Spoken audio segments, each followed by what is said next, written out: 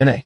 In the early hours during the Champions League final, watching Paris Saint-Germain's long-serving captain and his teammates finally lift the trophy after 10 years of perseverance felt deeply moving. They deserved it. Paris deserved it.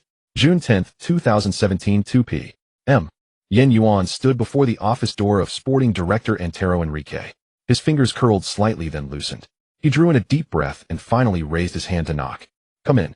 Enrique's voice sounded from inside. Yuan pushed the door open.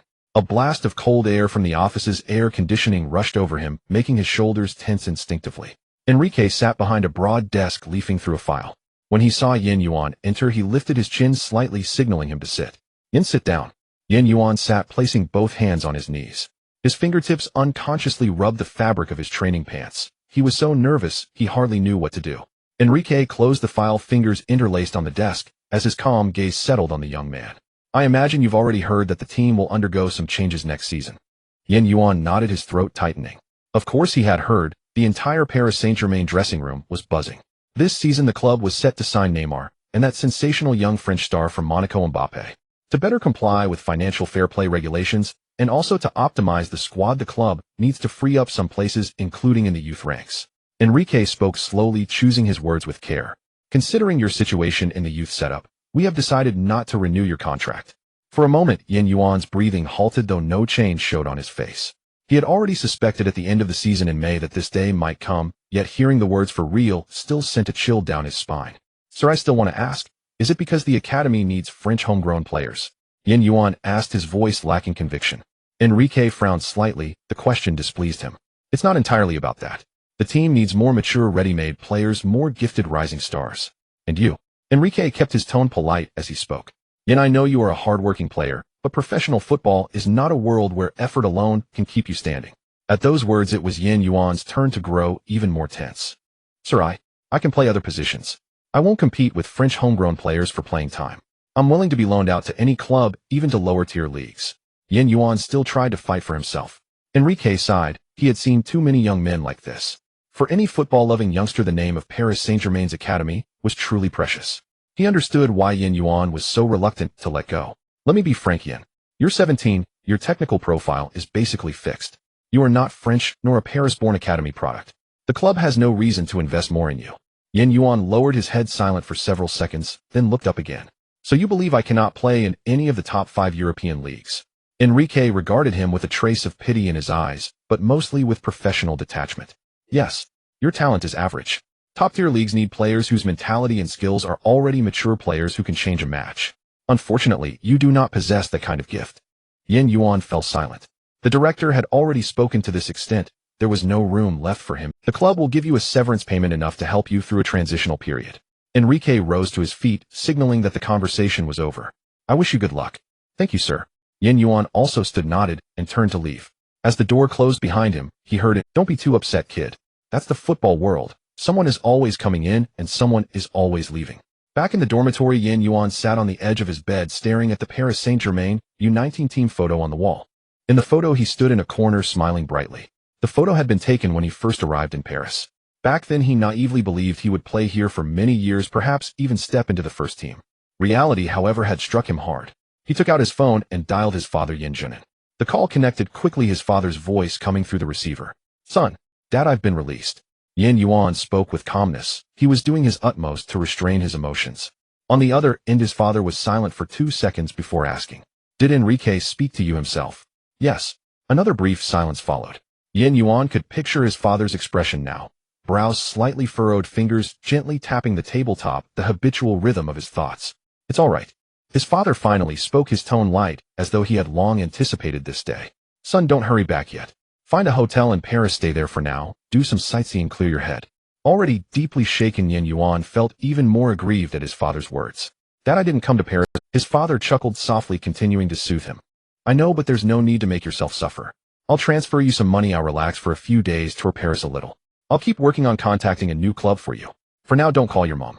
Yuan understood his father's meaning. This must absolutely not reach his mother's ears. If she learned that he had been released by Paris, she would likely insist he return to England to study properly, to become an office worker, or go back home to inherit the restaurant. His mother, Li Shuwen, was a third-generation Chinese-British from England running a Chinese restaurant in Birmingham. Straightforward and open-minded by nature, she held a neutral view toward her son playing football, neither encouraging nor opposing it. His father from Shanxi had come to England when he was young and built a small import-export business from scratch, later marrying Li Shuwen and settling there for good. He was also a football fan, and after Yuan was born, naturally began moonlighting as his son's agent. Though not exceptionally professional as a solid businessman, he had a deep grasp of negotiation. He quickly mastered the art of negotiating football youth contracts.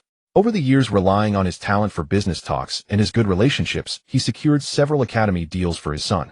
After hanging up, Yuan began packing. Several Paris training shirts hung in his wardrobe. He hesitated, then folded them carefully and placed them into his suitcase. On the bedside table stood a framed photo of the three of them together. In the photo, his father wore a sharp suit, his mother a dress, and a radiant smile. Yuan stood between them, holding a trophy from the Birmingham Community Youth League. He had been 12 then, and the photo was taken just after he had been signed by Birmingham's Youth Academy. Yuan picked up the frame, his fingertips gently brushing across the glass. "It's fine," he murmured to himself. "This is only the beginning." He said the words, yet tears threatened to come. He picked up his backpack and cast one last look around the dormitory he had lived in for 2 years, then closed the door behind him. He no longer belonged to this place.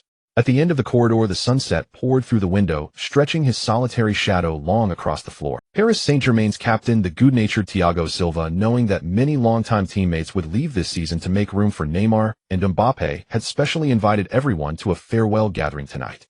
Fortunately, Yuan was also on the invitation list, even though he was only a youth player. He stood in a corner of the restaurant, a glass of orange juice in hand, watching the lively scene before him. The first-team players of Paris Saint-Germain clustered in small groups, chatting and laughing. Captain Thiago Silva walked among them with a wine glass, occasionally patting a teammate's shoulder and offering a few words of encouragement. He had organized this farewell dinner himself.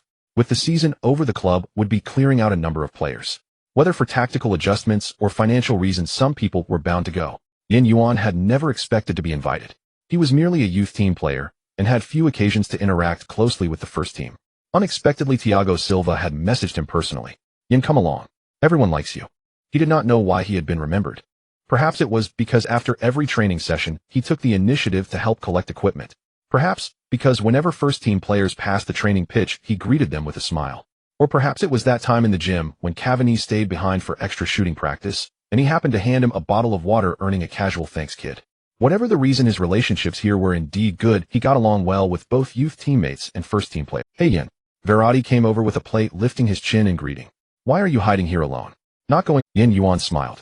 "I'm listening, sir. As long as you're all enjoying yourselves." Verratti shrugged, speared a piece of roast meat, and stuffed it into his mouth, speaking around the bite. "Heard you're leaving." Yuan nodded. "Yes, the club won't be renewing." Verratti's brows drew together. He seemed to want to say more, but in the end only patted Yuan's shoulder. "That's football. Don't take it too hard." Yuan said nothing. He knew Verratti meant well, but he was tired of hearing that line. From Enrique, from youth teammates, even from family. "But honestly," Verratti suddenly laughed, "you're a really decent kid. After every session you help us tidy up, you make us feel guilty for slacking off." Yuan smiled as well. "Just lending a hand." Verratti shook his head. "Not just lending a hand. It's because you're a good person." Yuan froze for a moment. He had not expected to leave such a good impression among these people. Verratti said no more. He simply raised his glass to him, then turned and walked toward Cavani. As the dinner moved into its later stages, the mood gradually grew a little sentimental. After all, no one knew whether they would still meet here next season. Thiago Silva stood in the center of the restaurant, raised his glass to say a few words of thanks, then suggested that everyone share a final embrace and farewell. From the side, Yuan watched these stars, whom he had once only been able to admire on television, embracing one another, patting shoulders, eyes even reddening. It all felt unreal. He had truly worked alongside them, even if only in passing. When his turn came, Di Maria walked over, arms open. "Yen, I wish you luck." Yuan hugged him, and in that moment a sudden sting pricked at his nose. "Thank you, Angel," he said, patting Di Maria smiled, let him go, then gave his back another firm pat. "Don't give up. You'll find an even better op." As Di Maria's hand left his shoulder, a sudden buzz sounded in Yuan's mind. Star interaction system has been activated. He froze on the spot. Interaction level with Di Maria has reached 100. Attribute available for replication ball control compatibility 78. Interaction level with Cavani has reached 100. Skill available for replication matadors, thrust finishing skill compatibility 87. Interaction level with Verratti has reached 100. Attribute available for replication dribbling compatibility 51. Yuan's breathing nearly stopped. Instinctively he glanced around, but only a few staff remained clearing the dishes, and no one noticed anything wrong with him. System function description: through friendly interaction with star players, not ordinary professionals. Once interaction reaches 100, one signature skill or attribute may be replicated. The system includes a training space where the host may independently enhance skills. The training space can be used 8 hours per day. The shop function is temporarily locked and will unlock after the host joins a new club and completes training sessions. Standing there, Yuan's heart pounded like thunder. He tried asking silently in his mind, what is this? This system is the Star Interaction Growth System, designed to help the host become a top-tier player. Yuan inhaled deeply, forcing himself to calm down. He recalled the bits and pieces of his 2 years in Paris, picking up balls for Di Maria, spending holidays helping Cavani with extra shooting practice, listening to Verratti complain about referees in the cafeteria. All those interactions he had thought insignificant had already been recorded by the system. Now they had become his opportunity. He closed his eyes and in his mind selected those 3 skills. Skill replication in progress. A warm current suddenly rushed up from his spine. Yuan felt his muscles grow faintly hot, as if something within them were being reshaped. A few seconds later the system sounded again. Replication complete. Yen, you okay? Cavani's voice dragged him back to reality.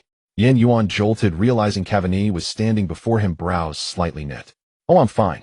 He shook his head, quickly forcing a smile. Just reluctant to say goodbye to everyone. Cavani studied him for 2 seconds, then suddenly laughed. Kid, you really are something. Huh. Most young players when they're released are either angry or crushed. Cavani shrugged. But you don't seem affected at all. Yuan's heart skipped a beat. Cavani could not know what was going through his mind. He was only speaking offhand.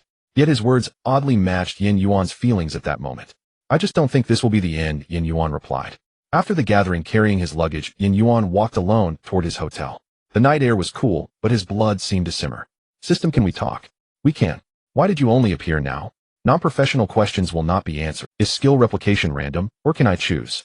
And can each target player be copied only once? The replicated content consists of one highest physical attribute or one signature skill of the target star. Each target player can only be copied once. Understood. Then what about compatibility? Can it reach 100%? The initial compatibility of a skill is determined by the match between the host's physical data and the target players. It can later be raised to 100% through training. System, can I view my personal data? Host personal data as follows: ratings only, no specific values. Name Yuan. Height 184 centimeters. Weight 74 kilograms. Current club none. Positions: right winger proficient, attacking midfielder average, left winger average. Ball control S. Dribbling B. Vision B. Long passing C. Studying his own data, Yuan finally understood why his compatibility with Verratti's skill was so low. Their physical profiles were vastly different. Verratti was not tall. In fact, rather short, only 165 centimeters.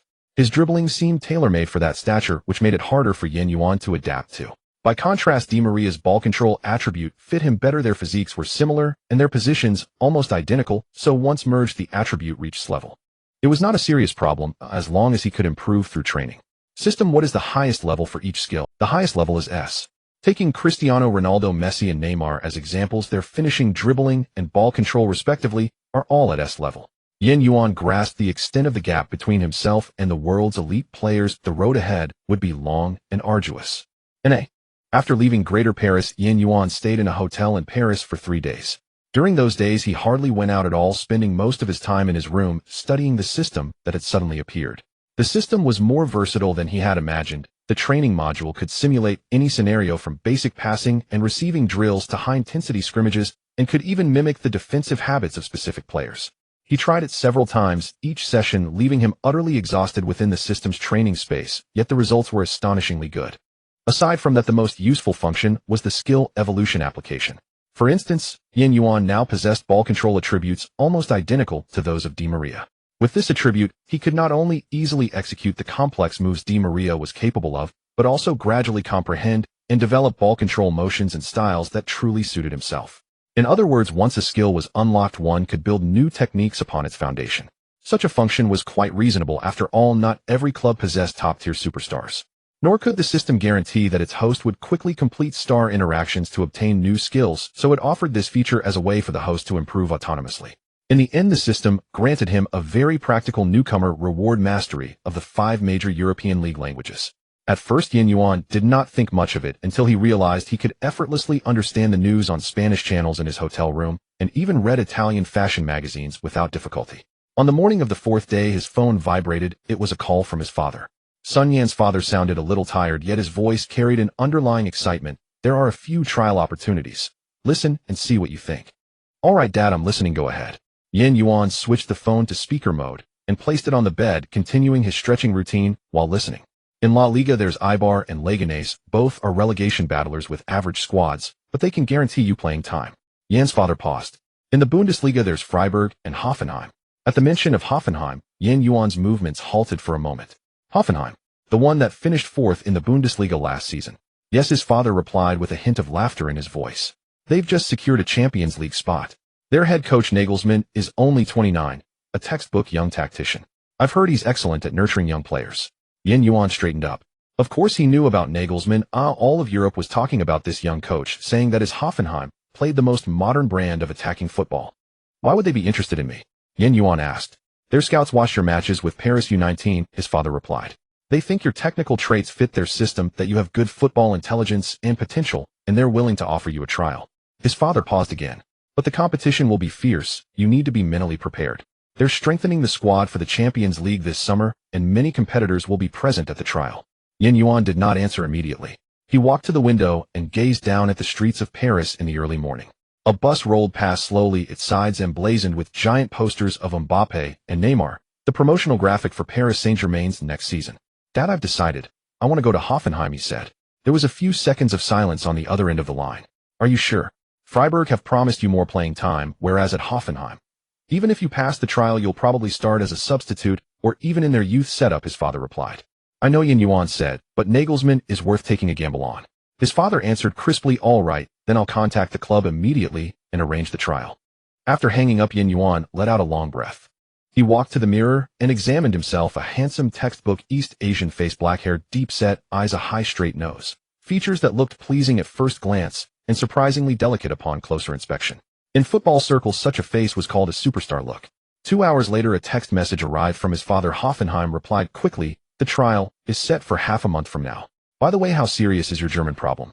Yuan stared at the message for 2 seconds before suddenly realizing a problem. How was he supposed to explain that he suddenly spoke German?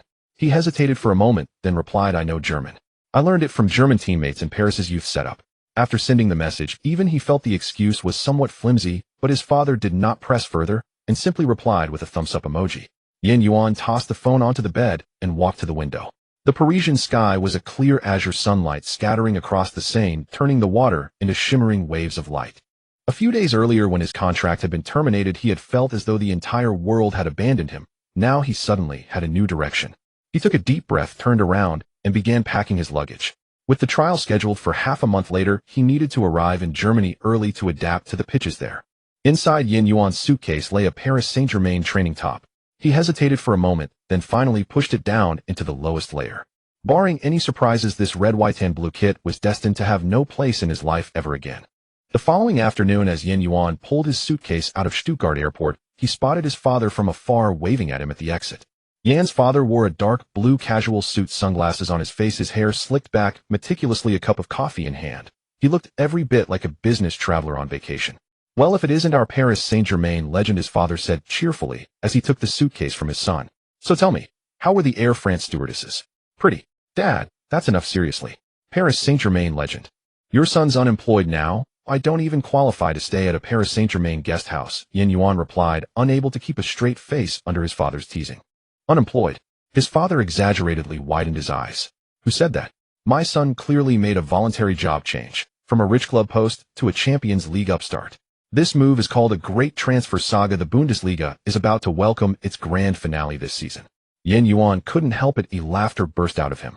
Since his childhood, his father had always been able to turn bad situations into something amusing with just a few words. In Yuan's memory, his father had always been an incurable optimist. Once they were in the rented Mercedes, Yan's father adjusted the navigation while saying, I rented a small villa for you near Hoffenheim's training base with a private pitch that even has real grass. The rent is a bit pricey though. 2 weeks rent equals several months of my golf club fees. He slanted a look at his son. If you fail the trial, once you're back in England, you can come to my trading company and spend your days sending emails to foreigners. No thanks. I have no interest in sitting in an office sending spam emails to people. I'd rather wash dishes at Mom's restaurant. The two of them were chatting cheerfully.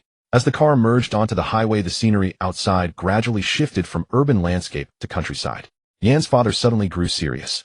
To be honest, while you're preparing over these next days, should we hire a temporary coach for you? I know an old German fellow who used to coach Stuttgart's youth team. Yuan shook his head. Really, there's no need to spend the extra money, Dad. I haven't forgotten Paris's training system. His father shrugged. All right then. Still, you've been a bit strange lately. He took advantage of a red light to turn and scrutinize his son. I'm just curious. You got released by Paris and didn't even shed a tear. Now you look like you have everything under control. Yuan felt a jolt inside, but his expression remained calm. What is crying the only normal reaction? Not necessarily, his father said, restarting the car as the light turned green. It's just that you seem to have grown up all of a sudden. Maybe it's just my imagination. After all, you even speak German now. Is Paris's youth academy really that impressive? Of course, Yuan replied without changing his expression. We had Germans, Spaniards, Brazilians on the team. It was like the United Nations every day. Speaking German is perfectly normal. His father burst out laughing. Fine. Then when we get to the restaurant later, you can order in German for me. If you mess it up, you're eating my leftovers. When they finally arrived at the villa, the surroundings were even better than expected. Though the private training ground was not large, the grass was neatly trimmed and well maintained, with several brand new training mannequins set up along the side. It was clear that the previous owner cherished this pitch. Yuan set down his luggage and eagerly changed into his training kit, while his father lounged leisurely under a sunshade, opening his laptop to deal with trading emails. Father and son each focused on their own tasks. Need a practice partner, big star? Yuan's father asked without lifting his head. Your old man's football level may be limited to neighborhood leagues, but I'm qualified enough to be a human wall. Dad, save your back. Mom still needs you, Yuan quipped. Hey, you little brat. His father stood up, laughing and half pretending to kick at his son. Over the next few days, Yuan's life became as regimented as a robot's. He rose at 6:30 for a morning run, spent the late morning on fundamental technical drills, and devoted his afternoons to honing the 3 skills copied by the system. At night, he returned to his room early, watched match footage, and then when he went to sleep, he would continue extra practice within the system space. Di Maria's ball control attribute made him feel as though he had grown wings. Previously, whenever he attempted complex dribbling moves, the ball would always bounce away slightly. Now it clung to his feet like a magnet. He even found himself capable of executing many high-difficulty freestyle tricks. Cavani's Matador's stab shooting technique was even more lethal in training. 8 out of 10 shots would rocket into the corners of the goal, with the occasional strike finding the very top corner. What delighted him most, however, was Verratti's dribbling. Although the current compatibility was not high, it already allowed him to twist and turn through tight spaces. With ongoing training, that synergy would only improve. On the evening of the 7th day, Yuan's father held up his phone to record as he watched his son slip past 3 training mannequins at the edge of the penalty area before unleashing a thunderous shot into the net. He couldn't help whistling. Wow, is Paris's youth training always this strong? You can play like this and still get released. His father had no idea that his son had only gained these abilities after being released by Paris Saint-Germain. Yuan wiped his sweat and said breezily, who knows? Anyway, not using me is their loss. Show off, his father muttered, putting away his phone. But honestly, your training state these last couple of days, it's like you've become a different person. You were never this decisive with your finishing before. Yuan's heart stirred. He knew the reason perfectly well, but had no way to explain it to his father. Instead, he offered another answer. Maybe it's because right now I have nothing left to lose. His father froze for a moment, then smiled and ruffled his son's hair. Good kid. With that mindset, Hoffenheim is bound to take you. After dinner, Yuan returned to his room early. The system interface unfolded before his eyes. The compatibility levels of the 3 skills clearly displayed: Di Maria ball control 100, Cavani Matador's stab 100, Verratti dribbling 70. He drew a deep breath and shut down the interface. Outside, the night sky over Hoffenheim was sprinkled with stars. His trial would officially begin the next day, yet his heart was unexpectedly calm. The day of the trial training has arrived. Early this morning, the Yuan family, father and son, hurried to the training ground, standing in front of the Hoffenheim training base, looking up at the not-so-magnificent building. He had expected to see some grand facilities, but the venue before him appeared even more modest than the youth training base of Paris Saint-Germain. Don't look too much. Germans value practicality, not flashy stuff. Yuan's dad patted his son's shoulder. As they entered the base, Yuan found the inside to be much livelier than he had imagined. On the field, more than 20 young players had already gathered, including Nordic individuals with blonde hair and blue eyes, dark-skinned Africans, and a few with Asian features like him. The air was filled with conversations in various languages, including English, German, and Spanish, and occasionally a few phrases in Japanese or Korean could be heard. Looks like the competition is fierce, Yuan's dad murmured. But it's fine. I don't see anyone more handsome than you yet. Yuan couldn't help but laugh. All right, Dad, this is a trial, not a beauty contest. Who says it isn't? Yin Dad said seriously, good-looking players can sell more jerseys. Looks are an important part of commercial value. Yin Dad was actually right. Cristiano Ronaldo, Kaká, and Beckham. All these top stars are astonishingly handsome. Their jersey sales are not only related to their skills and fame, but also to their appearances.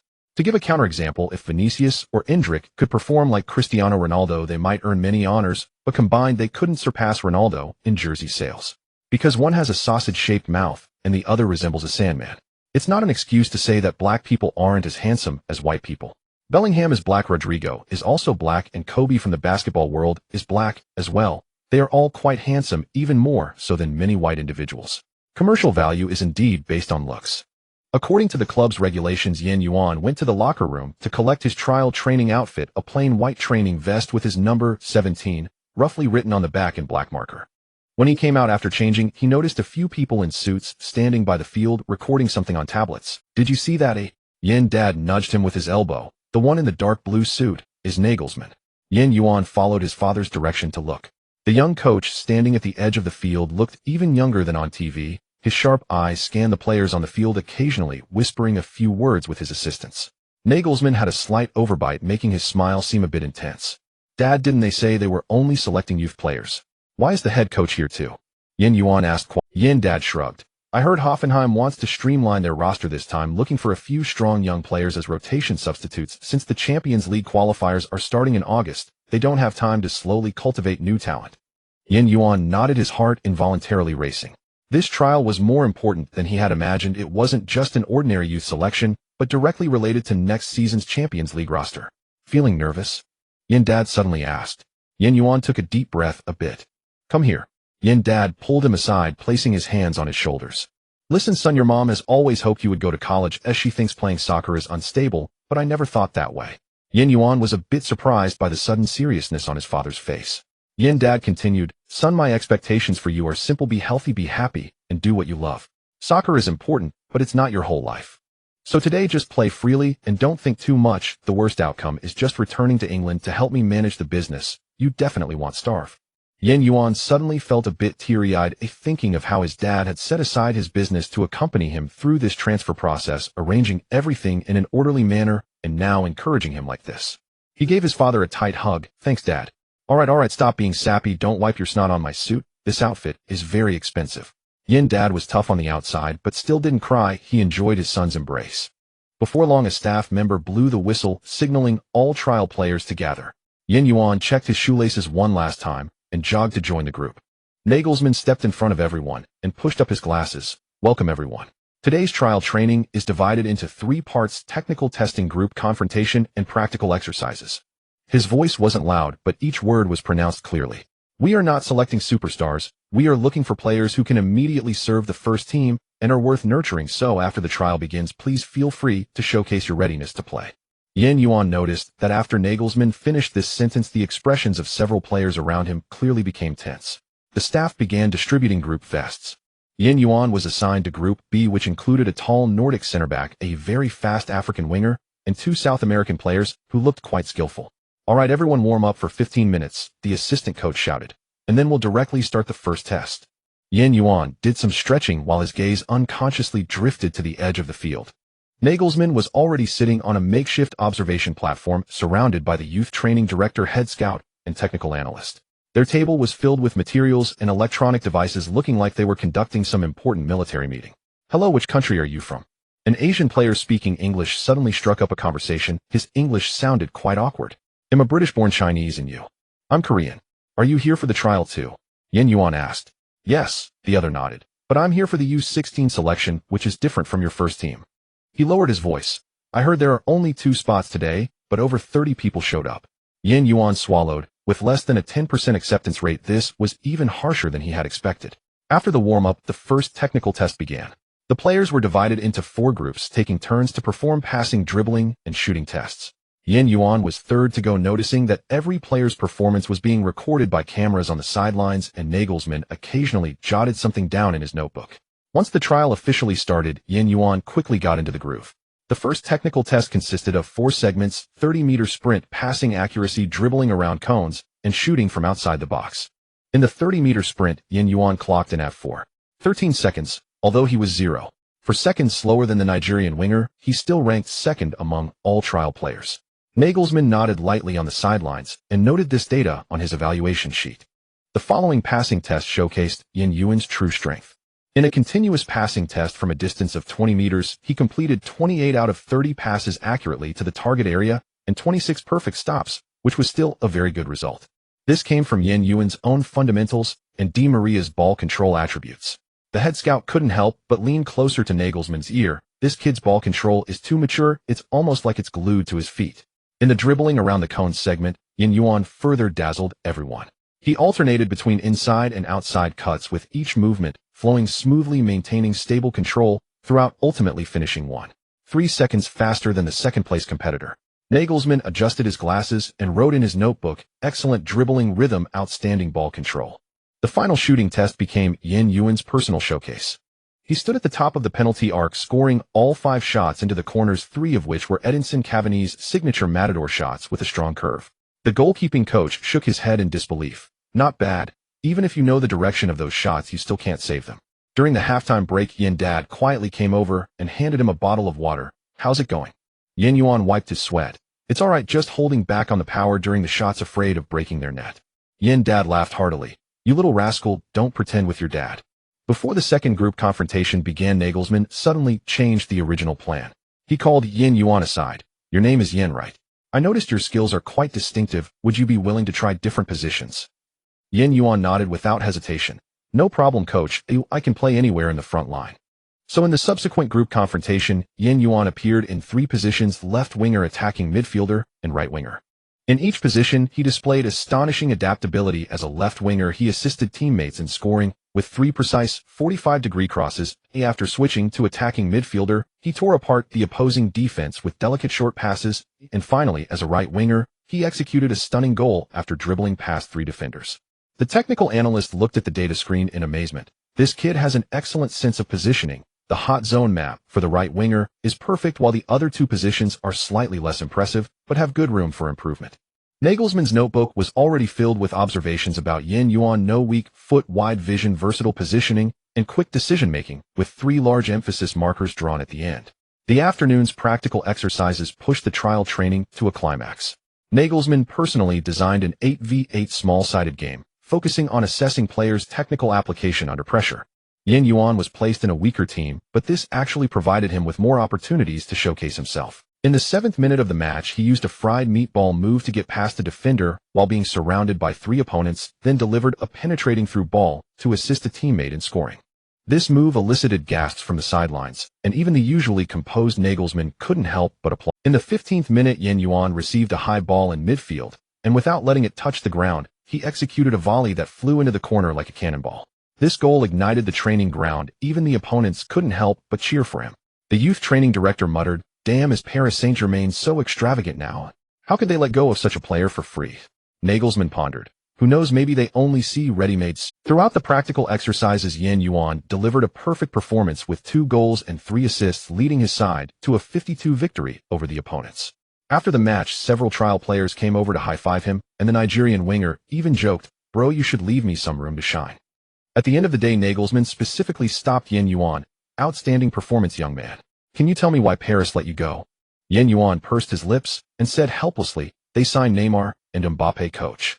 Nagelsmann paused for a moment before understanding, revealing a meaningful smile. "I guess I should thank Paris for their generosity. By the way, your German is excellent." After the trial ended, on the way back to the hotel, Yuan's dad kept staring at his phone, and finally at 8 in the evening the email notification chimed. After reading the email, Yuan's dad's face showed a rare serious expression. "What's wrong, Dad?" Yuan asked. "Didn't make it." Yuan's dad handed him the phone. "Hoffenheim wants to talk about a contract tomorrow at 10 in the morning, and they are offering a first-team contract, not a youth team one." Yuan took his father's phone, and the email clearly stated, "Given player Yuan's outstanding performance in the trial, we sincerely invite you to come to the club to discuss a first-team contract." "Wow, Dad, you're amazing. And you, son, are even more amazing." At 9 o'clock the next morning, Yuan and his father arrived punctually in front of the Hoffenheim club headquarters. Today, Father Yuan wore a dark gray 3-piece suit with a tie meticulously knotted, and even his usually tousled hair was slicked down with gel. Yuan was also dressed in a navy blue casual suit paired with a light blue shirt, looking both formal. In the elevator, Father Yuan reminded his son one last time, Remember, you just need to smile and nod during the meeting. You leave all negotiations to me. If they ask for your opinion, just say I'll listen to my agent. Yuan nodded, feeling a tightness in his throat. He had hardly slept the night before, his mind filled with contract terms and numbers. In the conference room, 3 people were already seated: Director of Sports Rosen, Finance Officer Meyer, and Legal Advisor Schmidt. Rosen was a balding man in his 50s with small, sharp eyes. His handshake was firm enough to almost make Yuan frown. Rosen gestured for them to sit down, saying, "Please, let's get straight to the point." Schmidt pushed a draft contract across the table. Father Yuan did not rush to review it. Instead, he took out a luxurious leather notebook and a Mont Blanc pen from his briefcase. Father Yuan spoke fluently in English. "Before we confirm the contract, I would like to understand your club's overall plan. Is Yuan being introduced as an immediate asset or as a long-term development prospect?" What a clever move to take the initiative. Father Yuan applied his business negotiation experience with great ease. Rosen and Meyer exchanged glances, clearly taken aback by this opening statement. Rosen cautiously replied, "Both Coach Nagelsmann appreciates your son's versatility, believing he can provide rotation options in multiple positions." Father Yuan nodded and finally opened the contract. His eyes quickly scanned the key terms: a 3-year contract, a weekly salary of €8,000, a goal bonus of €5,000 per goal, and an assist bonus of €3,000 per assist. Father Yuan gently closed the document and said, "To be frank, this salary level does not match Yuan's performance during the trial. As far as I know, the substitute forwards in your team last season were earning over €1 a week." Meyer cleared his throat, saying, "Mr. Yuan, your son did perform excellently, but he lacks professional league experience. This salary is already quite competitive among players of his age in the Bundesliga." Father Yuan smiled faintly. "If we are only looking at age, that is indeed the case. But what about immediate impact?" He pulled out a data report from his folder. The technical statistics from yesterday's trial show that Yuan ranked first in passing success rate, shot conversion rate, and successful duels. Rosen lightly tapped his fingers on the table, saying, "Data is just one aspect. Professional football also needs to consider commercial value and market appeal." Father Yuan keenly caught the underlying message. He leaned slightly forward, asking, "Mr. Rosen, are you implying that because Yuan is of Asian descent, his commercial value is discounted? Can I interpret this as racial discrimination?" I must say Father Yuan was quite skilled at negotiation. After so many years in business, he certainly knew how to create a negotiating advantage. The air in the Hoffenheim conference room suddenly became tense, and Schmidt nervously adjusted his tie. "No, I absolutely did not mean that," Rosen quickly explained. "It's just that purely from a market perspective, the commercial value of Asian players is indeed not on par with German or South American players." Father Yuan took a deep breath and lightly tapped his fingers on the table. Yuan noticed the veins on his father's hand slightly bulging, but his voice remained steady. "Since that's the case, let's discuss it from another angle. Your team has just qualified for the Champions League, and competing on multiple fronts requires a stable rotation. My son can play in 3 positions, has a reasonable salary, and does not occupy a non-European quota. How should his value be assessed?" Rosen's eyes lit up. Father Yuan had accurately pinpointed Hoffenheim's pain point: the pressure of squad depth brought by the Champions League. "You make a valid point." Rosen's tone softened. "So what salary do you think is appropriate?" €1,200 per week with an €8,000 goal bonus and a €5,000 assist bonus, and extending the contract to 4 years, Father Yuan stated without hesitation. Meyer nearly choked on his water, exclaiming, This is already close to the salary level of a starting." Calmly, Father Yuan pulled out a document from his suit pocket. "This is Bournemouth's offer letter for Yuan with a weekly salary of £1,500. Our choice of Hoffenheim is purely based on Coach Nagelsmann's development capabilities and the Champions League qualification." This offer letter was actually hastily created by Father Yuan the night before, but the Bournemouth club header and sports director's signature looked convincingly real. Yuan suppressed his surprise, looking down to pretend to adjust his cuffs. Over the next 2 hours, both sides engaged in a tug-of-war over every clause. Father Yuan displayed remarkable negotiation skills. When the other party insisted on not raising the base salary, he requested an increase in the bonus percentage. When they refused to raise the goal bonus, he proposed adding a relegation clause. Each time they reached a stalemate, he would appropriately bring up Bournemouth's generous offer. As they approached the 90th minute, Rosen wiped the sweat from his forehead and said, "A €5 million buyout clause, a goal bonus of €7,000. We can't go any higher. We need to protect the club's interests." Father Yuan pondered for a moment, saying, "I can accept that, but 2 special clauses must be added. First, an automatic extension for another year if the first team appearance criteria are met. Second, a 15 annual salary increase." Rosen and Meyer whispered to each other for a moment before finally nodding in agreement. As Rosen began to revise the final contract, he suddenly asked, "Mr. Yuan, are you really not a professional agent? I've seen many players have their family members act as agents, but I've never encountered someone as professional as you. Father Yuan smiled and put away the pen, saying, I just did a bit of homework in advance after all. He glanced at Yuan. This is my son's first professional contract. The main terms of the final version of the contract were as follows: contract duration 31 years, automatically renewed upon reaching the specified number of first-team appearances. Weekly salary, €9,000 increasing by 10 each year. Goal bonus, €7,000. Assist bonus, €4,500. Buyout clause, €5 million. Relegation clause: if Hoffenheim is relegated, Yuan can terminate the contract for €5 million. As they exited the conference room, Yuan let out a long breath, saying, Dad, about that Bournemouth offer. Father Yuan mischievously winked, saying, Show. It's a business secret. Around the corner in the hallway, Nagelsmann was leaning against the window smoking. Seeing Yuan pass by, he walked over and patted the young man's shoulder, saying, Welcome to Hoffenheim, kid. Tomorrow morning at 7:30, first-team training. Don't be late. This season is very important. On the afternoon of the day they signed the contract, Yuan and Father Yuan went to a local small restaurant in Hoffenheim to celebrate. The restaurant was simply decorated with wooden tables and chairs, old photographs of Bundesliga teams hanging on the walls, and an old jukebox in the corner. As soon as Father Yuan entered, he laughed. This place is great, much better than those Michelin restaurants. At least we don't have to pretend to be profound over tiny plates. Yuan pulled out a chair to sit down, saying, Dad, now that you have a son who is a professional player in one of the top 5 leagues, could you show a bit of class? Father Yuan opened the menu. Class. Back in Sienne, I was eating lamb palma, slurping noodles while you were still a glimmer in my eye. He squinted at the menu, saying, Why are these German dish names harder to pronounce than French? Never mind. A waitress with a ponytail came over and Father Yuan started ordering in German with a Shaanxi accent which he had learned just for this occasion. 2 servings of the signature pork knuckle and 2 cups of, he suddenly faltered, turning to Yuan. How do you say juice in German?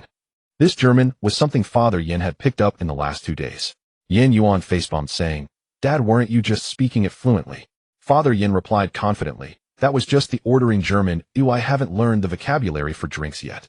In the end, Yuan helped order their meals fluently in German. After the waitress walked away, Father Yuan exclaimed, How did the Paris youth training teach you? After 2 years of a mediocre master's program in the UK, my English still sounds like Shaanxi dialect. Yuan smiled and said, Maybe it's a talent. If I don't make it in football, I could always become a translator. Oofed. Father Yuan quickly knocked on the wooden table. Just sign the contract and you're already talking about such bad luck. By the way, have you checked out the school the club arranged for you? Chinese parents are always concerned about their children's education, no matter where they are. Yuan nodded. I checked it out. It's right next to the training base, an international school specifically for young players, 3 times a week with adjusted courses that include all the necessary subjects. Father Yuan nodded in satisfaction. That's more like it. Although you are a professional player now, you can't let your mind go idle. Just in case. He paused, revealing a mischievous smile. Just in case football doesn't work out in Germany, you can always come back and help me with the accounts at my company. Yuan almost choked on his drink, saying, Dad, can't you wish me some good luck? Haha, I'm just joking, Father Yuan said with a wave of his hand. My son is destined to play in the Champions League. He cut a piece of the freshly served pork knuckle, saying, But seriously, if it really doesn't work out. Yuan rolled his eyes, knowing exactly what his dad was about to say. You mean there's a fallback to the Chinese Super League, right? Father Yuan gave a thumbs up. Smart. Look at those foreign players in the Chinese Super League. Their weekly salary is worth half a year's pay for you. By then they'll package you as the Chinese British football genius, and they'll be scrambling for you. Who knows, maybe even planning to include you in the national team. I'd rather go back to the UK and help you with the warehouse, Yuan replied with a forced expression. As they ate and chatted, Father Yuan finished his pork knuckle completely, and still feeling unsatisfied, he wiped his mouth, saying, This German food is good, the pork is much better than in England, and they know how to use sterilized pigs unlike the British wild pigs. Father Yuan was right. Germany is one of the few countries in Europe that can make pork delicious. He then pulled out a card from his wallet and handed it to Yuan, saying, Here, take this, use it until your salary comes in. Yuan refused, saying, No need, the club has advanced me the first week's salary, it's enough. Father Yuan raised an eyebrow. Oh, so you're economically independent so soon? Well then remember to get me a Porsche when you strike it rich. Porsche? That's nothing. Once I earn more, I'll get you a Bugatti first, Yuan said boldly. All right, good boy. Father Yuan laughed, patting the table. I'll be waiting for it. If you don't buy it for me, I'll sell you to the Chinese Super League. Yuan facepalmed. His dad was always like this. Perhaps this was why he could travel alone to the UK and start from scratch. He was always so talkative. To outsiders, Yuan and his father seemed more like a pair of buddies with a slight age gap than a father-son. On the way to the airport, the two of them hardly spoke. It wasn't until they finished checking in their luggage that Father Yuan suddenly turned around and hugged his son tightly, saying, "Play well, don't put too much pressure on yourself. If it doesn't work out, just come home. Oh, we always need a mover in our warehouse." Yuan felt a bit emotional, but still joked, "Come on, even the mice would cry if they went to your warehouse." Father Yuan laughed and ruffled his hair, saying, "Little brat, I'm leaving. Remember to call your mom. Oh, she's been nagging for days." Watching his father's figure disappear at the security checkpoint, Yuan took a deep breath and turned towards the airport. His phone vibrated. It was a message from Father Yuan. "I forgot to mention I stuffed your dorm fridge with Laogan Ma, and your mom made you some braised meat and steamed buns. If you get tired of German food, remember to switch it up." Yuan smiled and shook his head, replying, "Okay, Dad, my mom is the best in the world. You and my mom are tied for the best in the world." At 7:20 in the morning, Yuan was already standing at the door of the Hoffenheim training base's locker room. He had intentionally arrived 10 minutes early today, and there was a reason for it. Yuan certainly knew that some teammates would inevitably be late for the first joint training session of the new. By choosing to arrive just 10 minutes early today, he ensured that he wouldn't come off as overly eager to please the coach, nor would he make the latecomers feel embarrassed. When it came to emotional intelligence, Yuan was quite adept. Just after 7:20, an assistant coach from the first team approached with keys in hand, and upon seeing Yuan, he appeared momentarily stunned. "You are a newcomer." "Hello, sir, my name is Yuan, and I just signed recently." Yuan responded fluently in German, extending his hand. The assistant coach shook his hand, suddenly recalling, "Ah, I remember now, the coach mentioned you." He opened the locker room door and said, "Come in, you can change into your gear first. The holiday has just ended, so the others will probably take a while to arrive." Yuan selected an empty locker in the corner and swiftly changed into his training uniform. He noticed that each locker in the room was labeled with the players' names and numbers. Gnabry's number 10, Wagner's number 9, Ud's number 19. His locker number was the same as his trial number 17, but outside the locker was only a temporary printed label reading YN, unlike the customized name tags of the others. At 7:30, the first team player arrived late. Gnabry, who was on loan from Bayern, yawned as he pushed open the door, and when he saw Yuan, he appeared momentarily stunned. "You are a newcomer?" "Yes, Yuan, I just joined yesterday," Yuan replied with a smile. "I'm Gnabry. I heard you're only 17. If the coach has taken notice of you, you must be a genius," Gnabry said, giving Yuan a polite hug before heading straight to his locker. A notification from the system appeared. Gnabry interaction 3. Over the next 10 minutes, players gradually walked in, including Demirbe, Zuber, and Kaderabek. Everyone seemed a bit relaxed, with some even chewing on sandwiches. At 7:55, when the last player sauntered in, the atmosphere in the locker room had already become lively. Some were discussing last night's party, while others complained about the intensity of the preseason. At 8:00, the door to the locker room was suddenly pushed open, and Nagelsmann stood at the entrance, his eyes coldly scanning the entire team. He had been waiting in the locker room early that morning specifically to catch any late arrivals. The noise instantly ceased, and even Gnabry, who had been chewing gum, froze mid-motion. Nagelsmann's voice was soft yet as sharp as a knife. "Good, it seems that finishing fourth last season has turned you all into superstars." He walked slowly into the locker room, his leather shoes making crisp sounds on the floor. Yuan noticed that the coach was dressed in all black training gear, appearing particularly stern. "Gnabry, I have a question for you," Nagelsmann suddenly called out. "Does Bayern's schedule differ from ours?" Gnabry's face flushed at once. "Coach, it's not like that. I don't rush to find excuses. Do you know why Bayern let you come here? Because every other player at Bayern is more eager to climb the ranks than you are. They don't want players without ambition," Nagelsmann said mercilessly, but his words were undeniably accurate. "And you are the last to arrive today." Nagelsmann didn't let him finish and turned to another late forward. "Does your leg need a wheelchair to get you to training on time? I think you should apply to participate in the Disabled Football League." Uth lowered his head like an ostrich, and the locker room fell silent. Nagelsmann walked to the center, hands clasped behind his back. "Let me remind everyone, we finished fourth last season because Leverkusen lost in the last round, not because we are strong. To put it more harshly, this fourth place was handed to us by God, not something we earned ourselves." He took a tablet from the assistant coach.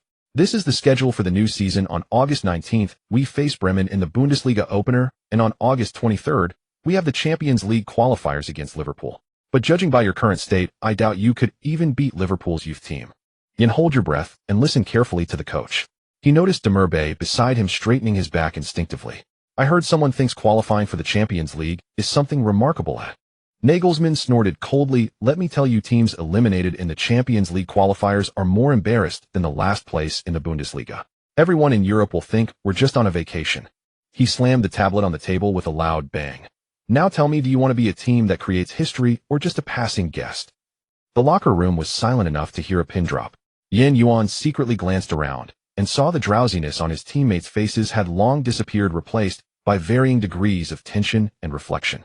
Tactical meeting in 5 minutes. Nagelsmann finally left a remark before turning to leave. After the locker room door closed, the air seemed to flow freely again. Gnabry was the first to jump up and start changing shoes, and the others quickly followed suit. Yuan noticed that no one spoke, only the sounds of hurried breathing and clothes rubbing against each other could be heard. "Hey rookie," Demirbe suddenly whispered to Yuan. "How early did you arrive?" "About 10 minutes early," Yuan replied quietly. Demirbe looked at him meaningfully. "Smart, Nagelsmann hates tardiness." "Nice to meet you, Yen and Demirbe." Demirbe extended his hand, and Yuan shook it friendly. Demirbe interaction. 2 minutes later, the locker room was completely empty. Today's training mainly focused on tactical lessons and team drills. With many newcomers joining the team for the new season, new tactical adjustments were also necessary. Therefore, Nagelsmann aimed to enhance everyone's understanding of tactics and their level of coordination. In the tactical room, Nagelsmann arranged the magnets on the tactical board in a 352 formation. He gently tapped the board and said, "You all see, guys, last season we averaged 10.3 chances per game, but our opponents have thoroughly studied our wingback insertion tactics, especially in the last few matches of last season, where we struggled significantly. So this season we won't primarily rely on the 352 anymore." Yuan sat in the front row today, his eyes fixed on the tactical board without blinking. Nagelsmann's explanations were far more professional and detailed than those of the Paris youth coaches. The tactical lesson brought about a significant qualitative improvement. This season we need to add variability to our formations. Let's first look at the 42-31. Nagelsmann suddenly adjusted the formation to 4,231, his swift movements causing several players to lean forward instinctively. When opponents think we are going to play with 3 center backs, we will suddenly switch to a 4-defender formation. When they believe we are going to control the ball, we will change to a quick counterattack. Then he picked up the remote control, and a video clip appeared on the projection screen. The footage showed Hoffenheim players always moving a beat too slow when transitioning from defense to attack. "Look here," Nagelsmann paused the video. "We need to complete a forward pass within 3 seconds after winning the ball back. And you are the youngest in our team. Tell me, if you were in this position receiving the ball, how would you handle it?" Nagelsmann was eagerly awaiting the newcomer's answer. Yuan didn't expect to be called upon suddenly, but he quickly responded, "I would feint inward with my right foot, and actually use my left foot to distribute the ball to the vacant space on the flank. Because at that moment the opponent's right back would be out of position and our winger would be making an advance. Moreover, if the flank were blocked, I would immediately play it back to the holding midfielder to reorganize." The tactical room fell silent for a few seconds. Nagelsmann thought for a moment and seemed to agree. "Basically correct, and you notice details we haven't demonstrated, specifically the positioning of the opponent's right back. You see, this is the reading ability I want from you in the game." Yuan was grateful for his long-standing habit of watching match footage.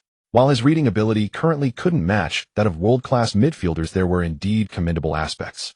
He felt like a sponge, eagerly absorbing experiences and knowledge. Over the next half hour, Nagelsmann elaborated on the key points of transitioning between 3 formations. Nagelsmann particularly emphasized off-the-ball movement. In modern football, space is more important than the ball. You need to think 2 moves ahead, like chess, on how to break through defenses. When he reached the 433 formation, Nagelsmann specifically asked Yuan to step forward and, "Kid, now let's assume you are the right winger." He placed a red magnet on the right flank. "But in actual positioning, you need to move inside to the midfield line, leaving the flank space open for the right back." Yuan immediately understood this tactical intention. "This way I can assist the midfield in ball control, while also providing a quick flank option during counterattacks, creating a numerical advantage." Nagelsmann rarely smiled. "Smart, and your lack of a dominant foot will make it harder for opponents to defend against you." After the tactical lesson, in the morning the players went to the training ground for team drills. Yuan was assigned to the starting group as a right winger. In the first attacking combination, he assisted Gnabry with a no-look pass, a skill that had become second nature to him. "Beautiful, Yen." Gnabry ran over to high-five him. "Your eyes were clearly looking left. How could you pass so accurately?" Yuan humorously replied, "You have such a strong aura of a champion that I could pass to you without ha ha ha." Gnabry interaction 1. In the subsequent offensive and defensive drills, Yuan's performance increasingly stood out. After a 1-2 combination, he unleashed a shot dubbed the Matador's Stab by Cavani, sending the ball into the corner with goalkeeper Baumann not even making a save attempt. A wave of gasps arose from the sidelines. Even the assistant coach recording data looked up, whether it was the combination play or the shot. This young man continued to astonish them. "Is this kid really only 17? Demurbe on the substitutes bench murmured. What impressed most was Yuan's synergy with his teammates. When Demurbe was surrounded in midfield, Yuan always appeared in the most suitable support position. When Katterbach surged forward, he would instinctively drop back to cover. This understanding of tactics made him seem less like a pure rookie. While he could be considered a newcomer, the term seemed somewhat inadequate. As training neared its conclusion, Nagelsmann suddenly blew the whistle to stop. Today's last set of practical drills, he pointed at Yuan. Kid moved to the attacking midfielder position. This sudden adjustment caught the defense off guard. Yuan still performed well in the attacking midfielder role, first delivering a penetrating through ball. Then at the edge of the penalty area, he executed a dribble in the style of Verratti, going past two defenders before curling a shot into the far corner with his left foot. Yuan stood at 184 centimeters tall, but he could lower his center of gravity as much as possible, especially during dribbling, keeping the ball firmly under control. Perfect. Nagelsmann clapped from the sidelines the first time he had shown such evident satisfaction during today's training. After training ended, Nagelsmann called out to Yuan, who was drinking water. Come here for a moment, Yen. Coach, you were looking for me. Next week, and the week after, we have 2 friendly matches, he stated directly. You will start in both matches against Genoa and Bologna. Yuan's water bottle paused in midair. Don't be stunned, you know I like to use young players because I believe they bring many new possibilities compared to seasoned veterans. If your performance remains good in the friendly matches, there's a great chance you'll make the starting lineup for the league opener. He gently patted Yuan on the chest. I've seen your trial performance and witnessed your training results, so don't let me down, handsome boy. Yuan nodded seriously. Understood, I definitely won't disappoint your trust, coach. Nagelsmann added as he turned to leave. All right, go home and rest. Keep up this learning attitude in the future. Hoffenheim is a weaker team in the Bundesliga, and playing for a weaker team technique is essential, but intelligence is even more important. For the next 2 weeks, Yuan transformed the training ground into his own home, like a machine that would. Every morning at 6 o'clock, while the Hoffenheim training base was still shrouded in mist, his figure would already appear on the empty field. In the early morning, he practiced the directional change techniques emphasized by Nagelsmann over and over again, lightly pushing with the outside of his right foot, suddenly stopping with the inside of his left foot, and shifting his center of gravity as fluidly as Mercury. Occasionally, he would also practice some Jenga ball control, which could enhance his touch with both the inside and outside of his feet. These were fundamental skills training. At first, his teammates only caught glimpses of him training extra, thinking it was just the fleeting enthusiasm of a newcomer. But soon they realized Yuan's training intensity far exceeded their expectations. After regular training ended, when others had finished showering and were ready to leave, Yuan simply rinsed off, changed into another set of training gear, and continued practicing shooting on the field. He repeatedly struck the dead angles of the goal until the goalkeeper coach had to remind him, hey kid, if you keep practicing like this, you'll break the net. Nagelsmann noticed Yuan's unusual dedication. After a tactical analysis class, he deliberately stayed behind to observe Yuan's extra training. He saw Yuan arranging training cones into complex routes, simulating various defensive pressures he might encounter in a match. He would suddenly stop and change direction, occasionally accelerating abruptly, every movement infused with a sense of urgency akin to real combat. Even more surprisingly, he would take out a tactical notebook during breaks, repeatedly analyzing running routes in relation to the positions on the field. It resembled training in football intelligence. Kid, are you preparing for the Champions League final? Nagelsmann finally couldn't help but approach him, asking half-jokingly. Yuan wiped the sweat from his forehead, his breath still not fully steady. Coach, I just want to ensure I don't hold back in the friendly match. Hold back? Nagelsmann raised an eyebrow. Yen, if I remember correctly, you scored 4 goals and assisted 3 times in the last group match. Is that called holding back? I also had 3 passing errors and 2 defensive lapses. If this were a formal match, those mistakes could cost the team points. Nagelsmann fell silent for a few seconds, his expression becoming serious. He had seen many exceptionally talented young players, but few were as harsh on their mistakes as Yuan. Most talented players prefer to showcase their highlights rather than dwell on their errors. Do you know what I admire? Nagelsmann suddenly asked. Yuan shook his head. It's not your technique or your football intelligence, Nagelsmann replied. It's your attitude.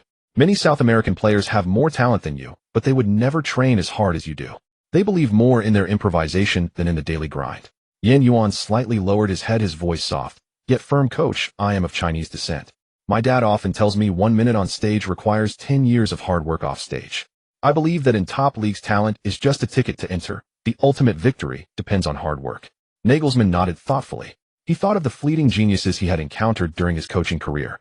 Most of them ultimately succumbed to laziness or complacency, but this Chinese boy before him seemed to possess an almost obsessive diligence. This was the hard-working spirit ingrained in the Chinese which Yuan had inherited from his parents. You can practice, but you must take care of your body. Nagelsmann's tone turned serious. I don't want to receive a report from the team doctor the night before the friendly match, saying you have a muscle strain from overtraining. Yuan smiled. Don't worry, coach.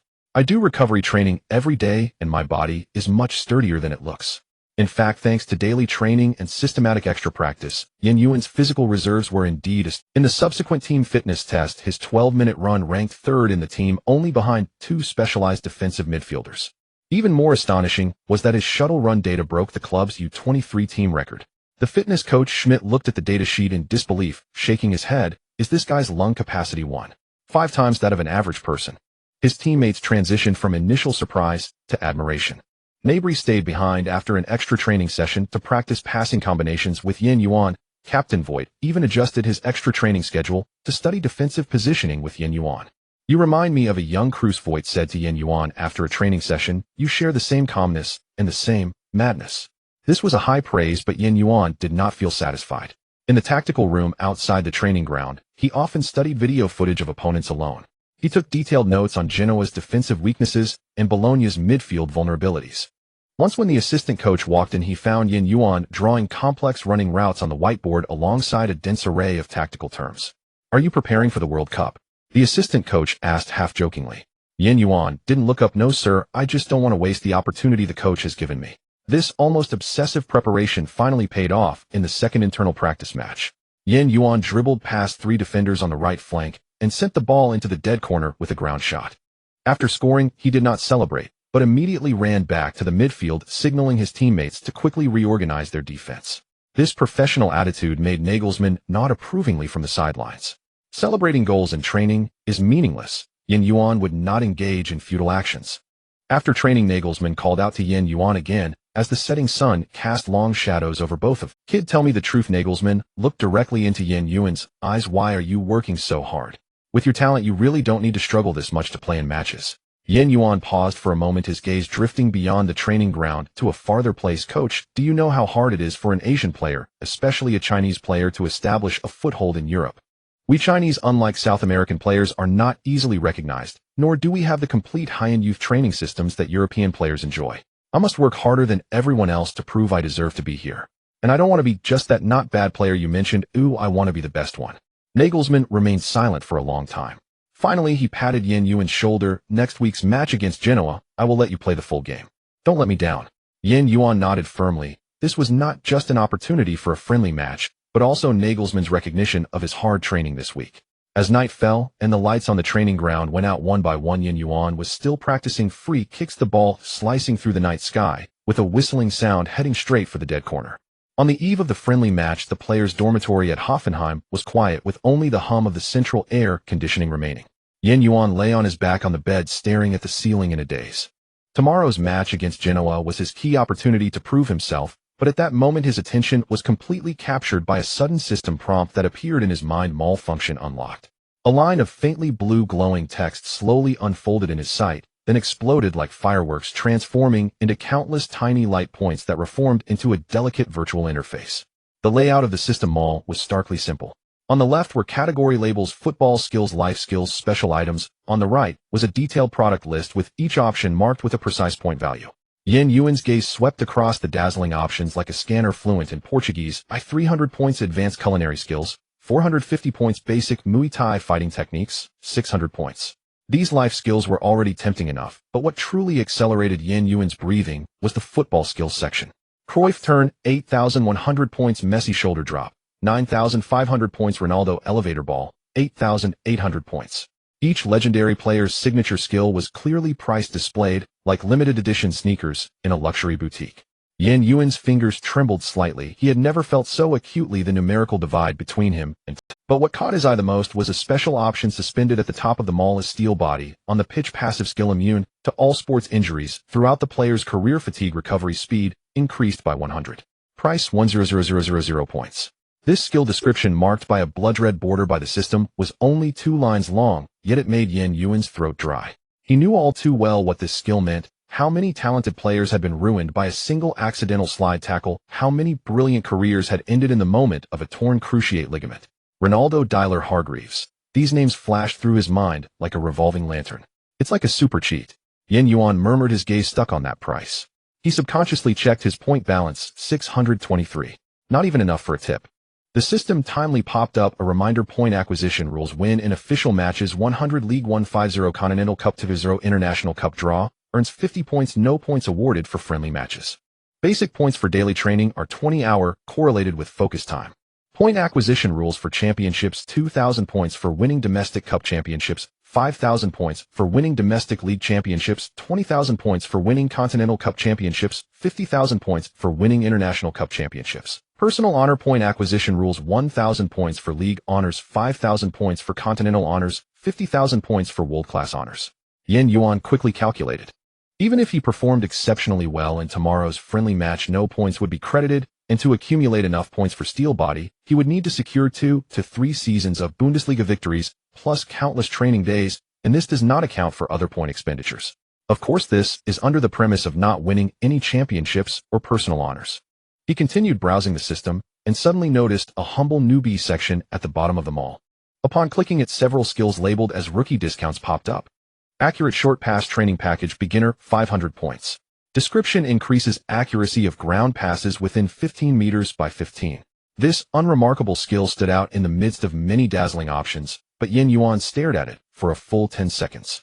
In the match against Genoa, Nagelsmann assigned him to a position that required a lot of short passing combinations on the right wing.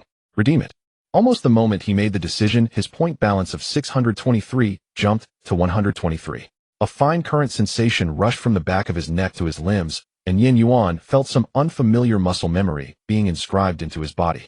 He turned over and got out of bed, instinctively picked up the football next to the bed and gently pushed it against the wall with the inside of his foot. Bang! The ball accurately hit a nail-sized mold spot on the wall, the rebound angle perfect, as if calculated by trigonometric functions. Yuan caught the ball and tried a few more times. He could clearly feel an improvement in his control over the ball's landing. This mechanical precision reminded him of the feeling when he activated assisted passing in FIFA games. Interesting. Yuan tossed the ball into the air and suddenly thought that there should be training records of his past in the system. Indeed, the training data for the past 2 weeks was detailed. July 3rd, focus training for 9 hours, earned 180 points. July 4th, focus training for 5 hours, earned 170 points. System reminder: training time within the system does not count towards focus time. Only real training time counts as focus time. The last line displayed current consecutive focused training days 14, achievement beginner focused has been reached, earning a random 50 points. This unexpected discovery made Yuan's eyes light up. If training time could also be converted to points, then 100 points didn't seem too far-fetched. Assuming Yuan focused for 10 hours every day, he would earn a fixed 200 points per day, meaning it would take 500 days to accumulate 100 points. And this doesn't even account for matches. Of course, Yuan couldn't possibly focus on training for 10 uninterrupted hours every day. Even someone as disciplined as Ronaldo couldn't do that. All in all, it would take nearly 2 years to accumulate 100 points under relatively diligent conditions, with many victories. He turned over and got out of bed, pulling out his tactical notebook from the desk drawer quickly, writing down a new training plan. 1. Increase 1 hour of short passing specialization in morning training. 2. Study match footage during lunch break. 3. Practice set pieces and ball control after internal scrimmages. When he reached the last point, the pen paused on the paper, and Yuan suddenly realized what he was doing, unable to help but smile. He was now no different from those gamers addicted to mobile games, spending money on card pulls and grinding daily, using almost obsessive daily tasks to feed an insatiable progress bar. But when he looked up at the Hoffenheim jersey hanging on the wardrobe, that sense of unreality immediately dissipated. The number 17 glimmered under the lamplight like a metal waiting to be polished. The training days quickly passed, and on Saturday evening at the home ground of Hoffenheim, the Rhein-Neckar Arena, the atmosphere began to buzz as 6 o'clock approached, just an hour and a half before the match. Yuan sat in his spot, bowing his head to tie his shoelaces, his fingers tightening slightly. This was his first time representing the first team, and although it was just a friendly match, he could already hear the noise of fans entering the stadium outside. Mabry came over and plopped down on the chair next to him, grinning widely. "Hey, Yuan, don't look so tense, relax." He patted Yuan's shoulder, saying, "Weren't you pretty impressive during training? What's wrong? Are you scared of our fans?" Yuan looked up and forced a smile, saying, "I'm okay, just a bit." "New to this?" "New." Mabry laughed heartily. "Wait until you hear the fans chanting your name, that's when it gets interesting." He leaned in a bit closer and lowered his voice. "Let me tell you a secret. When I first represented Arsenal, I almost buckled in the player tunnel. Yuan raised an eyebrow. Really? Why would I lie to you? Gnabry shrugged. Later I realized that as long as I focused on the ball, everything else was just noise. The door to the locker room opened and Nagelsmann walked in. Dressed in a sharp suit and holding a tactical board, his gaze swept over each player, finally resting on Yuan. Yen, he approached calmly. Come out with me for a moment. Yuan followed the coach out of the locker room into a quiet hallway. Nagelsmann leaned against the wall, adjusted Yuan's jersey and asked, Are you nervous? A little, Yuan replied honestly, but mostly excited. Nagelsmann nodded. Good excitement is better than numbness. Listen, while I have high expectations for you, I don't need you to be a hero today, nor do I need you to prove any. Just play like you do in training. That will be more than enough. Yuan took a deep breath. I will coach. Remember our tactics, Nagelsmann continued. You need to cut inside from the right, creating space for Katterbach to run forward. Genoa's left back isn't very fast. You can exploit that. Understood. Nagelsmann patted his shoulder. All right, go back and enjoy the match. Back in the locker room, the teammates had already changed into their jerseys and were making final preparations. Yuan donned his number 17 jersey. This number wasn't particularly significant at Hoffenheim and held no special meaning or history, but he liked it because he was 17 years old. Captain Voigt came over and slapped the cabinet, saying, Are we all ready, ladies? Time to show them what we've got. Don't worry, Captain, I'll make those Italians shiver. Schultz responded with a cheeky remark. Voigt's words lifted the mood, and everyone was chatting and laughing. As the stadium announcer began the entrance announcements, the atmosphere in the locker room turned serious. Nagelsmann stood in the center of the locker room, his voice steady as he delivered the final briefing. Remember our tactics, control the pace, patiently look for opportunities. Genoa likes to press high, but their defensive line turns slowly. That's our breakthrough point. The players formed a circle and Voigt extended his hand. Hoffenheim. Let's go, everyone shouted in unison. As they exited the player tunnel, Yuan was instantly engulfed by the overwhelming noise. The lights of the Rhein-Neckar Arena were bright and glaring, and the stands were already filled with a large crowd. Although it was just a friendly match, Hoffenheim's fans were still passionately enthusiastic. Who's number 17? A fan pointed at Yuan and asked. A newcomer, I haven't seen him before. Asian face. Japanese or Korean? Neither, I just checked.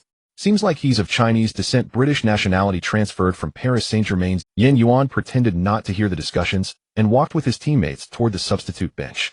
As per tradition, the starting players lined up on the sidelines awaiting the referee's signal. The Genoa players were already standing across from them. Yuan scanned the field and recognized a few familiar faces from Serie A Paran Rossi Lazovic.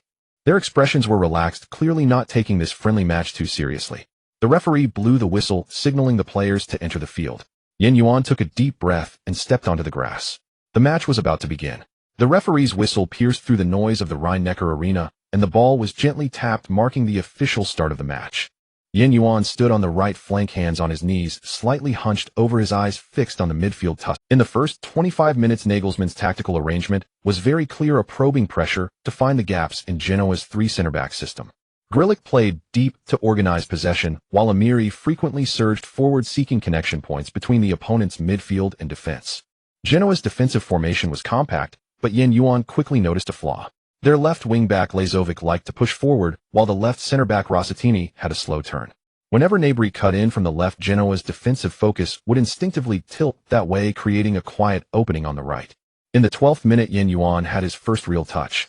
Grilic sent a diagonal long pass to the right, and Yuan controlled it with his chest, smoothly brushing past the approaching Lazovic. A gasp erupted from the stands, but Yuan didn't choose to force it. Instead, he calmly passed the ball back to the advancing Katterbach, whose cross was cleared. Beautiful. Nagelsmann clapped from the sidelines, then made a gesture with his right hand cutting horizontally, and his left hand pushing forward. Yuan immediately understood the coach wanted him to continue attacking the gap. In the 23rd minute, the goal arrived. Amiri held the ball in midfield, looking up to survey the field. Yuan suddenly sprang into action, darting between Genoa's left center-back Rossi and wing-back Lazovic. Amiri's pass was as precise as a surgeon's scalpel, threading through two defenders and rolling right in front of Yuan. Everything felt like slow motion as Yuan gently nudged the ball with the outside of his right foot and smoothly dribbled into the penalty area. Goalkeeper Perrin had already charged out, blocking the near post. Yuan didn't hesitate, using the arch of his left foot to strike a low shot that slipped through Perrin's armpit, grazing the far post and rolling into the net. The stadium erupted in excitement. Yuan was momentarily stunned, seemingly unable to comprehend that he had truly scored. He instinctively took a couple of steps, waved his fist, and wore a somewhat bewildered expression, causing his teammates to chuckle at his overly simplistic celebration. "Hey, Yen, is that all the creativity you've got?" Nabry laughed as he rushed over and threw his arm around Yuan's neck. "I haven't thought of a celebration yet." Yuan chuckled awkwardly. "Next time remember to at least slide on your knees." Amiri tousled his. On the sidelines, Nagelsmann unusually jumped up, celebrating with a fist pump. He turned to his assistant coach and said something, and the two shared a knowing smile. In the stands, a few fans began to chant Yen, Yen.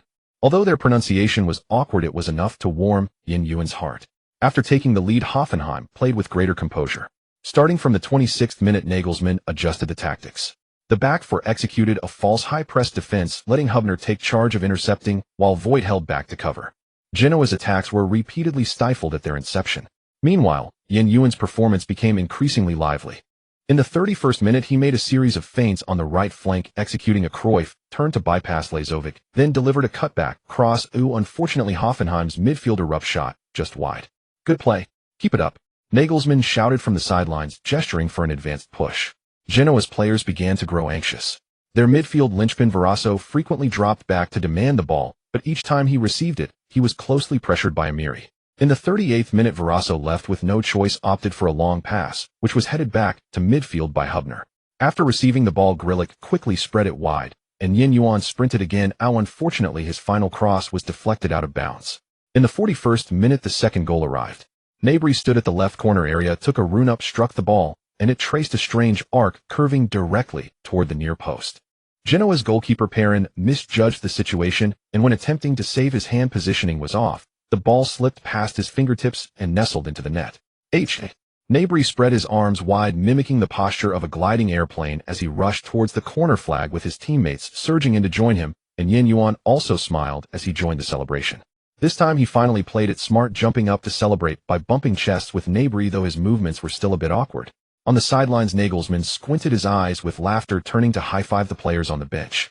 He deliberately glanced at the timer with 4 minutes left in the first half, this score perfectly aligned with his tactical expectations.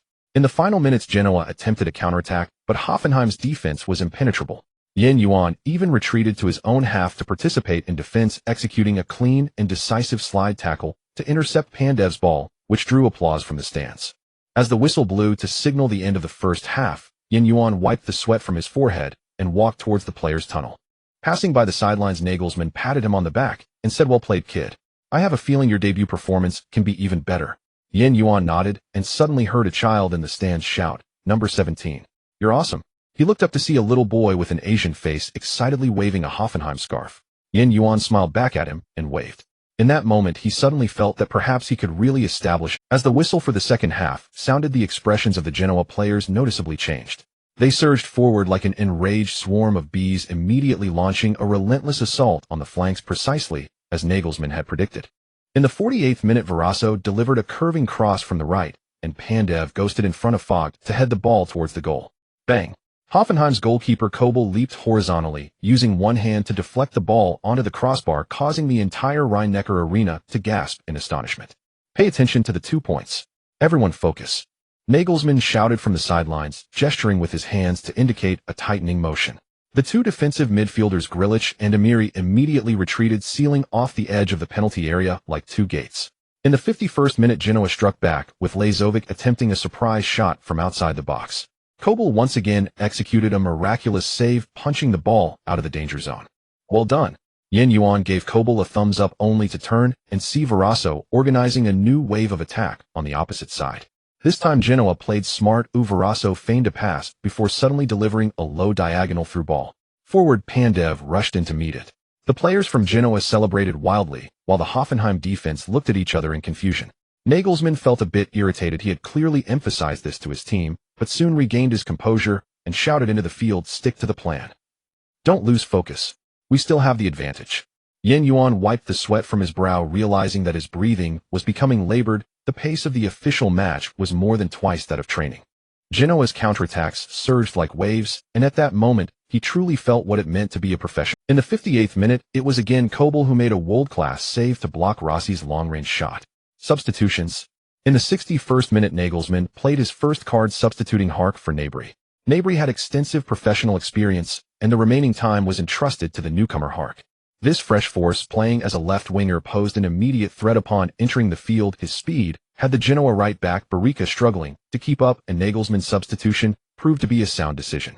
Yuan's positioning began to change as well. He no longer clung to the flanks, but frequently dropped back to the midfield to receive the ball. In the 67th minute, he dropped back to the center circle to receive a pass from Grilic, executed a beautiful Marseille turn to bypass Verasso, and then delivered a precise long pass to Hark, but unfortunately the latter's shot went over the bar. Beautiful. This is the performance you should be showing. Nagelsmann rarely raised his fist in cheer. The Hoffenheim fans in the stands gradually regained their voices. They began to sing the team anthem, and every time Yuan touched the ball, scattered shouts of Yen erupted. In the 83rd minute, the magical moment arrived. Yuan received a pass from Amiri near the right side of the midfield. Genoa's Lazovic immediately closed in, but Yuan deftly flicked the ball with his right foot, then lightly pushed it with the outside of his left foot, instantly bypassing the first defender. The stands began to stir. The second player to rush in was Genoa's midfielder Bertolacci. Yuan lightly lifted the ball with his right foot, and it soared less than 20 centimeters off the ground, slipping between Bertolacci's legs in a flash. The entire movement flowed smoothly, as if the ball were glued to his foot. Oh my God, what did I just see? He's neither Brazilian nor Argentine, he's of Chinese descent from England. It's truly rare for an Asian player to showcase such ball control. It was stunning. The commentator's voice suddenly rose. Genoa's last line of defense was Spalli. This experienced center-back lowered his center of gravity, preparing to block. Yuan pretended to push the ball with his right foot, but at the moment of contact gently flicked it with the back of his foot, sending it arcing over Spalli's head. Meanwhile, Yuan swiftly circled around from the other side. He split the defense. Fouled. This is definitely a foul. This dribble was filled with provocation. Let's wait and see what this kid has in store. His performance isn't over yet. The commentator's voice nearly cracked. The crowd erupted. Some Hoffenheim fans even stood up in excitement. Not just the fans, but the substitutes on the bench also stood up. Gnabry was mesmerized by Yuan's performance. Is this still the good buddy I know? Yuan took long strides to catch up with the falling ball, and before it could touch the ground, tilted his body at a sharp angle and executed a powerful volley. Whooshed! The ball rocketed into the far corner like a cannonball. 31. The Rhein-Neckar Arena exploded in an instant. 17-year-old Yuan, a young talent from the Paris Saint-Germain Youth Academy. 2 goals in his debut, a super perfect answer sheet. Let's cheer for this kid. The German commentators shouted excitedly. Hoffenheim fans jumped in frenzy, some even smashing beer bottles. This time, Yuan finally let go of his restraint. He charged towards the corner flag and executed a passionate slide kneel.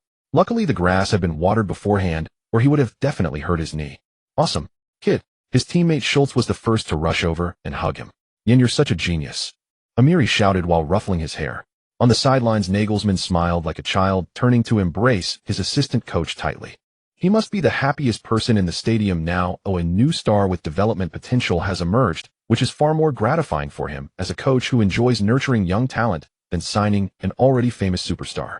The players on the bench all rushed to the sidelines, some waving water bottles as if they were champagne. The expressions of the Genoa players were gradually losing their spark. They attempted to counterattack in the final moments, but in the 87th minute Hubner executed a textbook slide tackle, breaking up Genoa forward Andres on an unknown chance. When the final whistle blew, the score was set at 31. Yuan was surrounded by his teammates, and Voigt even lifted him onto his shoulders. The cheers from the stands were like a thunderstorm, and many fans began shouting, MVP, MVP. Although it was just a friendly match, everyone still enjoyed the victory, and Yuan's rapport with the Hoffenheim team. Seizing the moment while everyone was happily chatting, Nagelsmann walked over, rarely showing a radiant smile. Kid, 2 goals on your debut, multiple precise passes, and that damn magical performance just now. He patted Yuan on the shoulder. I've decided that tomorrow's training allows you to be an hour late. You can sleep a bit more. You know, coach, I only arrive early. No, being an hour late is an order. Your training has been too intense these past 2 days, and when you arrive, you'll start with tactical lessons, and you can reduce the physical training a bit for these 2 days. All right, I'll try my best. As everyone walked towards the players' tunnel, Yuan looked up and once again glanced at the scoreboard. It clearly displayed Hoffenheim 31, Genoa goals, Yuan 23-83, Gnabry 41. Many fans were still waiting on both sides of the tunnel. A little boy wearing a Hoffenheim jersey without a number was riding on his father's shoulders, shouting, "And can I?" Of course, little buddy. Yuan stopped in his tracks, took the pen, and signed seriously for him. The little boy looked at Yuan, who was signing, and said with a hint of guilt, "I'm sorry, Yuan, your jersey isn't on sale yet. Next time I ask for your autograph, I will definitely wear your jersey." "It's okay, little buddy," If you need, we can take a photo together. Great. My dad brought a camera, but just wait a moment. In the end, Yuan held the little boy completing his first photo with a fan in his professional career. Although Hoffenheim Stadium isn't as luxurious as Parc des Princes for Yuan, this place has already become. After the match, the locker room was still filled with the noise of victory. Yuan sat in his spot looking down as he unwrapped the bandages from his ankle. Teammates finished showering in twos and threes, some hummed songs, while others loudly recounted the exciting moments from the match. Gnabry walked over with his shirt off, plopping down on the chair next to him, grinning. So how does it feel to score twice on your debut? Isn't it awesome? Yuan smiled, but hadn't had the chance to respond when the locker room door was pushed open. Nagelsmann stood at the door, his suit jacket already removed, his white shirt sleeves rolled up to his elbows, and his tie loosened. He scanned the room, and his gaze landed on Yuan. Come here for a moment.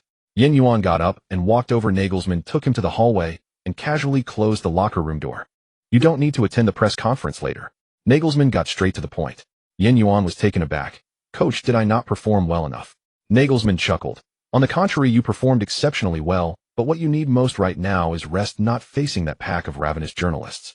He patted Yuan on the shoulder. Facing interviews is harder than playing in a match, and I don't want you to be overwhelmed by tricky questions. There will be plenty of opportunities in the future. Yuan nodded, feeling relieved. He indeed wasn't ready to handle those reporters with their cameras and microphones. Meanwhile, in the Rhein-Neckar Arena press conference room, the flashes of cameras kept going off. Nagelsmann adjusted the collar of his suit and sat down at the long table where several bottles of mineral water and a club-branded microphone were placed in front of him. He glanced at the empty seat beside him, where the MVP of the match, Yuan, should have been sitting, but he intentionally let this 17-year-old kid leave first. The reporters below were already impatient. The first to ask a question was Mike, a senior journalist from Kicker. Coach, how do you evaluate the players' performance today, especially regarding the resilience the team showed when facing Genoa's counterattacks? Nagelsmann clasped his hands on the table. Overall, I am quite satisfied. The players executed the tactics very well. We analyzed the weaknesses of Genoa's three center-back system before the match, and the players perfectly implemented the tactics of exploiting the flanks. He paused. As for resilience, this team is developing a characteristic of not getting complacent when leading and not panicking when being caught up. This is a more precious gain than victory. His answer was impeccable. It affirmed the players without revealing specific tactical details. A reporter from Bild quickly raised his hand. Regarding Gnabry, Bayern loaned him to Hoffenheim, hoping he would gain more playing time. What do you think his role in the team is? This question contained a trap. Any discussion about Bayern could be misinterpreted as a critique of the big club. Nagelsmann was exceptionally cautious, and he could certainly see the reporter's intention. He said, Serge Gnabry scored a fantastic direct corner goal today, showcasing his skill and courage. He cleverly redirected the topic to specific performances. As for his role, he is one of the team's important offensive options, just like the other players. Light laughter erupted in the room as the reporters realized that Nagelsmann was indeed not easy to deal with. His responses did not undermine any team and were quite reasonable. Finally, someone asked about the topic everyone was concerned about. A female reporter from Süddeutsche Zeitung raised her recording pen. Yuan started today and played the full match, scoring 2 goals. How do you evaluate the explosive performance of this 17-year-old young player? Nagelsmann's expression suddenly became lively. He leaned slightly forward, unconsciously tapping the table with his fingers. To be honest, I still cannot understand Paris Saint-Germain's decision. They were willing to spend nearly 400 million euros to bring in Neymar and Mbappe, yet let go of a player with unlimited potential like Yuan for free. If you only watched today's match, you might think this kid was just having a moment of brilliance. But those who have witnessed his daily training know that Yuan possesses all the qualities to become a top-star skill football intelligence, and what's rarer, he has the self-discipline unique to Asian players along with the tactical understanding of European players. He paused for a moment, a meaningful smile forming on his lips. Currently, Paris Saint-Germain boasts the most expensive attacking duo in the world, but I dare say that 5 years from now, when people look back at this transfer decision, letting Yuan go for free may be one of the most memorable decisions. By the way, just to add, apart from his talent, he has market value that drives sponsors crazy. His superb skills combined with this face that appeals to both East and West, I believe our marketing department will be quite pleased this season. So do you think he has any shortcomings at the moment? A reporter asked. If I had to find a flaw. Nagelsmann shrugged. His celebration actions are really terrible. After the first goal, that fist pump looked like he was swatting a mosquito. I'm considering whether to arrange a training session for this kid on how to celebrate. He mimicked Yuan's stiff movements, causing another wave of laughter. The atmosphere lightened up. A reporter from Hoffenheim Daily seized the opportunity to ask, does this victory make you more confident about the new season? Nagelsmann sobered up, saying firmly, Confidence is built brick by the players' performances on the pitch. Today, Yuan, Nabri, and Amiri all demonstrated their strength, but we need more performances like this. He glanced down at his watch. There is still a long way to go, but at least we've had a good start to this season.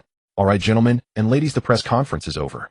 The day after his dazzling debut in the friendly match, Hoffenheim's training facility buzzed with unusual energy. Cameras dotted the perimeter. A local journalist from Hoffenheim discreetly mounted telephoto lenses, eager to capture news of the 17-year-old sensation who had stunned the arena the previous day. More precisely, embarrassing footage. They naturally assumed that a teenager crowned MVP in his first match would inevitably falter the next day at training. A perfect marketable scoop. Yet when they finally laid eyes on Yuan, they hesitated, momentarily disoriented. The same young man who had danced effortlessly past opponents on the pitch the day before now sat alone by the sideline, head bowed over a tablet, pausing, rewinding, annotating, while scribbling furiously in a notebook. The journalists failed to capture their desired headline and were ultimately escorted out by security. Nagelsmann stood by his office window, hands tucked in his pockets, watching the scene unfold in the distance. He had expected Yuan to stride onto the pitch that morning, brimming with youthful euphoria, perhaps even teased by teammates with playful titles like the new star. Reality defied expectation. Yuan arrived earlier than usual and immediately pulled up yesterday's match footage, dissecting every run and decision frame by frame. This kid, Nagelsmann murmured, an involuntary smile tugging at his lips. His assistant coach entered, handing him a steaming cup of coffee. Did you hear? Yuan arrived at 6:30 this morning. Security said he walked in before dawn.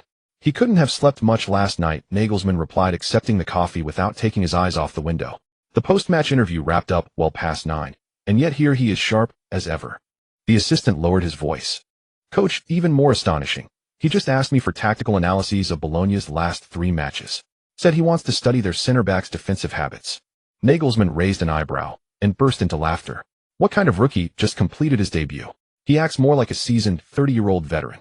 When formal training began, Yuan's conduct proved even more startling. After standard warm-ups, instead of showing off flashy individual skills like most young players, he approached Captain Voigt and asked whether his positioning during counterattacks was optimal. Voigt blinked, then laughed and clapped him on the shoulder. Good heavens. I don't recall wrong, but didn't you score twice and assist once yesterday? And now you're asking me about defense. Yuan responded with quiet sincerity. Captain, I'm fully aware my second goal owed much to fortune. Moreover, had I timed my run just a fraction earlier during that counterattack, I might have created a fourth decisive opportunity, but I missed it. Nabri, passing by, overheard the exchange. The Bayern loanee widened his eyes and whispered to Amiri beside him, has some seasoned pro's soul possessed this kid. When I was 17, my head was full of I'm unstoppable. He, utterly unruffled. At 17, after a match like that, all I thought about was how brilliant I was. He meanwhile acts as if nothing happened. Amiri shrugged. That's nothing. Yin just finished an extra half-hour session on long-range passing, and he's about to begin off-the-ball movement drills. Look at his schedule. It's as precise as a machine's. Thus the nickname, the robot, quietly spread through the squad. At lunch, Yuan sat alone in a corner eating while watching Bundesliga highlights on his phone. Nagelsmann deliberately carried his coffee over and sat opposite him, feigning casual curiosity. So Yin, how does it feel after your debut? Yuan lifted his gaze, calm, unchildlike. Coach, the tempo of top-tier professional football is significantly faster than training, especially in transition phases. I still need time to adapt. By the way, Coach, I'd like to ask something. He set down his cutlery and swiftly pulled up a video clip on his phone. He'd planned to raise the question later that afternoon, but seized the moment while the coach was present. Right here, what if during this counterattack I'd opted to switch play wide instead of playing the through ball? Wouldn't that have been more prudent? Nagelsmann nearly choked on his coffee. His eyes locked onto the frozen frame. The very moment of Yuan's exquisite assist. Most players relive such moments with pure elation. This youth, however, dissected his own surgical pass with the detached precision of a surgeon. In theory, switching play wide is indeed safer, Nagelsmann said, setting down his cup, his tone unconsciously shifting into that of a mentor guiding a student. But you sense the opponent's defensive midfielder shifting his weight. You seized that intuition. Such instinct is rare. Sometimes the difference between genius and the ordinary lies precisely in daring to gamble on a mere 0.1 second opportunity. Yuan nodded thoughtfully and suddenly retrieved a notebook from his backpack, jotting down several notes. Nagelsmann caught sight of densely sketched tactical diagrams and precise time stamps across the pages, and could no longer resist asking, Yin, how many hours a day do you spend studying these? Roughly 4 hours. My match reading ability remains severely underdeveloped, and improving it is far harder than honing technical skill. After answering, Yuan returned to his notes, the pen whispering softly across the paper. For hours, that single phrase made Nagelsmann's pupils contract slightly. He recalled his early days at 21, coaching Munich 1860s youth academy, hailed by the press as a data-obsessed fanatic. Yet compared to this boy before him, even his younger self seemed scarcely superior. Could it be? Was this boy destined to become a coach? During the afternoon's tactical drills, the robot's extraordinary grasp became unmistakable. After Nagelsmann outlined a complex wing and center combination, most players were still absorbing the movement patterns. Yuan identified a new variable and raised his hand. Coach, if the opposing right back switches to man marking, should I drift wide to draw him out, thereby creating space for Gnabry to cut inside? During our joint drills and on-field coordination, I've found this approach often increases efficiency. A hush fell over the locker room. All eyes turned toward the youngest face in the room. Even Captain Voigt wore an expression akin to seeing a ghost. This was no superficial or perfunctory question, the sort posed merely to feign intelligence. It was a query of profound tactical sophistication. Such insight typically belonged only to veterans with years of Bundesliga experience. A faint twitch crossed Nagelsmann's lips. He realized with quiet awe that he may have unearthed football's rarest specimen, a prodigy endowed not only with transcendent talent, but also with transcendent professionalism. After training concluded, Yuan stayed behind until the final moment. As he completed his last set of core exercises in the gym, the setting sun bathed the floor-to-ceiling windows in amber light. Gnabry leaned against the doorway, idly juggling a football. Hey robot, fancy a drink? To celebrate your flawless debut and our team's first genuine on-field synergies. Yuan wiped his sweat and offered the first smile of the day that truly matched his age. Sure, but can we wait 10 minutes? Just one last video clip. Oh, for heaven's sake. Gnabry clutched his chest in mock agony. Yen, are you actually a robot? Seriously, do you even laugh? Play video games? Have any human hobbies? Yuan blinked, then leaned in, voice dropping to a conspiratorial whisper surge. I have a secret. What secret? Gnabry leaned closer, only to hear the boy declare deadpan, my secret is I must charge using a Type-C port. Gnabry froze for 2 seconds, then erupted into peals of laughter. He ruffled Yuan's hair vigorously. Ha, you're too much. But, seriously, everyone genuinely admires you. Not because you play brilliantly, though you do, but because of this attitude. Honestly, people truly like you. Yuan simply shrugged, accepting the praise with a quiet, easy smile. Only he knew the truth beneath that near-obsessive focus, a translucent system timer hovering in the corner of his vision. Today's focus duration, 9 hours of 50 minutes. To afford the exorbitant items in the system shop, he had to allocate every minute with mechanical precision. Still, robot remained only a nickname. In daily interactions, Yuan earned genuine affection from nearly everyone around him. Helping goalkeeper Baumann tidy equipment after late-night drills, easing tension with a well-timed quip when younger players were teased, even remembering Gnabry's aversion to spice during a team dinner and discreetly requesting a sauce substitution. Yuan had become Hoffenheim's own. On more than one occasion, Nagelsmann confided in his assistant, do you know what I admire most about this kid? What is it? He makes every teammate feel seen and valued. His greatest strength isn't running faster or farther than others. It's knowing when to slow down so others can catch up. Coach, do you think he has captain potential? Absolutely. In any club, leadership demands exactly this quality. Many players share his discipline, but few possess his warmth and authenticity. Late at night, long after the gathering ended, Yuan lay on his apartment bed. The dull ache in his muscles had yet. Eyes closed, he attentively traced each subtle feedback from his body. Tightness in his right knee, slight heaviness in his left shoulder. All well within manageable limits. Suddenly, a crisp, familiar chime resonated in his mind. The system notification. Immediately, a translucent interface shimmered into view within his consciousness, displaying glowing text: system update complete. New injury risk alert function activated. Yuan snapped his eyes open, wide awake. Focusing intently, he summoned the system interface. There beside the original data panel glowed a new crimson icon labeled health status. Upon opening it, detailed metrics appeared: mild patellar tendon fatigue in the right knee, risk level low, recoverable; minor strain in the left deltoid, risk level low, recoverable; anterior cruciate ligament in the left knee, healthy. Overall assessment optimal. This system is astonishingly comprehensive, Yuan murmured. Scrolling further, he discovered newly added items in the system shop: injury probability reduction card, priced steeply at 200 points per unit, costlier than many basic player skills. Its description read, grants a 50 reduction in injury probability during the next official match. Effects are non-cumulative. Yuan arched a brow. The price was steep, equivalent to 10 full days of 10-hour focused training, but given how careers crumble under injuries, the value was unquestionably exceptional. He checked his point balance 3560, enough for one card. Yet he remained vastly short of his ultimate goal, the ironclad physique of the pitch, skill priced at 100 points. Its effect was brutally simple, permanent absolute immunity to match injuries and doubled recovery speed. That was his true aspiration. I'll need to budget meticulously from now on, Yuan mused. He decided to postpone purchasing the injury probability reduction card. For now, he'd test the accuracy of the new alert function. After all, avoiding injury entirely through intelligent load management would be the ideal outcome. With that thought, he opened his personal training log and cross-referenced it carefully with the system's risk indicators.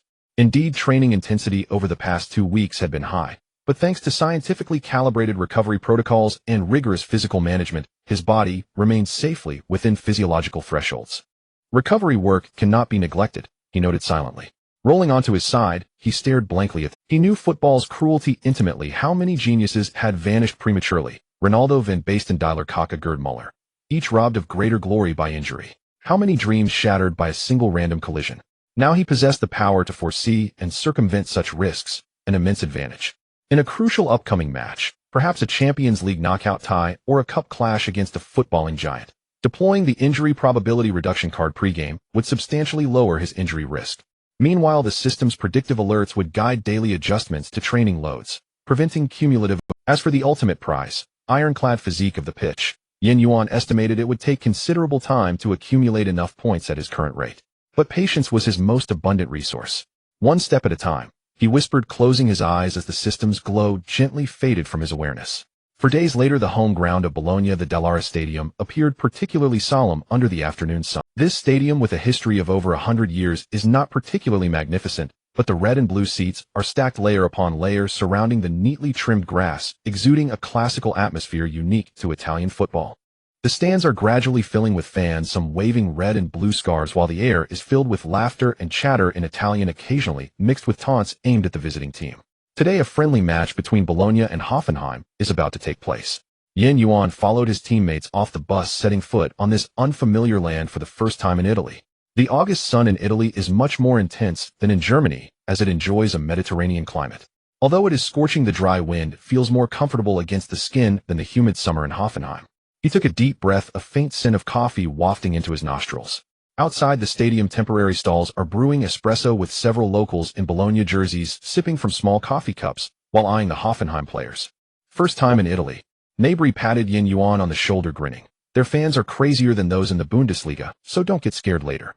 Yuan nodded, his gaze sweeping across the graffiti on the outer wall of the stadium depicting legendary players from Bologna's history, their images vividly outlined in bright paint, as if they were watching each person who entered the stadium. He suddenly felt a slight tightness in his chest, not from nervousness, but from a peculiar excitement. The feeling of playing abroad is indeed different, especially when stepping onto a sacred ground for football, like Italy. Even a friendly match makes him feel quite exhilarated. After a day of rest, the match is about to begin, and everyone has gathered in the locker room. Nagelsmann stood in front of the tactical board, holding a marker, and only spoke after everyone was seated. Listen up, guys, this is the last real test before the new season starts. Don't treat it as just an ordinary warm-up match. This is a game to test the results of our preseason training, and I want all of you to take it seriously.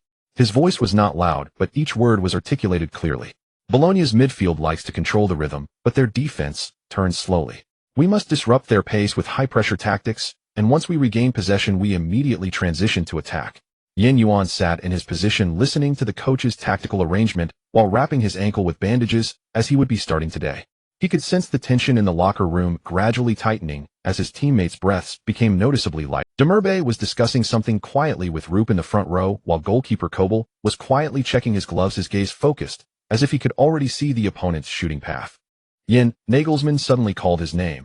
Their left back has average speed, but likes to press forward.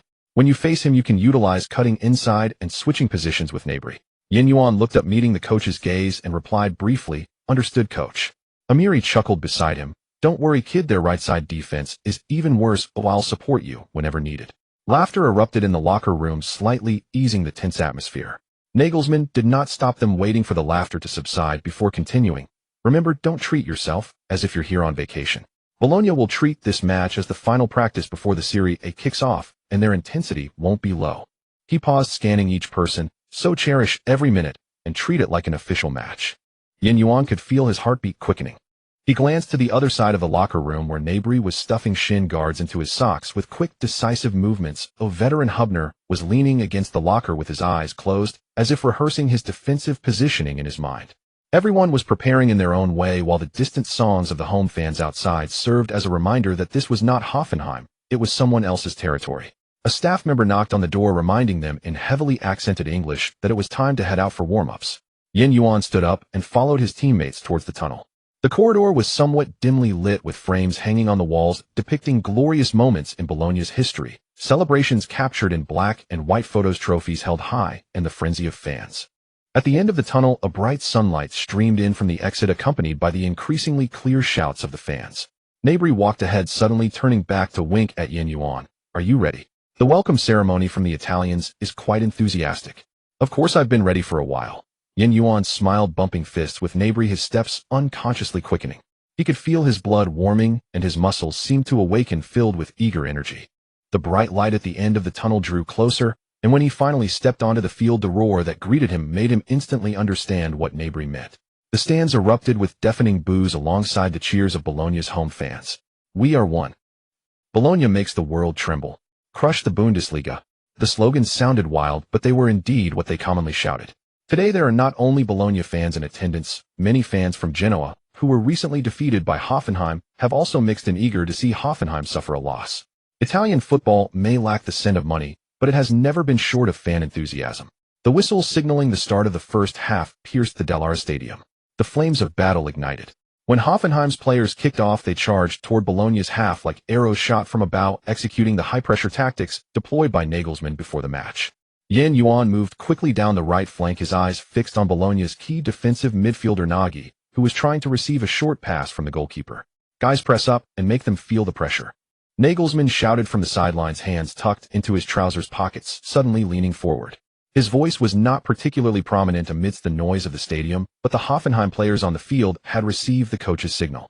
Oaks and Rupp rushed toward Nagy simultaneously, while Yuan found space on the right, quietly cutting off his passing line back to the fullback. This decision was very clever. Hoffenheim's teammates had already grown accustomed to Jan's positioning. He always made them feel at ease. Nagy could only hurriedly opt for a long clearance, sending the ball skewed toward midfield, where Grilic easily intercepted it. Hoffenheim's first press created a threat. "Well done, you executed it perfectly." Nagelsmann applauded from the sidelines, while signaling to his assistant to take notes. As the game reached the 25th minute, the deadlock was finally broken. Attacking midfielder Rupp dropped back to the midfield for a pass, and Bologna's defensive midfielder instinctively followed. In the moment of brief confusion in the opponent's defense, Rupp lightly flicked the ball with his heel, threading it between two center-backs, and perfectly finding the advancing Amiri. Amiri made a decisive choice, not bothering to control the ball, but directly unleashing a powerful shot from the edge of the penalty area. Bang! The ball thundered into the upper right corner of the net. Hoffenheim takes the lead. 10.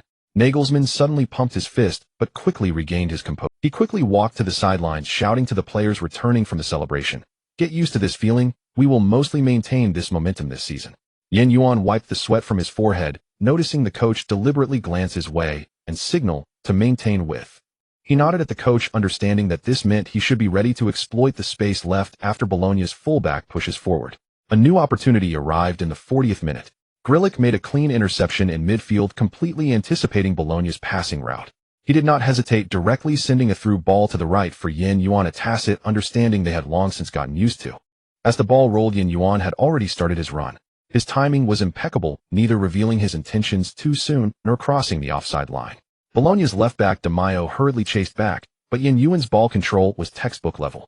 Is this the positioning awareness one should have at 17? Is this player really 17?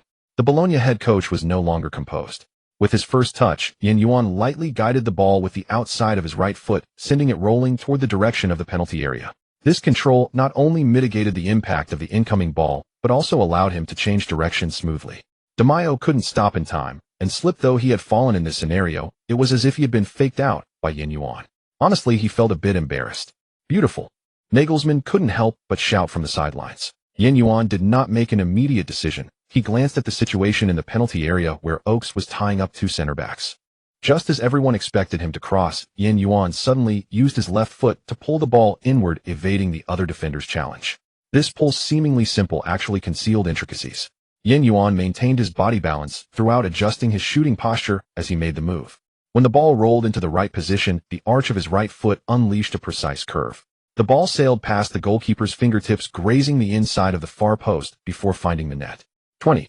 Perfect. Absolutely perfect. This is the best 17-year-old player I have ever seen. He is even smarter than last game. Nagelsmann, unusually excited, jumped up on the sidelines, turning to celebrate with the players on the bench. He shouted into the field, "Yin, stay focused. Great job." Yuan was surrounded by rushing teammates. Nabry ruffled his hair, Demerbe laughed, and patted his back, and everyone was thrilled with his performance. Through the gaps in the crowd, Yuan saw Nagelsmann on the sidelines, gesturing something to the assistant coach, his face beaming with appreciation. "This kid is like a sponge that keeps soaking up knowledge. He learns so quickly," Nagelsmann said to the assistant coach. "That choice to cut inside just now, along with his calmness and shooting, I can see his thought process. That's the kind of processing only seasoned players can pull off. And yet he's only 17. Who could deny it, coach? I sense this kid's future achievements will certainly be high," the assistant agreed. As they returned to the center circle to wait for the kickoff again, Yuan felt his heart finally calming down a bit. He glanced at the stands where a few Hoffenheim fans were waving flags.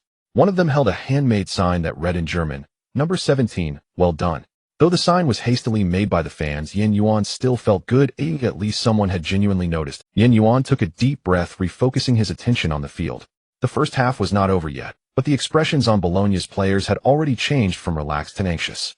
"Don't let up," Captain Voigt shouted from the back. "Just hold on for 4 more minutes." On the sidelines, Nagelsmann had returned to the coaching seat, but his eyes had not left the field. He occasionally stood up to shout a few commands, but most of the time he observed, particularly focusing on Yuan's positioning and decision-making. When he saw Yuan timely rushing back to help Katterbach during a defensive play, he couldn't help but nod. His defensive attitude is also good. He balances his timing for both offense and defense very well. He murmured to himself, lightly tapping his notebook to record Yuan's performance. During the stoppage time of the first half, Bologna launched a fierce attack, but Hoffenheim's defense remained solid as a rock. When the referee blew the whistle for halftime, Nagelsmann was the first to walk toward the player tunnel, a satisfied expression on his face. As the players filed off the field, he stood at the tunnel entrance, high-fiving everyone. When it was Yuan's turn, Nagelsmann directly wrapped his arm around Yuan's shoulder, chatting with him as they walked. That goal was handled very intelligently. Just as Yuan was about to say something, Nagelsmann patted his shoulder. "However, in the second half they will definitely focus on marking you, so be prepared.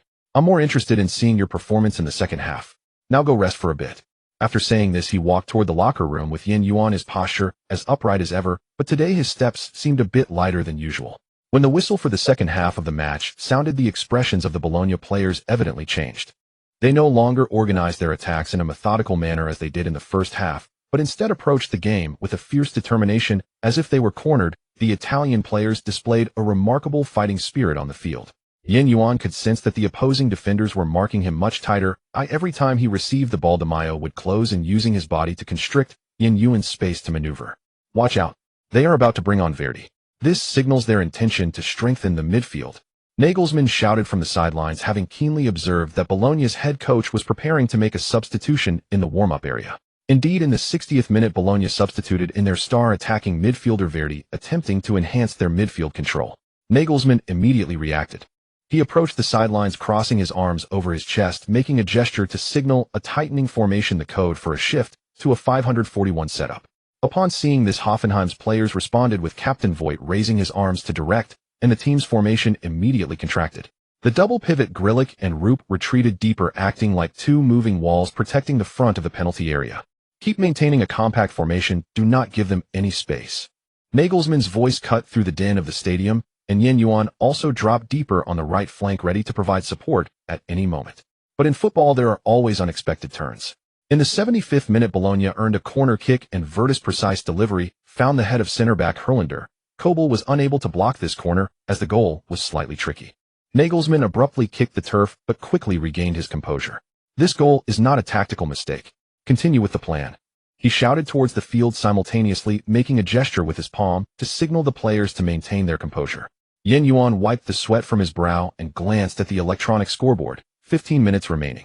He noticed that Bologna's two fullbacks were pressing forward more frequently, leaving vast spaces in the backline. Yuan began to contemplate how to break the deadlock. The opportunity arrived in the 80th minute. Goalkeeper Kobel launched the ball with a powerful kick, sending it over the midfield directly towards the right side, where Yin Yuan stood, showing his trust in Yin. Before the ball landed, Yin Yuan had already predicted its drop point. He gently cushioned it with his chest, and the ball obediently settled half a meter in front of him.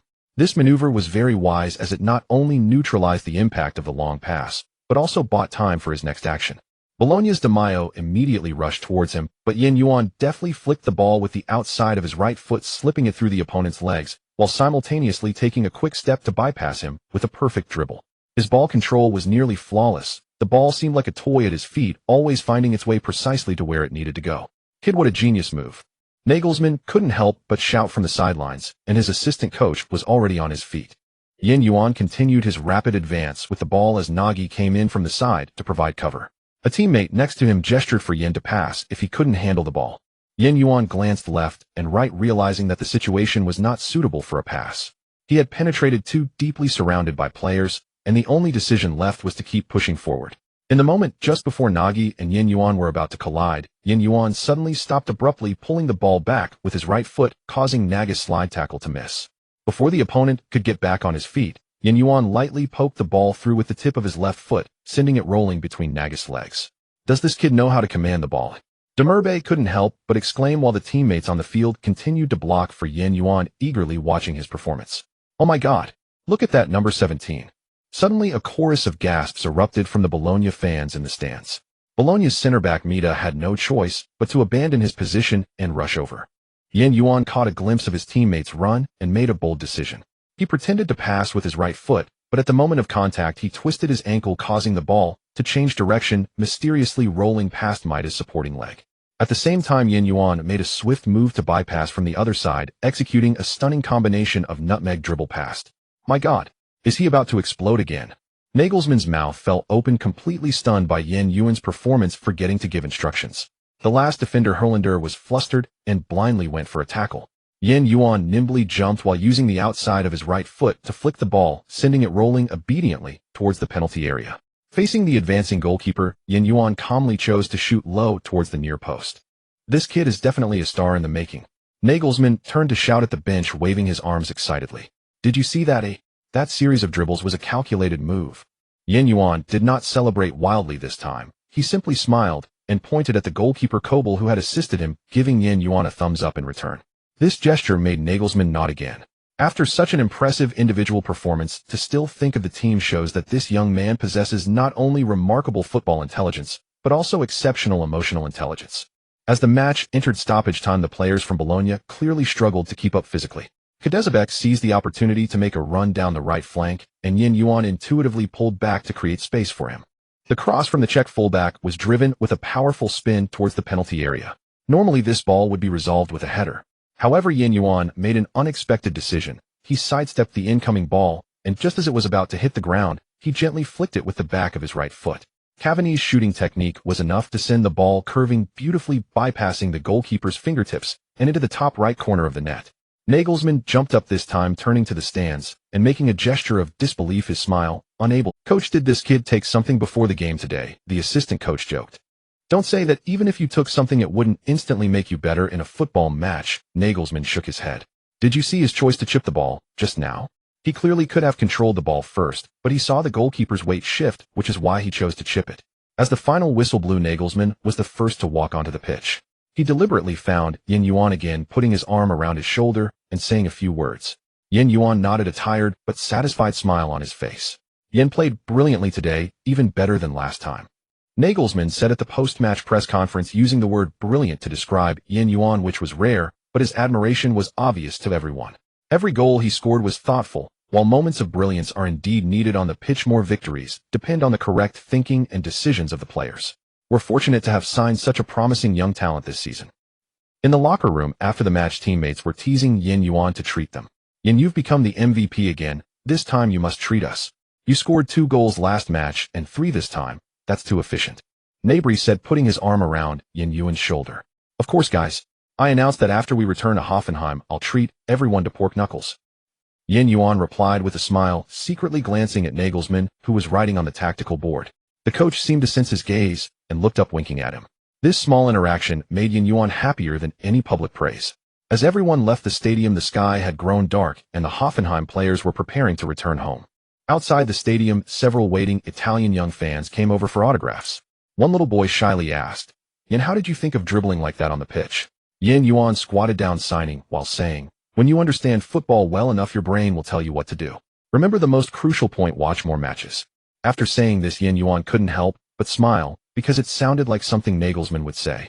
The day after the match, Hoffenheim's training base was unusually quiet. However, a traditional German restaurant near the base was bustling.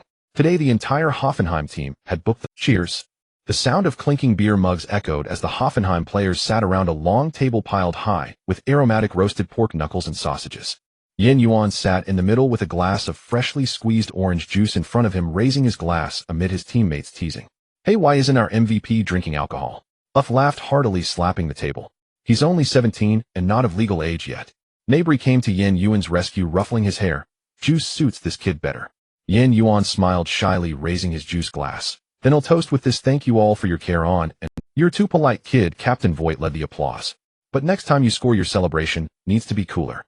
Besides sliding on your knees, you can practice some core moves and flip to celebrate in the future." The whole table erupted in a wave of good-natured laughter. Yuan scratched his head, recalling his somewhat awkward celebration from yesterday, and laughed along. Amiri leaned over, poking Yuan's plate with his fork. "Eat more, Yin, you're still a bit thin. Wingers need muscles. Oh, otherwise how can you withstand those defenders?" "Exactly," Grillick chimed in. "That de Mayer almost knocked you over yesterday, if it weren't for your skills." Speaking of skills, Nabry suddenly put down his beer mug, his eyes lighting up. "How did you think of dribbling past 4 players for your goal?" "I watched the footage 10 times in the locker room, and still couldn't figure it out." Just as Yuan was about to answer, a system prompt suddenly echoed in his mind. Ding. Detected host interaction with Nabry has reached 100 skill, wing breakthrough, can be copied, current match rate 81. He froze for a moment, then casually took a sip of juice to cover it up. Since joining Hoffenheim, Yuan had the most daily interactions with Nabry, including training matches and daily life. He was the first to unlock Nabry's skill.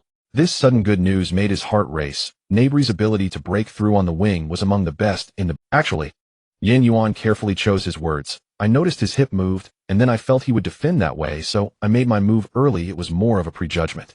However, I was luckier than him. I judged correctly." "So you mean intuition?" Nabry raised an eyebrow. "That's not a talent everyone possesses." The gathering continued into the afternoon, with the atmosphere growing more relaxed. Yuan noticed that his teammates began to communicate with him in a more casual manner. Rupp shared embarrassing stories from his early career. Katterbek even jokingly said he would teach him some Czech swear words for use on the pitch. Even the usually serious Captain Voigt shared some fun anecdotes from the locker room. As everyone was preparing to leave, Yuan summoned his courage to call out to Nabry. "Serge, I have a request." As everyone was preparing to leave, Yuan summoned his courage to call out to Nabry. "Sir, I want to improve my speed and explosiveness on the wing." Yuan looked directly into Nabry's eyes. "Could you spare some time to help me out? You know, in a guiding way." Nabry blinked, suddenly breaking into a grin. Ha finally asked. "I was wondering when you would." He put his arm around Yuan's shoulder. "Of course, see you at the training ground tomorrow morning. But I warn you in advance, learning to break through on the wing isn't easy. The training load is considerable." "Thank you so much, Serge." Yuan felt a wave of warmth wash over him. "It's nothing, just a small matter, we're teammates." Nabry waved his hand. The system indicated an 81 match for Nabry's skill with him, which filled Yuan with anticipation for tomorrow's training. On the way back to the apartment, Yuan's phone kept vibrating. Teammates were posting photos from today's gathering in the group, some of Yuan awkwardly holding up his juice glass, others of Grillick sneaking food from his plate, and a close-up of Nabry ruffling his hair. Looking at these photos, Yuan truly felt himself integrating into this team. Despite being only 17, he was performing better than many adult players at various clubs. As night fell, after returning to his dormitory, Yuan began searching online for footage of Nabry to prepare for tomorrow's training. At 6:50 in the morning, the grass at the Hoffenheim training base was still damp with dew. Yuan arrived 10 minutes early today, standing by the field doing warm-up exercises. He kept recalling the key points of the wing dragon skill that the system prompted last night, as well as the astonishing breakthroughs made by Nabry during the match. A familiar voice came from behind, and Yuan turned to see Nabry approaching in training gear, holding 2 bottles of sports drinks. Nabry had also come early today. "Didn't want to keep you waiting." Yuan took the drink, twisted the cap off, and took a sip. Nabry grinned. "By the way, Yin, does the coach know about this?" Yuan nodded. "I'll go find him and explain the situation shortly." He glanced at his watch. It's just the right time to go now. The light in Nagelsmann's office was already on. When Yuan knocked and entered, the young coach was drawing on the tactical board. Upon hearing the purpose of his visit, he put down the marker and crossed his hands on the table. Are you planning to learn wing breakthroughs from Nabry? Nagelsmann raised an eyebrow. That's a good idea. He stood up and walked to the window, looking at the sky that was beginning to lighten. This ability cannot be mastered purely through technique. It requires corresponding explosive power and a foundation of speed. Nabry's breakthroughs rely on his physical attributes, which you may not be able to adapt to in the short term. Yuan stood straight. Coach, I know it's difficult, but I want to give it a try. Nagelsmann turned around, his gaze lingering on Yuan for a few seconds before suddenly smiling. All right, I approve. However, he held up a finger. If I don't see significant progress within a week, you must adjust your training focus. Don't get too stuck on this, is that okay? No problem, coach. When Yuan returned to the training field, Nabry had already set up the training cones and obstacles, and assistant coach Kramer was also there to help, holding a tablet and a speed measuring device. Did the coach agree? Nabry tossed a soccer ball to Yuan. Yuan caught it steadily. Yeah, but he set a time limit. Nabry clapped his hands, saying, that's enough, Yen. Let's start with the basics, explosive starts. For the next half hour, Yuan repeatedly practiced his starting posture under Nabry's guidance. The angles of his knee, bend, the position of his center of gravity, the stride of the first step. Every detail was adjusted repeatedly. Nabry suddenly called a stop. No, Yen, you are too focused on the correctness of the movement, which is causing you to lose explosiveness. He walked over to Yuan and pressed his hands on his shoulders. Relax a bit. Imagine there's a vicious dog chasing you from behind. Yuan closed his eyes and took a deep breath, trying to find that sense of urgency. When he opened his eyes again, his body had automatically adjusted to the optimal state. That's more like it. Nabry stepped back a few paces. Now sprint with all your might to the third cone. Yuan dashed out like an arrow, this time feeling completely different. His first step was nearly 0. 3 seconds faster than usual. Assistant coach Kramer stared in amazement at the numbers on the speed measuring device. Oh my, Kramer murmured. His explosive power in that moment just now improved by 12 compared to earlier attempts. Nabry whistled and told Yuan to take a break, saying, looks like it's not that my teaching is so good, but rather that you as a student are too exceptional. Yuan walked back, panting, but wearing an excited smile. You're right, I'm referring to the tips you shared with me. It was like suddenly gaining insight. System prompt. Nabry's skill matching degree increased by 2. Training entered the second phase, dribbling breakthroughs. Nabry personally demonstrated every change of direction accompanied by explosive acceleration. The ball in most cases seemed to stick to his feet. The key to this move is the change of rhythm. Nabry stopped to explain. When breaking through at high speed, it's important to start slow and then speed up, keeping defenders guessing about your next move.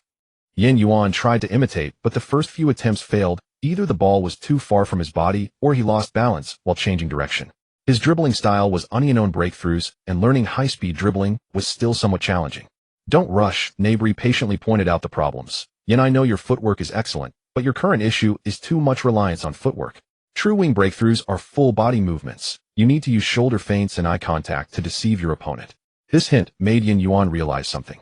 When he tried again, he first glanced to the right, slightly lowering his left shoulder. As soon as Nabry shifted his weight, he suddenly flicked the ball to the left with the outside of his right foot, and his whole body sprung through the other side. Beautiful. Assistant coach Kramer couldn't help but applaud. That was perfect. Nabry, hands on hips, pretended to be angry. No way, man. I spent quite a bit of time learning this move back in the day, and you've got it down already.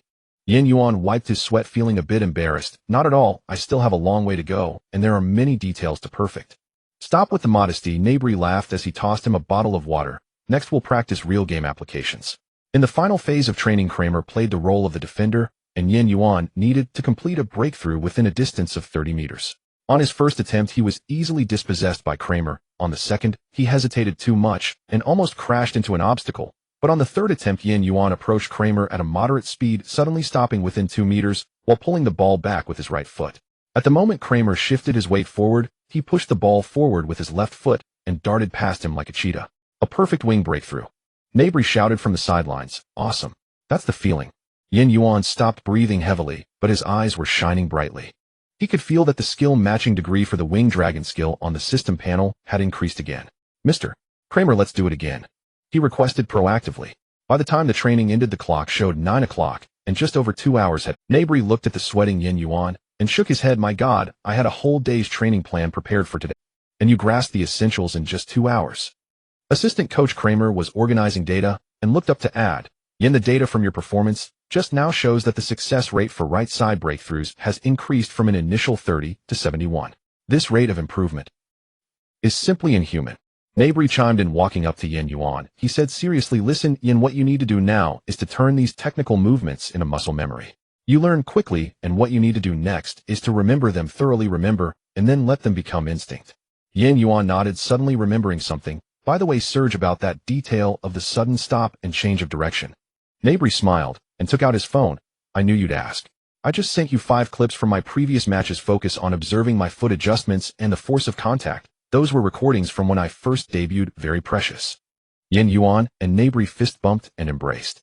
After the morning training ended, on the way back to the locker room, Yin Yuan's mind kept replaying every detail from the training. Honestly, having the player himself teach directly is indeed faster than fumbling around in the training space. The training in this aspect took just over 2 hours in the morning, and the system prompted that Yin Yuan's skill matching degree had already reached 89.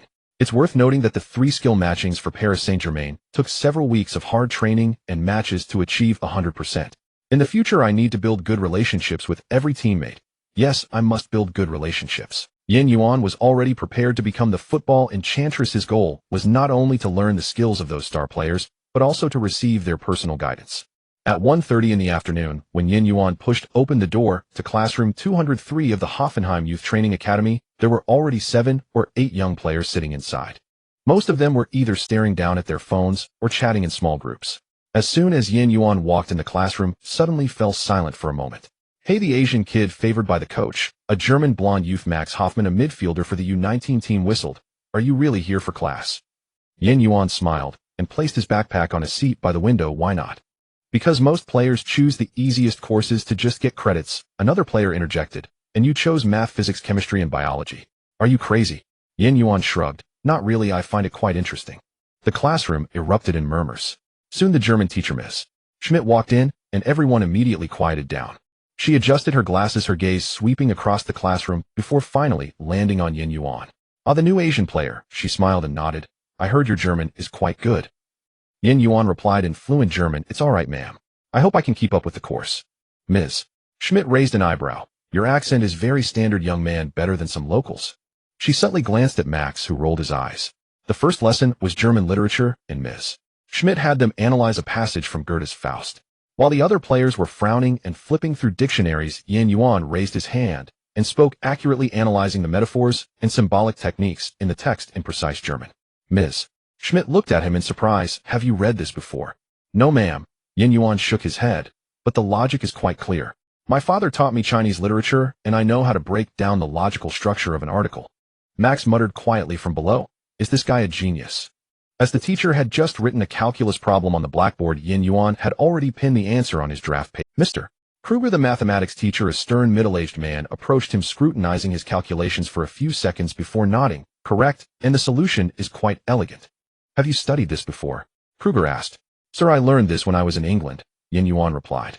Kruger glanced at him thoughtfully. If you're interested, of course, I don't mean to pressure you. I know professional players are busy, but if you're not too occupied, you could participate in next month's mathematics competition. Our youth training academy hasn't produced any award-winning students in a long time. Yin Yuan nodded. I will consider it, sir. During lunch, Yin Yuan sat in a corner with his tray. A few teammates hesitated for a moment, but eventually Max led the way and sat down across from him. Max took a bite of his bread. Seriously, Yin, how do you manage it all? Training is so exhausting, yet you still manage to learn so much. Yin Yuan took a sip of juice. It's a matter of habit. When I was in England and France, the training camps required us to complete our studies. But it wasn't just in England and France. Yin Yuan was born into a traditional Asian family. Although his parents supported his soccer ambitions, he never let his academic studies fall behind. But nobody does it like you do, another player interjected. Most of us in the team can't even grasp German grammar, let alone the much harder math. Yin Yuan smiled. Actually, I find math easier to learn than German.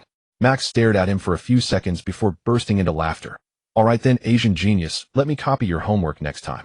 Yin Yuan shook his head. No way, but if you have something you don't understand, I can teach you.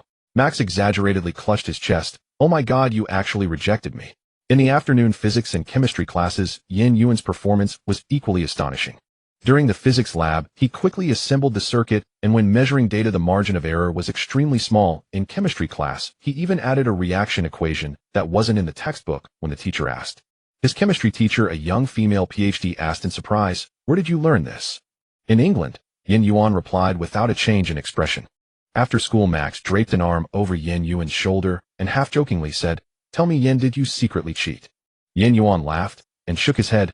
"No, I just learn a bit faster, I'm Asian." Max seemed relieved, sighing. "All right then, geniuses are just different. See you another day." Yuan nodded and walked towards the players' dormitory. In fact, he was quite keen on applying to a prestigious university. Although he had been exposed to soccer since childhood under the influence and genetics from his parents, his academic performance was not lacking at all, even surpassing the majority. Let's put it this way, if he had not chosen to play soccer, he would already be able to apply for offers from renowned universities in England based on his grades. The educational curriculum for young players in Germany is the Abitur, the German high school graduation exam. The exam scores here are highly recognized in European countries, and if Yuan could achieve high marks in this exam within a year, he would meet the conditions to apply to many prestigious universities across Europe. The academic advantage of Asian players is often seen as a stereotype by many. However, for Yuan, this was simply a way of life he was accustomed to. Whether on the field or in the classroom, he aspired to excel. In the last few days of training before the new season, the lights in Hoffenheim's tactical meeting room shone particularly brightly in the evening. Today, the coaching staff is holding an important tactical meeting to discuss the lineup for the first round of the DFB Pokal. In previous seasons, this issue was hardly a topic for discussion. They would simply field the first team. However, this season is different. Hoffenheim also has to compete in the Champions League, battling on three fronts: the Champions League, the league, and the domestic cup. They must come up with a new rotation strategy. Nagelsmann stood in front of the tactical board, lightly tapping the projector's remote control as the screen displayed the defensive heat map of the recent 5 matches of Erfurt Red and White. This is their opponent for the first round of the DFB Pokal.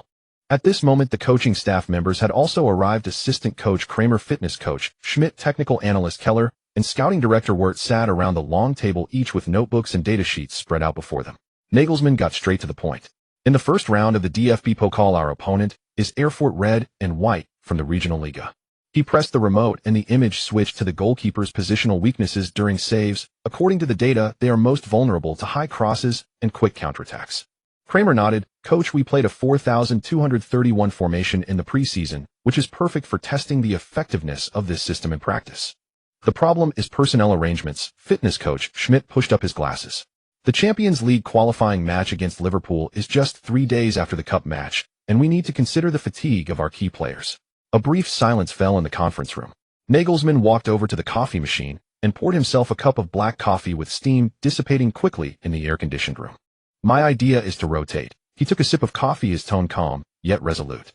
"In this DFB Pokal match, we will retain 4 core positions for the starters, while the rest will be substitutes." Scouting director Wirt immediately frowned. "Coach, although our first-round opponent is weak, many strong teams have stumbled in similar matches. Are we sure we want to do this? So we keep 4 key positions." Nagelsmann drew a triangle on the tactical board with a marker. "Captain Voigt will stabilize the defense, Kramaric will control the midfield tempo, Gnabry will deliver the killer blow, and Uth will play as the striker, while all other positions will go to substitutes." Technical analyst Keller suddenly thought of something. "Coach, you want that Asian kid to start, right?" Nagelsmann did not deny it. "You all saw Yuan's performance in the friendly matches. He needs experience in official games." "That's too risky." Wirt shook his head. "He's only 17. The intensity of the DFB Pokal is completely different from friendly matches."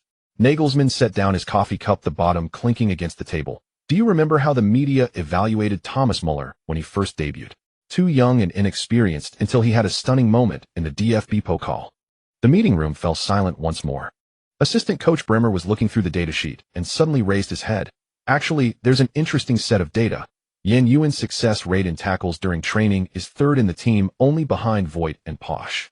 That's right, and his running data for 12 minutes is higher than Kramaric's. His stamina is completely fine. The fitness." Nagelsmann walked back to the tactical board and circled the left-back position of Erfurt Red and White with a red pen. "Look at this, their left-back's turning speed is second to last in the regional Liga. If Yuan attacks repeatedly from the right."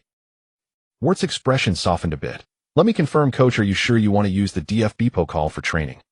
"It's not training," Nagelsmann corrected. "It's an investment in the future." He pulled up a highlight reel of Yuan's training. "Look at this kid's off-the-ball movement and passing choices. He doesn't look like he's 17, but rather like a seasoned player who has played in the Bundesliga for 10 years. The video showed Yuan's assist during a group training match. He feigned an inward cut, then suddenly used his heel to pass the ball to Gnabry on the flank while he made a run to draw away 2 defenders. Such savvy play made everyone in the meeting room nod slightly. "I think the coach's idea is sound, and there's another advantage to this approach," technical analyst Keller suddenly said. Liverpool is definitely gathering our tactical information right now. If we field our entire first team in the first round of the DFB Pokal, it would expose our tactical intentions for the Champions League, which would be detrimental to us. This statement finally provided the best evidence for Nagelsmann's idea. Wirt sighed and closed his notebook. All right, coach, I reserve my opinion, but will comply with the decision. However, he looked seriously at Nagelsmann. I still want to say if we can't break the deadlock by halftime, we must immediately substitute in the starters. Deal. Nagelsmann smiled. He finally pulled up a data chart showing the number of days between the Champions League qualifying match and the DFB Pokal. Remember, this season our ultimate goal is the Champions League. As the meeting concluded and everyone began to leave, Nagelsmann called Kramer aside. Starting tomorrow, add extra training on set-piece tactics for Yuan. I want the Erfurt red and white defense to remember this kid's name. In the afternoon, the door to Nagelsmann's office was ajar. Yuan stood outside, gently knocking 3 times. He didn't know what the coach wanted to say to him, feeling a bit of anticipation. Come in. A voice came from inside the office. Yuan pushed the door open and saw Nagelsmann frowning at the computer screen, his fingers quickly typing on the keyboard. Coach, you wanted to see me? The office was filled with the scent of coffee and tactical papers, with several player reports and data sheets scattered across the desk. Sit, Nagelsmann said without looking up, his fingers continuing to tap on the keyboard. Yuan sat straight in the chair opposite the desk. From the side, he could see that Nagelsmann's computer screen displayed a segment of game footage specifically from last week's warm-up match against Stuttgart. Paused at the moment, Yuan assisted Gnabry. Do you know why I called you here, Yin? Nagelsmann finally looked up, adjusting his glasses. Yuan hesitantly replied, Coach, is it about the DFB Pokal? That's right. For the first round of the DFB Pokal against Erfurt red and white, I plan to have you start. Yuan's pupils slightly constricted, but his expression hardly changed. He nodded. Thank you for your trust, coach. Don't be too quick to thank me. Nagelsmann leaned back in his chair. This isn't a reward, it's a test. The defense of a regional Liga team is much fiercer than in warm-up matches. They won't go easy on you just because you're a newcomer. This season we need to fight on 3 fronts so no one can fall behind, including you. I understand. Yuan's voice was calm, but his fingers tightened slightly on his knees. Nagelsmann stared at him for a few seconds before suddenly laughing. You have a good head on your shoulders, kid. Other 17-year-old players would have jumped up by now. Yuan smiled and said, Actually, I've jumped up several times in my mind. Hee, but you can rest assured I will break through their every line of defense. This statement made Nagelsmann burst into laughter. Good, that's the attitude I want. He tapped the table. The left back of Erfurt turns as slowly as a rusty truck. You and Gnabry must constantly attack their defense. I want to see at least 3 effective crosses. No problem, coach, Yuan replied. Nagelsmann raised an eyebrow. So confident. Not confidence, Yuan thought for a moment before continuing, but it must be done. Nagelsmann nodded thoughtfully and tossed him a USB drive from the drawer. You're a good kid. Here, this contains the complete footage of Erfurt's last 5 matches. I've already prepared video explanations. Focus on their defensive positioning and counterattack routes. If you have questions, feel free to ask anytime. This was Nagelsmann giving Yuan special treatment. Yuan took the USB drive, already starting to devise his training plan in his mind. Starting in the DFB Pokal is just the first step. Just now he caught a glimpse of another document on Nagelsmann's desk, which bore the Liverpool club crest. This was the issue that had been troubling Nagelsmann recently. Any other questions, Yin? Nagelsmann asked. Yuan shook his head, stood up, and prepared to leave, but paused at the door. By the way, coach, if I perform well in this DFB Pokal match. Nagelsmann interrupted Yuan without looking up. First focus on the DFB Pokal, then well talk. Yuan actually wanted to ask about the Champions League qualifying match, but it was clear that Nagelsmann had not yet considered him for the Champions League roster. Understood. Yuan said nothing more, gently closing the door as he left. Back at the apartment, he immediately plugged the USB drive into his computer. He called up the match footage of Erfurt, quickly jotting down notes in his tactical notebook. The opposing left back was indeed as slow to turn as Nagelsmann described in the video, and there was limited tactical synergy. However, Yuan noticed a new detail. This player habitually shifts inward while defending, leaving a large gap on the flank.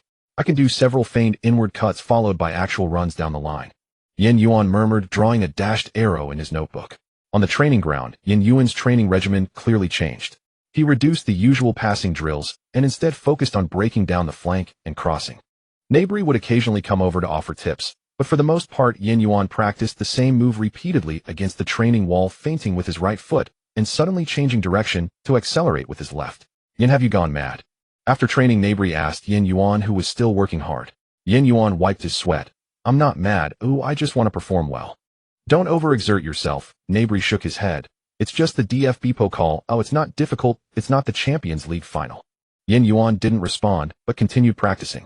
He was well aware of a crazy idea that was becoming clearer in his mind. If he could shine in the DFB Pokal, perhaps he could secure a starting spot against Liverpool. Kylian Mbappe, who was almost his age, could represent Paris Saint-Germain in the Champions League. So could he also have that chance?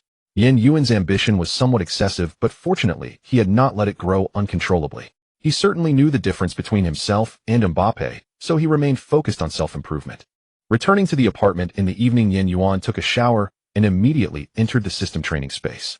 In the system space, Yuan trained mostly on match reading today, as the system provided detailed tactical simulation functions. Yuan accessed the Champions League match data from last season for Liverpool, focusing on studying their high-press weaknesses. Robertson leaves gaps when he pushes forward. Yuan drew a red circle on the virtual tactical board. And there's the issue with Arnold's center of gravity while defending. The time in the training space was equivalent to real-world time. Yuan repeatedly simulated various match scenarios until he had sufficient sleep time in the real world, and only then did he reluctantly log out. The alarm clock rang in reality at 6:30. Yuan opened his eyes, still recalling the tactical simulations.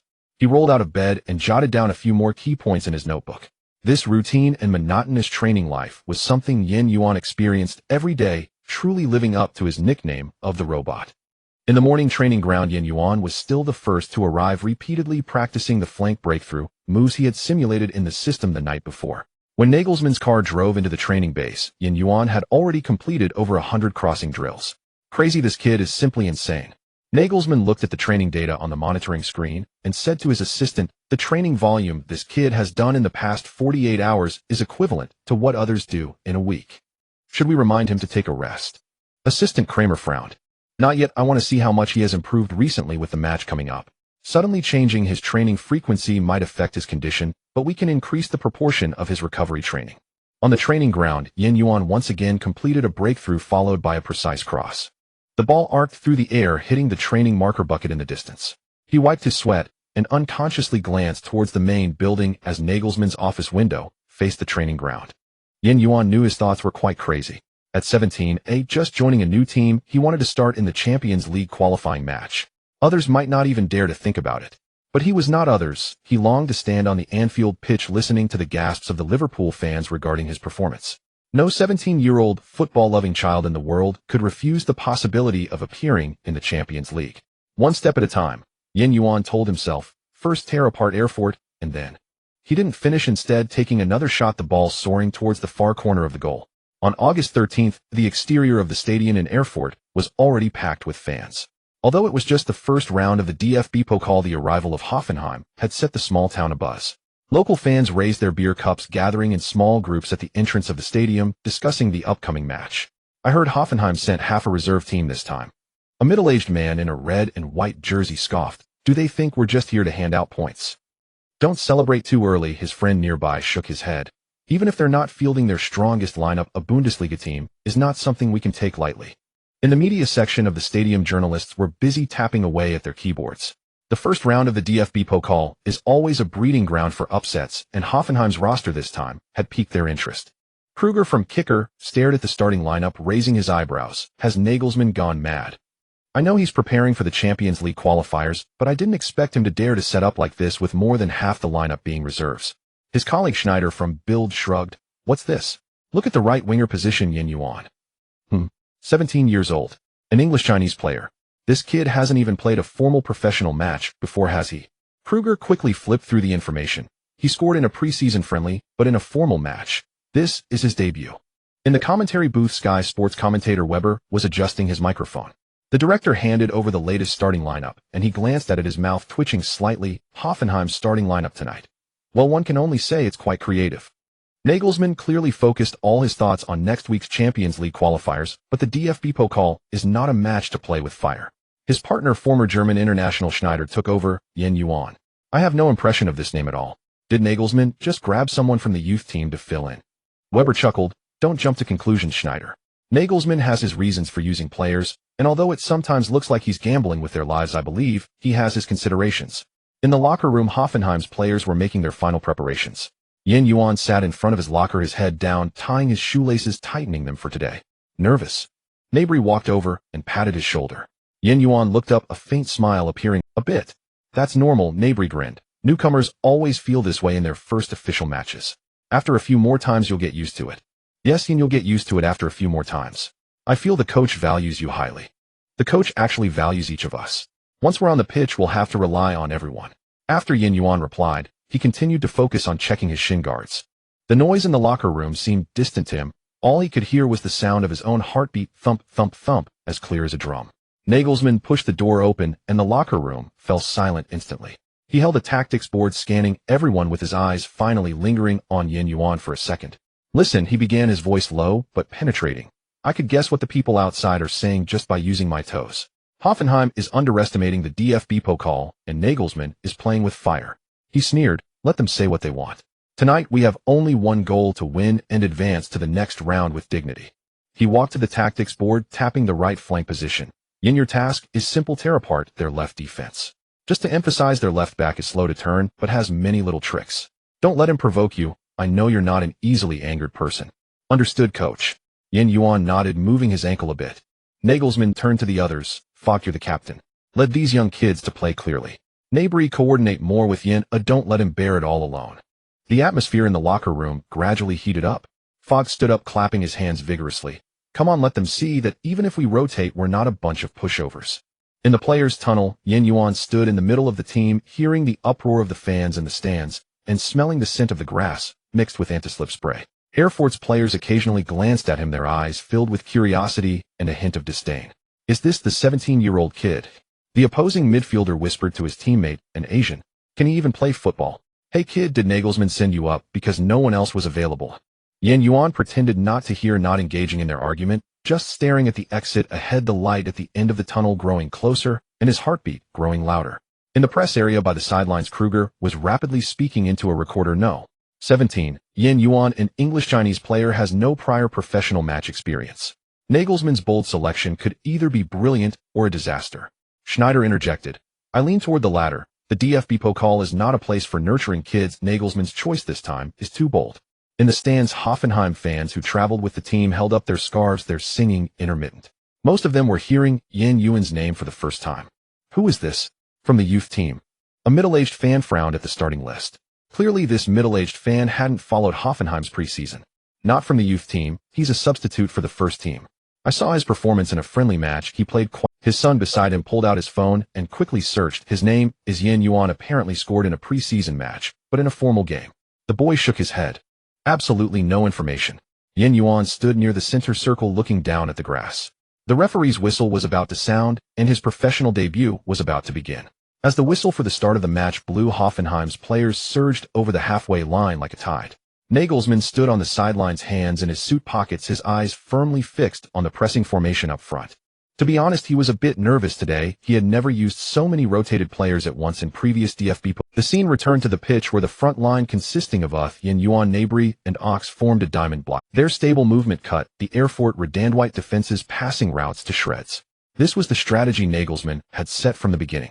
In the 12th minute, Erfurt's center back Andre was forced to pass back to the goalkeeper under pressure, but the strength was a bit weak. Grilic keenly sensed the opportunity, sprinting forward to intercept the rolling ball. The moment he looked up, Yin Yuan had already started his run. Grilic did not blindly surge forward. Instead, he took 2 lateral steps to shake off the marking left back Schmidt, then suddenly changed direction, diving into the gap of the penalty area. Grilic's through ball rolled perfectly into Yin Yuan's running path. A brilliant through ball. Erfurt's Andre made a back pass error, intercepted successfully by Grilic, and now the ball is at Yin Yuan's feet. The commentator stated. Before receiving the ball, Yin Yuan glanced at the goalkeeper's position, which was slightly to the left. He did not choose the conventional stop hand adjust, but lightly nudged the ball with the outside of his right foot, letting it bounce inward. At the same time, he abruptly stopped and changed direction, evading the onrushing center back Merkel. This handling was extremely clever, avoiding direct defense while creating a shooting angle for himself. Without waiting for Merkel to turn back, Yin Yuan had already swung his left foot, unleashing a powerful shot that soared into the top right corner of the goal. Goal. Hoffenheim leads 10. The goal was scored by Yin Yuan. Weber's voice suddenly rose.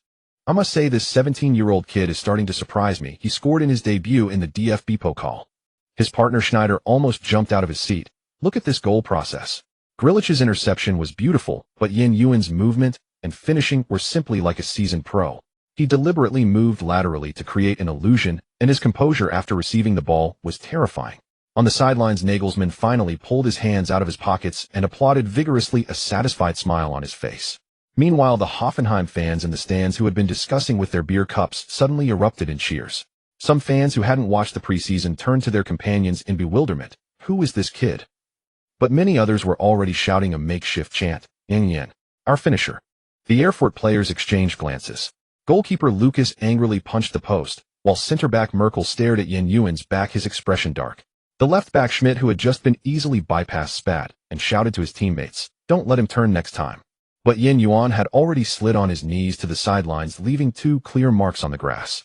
As he got up, Gnabry jumped onto his back laughing, and nearly piled on top of them. Hoffenheim's offensive momentum did not stop. In the 31st minute, on the left flank, Bosch and Gnabry executed a textbook-style overlapping combination. Bosch pretended to go to the byline, suddenly cut back to pass to the overlapping Gnabry, while he himself slipped into the penalty area to draw the defender. Gnabry did not seek personal glory, sending a low cross to attacking midfielder Ox near the penalty spot. At this point, Erfurt's center-back Merkel had been drawn out of position by Ox's movement, completely missing the late run from Yuan. Ox's pass wasn't particularly precise, but fortunately Erfurt was slow to react, successfully sending the ball to the right flank. Yuan had already come forward to receive it, and before receiving the ball, he made a slight pause, deliberately letting the ball roll an extra half-step. This change in rhythm caused the chasing Schmidt to miss completely. Then he deftly pushed the ball with the inside of his right foot, sending it skimming into the far corner. Another one. Yuan completes a brace. Wei Boss' voice was on the verge of cracking. "I cannot believe my eyes. This youngster has ripped through Erfurt's defense twice within 25 minutes. His off-the-ball movement is so clever, it's as if he has eyes at the back of his head." Thanks to Yuan's recent habit of poring over match footage, his game reading has improved far beyond what it was when he first joined Hoffenheim. Schernade frantically flipped through his notes. "We must double-check. Is this really his first professional match?" His predatory instinct in the penalty area seems utterly innate. The broadcast cut to Nagelsmann at the touchline. The young coach strode to the sideline and gave a thumbs-up. All the Hoffenheim substitutes leapt to their feet. Some playfully mimicked Yuan's sliding knee celebration from his first goal. The roar from the stands swelled. A few young Hoffenheim fans in blue and white scarves frantically waved homemade placards scrawled with Yuan no. 17-inch. The child who had taken a photo with Yuan before was there too, clutching a sign bearing his number and shouting at the top of his lungs, "Yen, you're brilliant." On the other side, Erfurt's players were utterly stunned. Midfield anchor Menzi spread his hands in dismay and yelled at the backline, "Mark your men. Do you have no eyes? How do you keep letting him go?" The most embarrassed was the fullback Shermide, who had been unsettled by Yuan's feint and now leaned on his knee, panting heavily. He wanted to resort to petty fouls, but the kid would not give him the chance, partly because Yuan's speed was relentless and partly because his positioning was impeccable. Coach Hugo Fuhrmann at the touchline was ashen-faced, repeatedly gesturing for tighter pressing, on the verge of swearing. After the second goal, Yuan sprinted toward the away stand and opened his arms to embrace the fans' cheers. His dark hair was matted to his forehead with sweat, yet his eyes shone astonishingly. Gnabry leapt from behind to hug him, shouting in his ear, "Kid, you're definitely going to make the front page tonight." Even the usually composed Captain Fugit ran over and gave his back a hearty pat. "Keep it up, kid. Don't hold back your play." For the remainder of the first half, Hoffenheim maintained control. Yuan grew ever more composed. In the 38th minute, he cut inside on the right twice and delivered a cross, but Watt's header drifted just wide. In stoppage time, he dropped back to help intercept in midfield, and after winning the ball, he lofted a precise long pass to Gnabry, drawing another exclamation from the commentary box. When the referee blew for halftime, the score stood at 20. As Yuan made his way toward the players' tunnel, Erfurt's players could not help but steal a few extra glances at him. Center-back Moker even leaned in and whispered, "Your name is Yen, right? Have you truly never played a professional match before?" Yuan only smiled, shook his head, and offered no answer. Before the second half began, a relaxed atmosphere filled the Hoffenheim locker room. Nagelsmann stood in front of the tactical board, a rare smile gracing his lips. "Yuan will be straightforward," he called out directly. "The 2 goals in the first half exceeded my expectations." He continued, "But don't think that's enough. In the second half, I want you to keep tormenting their left side." "Don't worry, coach, that's my profession," Yuan replied, nodding with beads of sweat still glistening on his. Captain Voigt also approached and firmly squeezed his shoulder, saying, "Kid, you made those guys look like amateurs." Laughter erupted in the locker room. Gnabry pretended to be dissatisfied, exclaiming, "Hey, have you all forgotten about me? I set him up for 1 goal in the first half." Nagelsmann tapped the tactical board and the atmosphere instantly turned serious. Listen up guys, we're changing formations in the second half. He drew an asymmetric 343 on the board. Defender Akpaguma will tuck in and the right side will be solely entrusted to Yuan. Gnabry and Bosch will create a numerical advantage on the left to draw their defensive focus. The referee's knock interrupted the tactical briefing. As the players rose to head towards the tunnel, Yuan felt someone tugging at his jersey. Turning around, he saw Oaks. "Hey Yin," Oaks whispered. "Their left back has already received a yellow card. Who put in some extra effort?" "Of course Oaks, let's work hard together." Yuan fist-bumped Oaks. As the whistle blew for the second half, Hoffenheim's formation change immediately showed its effect. In the 48th minute, Grilic won a corner on the right side. The players from Erfurt were on high alert, forming an impenetrable wall. But Oaks suddenly started from the edge of the penalty area, pretending to receive a short pass. This feigned run instantly disrupted the defensive formation. Grilic keenly seized this opening, executing a low and fast corner kick that found Voigt lurking at the edge of the box. "What a beautiful combination," commentator Weber exclaimed. "Hoffenheim's set-piece design is exquisite." This is the same corner tactic they used to defeat Bayern at home last season. Voigt did not seek personal glory, returning the ball with a back pass to Polanski at the top of the arc. Polanski's ground shot was parried by the goalkeeper, but striker Uth appeared like a ghost in the small box, easily scoring on the rebound. The players from Erfurt were clearly flustered.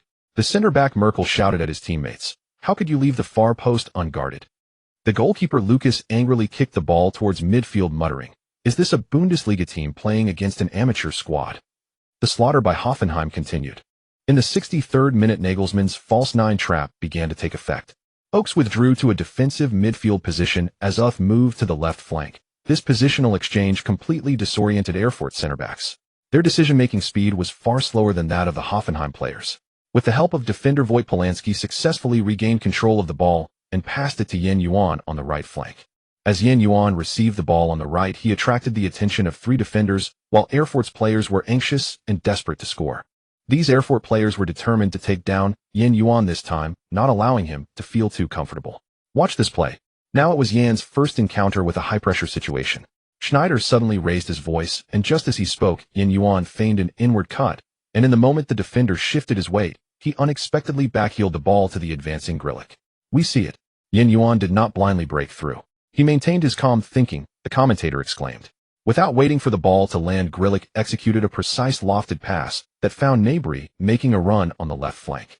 Gnabry took a short run-up and leaped off 1 foot, soaring high into the air, his thigh propelling his lower leg as he struck the ball powerfully towards the goal. A volley. Goal. 40. Weber nearly lost his voice. This combination is seamless. From Yuan's back heel to Grilic's long pass, and then to Gnabry's finish, perfect. After scoring, Gnabry immediately sought out Yuan to celebrate, both giving each other a goal and an assist. On the sidelines, Nagelsmann celebrated with a fist pump. He hadn't expected the first match of the DFB Pokal to go so smoothly, nor had he anticipated Yuan and his teammates to gel so well. What he thought was an impressive performance in a friendly match was overshadowed by an even more outstanding display in the DFB Pokal. Meanwhile, Erfurt's head coach Hoffmann sat slumped on the bench, his face a deep shade of iron. On the field, Erfurt's right back Schmidt yelled at his teammates, "How many times have I said not to fall for his feints?" Midfielder Menz could no longer hold back and retorted, "Then you confront him. He's not just an ordinary player. Stop treating him like a child." Fortunately, the urgent state of the match prevented a major internal conflict from escalating on the Erfurt side. In the 78th minute, after signaling, Nagelsmann devised another strategy. Nordtveit moved to a defensive midfield position, forming a double pivot with Polanski. This time, Nordtveit's long pass found Yuan on the right, facing two defenders. Yuan feigned a cross, and at the moment the defenders extended their legs to block, he suddenly cut the ball and drove into the penalty area. Here it comes again. Yuan's signature feint. Weber's voice trembled. "Let's see how he chooses this." Yuan still did not seek personal glory. He faked a shot and delivered a pass back to Oaks at the top of the arc. The latter's attempt was valiantly saved by the goalkeeper, but Yuan seemed to have foreseen everything, quickly darting in front of the goal. He executed a header that struck the crossbar, then reacted swiftly to poke the rebound into the net. This goal left Yuan somewhat awkward, but in the end it did count. Hat trick. The 17-year-old prodigy has scored a hat trick in his professional debut. This is undoubtedly one of the most stunning debuts in the history of the DFB Pokal. Schneider couldn't help but marvel at Yuan. The players from Erfurt were utterly crushed. Midfielders all slumped on the grass, saying to his teammates, "How the hell do we defend against this? He can predict our movements every time. Such a goal is impossible to stop." Goalkeeper Lucas couldn't even be bothered to retrieve the ball, simply throwing his hands up at the defensive line. Why aren't you marking him closely? Can't we have more people marking him closely? They wanted to, but Yuan's teammates didn't give them a chance. If they positioned themselves wisely, they could escape the trap of crowd tactics. As the match entered its final stages, Hoffenheim intentionally slowed the pace to lure their opponents forward. In the 89th minute, goalkeeper Baumann launched a quick attack with a throw, and Akpoguma delivered a diagonal pass near the midfield.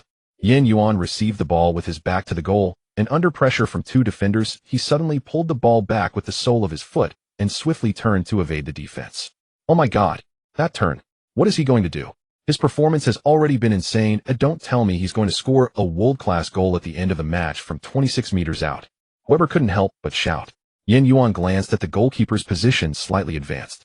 Without any hesitation, he unleashed a powerful falling leaf strike, with the outside of his right foot, the kind of shot that had a distinct Cavani style.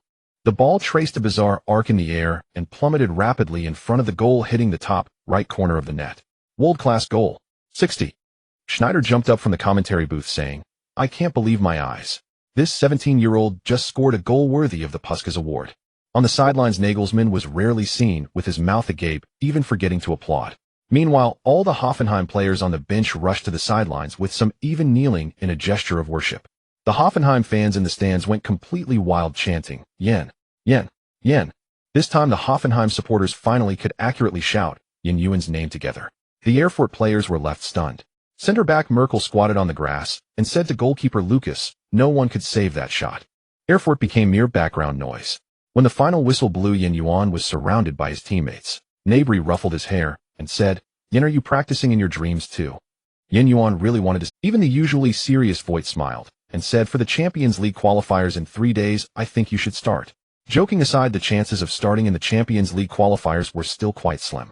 Nagelsmann was the last to approach. He didn't say much, just gave Yuan's neck a firm squeeze, a playful gesture that spoke volumes. After tonight, all the fans would know that a 17-year-old Asian prodigy had officially announced his arrival on the stage of the DFB Pokal. The locker room after the match still echoed with teammates' laughter and the popping of champagne. Gnabry somehow produced a bottle of mineral water, and while Yuan was unaware, drenched him from behind, provoking a round of boisterous amusement. "Welcome to professional football, kid." Fu Gute laughed, slapping his back. "4 goals on your debut. Are you trying to steal our livelihoods?" Yuan wiped the water from his face, a smile involuntarily tugging at the corner of his mouth. He glanced down at his phone. The screen was cluttered with unread messages from Ba Li Qing Yan Dui teammates, childhood friends, and even a few companions he had met playing pickup in England. He was about to reply when Kolama Lichi looped an arm around his shoulder. "Yen, don't rush to look at your phone. Tonight you are the protagonist," Kolama Lichi said as he handed him a sports drink. "Let this drink stand in for wine. Hey, race to our rising superstar." The celebration in the locker room lasted nearly an hour, only ending when the fitness coach reminded everyone it was time to rest. The August night still held a trace of summer warmth. A breeze stirred his sweat-damp hair and brought a little. He took a deep breath. The adrenaline that had surged on the pitch still lingered in his veins, and his steps felt light, as if he were treading on clouds. No sooner had he pushed open the dorm door than his phone rang. Seeing Dad on the screen warmed his heart. "Son." His father's booming voice came through the television in the background, replaying commentary. "4 goals. 4 goals. My son scored 4 in his Dugwa Cup debut." Yan's father trembled with excitement. "Did you see the replay of that worldie?" Yuan wedged the phone between his ear and shoulder as he pulled on his slippers, laughing. "Dad, calm down, you're making my ears hurt." "Calm? How can I calm down?" His father paced on the other end. The click of his shoes on the floor was audible. "Do you know how many people messaged me today? My German client who loves football phoned me directly. Asked me if you'd consider joining Bayern in the future." Yen burst into laughter, dropping his sports bag onto a chair. "That depends on whether Bayern wants me, haha." His father grew suddenly serious. "Listen, that first run, that composed tap for the second, and that assist. Those are not luck." His father added with a note of pride. "After so many years in foreign trade, I know how to read people. Keep playing like this, and becoming a star is only a matter of time. If I were your agent, my face would shine." Yuan walked to the window and stared at the distant training lights. His father's words brought a warm swell to his chest, but with it came a subtle pressure. "Dad, you don't score 4 in every game. Today was a bit beyond my usual level." There was a pause, then his father's hearty laugh burst out. Of course. I'm not that senile yet." His father's voice suddenly lowered. "But do you know what makes me most proud? It's not the 4 goals. It's the choices you make each time you have the ball. That heel flick, the way you shift your rhythm on a dribble, Those aren't guesses. Yuan felt his eyes grow warm.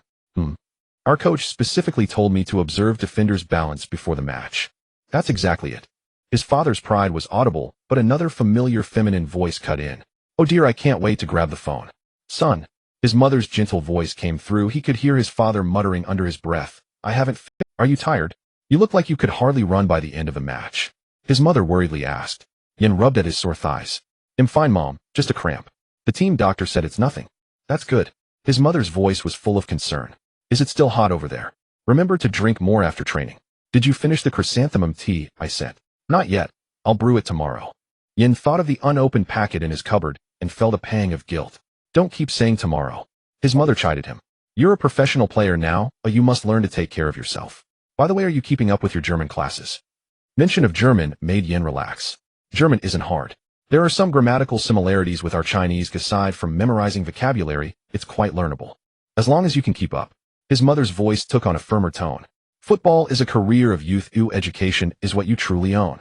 I don't oppose your playing, but never let your studies fall behind, understand? I know, Mom. Yuan answered obediently. The familiar admonishment made him strangely comforted. His mother's voice softened again. And if training leaves you exhausted, tell the coach. Don't force yourself. I saw you get knocked around a few times today.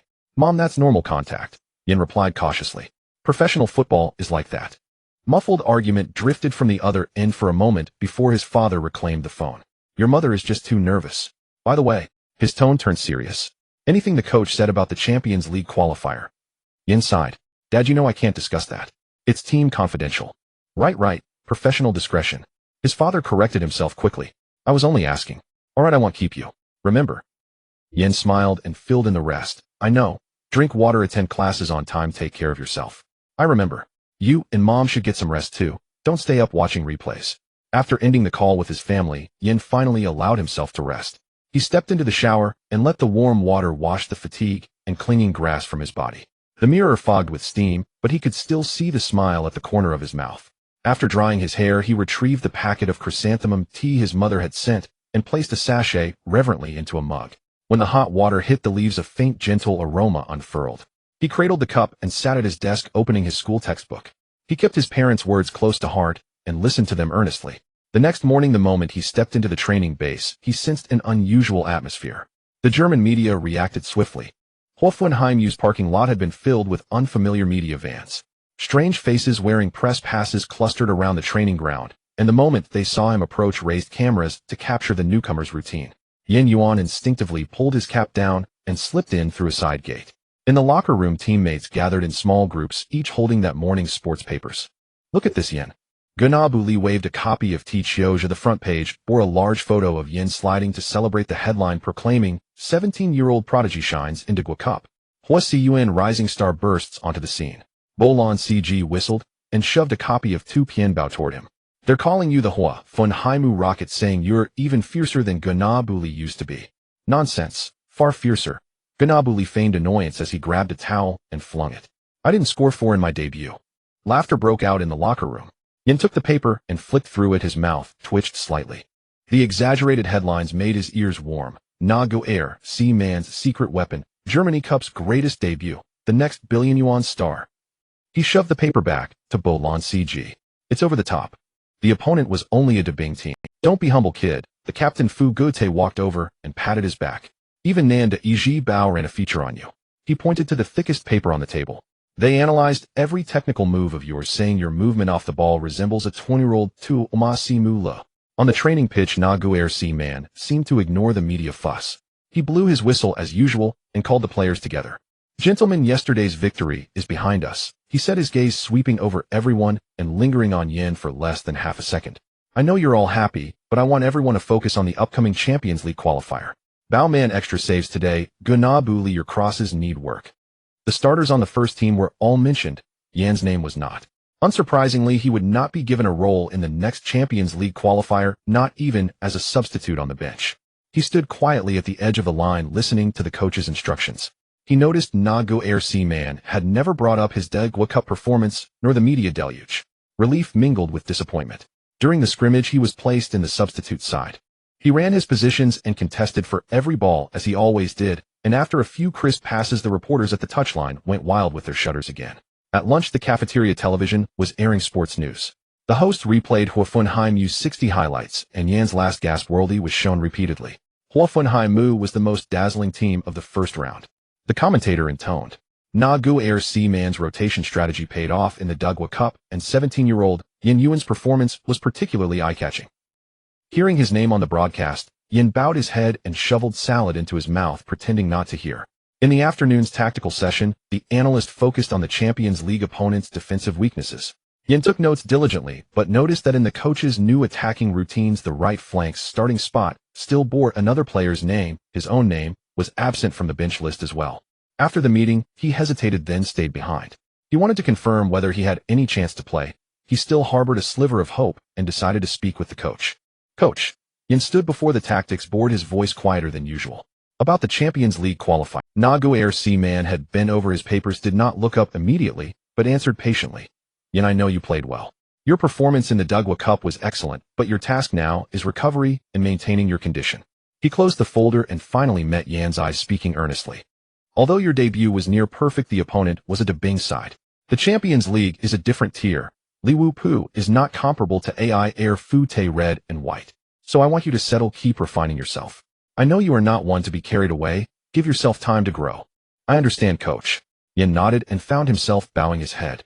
Man knew Yuan to be a young man who would listen, and when he saw him looking downcast, he changed his tone. But I must say you are one of the finest young talents I have encountered in all my years coaching. I believe this season you will make a name for yourself in the Bundesliga. You will become a regular for this team, just not yet. When he stepped out of the meeting room, his phone had accumulated dozens more unread messages. He skimmed them, mostly friends forwarding media pieces and a few congratulatory notes from teammates. He replied uniformly, "Thanks, I'll keep working hard," then switched off notifications for his social apps. After the evening extra session, he was the last to leave the training ground. The day had been meant for recovery, but he couldn't resist adding an extra passing drill for himself. A dull melancholy tugged at him.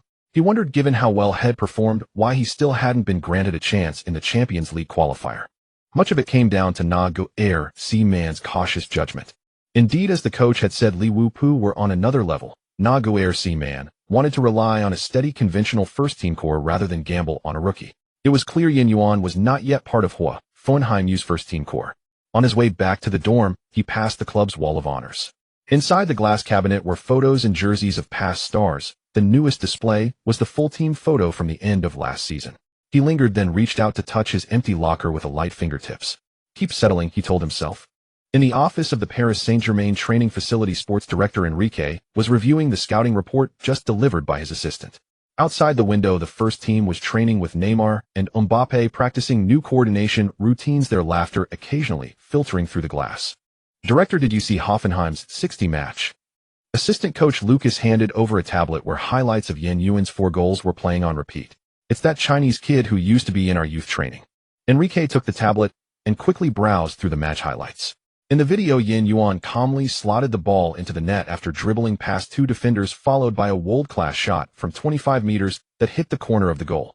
Enrique's expression gradually shifted from indifferent to serious, but he soon returned to a state of calm. It's just a cup match, he said, returning the tablet to Luis. The opponents are just a third-tier team, and their defensive intensity is not comparable to League One. He took a sip of coffee, not too concerned about the news.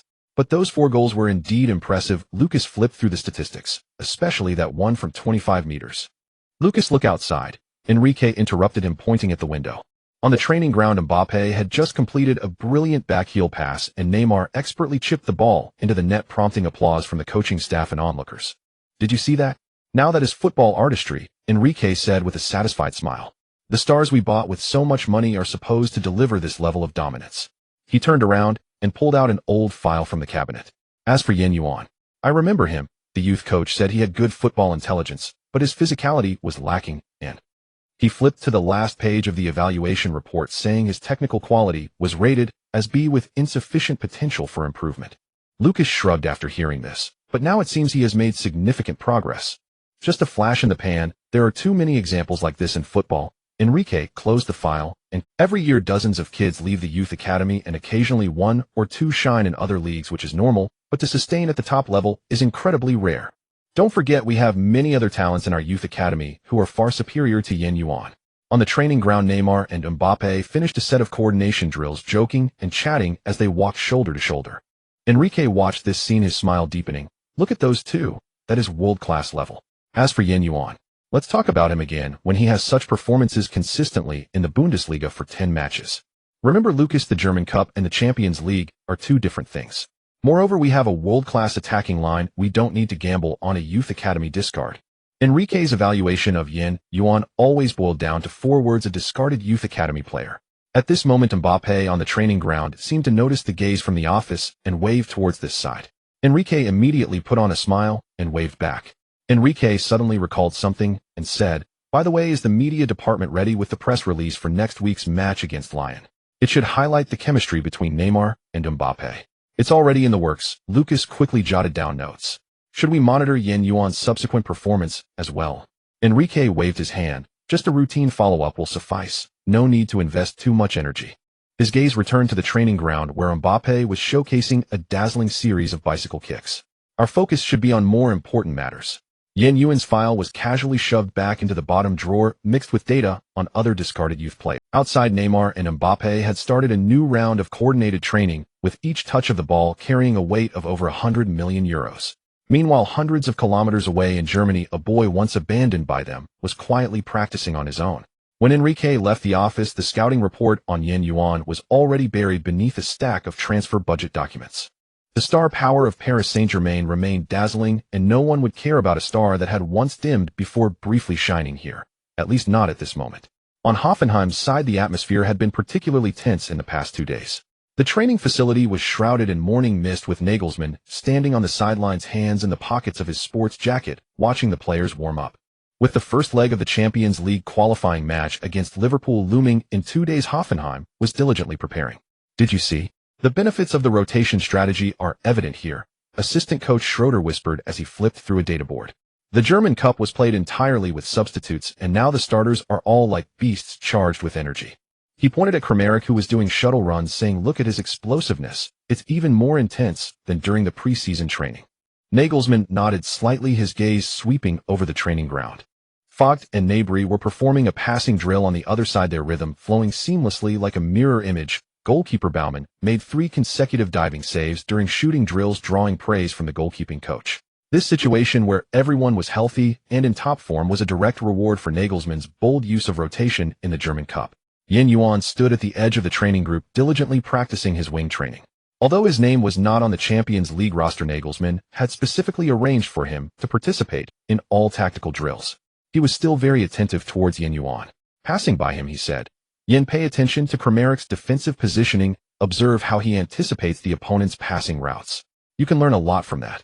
"Understood, coach." Yuan nodded quietly, wiping the sweat from his brow.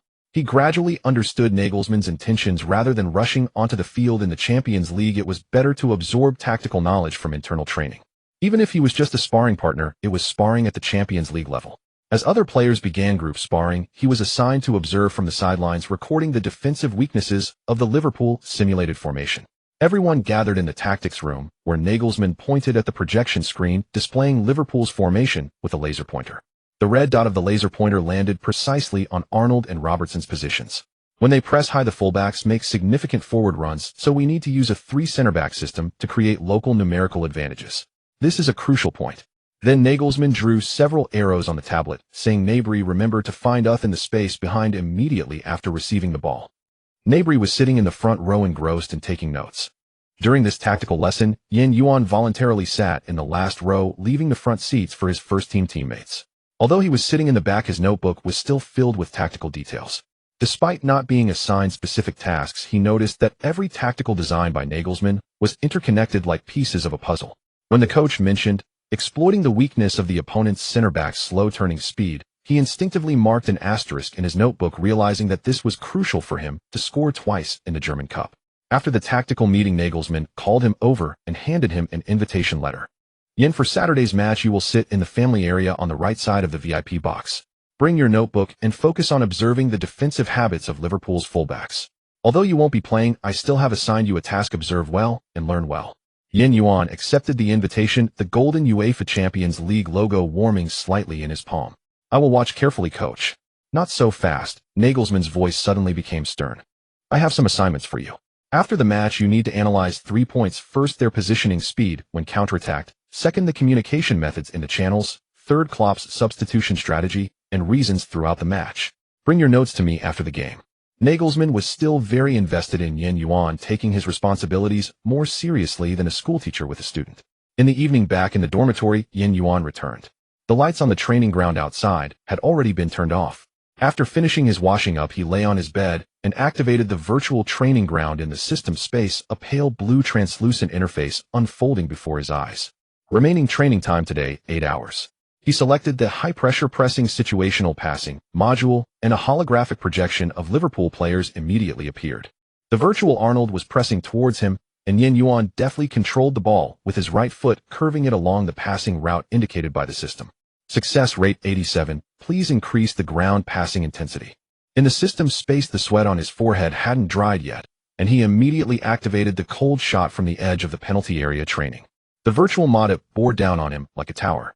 Yuan suddenly changed direction and passed, unleashing a dipping shot from the optimal shooting spot marked by the system.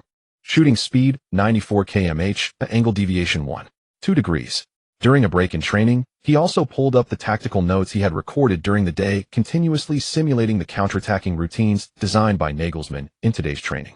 When the virtual Nabri ran according to the tactical board, Yuan suddenly realized that if he took half a step more before passing, he could better exploit the blind spots of the opponent's center backs. New tactical understanding detected, automatically saved. Training time flew by, and around 6 in the morning the system prompted, "Today's training time has been exhausted." After exiting the space, Yuan got up from his bed, stretching comfortably. The training in the system only consumed mental strength without affecting his physical body in reality, but the 8th-hour limit always left him wanting more. As he lay in bed, he felt as if the shadows of the virtual training ground still lingered in his mind. The night was not wasted. Nagelsmann's complete tactical plan against Liverpool had been thoroughly understood by him, and he had also gained new insights into Liverpool's common routines. Upon waking, he felt energized. On the Champions League night 2 days later, he would sit in that stadium for the first time as a professional player and a spectator. Although he couldn't step onto the green pitch personally, Yuan understood that the ticket Nagelsmann had given him was never an ordinary one, but rather a key to unlock a higher level of football understanding. He could feel the coach's trust in him, and he hoped to repay that trust with his outstanding performance. On the morning of the match, Hoffenheim's bus slowly entered the dedicated lane of the Rhein-Neckar Arena. Yuan followed his teammates off the bus, causing the security personnel to pause momentarily. He saw the young man wearing a training jacket whose attire resembled neither a player nor a staff member. "Sir, your identification." The security stopped him. Voigt came up from behind and put his arm around Yuan's shoulder. "Hey, this is our team's special observer, the coach's prized apprentice." He winked at the security. "You remember him, right? The one who scored 4 goals in the DFB Pokal." The security, suddenly enlightened, smiled and let them pass. "Of course. Go for it, kid." Yuan's 4-goal performance was showcased at the Erfurt home ground, so the Hoffenheim security wasn't very familiar with him yet. However, after the reminder, they still recalled him. Upon entering the locker room while his teammates were busy changing gear, Yuan quietly took out a pen and a notebook from his locker. Nabri tossed a pack of chewing gum at Yuan. "Hey, superstar, if you have time today, remember to note down the defensive habits of Liverpool's 19-year-old star Arnold. Get lost, the coach wants me to focus on Robertson. You can handle Arnold yourself." Yuan chuckled, stuffing the gum into his pocket. Who was wrapping his bandages, looked up upon hearing this. "You better watch closely, that guy's counterattack speed is like he has an engine installed, though you're not slow either." "Absolutely ill, observe closely," Yuan assured. The locker room fell silent when Nagelsmann walked. The coach's gaze swept across the team, lingering for half a second on Yuan before walking over to him. "Kid, the observation seat is ready. It's on the right side of the VIP stand. Remember to take this for a clearer view." An assistant coach handed him a pair of professional tactical binoculars. As Yuan received them, Kramaric whistled teasingly. "Whoa, VIP treatment. You can zip it now, Kramaric." Nagelsmann stopped his teasing and then spoke to Yuan. "I want you to record the changes in Liverpool's defensive positioning every 15 minutes. Remember, you are not an ordinary spectator, nor an ordinary player." Nagelsmann then adjusted Yuan's collar. "Watch well, learn well, kid." "I understand, coach, I really do." Yuan nodded seriously. Upon leaving the locker room and reaching the stands, he was recognized by the commentator at a glance. "Look who it is. In the first round of the DFB Pokal, Hoffenheim's superstar Yuan." However, he wasn't wearing his jersey today. Instead, he found his seat in the stands, indicating that Nagelsmann had assigned him a special task tonight. A very clever decision. Rather than throwing the kid into the game hastily, it's better to let him digest this high-level match with a tactical perspective. Moreover, Hoffenheim's squad is in great shape tonight. Nagelsmann's rotation strategy has succeeded. As Yuan found his seat, the surrounding fans immediately stirred. A little boy wearing a Hoffenheim scarf timidly tugged at his sleeve. You were the one who scored 4 goals in the DFB Pokal, right? Yes, it's me, little friend, just call me Yen. Let's cheer for the team together today. Yen. It's really you. An excited middle-aged man in the back pulled out his phone. Can we take a photo? I've been following you since the friendlies. Of course, sir. After taking the photo, an elderly fan beside him suddenly handed over a pack of chocolate. Kid, have some candy. I've watched football for 30 years, and that long-range shot of yours was the best debut goal I've ever seen. Trust me, you'll become a star. Thank you, sir. Yuan smiled as he took the candy. But I'm here to be a student today. He waved the notebook. The old man nodded knowingly. Coach Nagelsmann never misjudges talent. Having you sit here instead of on the field has deeper significance. As match time drew near, the stadium lights suddenly illuminated fully, and the players from both teams began to enter the field. Yuan adjusted the focus of his binoculars and pre-drew Liverpool's 4-3-3 formation on his notebook. His position faced Liverpool's left flank defensively, allowing him to see every move of Robertson clearly. It's about to start, he whispered to himself, unconsciously rubbing the edge of his notebook with his fingers. He recalled Nagelsmann's last reminder before the match. Remember, observe their first reaction when counterattacked. The stands erupted with deafening cheers as the players lined up, but Yuan's focus was entirely locked on the figure in the red number 26 jersey. Liverpool's left-back Robertson. For Yuan, tonight was not just a night as an ordinary spectator, it was another form of invisible training. As the whistle for the start of the match just sounded, the commentator's voice echoed through the stadium speakers. Ladies and gentlemen, this first leg of the Champions League qualifying match is about to begin. Liverpool is missing 3 players, Coutinho, Lalana, and Sturridge, while Hoffenheim has all players healthy and in good form. The outcome of this match may surprise many. Indeed, Hoffenheim's defensive counterattacks are quite sharp under Nagelsmann's guidance. But the young players from Liverpool should not be underestimated. A look at their lineup. The 19-year-old star Arnold is starting today as right back. Yuan adjusted the focus of his tactical binoculars, laying the notebook on his lap. His position faced Liverpool's defensive line, allowing him to see the center-back pairing of Lovren and Klavan clearly. In less than 3 minutes into the match, he noticed a detail. Whenever Hoffenheim advanced with the ball, Liverpool's fullbacks Arnold and Robertson quickly tucked in, forming a 3 center-back positioning with the center-backs. Meanwhile, the 2 wingers Main and Sulla dropped very deep, almost forming a 5 midfielder setup. Yuan watched while quickly jotting down notes in his notebook. Their defensive positioning speed is too fast. During the lateral defense, Arnold and Klavan communicate seamlessly. He was as focused on taking notes as Nagelsmann's assistant coach. In the 12th minute, Gnabry executed a beautiful change of direction to break through on the left, directly getting past Lovren. The latter, in a moment of desperation, stretched out his leg and tripped Gnabry, with the referee unhesitatingly pointing to the penalty spot. The commentator's voice suddenly rose. Penalty. Hoffenheim has a fantastic opportunity. Lovren's foul was too obvious. Gnabry completely got past him. The Hoffenheim fans in the stands erupted, and Yuan couldn't help but stand up. However, when he saw Kramaric walking toward the penalty spot with the ball, he suddenly felt a tightness in his chest. Although Kramaric was the team's primary penalty taker, he hadn't practiced penalties much recently. Kramaric took a run-up and shot. Liverpool's goalkeeper Mignolet judged the direction correctly, making a side dive to deflect the ball. He saved it. Mignolet has rescued Liverpool. Kramaric's penalty was of poor quality, lacking a tricky angle, the commentator exclaimed. On the sidelines, Nagelsmann kicked a water bottle in frustration, his face turning pale. After the penalty, Liverpool quickly began organizing a counterattack. Yuan had never seen the coach in such a volatile state. Quickly jotting down in his notebook, after our penalty was saved, Liverpool's defense immediately pushed up 10 meters, maintaining a high-pressure strategy, beginning to focus on attacking the flanks. Hoffenheim's players were clearly affected by the penalty miss. In the following match, passing errors increased. Even the usually calm Captain Voigt made a few mistakes. Yuan bit the pen cap, watching his teammates grow increasingly anxious on the field, while he felt helpless, his heart heavy. In the 35th minute, Hoffenheim committed a foul 30 meters out, giving Liverpool a free kick. No one expected that the 19-year-old Arnold stepped up to take the kick. The commentator spoke with surprise. Oh, the young Arnold is taking the free kick. This kid does have a record of direct goals in the youth team. Yuan once again observed carefully through the binoculars. Arnold's positioning was quite unique. He took 2 extra steps back compared to regular players, and his run-up path was also angled, indicating that he had his own routine. The whistle blew. Arnold began his run-up, and with his right foot he struck a peculiar curling shot with the outside of his foot. The ball soared over the wall and rapidly descended, hitting the top right corner of the net. Baumann dove fully, his fingertips barely grazing the ball, but he couldn't prevent it from hitting the net. Goal. Arnold, the 19-year-old defender, scores his first professional goal. What a spectacular free kick. Liverpool takes the lead away. The commentator almost broke his voice. Klopp jumped up like a child on the sidelines, rushing to embrace every assistant coach, then performed a triumphant fist pump towards the stands. Nagelsmann wore a sullen expression as he called Kramaric to the sidelines for a lecture. Yuan noticed Voigt angrily pounding the pitch after conceding, while Gnabry stood with his hands on his hips, breathing heavily. The entire Hoffenheim defense appeared shaky, and the home fans in the stands fell silent, with only the traveling Liverpool supporters singing "You'll Never Walk Alone."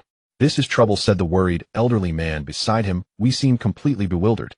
Yuan forced himself to calm down, quickly jotting down in his notebook Liverpool's free kick strategy, with Arnold taking the shot, Henderson and Matip lurking behind the wall, possibly preparing for a rebound. Our goalkeeper Baumann is positioned slightly to the left, leaving a blind spot on the right upper corner. During the remaining time of the first half, Hoffenheim's players clearly lost their composure. Uth received a yellow card during a challenge, while Gnabry was cautioned for complaining to the referee. Nagelsmann continued to roar from the sidelines, but to little effect. When the referee blew the whistle for halftime, the score was set at 0-1. Hoffenheim's players walked towards the locker room with their heads down, while Liverpool's players were laughing and celebrating, with Arnold being congratulated by his teammates. As the first half ended, Yuan closed his notebook, realizing his palms were drenched in sweat. It turned out that watching the game was no less exhausting than playing, especially for someone like him, who was rather professional in observing. The key points he recorded had filled 3 pages. Characteristics of Liverpool's defense: 1. The fullbacks close and quickly forming a 3 center-back structure. 2.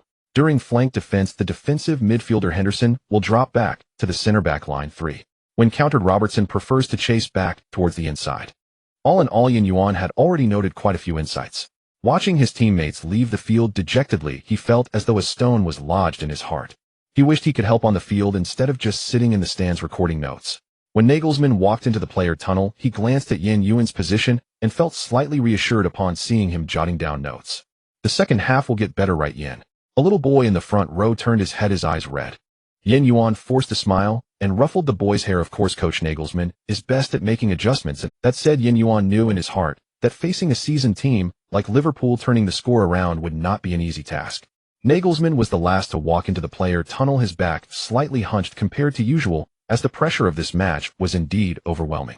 The whistle for halftime sounded, yet Yuan remained seated in the stands, unmoving. Surrounding fans rose to buy beer or visit the restroom, while he focused intently, quickly sketching on the tactical board. In the first half, he gained substantial insights from the match. Liverpool's left side defense was indeed as Nagelsmann had anticipated. Robertson's forward runs were extensive, but he had a fatal habit. During his retreats, he would subconsciously cover the inside line, leaving the outside corridor open. Yuan highlighted this point in his notes. The big screen in the stadium was replaying key moments from the first half. When Yuan looked up, he caught a glimpse of Baumann's remarkable save against Sulla's Union. On the sidelines, Nagelsmann was calling Kramaric and Gnabry to the side, his finger incessantly tapping at the heat map on his tablet. Meanwhile, Klopp was encouraging Arnold, loudly wrapping an arm around his shoulder. The young Arnold was visibly excited, his back drenched in sweat. After the halftime break, just 2 minutes into the second half, Liverpool nearly extended their lead.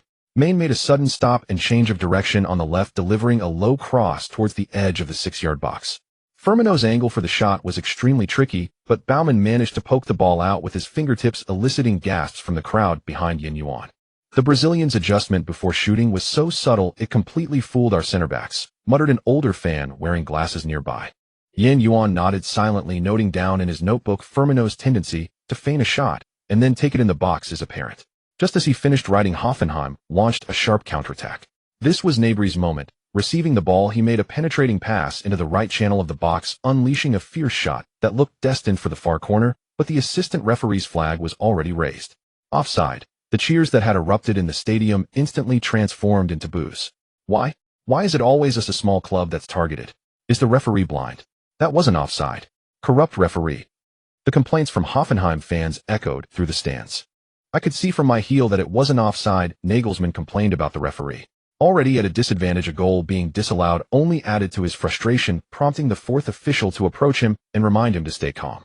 Meanwhile, Klopp took the opportunity to call Arnold over to the sidelines, and quickly relayed some tactical instruction. 3 minutes later, the young English star found Main with a precise cross, but unfortunately the latter's volley was once again thwarted by Baumann. The commentator remarked, "Liverpool's right-side attack operates like it has a GPS. Young Arnold has delivered 5 key crosses tonight. He is absolutely crucial." Yuan followed Robertson's movement through his binoculars. When Milner received the ball on the left, the Scottish fullback did not charge forward blindly as he had in the first half. Instead, he maintained a sensible distance within the 3 center-back formation. Yuan immediately realized that Klopp must have adjusted the defensive strategy during halftime. In the 66th minute, Hoffenheim missed another golden opportunity. After breaking through on the left, Kramaric delivered a cross, and Gnabry found himself with an excellent chance near the penalty spot, but his shot soared over the crossbar. Upon seeing this, Nagelsmann slammed the water bottle he was holding onto the ground, splashing water that startled the players on the bench into evasive action. 4 minutes later, Sulla gained a half breakthrough opportunity at the right side of the box, but Baumann made another incredible save. Yet Yuan noted that this shot stemmed from Nordtveit's error in pressing. His reckless departure from his defensive zone created a massive gap in the center-back line. This mistake quickly led to catastrophe. In the 74th minute, Milner sent in a cross from the left, and Nordtveit inadvertently deflected the ball into his own net while trying to clear it. A fatal textbook own goal. The stadium plunged into silence, with only the Liverpool fans in the away section celebrating wildly. In such a high-pressure match, a catastrophic mistake occurred. "Nordtveit's performance tonight has been nothing short of a nightmare," the commentator exclaimed. Of course, drawing Liverpool was already a daunting challenge. Nagelsmann's face darkened at the sidelines. As Nordtveit walked past the coaching area with his head down, the young coach grabbed his arm and nearly shouted, "Tell me, Nordtveit, what the hell were you thinking? Do you need to handle that cross with your outside foot?" Nordtveit kept his head down, unable to retort, while Fogg spoke comforting words and pulled him back onto the field. Yuan had never seen Nagelsmann lose his composure like this. What worried him even more was that the Hoffenheim fans in the stands began to emit scattered boos. The older fan who had enthusiastically taken a picture with him during halftime was now dejectedly covering his face. Although Uth pulled one back in the 87th minute, it was too late. In stoppage time, Hoffenheim's frantic attacks did not manage to alter the scoreline. As the final whistle blew, Liverpool's players celebrated by high-fiving each other, while Hoffenheim's players either slumped on the grass reluctant to rise or stood with hands on hips facing the criticism from fans. Yuan closed his filled notebook, feeling as heavy as if he had participated in the match himself. His notes were professional and detailed, covering everything from the timing of Liverpool's overlapping assists to Sulla's usual footwork when cutting inside, as well as the defensive positioning flaws in the red set pieces. Yet at this moment, the loss cast a shadow over all these analyses. As he left, the murmurs of surrounding fans filled his ears. Nordtveit's own goal was just amateurish. "I could have done better. Gnabry wasted at least 3 golden opportunities today. The goalkeeper was our only highlight tonight." The post-match corridor was filled with discussions, and Yuan descended from the stands, joined his team, and greeted each of them with a high-five, coincidentally encountering the downcast Nordtveit. The center-back, who had made a grave mistake, had red-rimmed eyes and managed a forced smile when he saw Yuan. "And I hope you didn't note too many of my mistakes in your notes."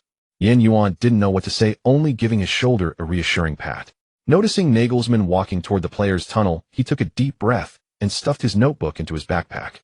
The second leg at Anfield would be a tougher battle, and he had to extract every possible lesson from this defeat. The post-match press conference was packed with reporters' flashes going off continuously. Nagelsmann sat alone at the long table, his expression still sullen, yet he was regaining his composure. In front of him was a bottle of mineral water, his fingertips lightly tapping the table as he awaited the first question. "Coach Nagelsmann, what do you think was the key reason for tonight's loss?" The reporter from Kicker was the first to ask. Nagelsmann took a deep breath, his voice low but clear. "The responsibility lies with me. Our tactical setup was flawed, especially in defending against Liverpool's crosses from the wings. Nordtveit's own goal was merely a consequence. The real issue was that we failed to adjust in time during the match." "What is your assessment of Nordtveit's performance?"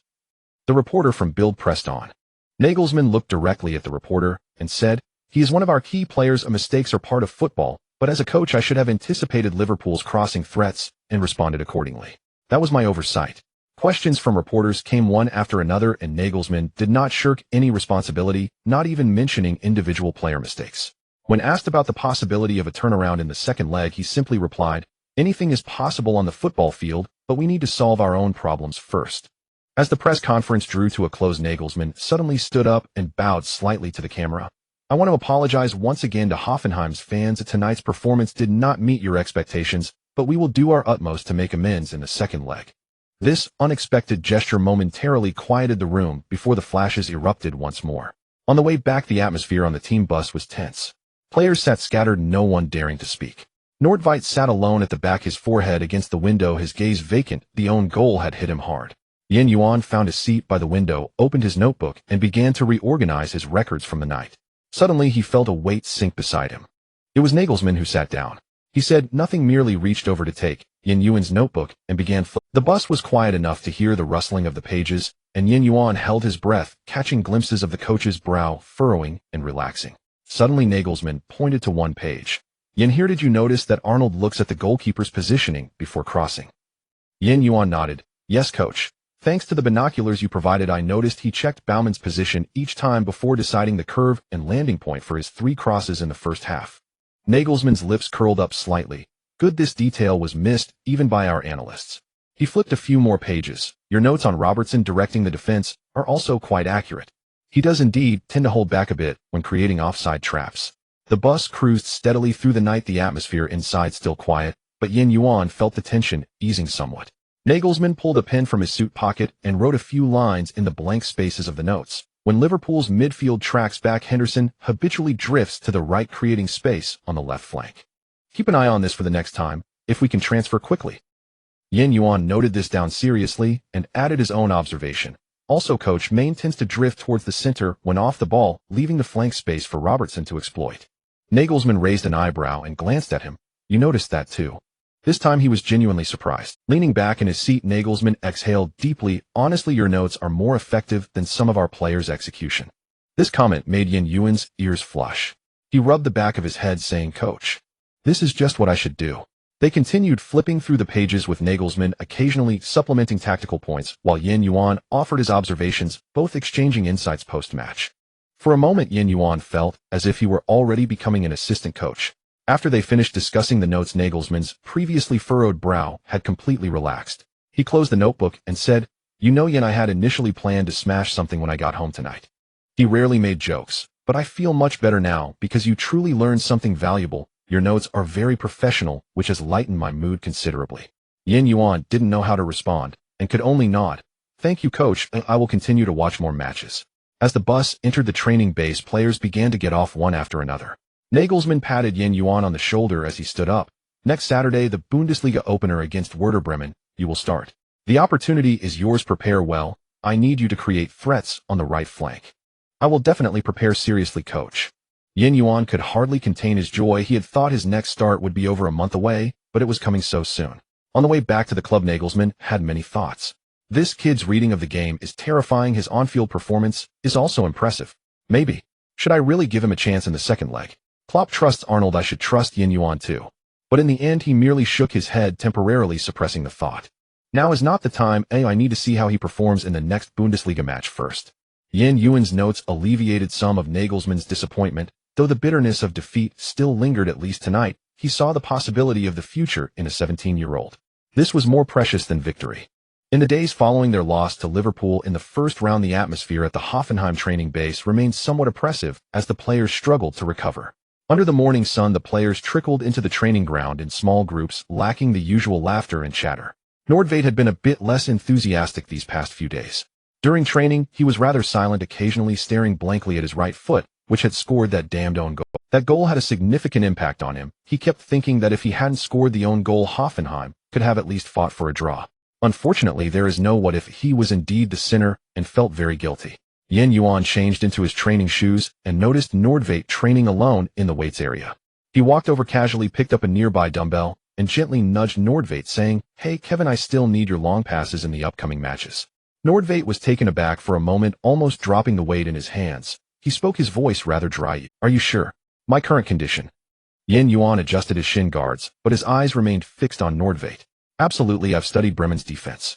Their left back is decent, but I trust your long passes as long as you can find me. I can bypass him without him noticing. Yuan continued to be considerate, comforting Nordveit in his own way as the team's warm baby. Sometimes the best way to comfort a teammate isn't to directly console them or tell them not to be sad, but instead to say, I still need your help. The team can't do without you. This lets the person being comforted know they still have value, which is the trick to consolation. Nordveit stared at Yuan for a few seconds, then suddenly burst out laughing. You little rascal. When did you learn to be a psychologist?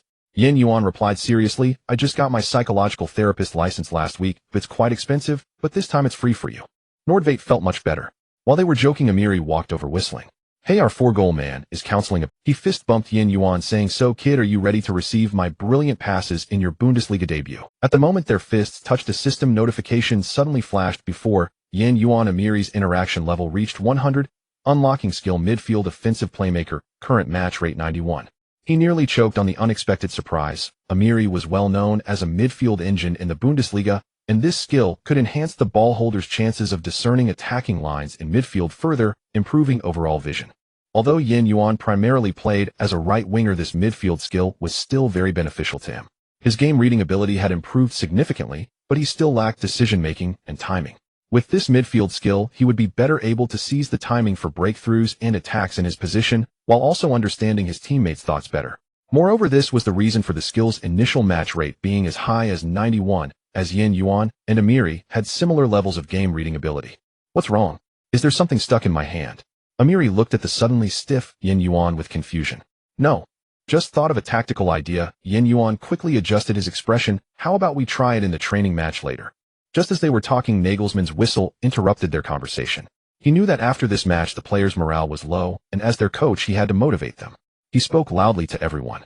I know this match hit you hard, but lift your heads. Losing to Liverpool is not the end of the world, but moping around is. The season has just begun, and the Champions League qualifiers are not over yet. We're only 1 goal down, we still have hope. The players unconsciously straightened their backs. Kevin Nagelsmann suddenly called out, and Nordvate shuddered. Your interception stats last season were among the top 10 in the Bundesliga. Are you going to forget who you are after one mistake? Nordvate opened his mouth, but ultimately just shook his head heavily. Then the coach turned to everyone. Listen up, this weekend against Bremen, I want to see a bloodthirsty fighting Hoffenheim. Everyone summarize what needs to be summarized, forget what needs to be forgotten, and quickly move on from this match. And you will start as the right winger in the Bundesliga opener. Yes, coach. After training resumed, Yuan actively practiced with Amiri. He aimed to raise the match rate of this new skill to 100 before the match against Bremen. He deliberately mimicked Amiri's ball-handling rhythm, that unique pause and observation followed by sudden acceleration in passing choices. Yuan was very focused while Amiri felt a bit uncomfortable. Why do you keep staring at me lately? You wouldn't. Amiri felt a bit creeped out by the gaze. No. What are you thinking? Your passing vision is just too incredible. Yuan quickly interrupted Amiri's absurd speculation. They almost had a bromance moment. I'm just curious how you do it. It's like you have eyes on the back of your head. Amiri proudly raised his chin. So you're curious about this. It's called talent, kid. Then he patiently explained, it's actually not that difficult. The key is the first scan before receiving the ball. Throw me the ball, and he'll demonstrate. He caught the ball thrown by Yuan and suddenly tapped it with his toes to demonstrate. See, at this moment in a match, I've already spotted Gnabry starting on the left flank. Impressive, Amiri. Yuan couldn't help but applaud. Over the next 3 days, Yuan began his special. As always, at the unyielding time of 6:30 in the morning, he could always be seen practicing Amiri's signature moves alone on the training ground, receiving the ball with his back turned and using the outside of his foot to change direction while scanning the front. When no one was around to practice with, he set up numerous marker cones to train alone. Sometimes, due to familiarity, Yuan would even cover his eyes with a cloth strip to judge the breakthrough and passing positions.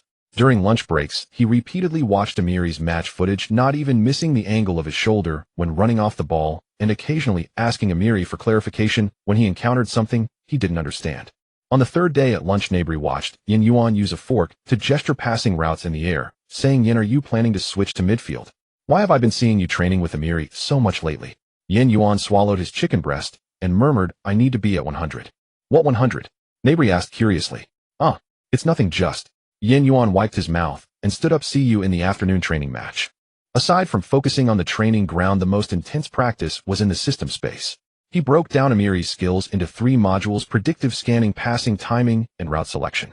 In the virtual training ground, holographic defenders continuously changed formations, while Yuan forced himself to make Amiri-style decisions within 0.3 seconds. Match rate 93, 95, 97. On the eve of the match, when Yuan delivered a surgical through ball in the final practice, assisting in scoring, even Nagelsmann couldn't help but whistle. Amiri rubbed his eyes. I can't believe it, Yin. No wonder you've been pestering me with questions about my videos. You've been secretly learning from me all along. That pass just now was just like something I would play. You're not going to try to take my food away, are you? Ha ha, I don't have such a big appetite. Buddy, I'm still focused on the right flank, and what I'm learning from you is your overall vision. Yin Yuan joked back. That night back at the dormitory after taking a shower, Yin Yuan collapsed onto his bed. The system notification flickered before him, midfield offensive playmaker, match rate 100. He looked at his personal data. His current game reading ability was already a solid A level.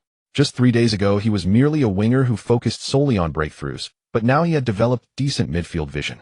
Tomorrow he would step onto the pitch for the first time as a starting player in the Bundesliga, while Nordvate's accuracy with long passes had already recovered to 80 and his confidence was being rebuilt.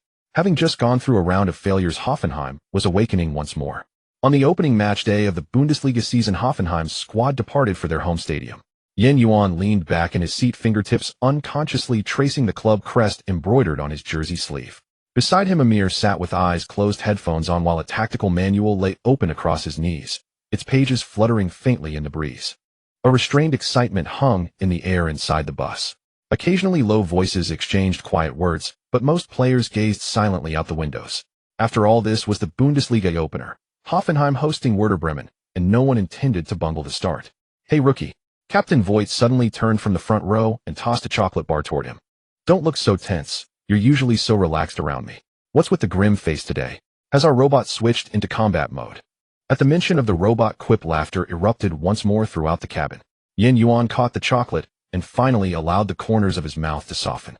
Yes, Captain, combat mode 100%.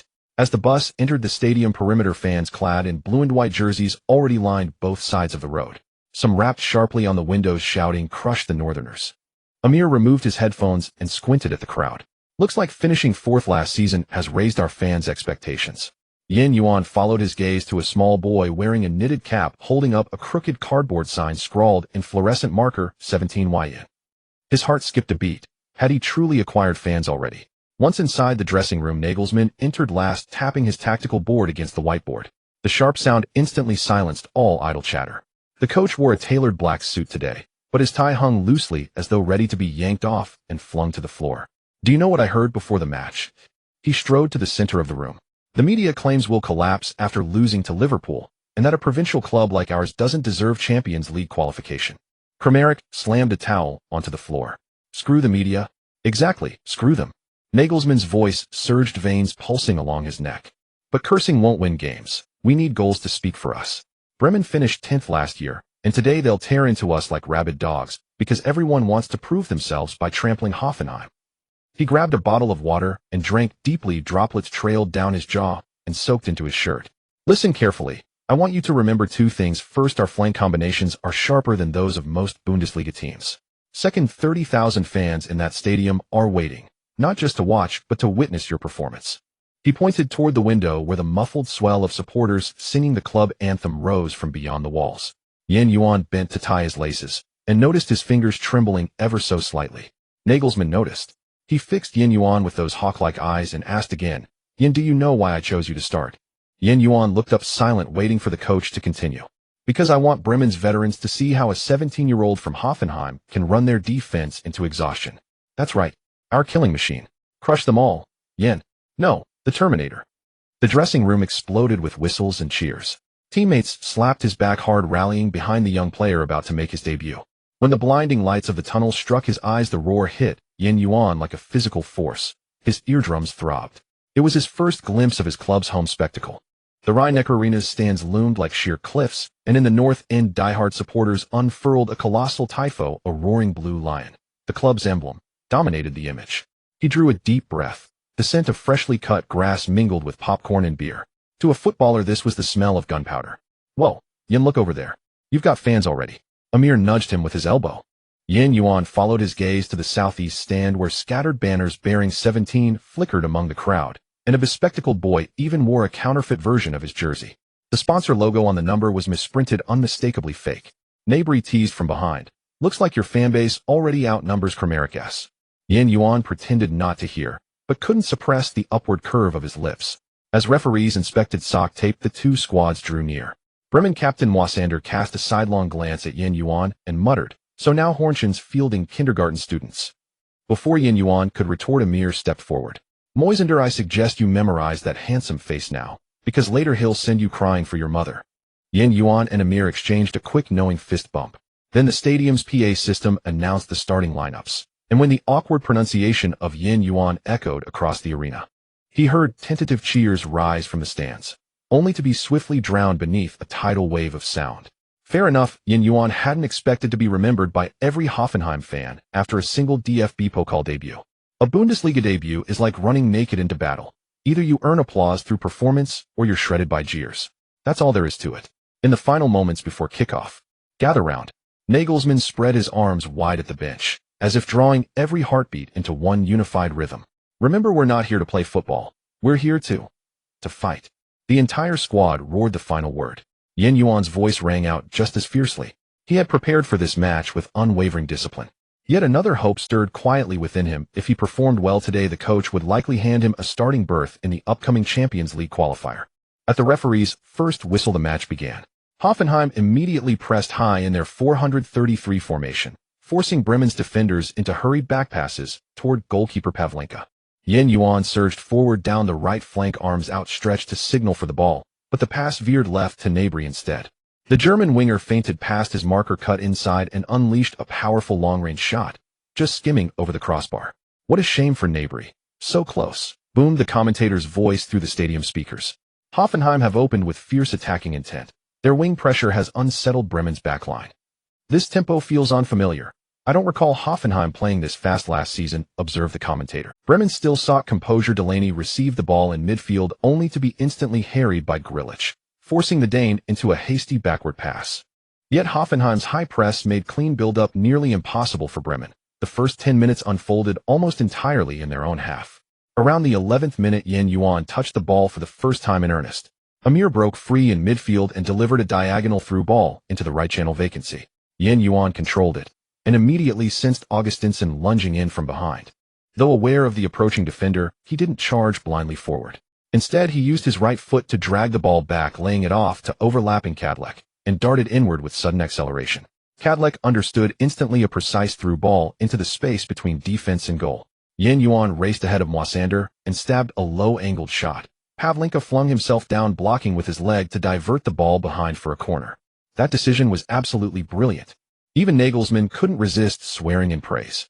Who wouldn't cherish such a disciplined, unselfish, visionary young talent? Yuan, so close to replicating his DFB Pokal magic, shouted the commentator, electrified. Allow me to reintroduce him to our viewers. This 17-year-old English-Chinese prodigy scored 4 goals in his DFB Pokal debut. That match was away. Many Hoffenheim fans never saw him live. Today marks his first Bundesliga home debut. Remember this name, Hoffenheim supporters. Polite applause rippled across the stands, punctuated by scattered cheers. Yuan didn't linger. He simply returned to position. He knew he'd need more than one moment to conquer this arena. In the 17th minute, Hoffenheim broke the deadlock.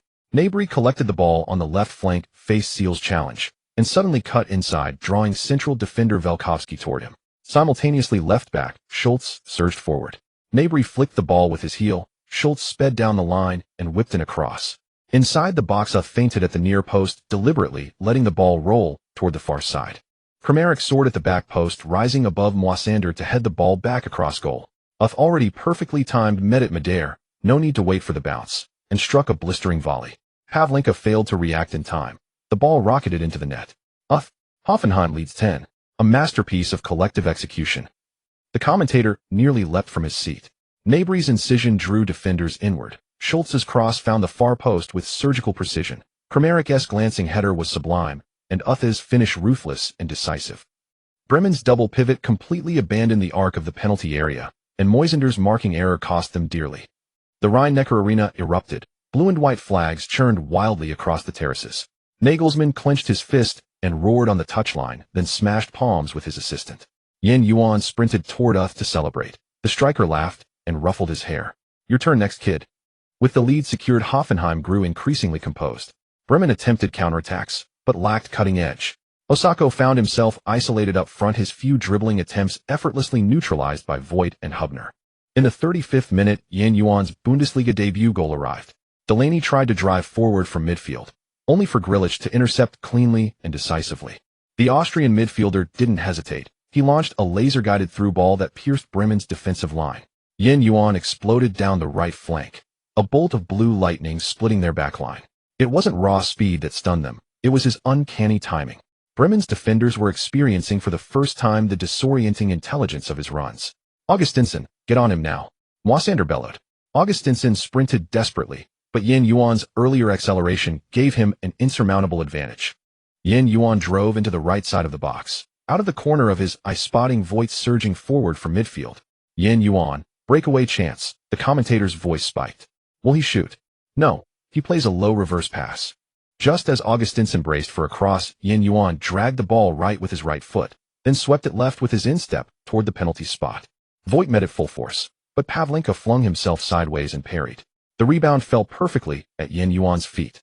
In a flash, without hesitation, he pushed the ball with his right instep, sliding it under Pavlenka's armpit and into the net. Yuan, 20. Hoffenheim extends their lead. The 17-year-old has scored his first Bundesliga. The commentator's voice cracked with exhilaration. Grilich's interception was pivotal, the perfect fusion of Yuan's pace and decision-making.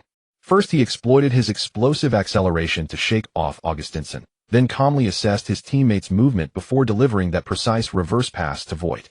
Though Pavlenka saved the initial strike, Yuan's follow-up displayed the instincts of a born finisher. The entire stadium detonated, scarves swirled wildly, and several youths wearing number 17 jerseys embraced each other ecstatic. Nagelsmann stood on the touchline, arms raised high, then wheeled toward the bench and shouted, "See that? That's exactly why I started him."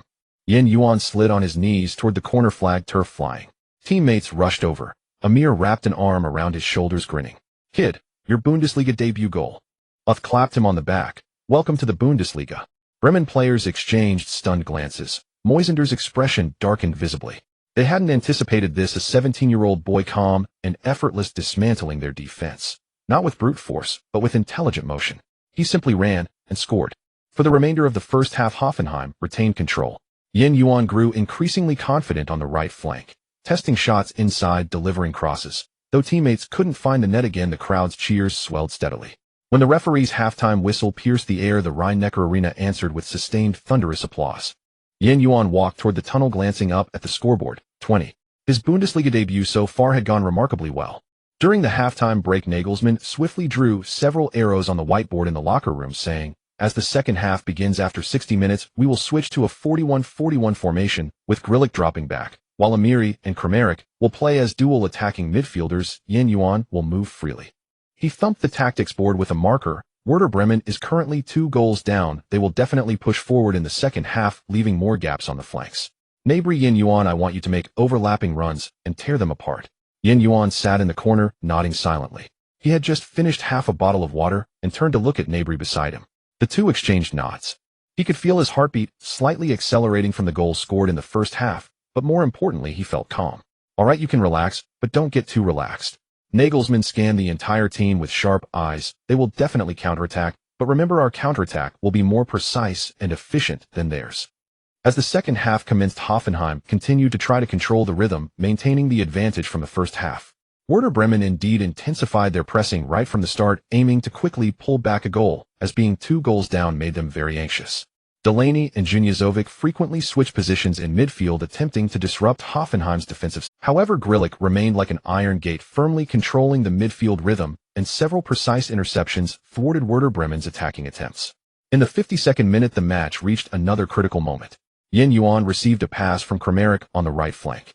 Faced with Augustinsson's defense, he feigned going to the baseline, then suddenly cut inside, creating an angle.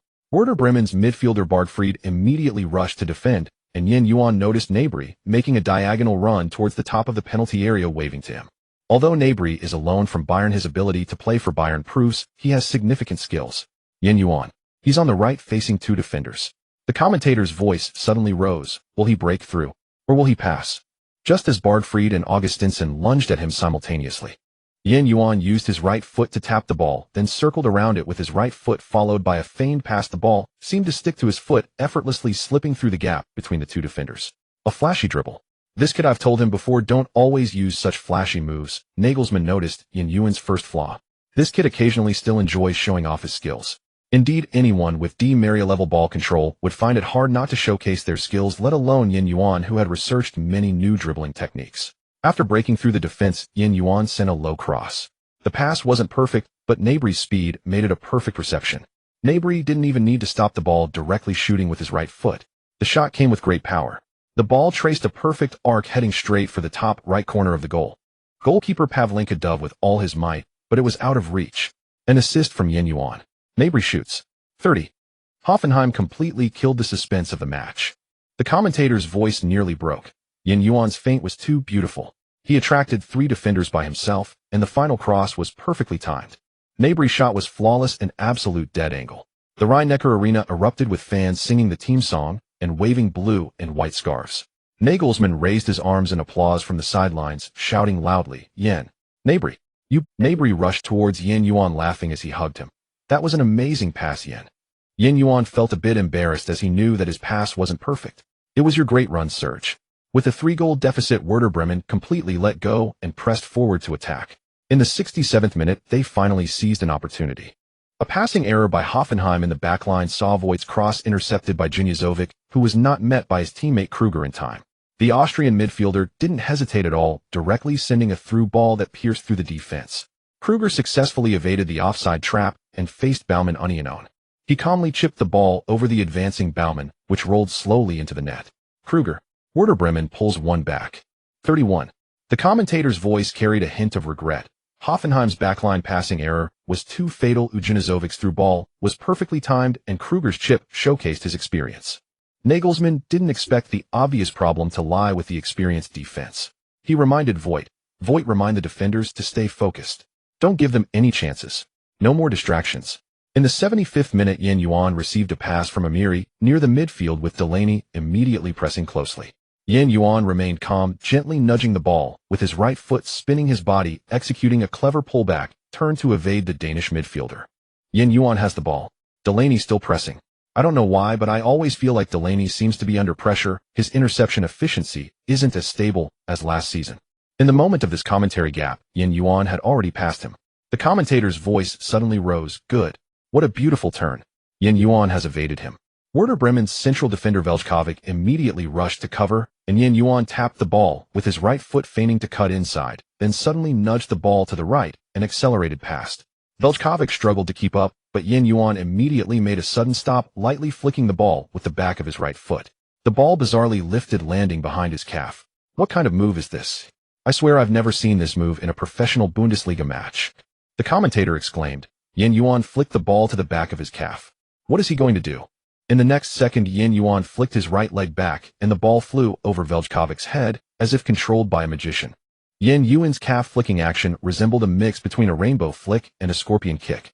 A rainbow flick uses the heel and inside of the foot, while a scorpion kick uses the back of the calf.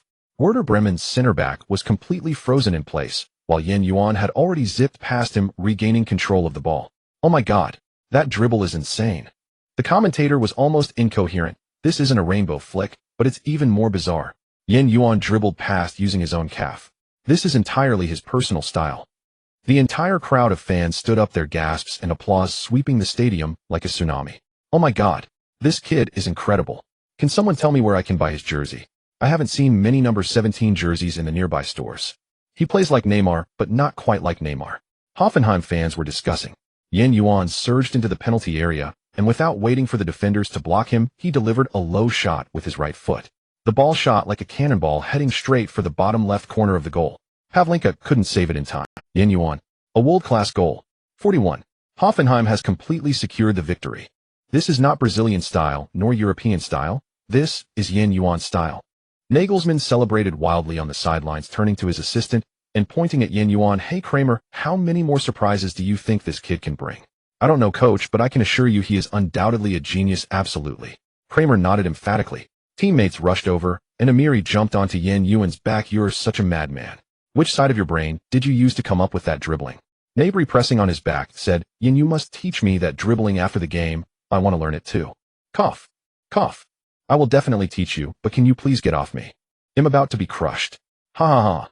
On the stands, fans wearing the number 17 jersey waved their scarves wildly, and several children even began to figure out how to imitate Yuan's dribble. With Yuan's goal, Hoffenheim continued to gain momentum.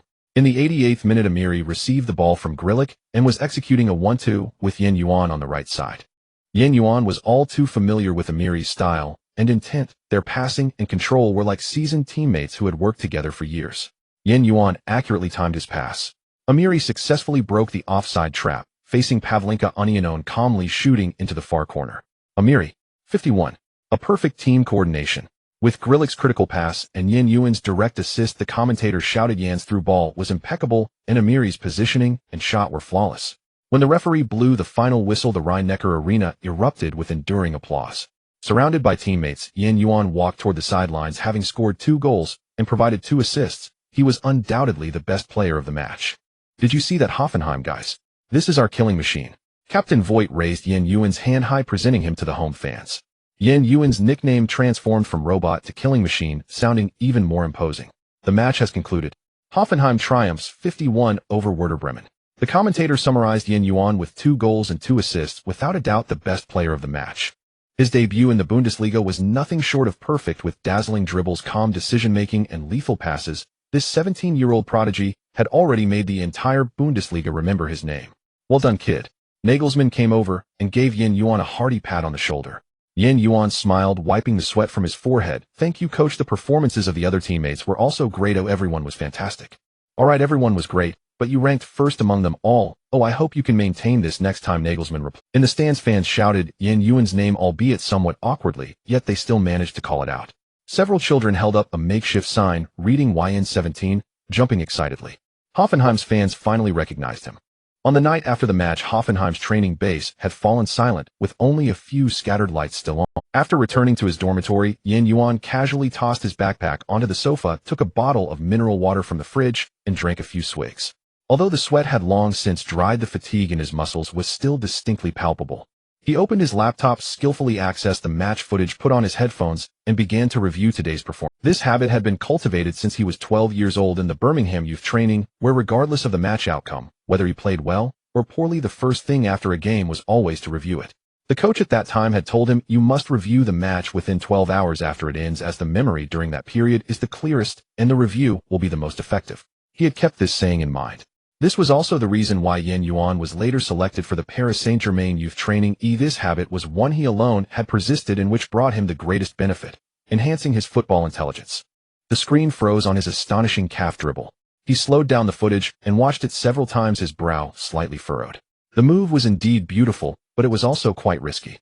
If the opposing Veljkovic had reacted a moment faster, or if the touch of his calf had been slightly off, the ball could have easily gone out of bounds or been intercepted for a counterattack.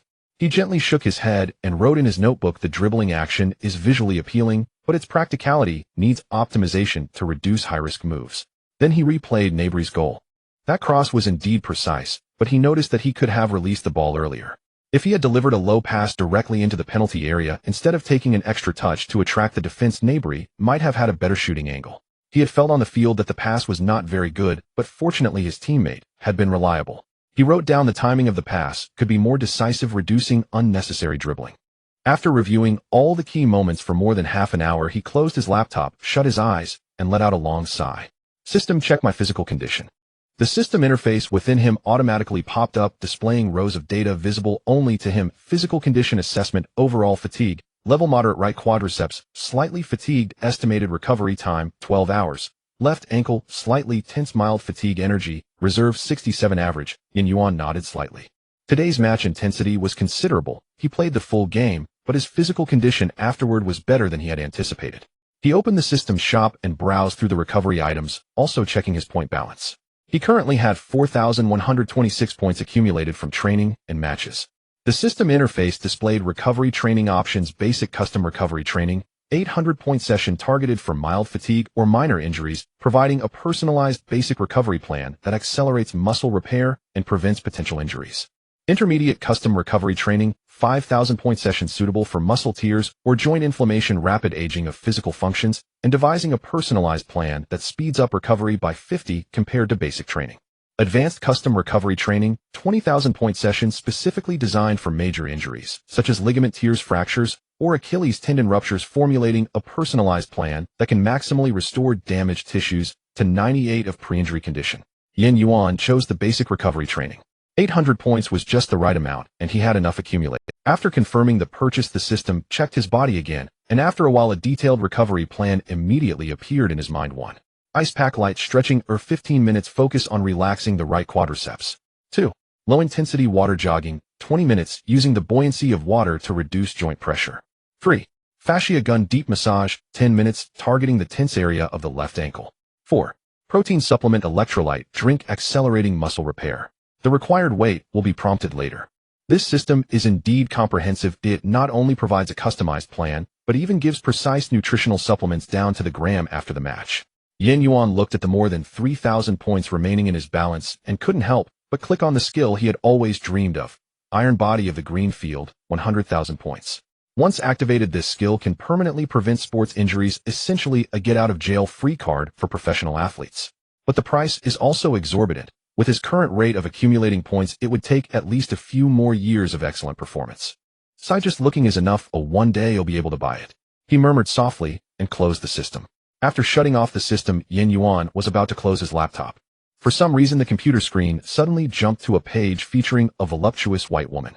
The woman was scantily clad, and indeed voluptuous, even transparent. Yuan, being a young and vigorous lad, especially after just finishing a match, had quite a bit of pent-up energy. After a moment's contemplation, he couldn't bring himself to close the computer screen. He swallowed hard and asked, "System, can I indulge?" This action mildly consumes protein and produces a large amount of dopamine. The host may choose to proceed. "Any recommendations?" "None." "All right, I'll find my own." In Hoffenheim's dormitory, a young pilot was about to take off. The next day was a rest day after the match, and most Hoffenheim players chose to catch up on sleep at home or go out. Having taken off once yesterday, Yuan slept until 8 o'clock today, before getting up and heading to the club's recovery training room. Physiotherapist Maximilian was organizing the equipment. When he saw Yuan walk in, he raised his eyebrows in surprise. "Yin, what are you doing here?" "Today is a rest day. My muscles are a bit tight. I want to do some recovery." Yuan smiled and set his backpack aside. Maximilian nodded and handed him a towel. "Do you need me to arrange a regular recovery routine for you?" "No need. I have my own plan." As Yuan spoke, he walked towards the ice pack machine, skillfully adjusting the temperature, in time placing the ice pack on his right leg. The physiotherapist watched him with interest. "Whose recovery plan is this? It looks quite professional." "It's a recovery specialist my agent helped me find," Yuan replied, without changing his expression, which was the excuse he had prepared long ago. Maximilian did not press further, just shrugged. "All right, call me if you need anything." For the next 2 hours, Yuan strictly followed the system's recovery plan. While jogging in the water, he felt the gentle massage of the water on his muscles. The vibrations from the fascia gun gradually alleviated the tension in his left ankle. Finally, he drank a high-protein shake according to the system's specified weight, replenishing the energy he had lost. Recalling the voluptuous woman from last night, he still savored that feeling. "Once I receive my gold bonus this week, I'll definitely buy a better cup. By the way, my lubricant seems to be running low." Yuan set a small goal for himself. In this regard, Yuan could indeed be considered disciplined. It was a form of self-discipline on another level. Young male athletes who rise to fame rarely manage to control their lower bodies, and many even create negative news in this aspect. Yuan's self-discipline in this area was evident in that he preferred to take care of himself rather than seek out those he shouldn't. By noon, he noticeably felt lighter. The fatigue in his right leg had almost completely disappeared, and his left ankle was no longer tense. The recovery effects of the system were even better than he had anticipated. Maximilian came over and patted his shoulder. "How are you feeling? Any better?" "Much better." Yuan moved his right leg and said with a smile. Maximilian conducted a thorough re-examination of Yuan, and the results were excellent. Compared to his usual condition, Yuan's physical functions had indeed completely recovered. "Your recovery plan is indeed quite good," the physiotherapist nodded. As Yuan walked out of the training room, the sun was shining just right. He looked up at the sky and took a deep breath. Discipline and the system were his greatest weapons. Today's recovery was merely a trivial preparation for his next match. After recovering, it was already lunchtime. Yuan carried his tray and found a window seat in the club cap. On his plate was the chicken breast quinoa salad and a small bowl of vegetable soup prepared by the club's nutritionist for the day. Delighted was healthy. Just as he forked a piece of chicken, his phone buzzed with a video call from his dad. He wiped his hands, pressed the answer button, and a smiling Asian face immediately appeared on the screen. Dad was wearing a dark blue shirt, and the background was his office cluttered with several documents. "Hey Big Star, having a meal. You guys have pretty good food there. Is it as delicious as the oil splash noodles your mom makes?" Yuan swallowed a piece of chicken and replied, "How can it compare to what my mom makes? This nutrition meal is just nutritious, lacking in flavor and aroma." "Good, you know how to talk. Your mom would love to hear that," Dad continued. "By the way, I watched your match live yesterday. That cross in the second half was beautiful. If your teammate hadn't scored, I would have wanted to scold him. Did you watch it? Didn't you say you were busy with meetings recently?" Yuan raised an eyebrow and asked, "When would I have the time to watch my match?" Dad waved his hand. What's more important than your Bundesliga debut?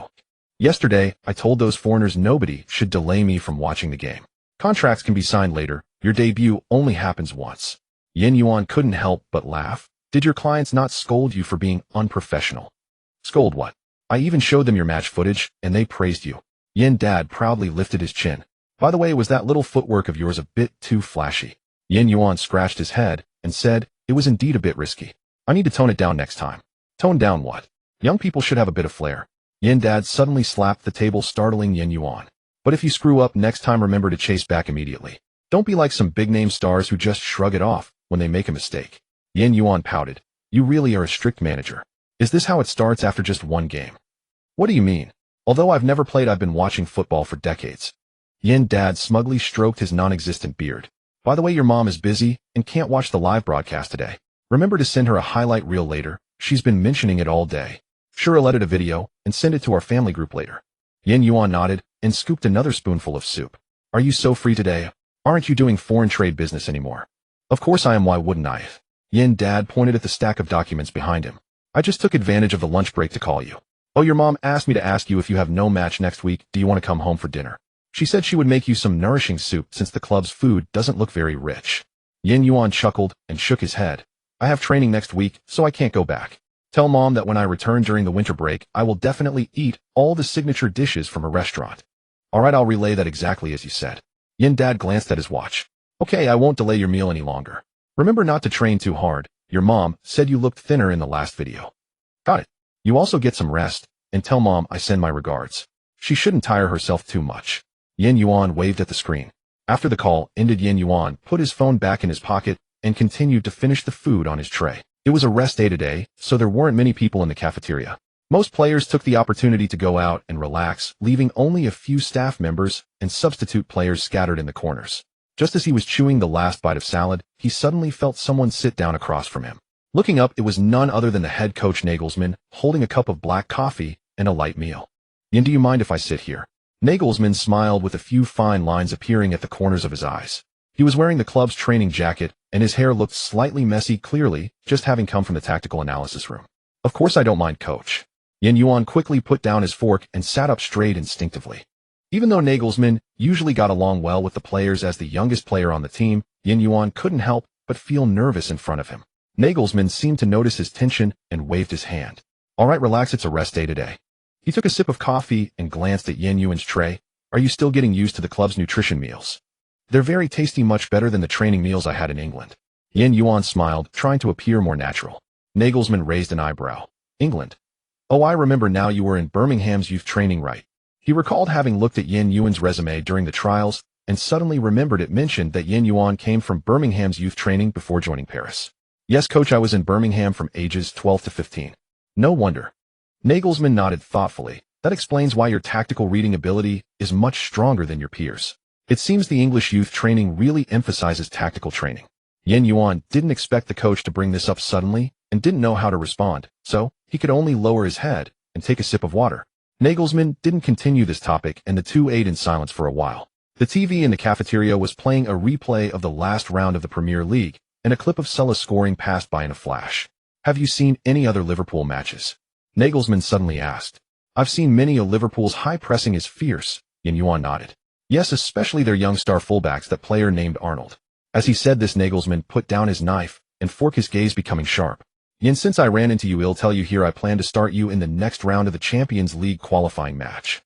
Yuan's fork clattered as it fell onto the plate. He suddenly looked up, unable to believe his ears. Me? Yes, in the next round of the Champions League qualifying match at Anfield, you will start on the right wing. Nagelsmann's tone was as calm as if discussing tomorrow's training schedule. This isn't a spontaneous decision. I have been watching your performance in the past few weeks of training and matches. Your movement range, passing vision, and defensive tracking all meet my tactical requirements. Yuan felt his heart racing in his chest, his fingers unconsciously tightening around the napkin. Starting in the Champions League qualifying match. And at Anfield. That was Liverpool's home ground, one of the most terrifying venues in European football. He opened his mouth, but couldn't make a sound. Nagelsmann seemed pleased with his reaction, the corners of his mouth slightly curling up. If Klopp can start the 19-year-old Arnold at our home ground, why can't I start you, a 17-year-old, at Anfield? Age has never been an issue. Strength is what matters. Don't tell me you're scared. Yin Yuan took a deep breath and tried to keep his voice steady. No, I'm not scared. I'm just too excited. Thank you for your trust, coach. I definitely won't let you down. Don't be in such a hurry to thank me yet. Nagelsmann's expression became serious. Anfield is not an ordinary stadium, and its fans are not ordinary fans. From the moment you step onto the pitch, they will put pressure on you. Although I'm starting you, I must warn you, if you don't perform well in the first half, I might substitute you at halftime. Is that a problem? No problem, coach. Yin Yuan nodded heavily. He knew the coach was giving him a heads up. Opportunities come with risks, glory accompanies pressure, and whether he could last the entire match at Anfield depended on his performance. After both had finished eating, Nagelsmann stood up and said, "Let's go for a walk together." They walked out of the cafeteria slowly along the tree-lined path of the training base, side by side, their pace unhurried. "Yin, what do you think of Liverpool's tactics?" he suddenly asked. Yin Yuan thought for a moment and cautiously replied, "Their fullbacks attack a lot, but they leave spaces behind. If our wingers can drop back in time to support, we might be able to counter their attacks." Nagelsmann looked at him approvingly. "Not bad, it's similar to my thoughts. However, Robertson and Arnold have extraordinary stamina. They can sprint up and down many times within 90 minutes. You need to prepare yourself mentally. This match will be exhausting." "Coach, I'm not afraid of exhaustion," Yin Yuan blurted out. Nagelsmann smiled and replied, being young. He stopped walking, turned to face Yin Yuan. "The next 3 days will be a critical training period. I will focus on practicing tactics against Liverpool. If you have any questions, feel free to ask me. Bring out your eagerness to learn." "Okay, coach." Yin Yuan nodded earnestly. Nagelsmann patted Yin Yuan on the chest. "All right, don't always be so tense. Relax, kid. Go back and continue to rest. Starting tomorrow, things won't be so easy." Watching the coach's retreating figure, Yin Yuan stood in place for a long time without moving. He was Anfield, Champions League, starting. These words echoed in his mind, filling him with both excitement and trepidation. He was a professional player, only 17 years old, and he certainly understood the preciousness of these words. For anyone who loves football, this is nearly a dream come true. 3 days remained before the second round of the Champions League qualifying match. Yin Yuan sat at his dormitory desk, tactical notes spread out before him, while videos of Liverpool's recent matches played on his computer screen. He documented the positioning habits of Robertson and Arnold, simulating various scenarios he might encounter on the flank in his mind. However, more than tactical preparations, he was concerned about his own shortcomings. He brought up the system interface, a light blue screen unfolding before him, clearly displaying his personal attributes, technical attributes: ball control, S dribbling, B short passing, B long passing, C shooting, A heading, D. His gaze lingered on the heading and long passing sections for a long time. His heading ability was rated D, undoubtedly the weakest among all his technical attributes. Considering his position as a right winger, and that Nagelsmann's tactical system did not rely on wingers for aerial duels, improving this attribute held little significance in the short term. Moreover, heading skills could not be developed in just 3 days. It required daily practice of jumping ability, and forcing extra training could negatively impact other more important training. "Forget it, I'll put this aside for now." He shook his head and shifted his focus to another weakness: long passing. A crated long passing ability might barely suffice in the mid to lower tier teams of the Bundesliga. But in the Champions League, especially against top teams like Liverpool, any passing mistake could be exploited by the opponent for a counterattack. In the last match against Werder Bremen, his horizontal pass to Gnabry was nearly intercepted. If it weren't for Gnabry's quick reaction, that scoring opportunity would likely have been lost. "I must improve my long passing." Yin Yuan made up his mind. He opened the system shop and browsed various training packages under the skill training category. Skill training package: basic long passing training, 500 points, suitable for beginner players, improves long passing accuracy by 1015. Intermediate long passing training of 1500 points, designed for professional players, improves long passing accuracy by 2030 and optimizes passing arc. Advanced long passing training, 5000 points, master level training program, significantly enhances long passing accuracy, 4050, and increases passing variability, such as outside off the foot curling passes, ground long passes, etc. Yin Yuan currently had over 3000 points, enough to purchase the intermediate training package, but he was still short for the advanced one. After hesitating for a moment, and considering the cost-effectiveness, he ultimately chose the intermediate long passing training package. Though the advanced option had better effects, the point consumption was too high, and his foundational long passing was average. Without a solid foundation, recklessly using the advanced training package might yield worse results than the intermediate one. Confirm purchase. Ding. Consumed 1500 points. Obtained intermediate long passing training package. His points balance decreased instantly, but Yin Yuan felt no regret. Points could be earned again, but the opportunity for the Champions League qualifying match was a once-in-a-lifetime chance. The training package description immediately appeared before him: intermediate long passing training package, training content 1. Static long passing practice, 30 minutes fixed position passing focusing on improving basic accuracy. 2. Moving long passing practice, 45 minutes simulating in-game running passes, improving dynamic adjustment ability. 3. Competitive long passing practice, 45 minutes completing passes under slight interference, enhancing adaptability in real combat. Expected improvement long passing accuracy 25, passing arc optimization and increased kicking speed. Specific plan. Yuan carefully read each description, already formulating a plan in his mind. Starting tomorrow, he would practice long passing after regular training, strictly following the system's plan. Outside, the night in Hoffenheim remained quiet and peaceful, but a fighting spirit ignited within Yuan. 3 days later at Anfield, he had to prepare well for his Champions League debut. On the 3 training days leading up to the Champions League qualifying match, Hoffenheim's training base was busier than usual. Before the morning mist had dissipated, Yuan was already on the training field warming up alone. He maintained his habit of arriving early. Nagelsmann stood at the sidelines, also arriving early, and nodded at Yuan from a distance, a silent understanding between them. During the morning tactical session, the assistant coach repeatedly played videos of Liverpool's defensive vulnerabilities with a projector. Yuan sat in the front row, his notebook filled with arrows and symbols. Their fullbacks like to push up, but their turning speed is a weakness. Nagelsmann explained all the key points about Liverpool, and Yuan heavily underlined the names Arnold and Robertson. In the afternoon, during the internal practice match, Yuan was placed in the starting group responsible for attacks on the right. Uth roamed around the front occasionally, turning back to shout at him. Passed behind. Yuan attempted long passes several times, some accurately found teammates, while others strayed off target. There was indeed an issue with the success rate of his long passes. After training, he stopped Nabry, who was about to leave. Sergi, can you help me practice long passing? Nabry, pouring water over his head, shook his wet hair at the mention. Practice again. Didn't we just practice this morning? That was only 10 passes. I need to practice 50 more. Yuan retrieved another ball from the goal. 50 passes. Nabry exaggeratedly clutched his chest. Are you trying to murder your teammates? Yuan tucked the ball under his arm, revealing a mischievous smile. It won't be in vain. I'll teach you that trick to lift the ball over defenders. Nabry's eyes immediately lit up. He still remembered the move. Is it the one you used in the Bremen match? The one where the ball flies over the defender's head with a flick of your calf?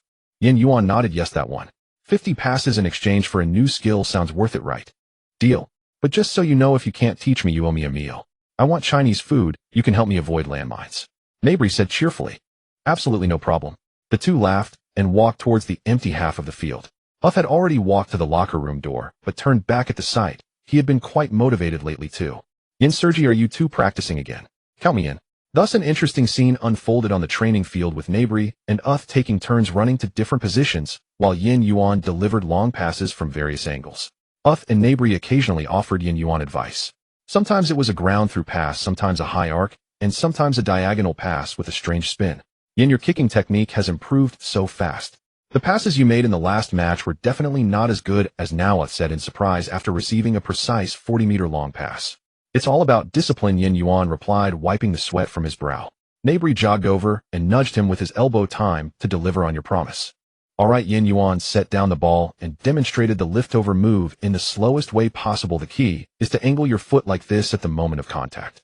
Nabry attempted at imitating him, but ended up kicking the ball 5 meters high or failing to stop it where he intended. Damn, this is much harder than it looks. No worries, take your time and feel free to ask if you don't understand. Yuan laughed. Shall we continue practicing? Then let's do 20 more passes, but this time I want to run in more tricky positions. The next day's training was even more systematic. Yuan strictly followed the plan provided by the system, starting with static long passing, repeatedly practicing the same action from fixed positions. Nagelsmann paused to watch for 10 minutes as he passed by saying nothing, but giving his shoulder a pat as he left. All of Yuan's extra training was done after completing his scheduled training, and Nagelsmann would do his best to let Yuan arrange his training time afterward. He knew that this kid was aware of what he needed to do. He wouldn't train less or blindly overtrain. In the afternoon's internal practice match, Yuan assisted 3 times with long passes, one of which directly found Nabry, who had successfully beaten the offside trap. Beautiful. That pass was much better than yesterday. Nabry ran back to high-five him after scoring. Yuan smiled while catching his breath. There's still a long way to go. He noticed Nagelsmann at the sidelines talking with the assistant coach, both occasionally glancing towards him. The third day was the last training session before the match. A fine rain fell from the sky, but the training intensity did not diminish. Yuan's long passing had stabilized significantly. Even the slippery grass did not affect his performance. When Gnabry received a pass from him, he jokingly remarked, "Yen, did you secretly swap for a golden right foot? Secret training. If you want to learn, that's another 50 passes," Yuan replied, playfully winking. "Don't call me brother, spare me." Gnabry pretended to run away, but was pulled back by Yuan. During the tactical drills, Nagelsmann specifically arranged several flank tactics targeting Liverpool. Yuan was required to frequently swap positions with the midfielders, sometimes cutting inside, and sometimes going wide. Pay attention to the timing of your passes. Liverpool's defenders don't handle such changes in rhythm perfectly, the coach shouted from the sideline. After training in the locker room, Gnabry hummed a tune while changing clothes. Uth leaned over to ask, "Yuan, are you nervous?" "Kid, tomorrow we're going to Anfield."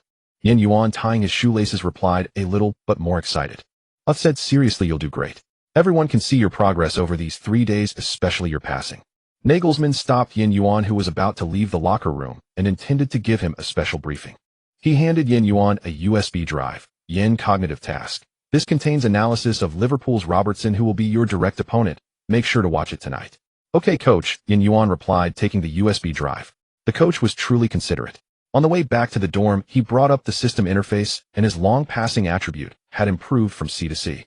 The timeline rewinds to a few days earlier when Nagelsmann informed Yuan that he would start in the upcoming UEFA Champions League qualifier at Anfield. Yuan's first call-up to the starting 11. He immediately shared the news with his father, who also served as his agent. "Hello, son," came his father's drowsy voice from the other end of the line. A faint clattering from the kitchen hinted that his mother was already preparing breakfast. "Dad, our head coach has decided I'll start in the next Champions League qualifier at Anfield." A 2-second silence fell over the line. Then a rustling sound, as if his father had bolted upright in, "What? Start? A Champions League qualifier?" His father's voice leapt 8 octaves higher. "Wife, come quick. Our son is starting against Liverpool." Yuan heard the clink of porcelain, then rapid footsteps approaching the phone. "Is it true? Yuan, is this real?" "It's true, the coach told me himself." A quiet smile tugged at Yuan's lips. He could vividly picture his parents' expressions at that very moment. His father's eyes must have widened in disbelief. His mother surely had already clapped both hands over her mouth in stunned joy. "Oh my heavens!" she breathed, her voice trembling. "My son is starting at Anfield. That's the Champions League." In the background, his father murmured urgently, "I need to book tickets. Right now. Will there still be seats left?" "Dad, Mom, don't get too worked up. It's just a qualifier. No big deal," Yuan said lightly. His father bristled instantly. Do you realize how many players never even set foot on a Champions League pitch in their entire careers? And you're only 17. Then lowering his voice, he asked softly, "Be honest with your dad. How nervous are you?" "A little, but mostly I'm exhilarated." His father's voice surged back with renewed vigor. "That's exactly right. Just play like you do in training. And your mother and I will be there cheering you on. I'll post the match details in our family group. We'll make sure all our relatives and friends across China watch the live stream." His mother snatched the phone. "Son, don't pressure yourself. Just play your best. I'll bring some home-cooked food with me. Liverpool won't have authentic Chinese cuisine after all. Mom, we're going to compete, not go on vacation." Yuan laughed. "The club has nutritionists handling everything. Can any nutritionist understand your stomach better than your mother?" She refused to yield. "It's settled. I'll make extra xiaomai your favorite." "Yes, Mom." Meanwhile, across China, the football community stirred with unexpected fervor over this Champions League qualifier. For one reason alone, Yuan's inclusion in the starting lineup. This 17-year-old Chinese-British youth possessed an exceptionally rare profile. He wasn't mixed race. He carried unbroken Chinese lineage. His father was ethnically Chinese, while his mother descended from 3 generations of Chinese immigrants in Britain.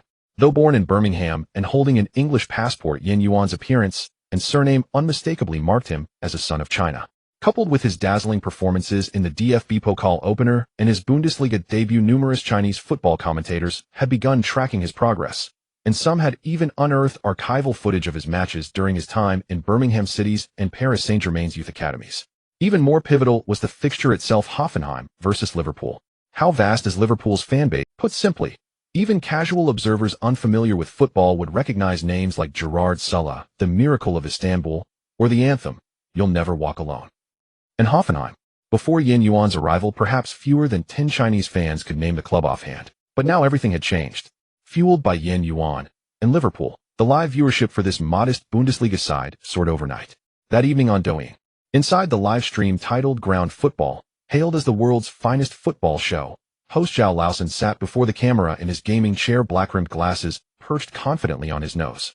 A devoted Cristiano Ronaldo devotee, Zhao Laosan had jerseys from every era of CR7's career mounted proudly on the wall behind him. Brothers, tonight's second leg of the Champions League qualifier. Hoffenheim away at Liverpool. I'll cut straight to the verdict, no chance. Zhao Laosan took a swig of cola, utterly certain. They lost 12 at home in the first leg, going to Anfield now. That's suicide. Liverpool's level. Premier League royalty. Hoffenheim's level. Mid-table Bundesliga. That gap dwarfs even the chasm between Ronaldo and an average player. Instantly the chat flooded the screen. Laosan's nailed that authentic Liverpool accent. Laosan, what's your take on Yuan starting tonight? What if Hoffenheim pulls off an upset? Could Yuan be naturalized for China's national team if he shines? Zhao Laosan glanced at the comments and scoffed. Yuan. That Chinese-British kid, the clickbait account's hype. A flash in the pan. He's played one Bundesliga match. Why all the fanfare? If he were truly exceptional, would PSG's academy have let him go? Laosan, you called Mbappe a dud last time. Mbappe? I misjudged him. Zhao Laosan shot back, eyes wide. At 17, Mbappe was already a starter at Monaco and lifted the League One trophy. Yuan's just debuted in the Bundesliga at 17. Are they comparable? Laughter rippled through the chat. Zhao Laosan waved dismissively. Let's be serious. Hoffenheim overturning this result. Only if Liverpool's entire squad suffers food poisoning or decides to forfeit voluntarily. What defines Klopp's teams? Relentless high-pressing, non-stop running. Can Hoffenheim's squad keep up?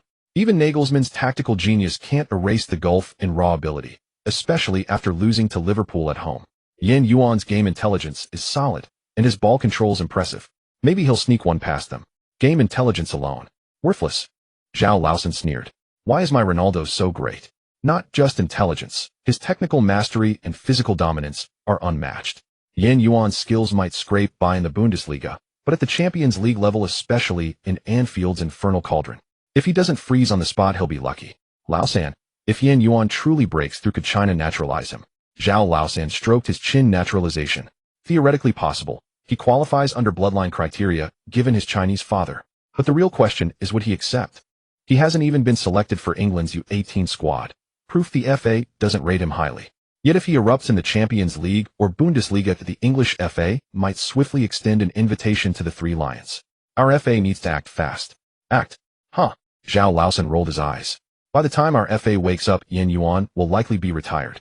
The chat erupted in laughter. Still, Zhao Laosan suddenly turned earnest. Yuan starting tonight is noteworthy. Few Chinese origin players have ever started in the Champions League. But temper your expectations.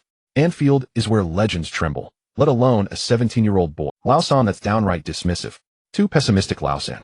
Football thrives on miracles. Not dismissive, realistic. Zhao Laosan spread his hands. Consider Liverpool's lineup: a lethal front trident, fullbacks Robertson and Arnold, center-back, pairing Lovren and Matip. Can Yuan's slender frame withstand that onslaught? Arnold may be young, but his attacking prowess is elite. If Yuan falters defensively, he'll be exposed in seconds. Someone in the chat protested. Yuan scored twice and assisted twice in his Bundesliga debut. Does the Bundesliga compare to the Champions League? Zhao Laosan scoffed. Its tempo and intensity belong to another dimension entirely. Why is Ronaldo the king of Europe? Because he proved himself on the grandest stage. If Yuan scores at Anfield, I'll livestream myself doing handstand hair washing. Screenshot taken. Already screenshot. Zhao Laosan shrugged indifferently. Go ahead, capture it. It's impossible. A draw would be a miracle for Hoffenheim. Scoring. Pure fantasy. The live stream buzzed with escalating debate. Some backed Yuan, believing he might deliver a stunning revelation. Others echoed Zhao Laosan, convinced Hoffenheim stood no chance. Yet one truth remained undeniable: thanks to Yuan, this otherwise low-profile Champions League qualifier had exploded in popularity across China. On Weibo, the hashtag Yuan Champions League debut had surged onto the trending list. Fans scrambled to find Hoffenheim's match footage, desperate to gauge the young Chinese-British talent's caliber. On football forums, threads debating, is Yuan worthy of naturalization, had amassed hundreds of replies, proponents and skeptics locked in fierce contention. Far away in Liverpool, Yuan remained blissfully unaware of the domestic frenzy. He was already aboard the flight to Liverpool, traveling with his team. The night of the match has finally arrived. Outside Anfield Stadium, the atmosphere is already buzzing with excitement as a wave of red surges from all directions towards this football sanctuary. Liverpool fans are singing "You'll Never Walk Alone," their voices penetrating the walls of the locker room, faintly reaching the ears of the Hoffenheim players. Yuan sits in front of his locker, bowing his head to tie his shoelaces, his fingers trembling slightly out of control. His phone vibrates. It's a message from his father: son, we have arrived. Sitting on the left side of the away stand, your mother in a white coat. Don't be nervous, just play well. Attached is a photo of Yan's mother holding a handwritten flag that reads Go Yin Yuan in both Chinese and English, while his father gives a thumbs up with a smile that tries to mask his anxiety. Yin Yuan gazes at the photo for a few seconds, a smile unconsciously appearing on his lips. He takes a deep breath and stows his phone back in his bag. The atmosphere in the locker room is both tense and heavy. Captain Fugger is quietly discussing with several veteran players. Nabry is meditating with closed eyes, while Uth repeatedly checks his shin guards. Nagelsmann stands in front of the tactical board, arms crossed, scanning each player. Boys, he finally speaks, his voice not loud, yet it makes everyone lift their heads. Nagelsmann pats the locker room wall and says, I know what it's like outside Anfield, Champions League night, the roar of 60,000 fans. These will put pressure on you. But I want to tell you the pressure is mutual. They cannot accept failure more than we can because this is their home ground. The air in the locker room seems to ignite with his words. Is Liverpool strong? Of course. Are they a giant club? Absolutely. But look at your sides. Nagelsmann suddenly raises his voice. Sitting next to you are a group of underestimated warriors. They are the team that made the Bundesliga giants suffer last season. They are a group of warriors who dare to unleash their wildness at Anfield. Listening to the coach, Yin Yuan feels his heartbeat quicken, driven by excitement. We lost the first leg 12. So what? Nagelsmann slams his fist on the tactical board. Remember, the most dangerous team on the football field is always a fearless one. Tonight we will make all of Europe remember the name Hoffenheim. Now, he extends his hand. All the players immediately gather around, arms stacked together. What are we fighting for? Victory. The whole team erupts in a deafening roar. Who are we? Hoffenheim. Yin Yuan's voice is drowned in the roar, but his heartbeat is clearer than ever. The sound of knocking comes, like war drums or a countdown. The match staff knock on the locker room door, 5 minutes to enter. Nagelsmann finally looks around at his players. One last message for you: treat this match as one that determines your worth. If you want better contracts and more endorsements, start with this match. In the players' tunnel, Liverpool stars are already lined up waiting. Salah is quietly talking with Henderson, Maine is flexing his ankles, Lovren stares expressionlessly ahead, and Arnold twists his neck. Yin Yuan stands in the middle of the Hoffenheim lineup, already feeling the earth-shattering vibrations from Anfield. Nervous. Nabry, standing in front of him, suddenly turns around and asks. Yin Yuan swallows hard, honestly nodding a bit. Nabry grins, saying, so am I, but remember those screaming fans. He points to the away stand. They paid for tickets and came here to watch us perform. The broadcast begins, announcing the starting lineups. Number 19 Uth. Number 11 Ogrillic. Number 17 Yin Yuan. As his name is called for the first time on the Champions League stage, Yin Yuan suddenly lifts his head. The bright light at the end of the tunnel stings his eyes. 1 step, 2 steps, 3 steps. He finally steps onto the Anfield pitch for the first time as a professional player. In an instant, the roar hits him like a tsunami. Come on, Redman. Salah score a goal. Who are you? The shouts of 60,000 fans include cheers for Liverpool and taunts for Hoffenheim, countless flashes of cameras, and an overwhelming sea of red. Yin Yuan instinctively squints, but catches a glimpse of a familiar white coat in a corner of the away stand. His mother is waving her slightly cute little flag with all her might. The match begins. When the referee blows the whistle to start the game, Anfield transforms into a boiling sea of red. Liverpool players surge forward like a tide, their high press demonstrating a terrifying sense of pressure from the very first minute. Fullbacks Arnold and Robertson nearly turn into wingers, charging recklessly into Hoffenheim's half. Meanwhile, the midfield trio of Henderson, Emre Can, and Wijnaldum firmly control possession, constantly tearing apart Hoffenheim's defense with triangular passes. Hoffenheim's start is not smooth. On the right flank, where Yin Yuan is positioned, he can clearly feel the dual pressure from both Liverpool players and fans. With every touch of the ball, he hears deafening boos and shouts, as if the entire stadium is trying to swallow his confidence. In the 3rd minute, Salah breaks through from his side for the first time. Yin Yuan quickly tracks back, but the Pharaoh's change of direction is astonishingly fast, and his decision-making is swift. In the end, Yin Yuan can only watch as Salah crosses the ball, but fortunately defender Schultz clears it in time. In the domestic live broadcast room, the Chinese commentator's voice comes through the broadcast signal. Liverpool's opening attack is too fierce. Hoffenheim is completely suppressed. The pressure is enormous on the young Chinese player Yin Yuan's side, as Liverpool's defense frequently moves forward. In the 8th minute, Liverpool breaks the deadlock. Emre Can receives a pass from Henderson in midfield, and suddenly plays a through ball that slices through Hoffenheim's left flank.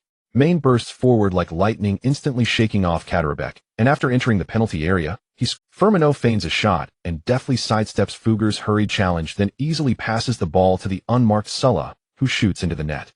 Goal. Salah breaks the deadlock first. "This is a guaranteed goal," the commentator shouted. Anfield erupted with a roar akin to a tidal wave while the Hoffenheim players exchanged bewildered glances. "This pace is indeed a bit fast. How did they concede so quickly?"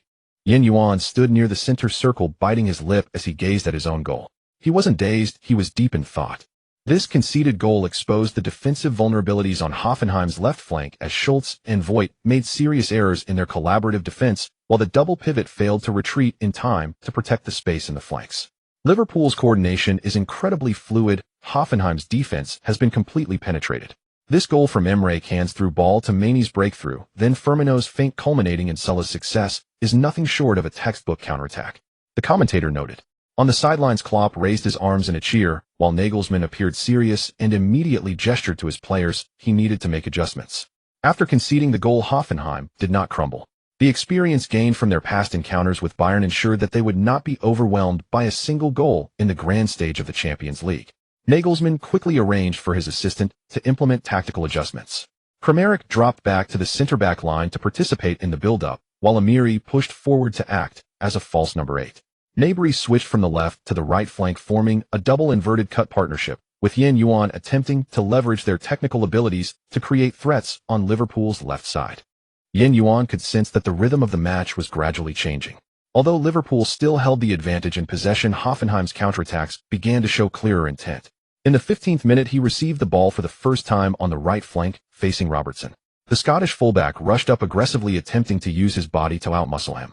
But Yuan showed no fear. With a gentle touch of his right foot, he immediately flicked the ball with the outside of his left foot, smoothly gliding past Robertson. A gasp arose from the Anfield stands as Yuan surged into the attack, ultimately thwarted by the recovering Henderson. Although his breakthrough was ultimately stopped, it was a successful attempt. What a beautiful dribble. Hoffenheim's 17-year-old prospect, his breakthrough, was exceptionally confident, not even intimidated by the atmosphere at Anfield. The commentator remarked. In the 27th minute, Kramaric received a short pass from goalkeeper Baumann in the backfield, glanced up, and sent a precise long ball to the right flank to Yuan. The arc of this pass was perfect, with just the right speed, directly bypassing Liverpool's midfield defense. Yuan positioned himself with his back to Robertson, and as the ball landed, he gently cushioned it with the outside of his right foot, the ball seeming to stick to his foot. Robertson immediately closed in tightly, but Yuan remained composed. He suddenly executed a half-turn, feigning a breakthrough towards the byline. Yet as Robertson shifted his weight, he pulled the ball back with his left foot, completing an inside cut in an instant. Yuan. An incredibly precise touch. What a beautiful evasion. I've only seen this kind of ball control in South American players. The commentator's voice rose sharply. At this moment, Amiri had intelligently made a forward run to support. Yuan did not hesitate, immediately passing the ball to him, while continuing his sprint toward the penalty area. Amiri understood the cue, delivering a wall pass to send the ball back to Yuan. Liverpool's centre-back Lovren rushed to cover, but Yuan had already observed the positioning of goalkeeper Karius. He gently touched the ball with his right foot, evading Lovren's block, and then curled the ball with his left foot. The ball traced a beautiful arc, finding the far corner of the goal. The ball went in. Yuan. Hoffenheim equalizes. The 17-year-old Hoffenheim prodigy scores his first UEFA Champions League goal at Anfield. The commentator couldn't help but stand up. Anfield fell into a brief silence before erupting into an incredible uproar. Liverpool fans exchanged glances, seemingly unable to believe that this 17-year-old could score such a magnificent goal in their home ground. On the away stand, Jan's father jumped up, suddenly embracing Jan's mother, as they both became so excited they could hardly speak. Jan's mother waved a small flag furiously, while Jan's father shouted in heavily accented English to the astonished Hoffenheim fans around him, "That's my son. That's my son." On the pitch, Yuan and his teammates shared a brief embrace to celebrate, skipping any excessive celebration, quickly retrieving the ball to return to the center circle. Gnabry rushed over to ruffle his hair, while Kramaric gave him a thumbs up from a distance. That goal was... The commentator continued to savor the moment, from Kramaric's long pass to Yuan's touch, evasion, and combination culminating in the final shot. Every aspect was perfect. Yuan displayed a calmness and skill beyond his years, and this goal was a true testament to his individual ability. On the sidelines, Nagelsmann rarely celebrated by pumping his fist. Meanwhile, Klopp frowned and spoke to his assistant, clearly having underestimated the threat posed by this young Chinese player. Why was there no detailed report on this young man in the pre-match materials? Coach, he has only one match of Bundesliga experience, and before coming to Hoffenheim, he had hardly participated in any Useries leagues. He was in the lower ranks of PSG's youth training. All right, Klopp said helplessly. After equalizing, Hoffenheim's morale surged, but Liverpool's counterattack was even more ferocious. Henderson moved up to collaborate with Emre Can, blocking the passing lanes of Hoffenheim's double pivots, forcing Voigt into several long pass mistakes. In the 35th minute, Sulla once again had a clear chance, but Baumann made a heroic save, deflecting the ball out of bounds. Hoffenheim's goalkeeper has made a crucial save. The commentator exclaimed Sulla had already found the open space, but Baumann's charge was very decisive. Knowing that Liverpool would intensify their counterattacks, Yuan participated more in defense during this phase, demonstrating his overall awareness. In the 39th minute, Main attempted to break through from his side, but Yuan retreated, while fighting, ultimately disrupting the ball with the help of Hubner. Look, this kid doesn't play like a rookie at all. Yeah, he's performing so maturely, he doesn't look like a 17. Why did this kid go to the Bundesliga? He could have played in England. A round of applause and murmurs arose from the KOP stand. Even Liverpool's home fans had to acknowledge that the young man's performance and attitude on the pitch were worthy of respect. Before the end of the first half, Liverpool's offensive surged wave after wave, but Hoffenheim's defense stood firm. Hubner finally woke up, working with Voigt to make 3 precise interceptions of Mainie's lateral breakthroughs, while Baumann made yet another miraculous save against Firmino's close-range shot. When the referee blew the whistle for halftime, the score stood at 11. Yuan wiped the sweat from his forehead, looked up at the scoreboard, and then glanced towards his parents' location. The baptism at Anfield was quite pressuring. In the locker room during halftime, Nagelsmann did not engage in lengthy speeches. He stood in front of the tactical board, marking several key areas with a marker, his voice very clear. Liverpool will definitely enhance their offense in the second half, especially Sulla, and Main will frequently interchange positions. Hubner, be sure to protect the left flank. Vogt continued to direct the defense to stay compact. After speaking, he walked up to Yuan, patting him on the shoulder. You played well, you did not disappoint me. Our opportunities do not come to the unprepared. It seems my decision was correct. Thank you, coach. Yuan nodded, sweat trickling down his temples. After the break, the whistle for the second half sounded, reigniting the atmosphere at Anfield. The eyes of the Liverpool players were fierce. Klopp had clearly issued a death order during the halftime break. They must finish the game quickly, leaving nothing in reserve. Indeed, as soon as the second half began, Liverpool displayed a completely different momentum, with Milner replacing Wijnaldum. The veteran's movement and interceptions immediately elevated the midfield's toughness. Firmino began to frequently drop back to receive the ball, while Sulla and Main were constantly exchanging positions like two sharp blades, repeatedly stabbing at Hoffenheim's flanks. Not long into the second half, Yuan already felt the pressure mounting, even more intense than at the start of the first half. In the 49th minute, Sulla suddenly cut inside from his side. Yuan desperately chased back, but the Egyptian made a quick stop and turned, shaking him off. Fortunately, Hubner was timely in his position to disrupt the ball. On the sidelines, Klopp angrily waved his hand, clearly dissatisfied with the missed opportunity. Meanwhile, Nagelsmann nervously paced in the technical area, constantly shouting to the players to maintain their formation. Hold your positions. Don't get pulled out of shape. In the 53rd minute, Liverpool regained the lead. Milner received a pass from Henderson in midfield and suddenly delivered a diagonal ball to the right, finding Arnold making a run. The young English fullback displayed remarkable crossing ability, sending in an accurate cross after reaching. Vogt misjudged the situation, leaving Main to appear like a ghost at the back post, striking the ball into the net with a stunning volley. Anfield erupted in excitement, the chants of the Red Army fans echoing through the skies. Liverpool has taken the lead once again. This goal showcased the power of their wing attacks. The commentator exclaimed with enthusiasm. The young defender Arnold's cross was so precise, and Mainie's positioning and shot were impeccable. Hoffenheim's defense made a fatal error as Vogt and Katterbach had a communication breakdown, completely missing Main at the back post. After Liverpool scored their second goal, the Sea of Red in Anfield surged even more violently. How any team would be affected in such a scene, let alone the newly arrived Hoffenheim club. Yuan stood at the center circle, watching the Liverpool players celebrating wildly, then glancing at the coach on the sidelines, who was frowning under pressure. He could clearly sense that his teammates' fighting spirit seemed to have diminished, including that of their captain. He approached the somewhat dejected Vogt, patting the captain's back. Captain, there's still plenty of time. We can come back and continue to organize our attacks. You. Oh my God, I lost my composure. Thank you for the reminder. Vogt looked at the 17-year-old boy in surprise, then nodded heavily, shouting at his teammates. Get your spirits up, everyone. Don't forget why you're here. The second half has just begun. Vogt's voice from the defense reached the ears of the Hoffenheim players. Yuan was also encouraging his teammates in the front line, urging them to keep pushing. Nagelsmann already had a plan in place, quickly arranging for adjustments with his assistant. Grilic dropped back to form a double pivot with Kramaric, while Amiri moved up to the attacking midfielder position, changing the formation to a more aggressive 4,231. This change in formation immediately bore fruit as Hoffenheim began to engage in fierce battles with Liverpool in midfield, and the pace of the match quickened. In the 68th minute, a miracle happened again. Amiri, after receiving the ball in midfield, keenly spotted a gap in Liverpool's defense and delivered a high-quality through ball that pierced through the Reds' central defense. Yuan and Amiri's understanding was no longer what it once was. He anticipated his teammates' intention and accelerated like an arrow released from a bow, perfectly evading the offside trap. He charged into the right side of the penalty area and, faced with the advancing Karius, he did not seek personal glory, but calmly executed a back pass. The arriving Uth easily slotted the ball into the open net. The ball is in. Hoffenheim has equalized once again. The commentator's voice trembled with excitement. This goal is simply magnificent. From Amiri's through ball to Yuan's clever offside play followed by a selfless assist, the entire sequence flowed like water. Liverpool's high defensive line has been completely breached. On the away team's stand, Jan's father jumped up in excitement, surrounding Hoffenheim fans in celebration, while Jan's mother covered her face with her hands, tears streaming down uncontrollably. "Don't cry, my dear, our son is playing in the Champions League, he really made it." Jan's father comforted his wife softly, wrapping his arm around her shoulder. Meanwhile, on the field, the scorer Uth and Yuan were surrounded by their teammates. This 17-year-old youth has unknowingly become a crucial part of Hoffenheim's attack, even being regarded as indispensable.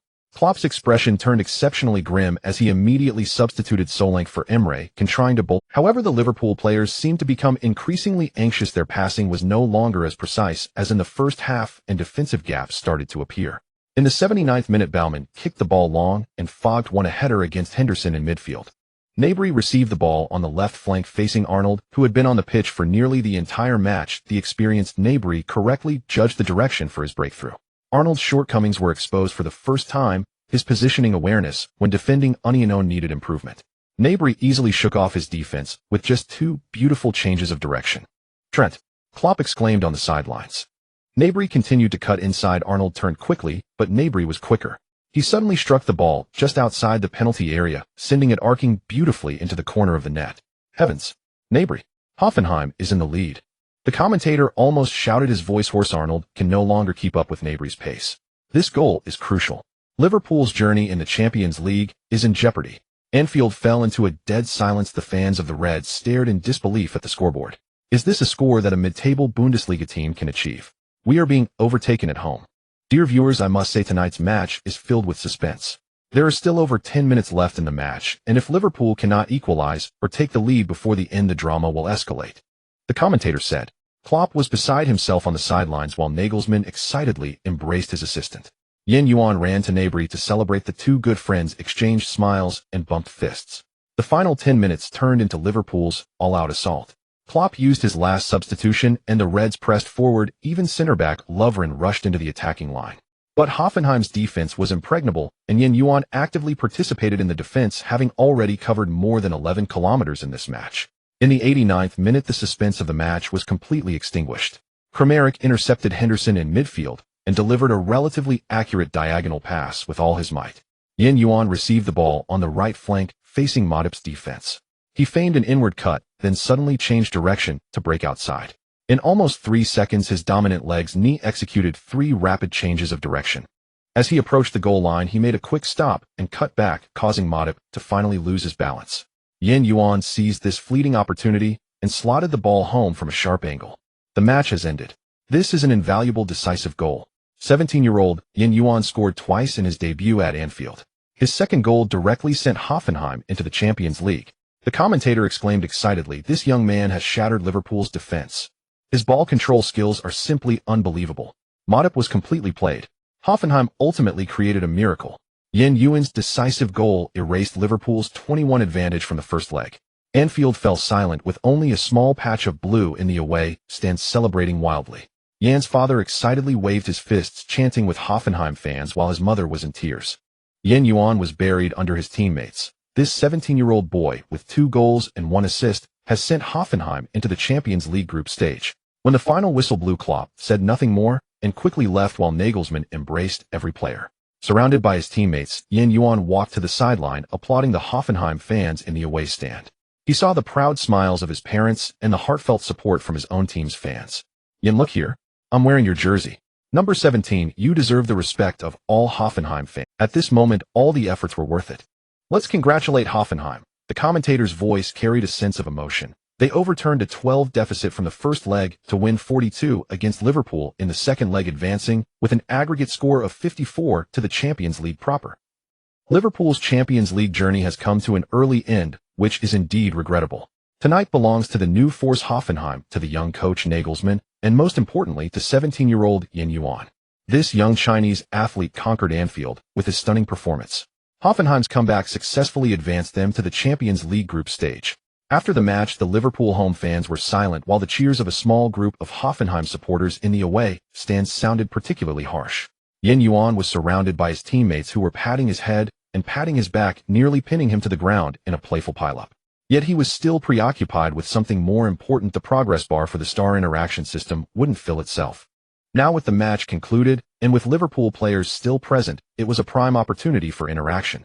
While his teammates were celebrating wildly, Yuan discreetly glanced in the direction of the Liverpool players.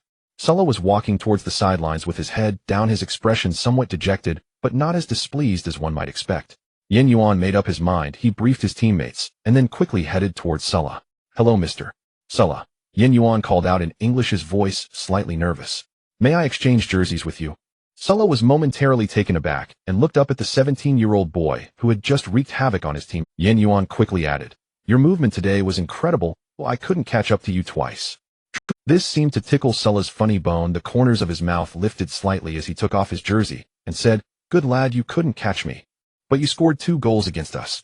Yuan chuckled, "Just lucky, just lucky." After they exchanged jerseys, Sulla suddenly turned and shouted to his teammates, "Hey guys, come over and take a look. This is the kid who just disrupted our defense today." The Liverpool players, who had been walking dejectedly towards the locker room, paused in their tracks upon hearing Sulla's shout. Firmino was the first to approach, sizing up Yuan from head to toe. "So you're Yuan?" Only Yuan nodded. Before he could respond, Main leaned in, saying, "Your second goal was brilliant. Matip probably still hasn't figured out how you got past him." Yuan scratched his head. "To be honest, I didn't think too much, or I just saw his center of gravity shifting inwards and decided to go outside." "Smart kid," Milner interjected, patting Yuan on the shoulder. "But next time we meet, we won't be so polite." Yuan's eyes lit up, sensing an opportunity, and continued to ask, "Can we take a group photo together?" The Liverpool players exchanged glances, clearly not expecting the young rival, who had just beaten them, to make such a request. Robertson couldn't help but laugh. "You've got some guts, kid. You just beat us, and now you want a photo." Robertson's comment made Yuan feel a bit awkward, but he responded, "I just feel honored to compete with you all. It's truly a privilege, as such opportunities are rare." Arnold shrugged. "All right then, the match is over anyway." Thus, on the Anfield pitch, a magical scene unfolded. The players from both sides, who had just gone through an intense match, stood together cheerfully for a photo, while a journalist captured the moment. Yuan stood in the middle with Sulla on his left and Firmino on his right, while Main and Milner squeezed in behind them. The photographer, a Liverpool fan, muttered while taking pictures, "This kid has some real guts." After the photo shoot, Wijnaldum curiously asked, "Kid, why do you want a photo with all of us?" Yuan had already thought of a reason. "Because you all are world-class stars, and the Liverpool players are my favorite to use in the game." This statement amused the Liverpool crew. Firmino laughed and shook his head. "Well, we've been defeated by an esports kid." Sulla asked, "Do you have social media? We can follow each other." Yuan nearly jumped. "Really? I do. My ID is..." They verbally exchanged contact information, remembering each other's IDs. Player IDs online are generally easy to remember. A system notification chimed in his mind. Ding. Interaction with Sulla 30, a interaction with other photo players 5. Just then Klopp walked out of the locker room. Seeing his players laughing and chatting with their opponents, he furrowed his brow slightly. Sulla hurriedly explained, "Boss, this kid means no harm. He just wanted a photo with us." Klopp stared at Yuan for a few seconds, then suddenly smiled. "So you're the young man who scored 2 goals. You played well." Yuan, nervously sweating in his palms, replied, Thank you, coach, I'm quite nervous." Klopp patted Sulla on the back. "All right, no more chatting for too long. We still have a post-match analysis meeting to attend." With that, he turned and walked back to the locker room. The Liverpool players gradually left, and before Sulla departed, he said to Yuan, "Keep up this form, kid. Looking forward to seeing you again, hopefully, in the Premier League." Yuan waved. "Of course, see you next time, sir." Once the Liverpool players were far away, Yuan let out a long sigh, looking down at Sulla's jersey in his hands, unable to suppress his grin. He asked in his mind system, "Will online interaction increase my interaction level?" System: yes, but it cannot be one-sided interaction. Both parties must interact together, such as following each other, commenting, retweeting, etc. Interaction value increases by 2 each time. Yuan breathed a sigh of relief. It seemed he would not only have to bravely be a social butterfly from now on, but also frequently surf online and interact with these stars. At this moment his teammate Nabri walked over. "Hey, what are you doing? Everyone is waiting for you in the locker room to celebrate." Yuan replied, Coming. Nabri caught a glimpse of the Sulla jersey in his hands and raised an eyebrow. "Oh, you got a souvenir." Yuan stuffed Sulla's jersey into his arms, pretending to be proud. "If you want it, go ask for it yourself. I earned this. Match-worn jerseys are quite precious." Nabri threw an arm around Yuan's shoulder. "Good for you. I was just about to ask if I could have it. I'm really impressed, You're quite the social butterfly. I just happen to be good-looking and friendly." Nabri and Yuan walked back to the locker room, joking and laughing with their teammates. At the moment the match ended, Zhao Laosan's phone exploded. He was originally slumped in his gaming chair, munching on duck neck while watching the live broadcast. When the referee blew the final whistle, the half-eaten duck neck in his hand dropped with a thud. What the hell? Hoffenheim really won. That kid even scored the winning goal.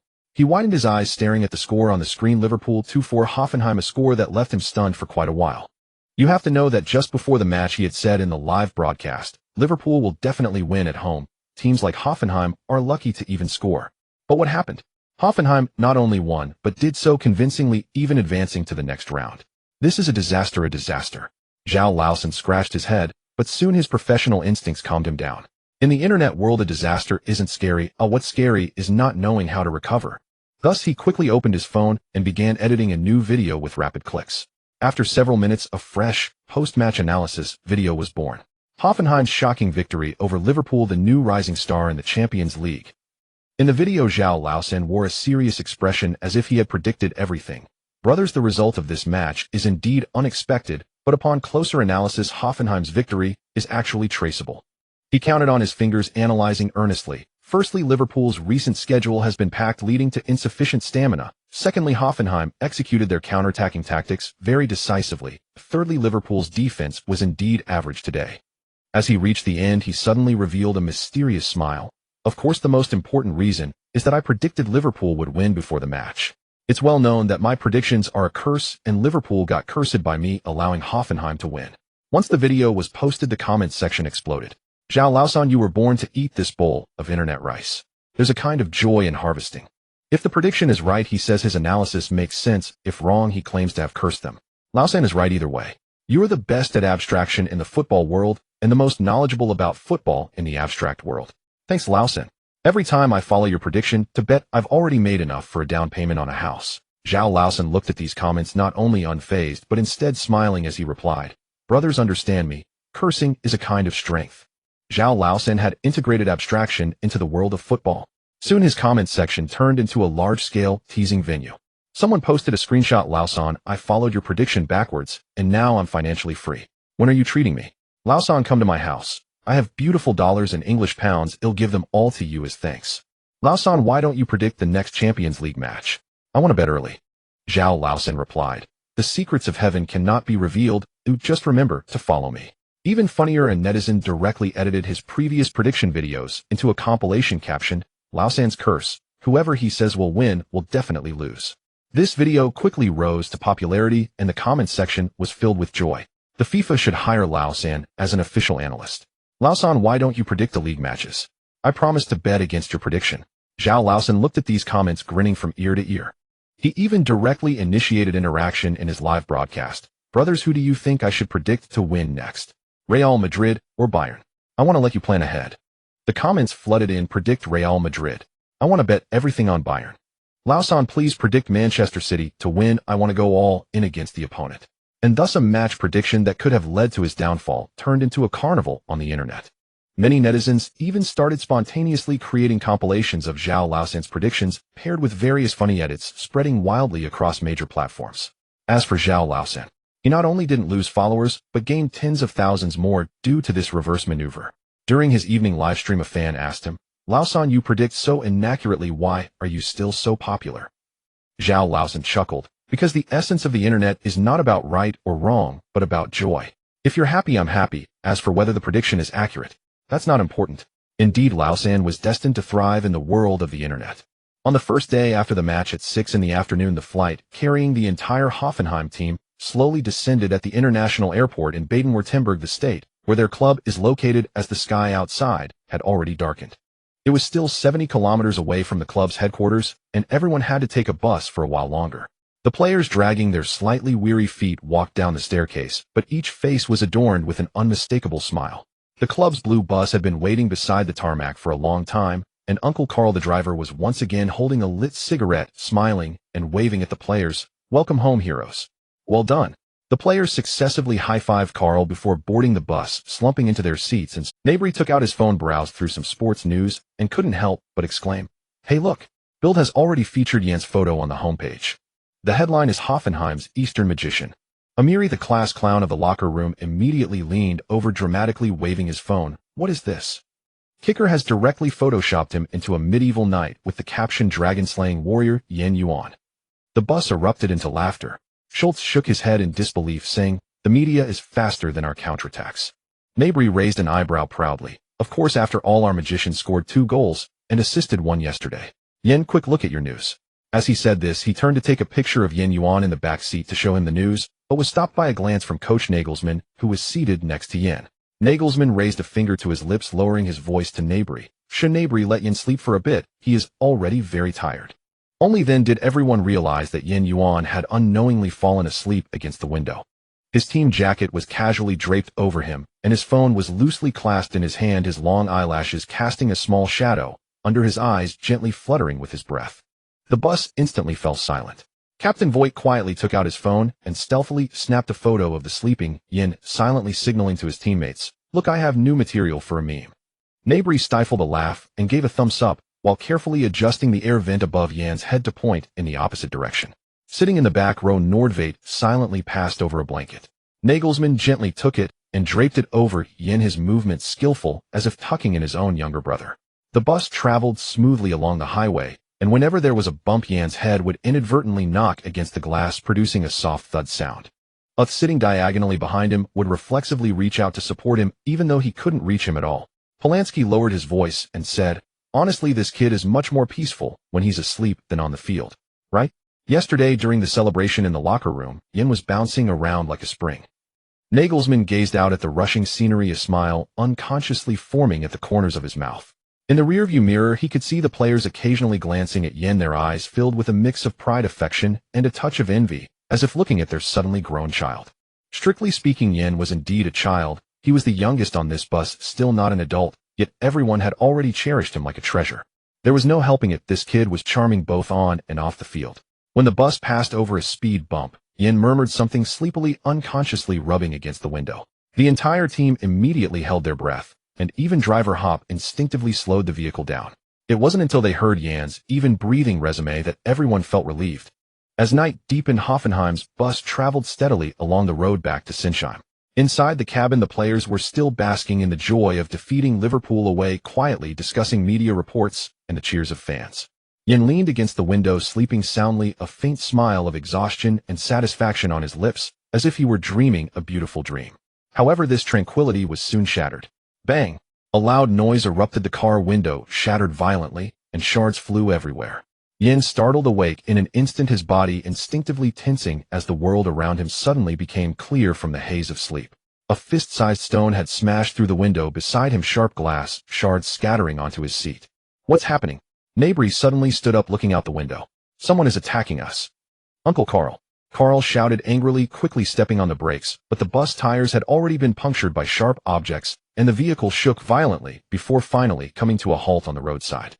Outside, a group of a dozen homeless people armed with sticks and knives gathered around. They wore tattered jackets and had sinister smiles on their faces, shouting brief phrases. "Money. Phones. Watches." The leader was a burly man waving a rusty iron rod, shouting, "This is a Bundesliga team's bus. These players must be rich. Let's rob them." Instantly, the bus was plunged into brief chaos. "Damn it. I know who they are if they are those homeless people." Kramaric cursed and quickly grabbed his backpack to shield the window. Coach Nagelsmann immediately stood up, his voice calm and commanding, "Everyone stay calm. Do not get out." Carl called the police immediately. Uncle Carl had already dialed the emergency number, urgently reporting their location and situation to the police. But they clearly had no intention of giving the Hoffenheim players time to wait for rescue. They began to frantically smash the window's glass, shards flying into the bus. "They want to break in," Uth shouted, getting up to block the window.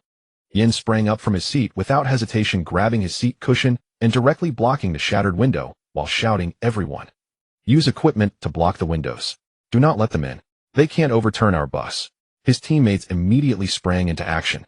Goalkeeper Baumann grabbed the training bag and pressed it tightly against the other side of the shattered glass. Amiri and Nabri worked together to topple a row of seats to block the door. Voigt and Schultz, the two big defenders, stood right next to the glass in the aisle, using their bodies and equipment to shield the potentially vulnerable points. "Guys, hold on. The police are on their way," Nagelsmann directed while vigilantly observing the movement outside. However, these people were becoming increasingly frantic. Realizing that smashing the windows was ineffective, they began attempting to pry open the doors. The lead giant shouted at his subordinates in an incomprehensible language, "If we can't break and burn this bus?" The players on the bus had already noticed that these people were searching for something to start a fire. The situation was extremely critical. They couldn't wait any longer. Someone had to go out to seek help. Nabri and Amiri exchanged glances, nodding in agreement. Nabri shouted loudly, "Coach, Amiri and I will jump out of the back window to find help in the nearby community. We can run fast." Nagelsmann frowned. "No, that's too dangerous. There's no time left." "Coach," Amiri gritted his teeth, "if we delay, they might really set a fire." Captain Voigt overheard their conversation and immediately turned back. "Let them go, coach. You two must be careful. Run as fast as you can. Don't let them spot you." Nabri nodded, and while the assailants were focused on the front of the bus, he and Amiri quietly moved to the back, forcefully pushed open the emergency exit window, and jumped down. As soon as they landed, they immediately crouched low, using the cover of night to sprint swiftly along the roadside bushes. Behind them came the shouts of the assailants. "Someone has run away. Catch them." Nabri and Amiri were incredibly fast. They were one of the quickest wing combinations in the Bundesliga, and now they unleashed incredible sprinting power. A few seconds later, they had shaken off their pursuers and dashed into a nearby residential area. "Gentlemen, help. Our bus is being attacked." Nabri rushed to a brightly lit homeowner's door, banging hard on the door panel. Soon the nearby residents were alerted and lights began to flicker on one after another. "It's Hoffenheim's players." A middle-aged man recognized them and rushed out. More and more residents were, "These bastards. How dare they touch our team?" Another burly man shouted angrily, directly walking out of his home with an axe. Within just a few minutes, dozens of community residents had spontaneously gathered, some wielding tools, others even bringing their pet shepherd dogs, following Nabri and Amiri to the scene. Meanwhile, the situation on the bus had become precarious. The assailants began to smash the doors with iron rods. The sound of twisting metal was grating. The lead giant sneered, "Put in more effort. Their bus is about to be junked." Just as the door was about to be pried open. "Stop!" A furious shout came from afar. The group of assailants turned around in shock to see dozens of residents armed with various weapons charging over. Leading the way were Nabri and Amiri. A glimmer of hope flashed in Yuan's eyes as he shouted to everyone, "The residents of the town have come. Everyone hold on a little longer. We will be fine." Suddenly these people panicked. They hadn't expected such a crowd to show up. The lead giant still wanted to resist, threatening with a knife, "Get lost. Otherwise I'll chop you all too." But the residents were not afraid at all. A tall farmer swung a shovel and struck the man who had charged in the hardest on the arm, causing the knife to fall to the ground with a loud clank. "Catch them." The residents surged forward, surrounding the assailants. These people had nowhere to escape. They could no longer return to their settlement.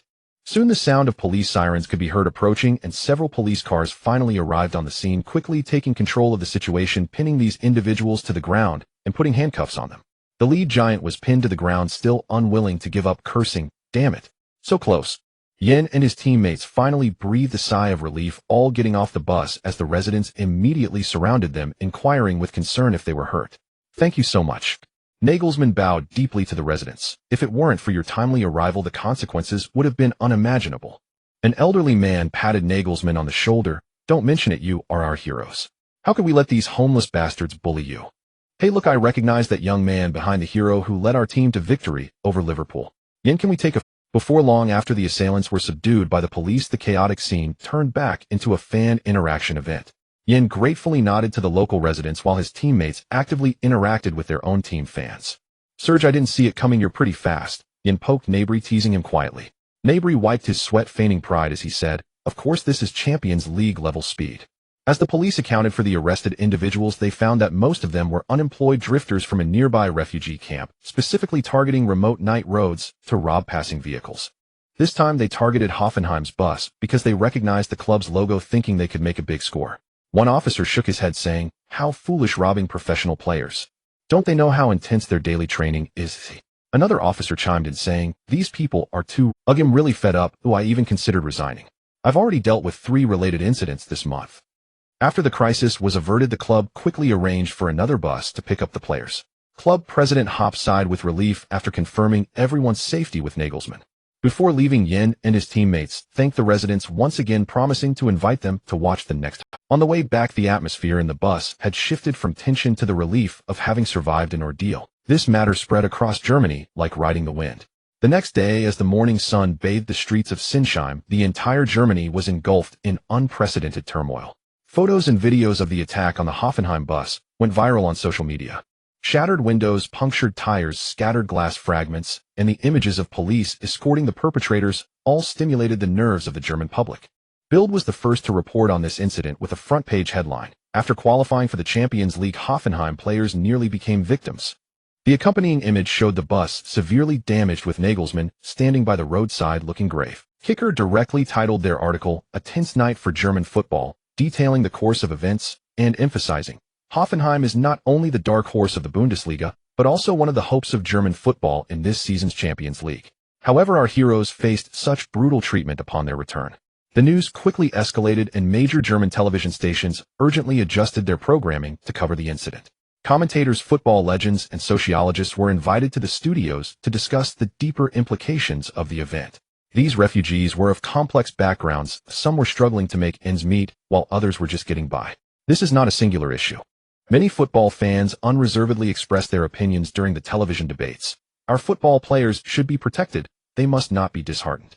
They just returned from the Champions League, and no one expected such an incident to occur. Many German media outlets directly shouted at the assembly, "Look at Hoffenheim's plight. This is the consequence of our tolerance towards vagrants." Faced with the surging public opinion pressure, Mrs. Mo had no choice but to respond this time. She had to take on this responsibility. At a press conference, she stated, "We are deeply shocked and outraged by the plight of Hoffenheim's players. Violent behavior cannot be tolerated." However, such a statement evidently could not quell the anger of the football-loving Germans. On social media, hashtags like "Protect Our Players" and "Germany is no longer safe" quickly topped the trending list. Beyond this storm, the German football community showed unprecedented unity, especially in the Bundesliga powerhouse. Bayern Munich was the first to issue a statement on their official website. "We are outraged by the plight of the entire Hoffenheim team. Football should be a symbol of joy and competition, not a target for violence." Borussia Dortmund, RB Leipzig, Eintracht Frankfurt, and other top Bundesliga clubs followed suit, expressing their support for Hoffenheim. Dortmund CEO Watzke even publicly proposed, "If needed, we can immediately arrange a bus for Hoffenheim." What was most touching was the Stuttgart club. Although they were mortal enemies with Hoffenheim from the same state, they still wrote on their official Twitter, "It is football that brings us all together. All members of Stuttgart stand with Hoffenheim." In addition to external statements, Hoffenheim, as a victim, also made a statement. Hoffenheim club president Hoppe, in an interview with Der Spiegel, could hardly hide his anger. "This is absolutely absurd. My players brought glory to German football on the Champions League stage, but upon their return, they faced such dangers. We absolutely cannot tolerate such things happening." His remarks resonated widely. Baden-Württemberg's Governor Kretschmann quickly took action that same day, personally visiting Hoffenheim's training base to comfort the entire team. At the press conference, he solemnly promised, the state government will fully compensate the club for a new bus and strengthen security checks on the team's travel routes. What surprised the players even more was that Kretschmann was actually a diehard Hoffenheim fan.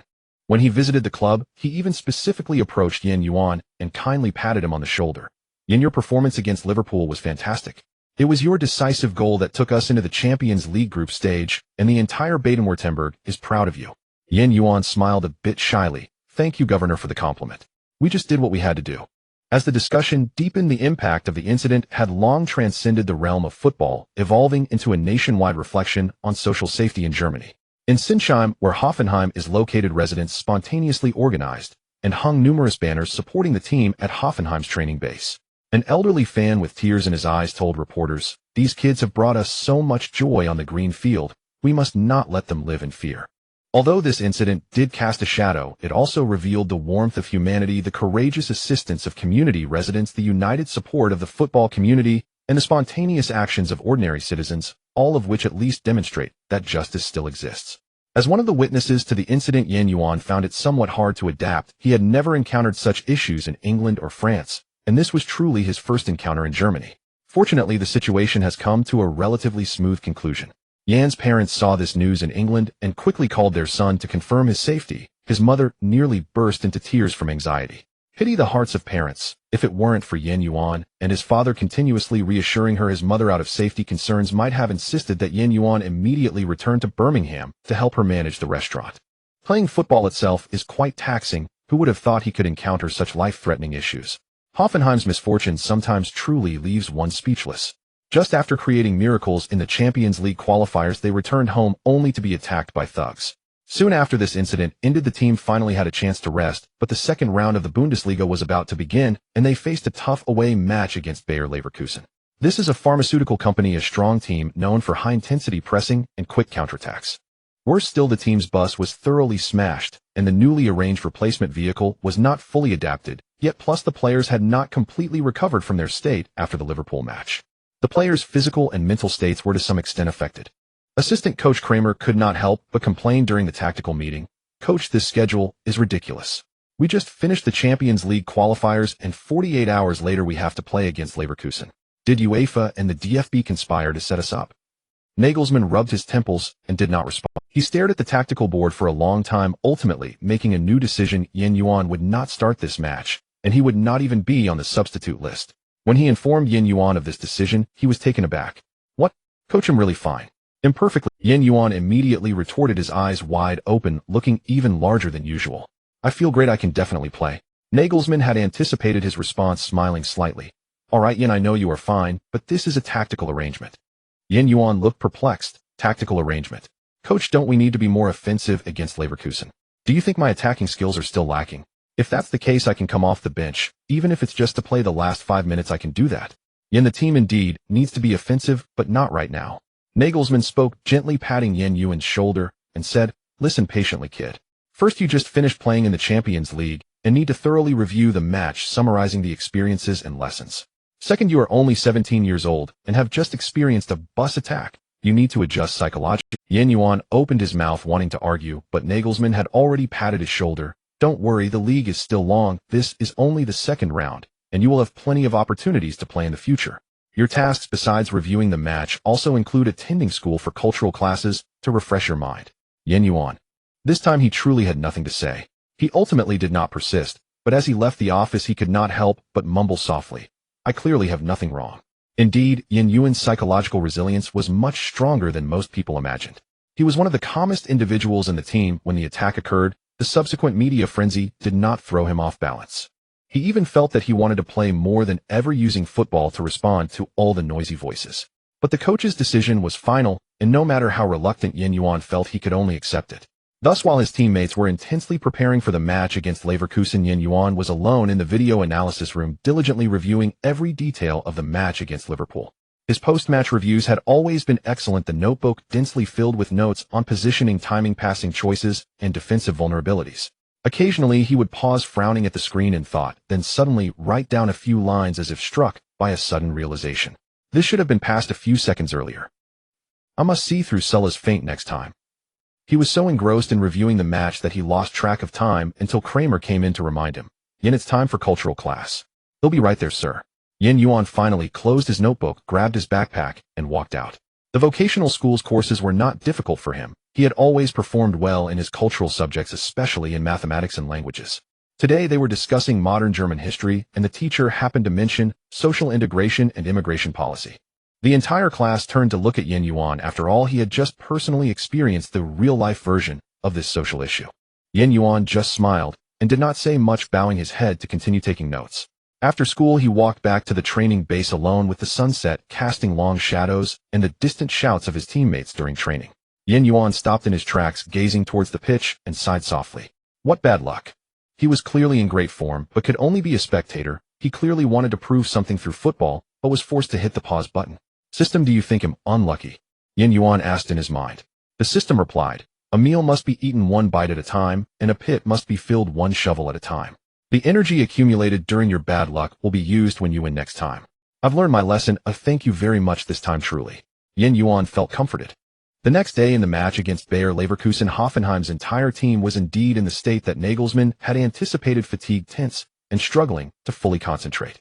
After the grueling battle with Liverpool, they hadn't had sufficient rest, and were affected by an incident that unsettled their mindset, such a condition was bound to lead to defeat. Despite the players giving their all, the dual exhaustion of body and mind made them appear sluggish on the field, resulting in increased passing errors and less vigorous movement than usual.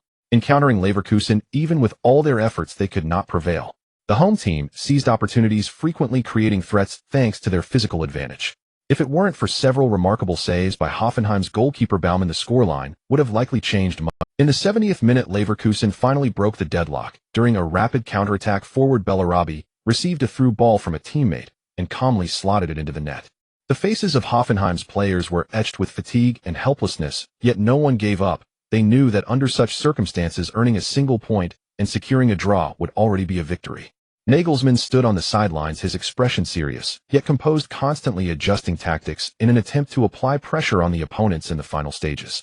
Finally, in the 85th minute, as the match neared its end, Hoffenheim gained a rare counterattack opportunity. Vogt's long pass from the back found Kramaric making a forward run. Under pressure from two defenders, he barely controlled the ball, and after stumbling a couple of steps, suddenly unleashed a shot. This shot was purely a gamble. For Hoffenheim today, managing to secure a draw would be considered a win. The ball traced an unusual arc, and Leverkusen's goalkeeper Radecki misjudged it, allowing the ball to slip past his hands and into the net. Kramaric sprinted toward the corner flag in a burst of elation. Teammates swarmed around him, embracing, as if that goal were not merely an equalizer, but a defiant counterblow to the streak of misfortune that had dogged them these past days. On the touchline, Nagelsmann allowed himself a rare smile and pumped his fist vigorously. He breathed out in relief. Given the circumstances, for the players to bite down and cling to a point felt like an extraordinary feat. When the final whistle blew, Nagelsmann unusually offered no rebuke in the dressing room. Instead, he praised the squad's fighting spirit. "Gentlemen, over these past days under such trying conditions, the fact that you have come this far is remarkable." He surveyed the exhausted faces around him. "We have endured too many unforeseen blows these 2 days, but football is like that. Fortune sometimes deserts us, yet if we hold firm, a turning point will come."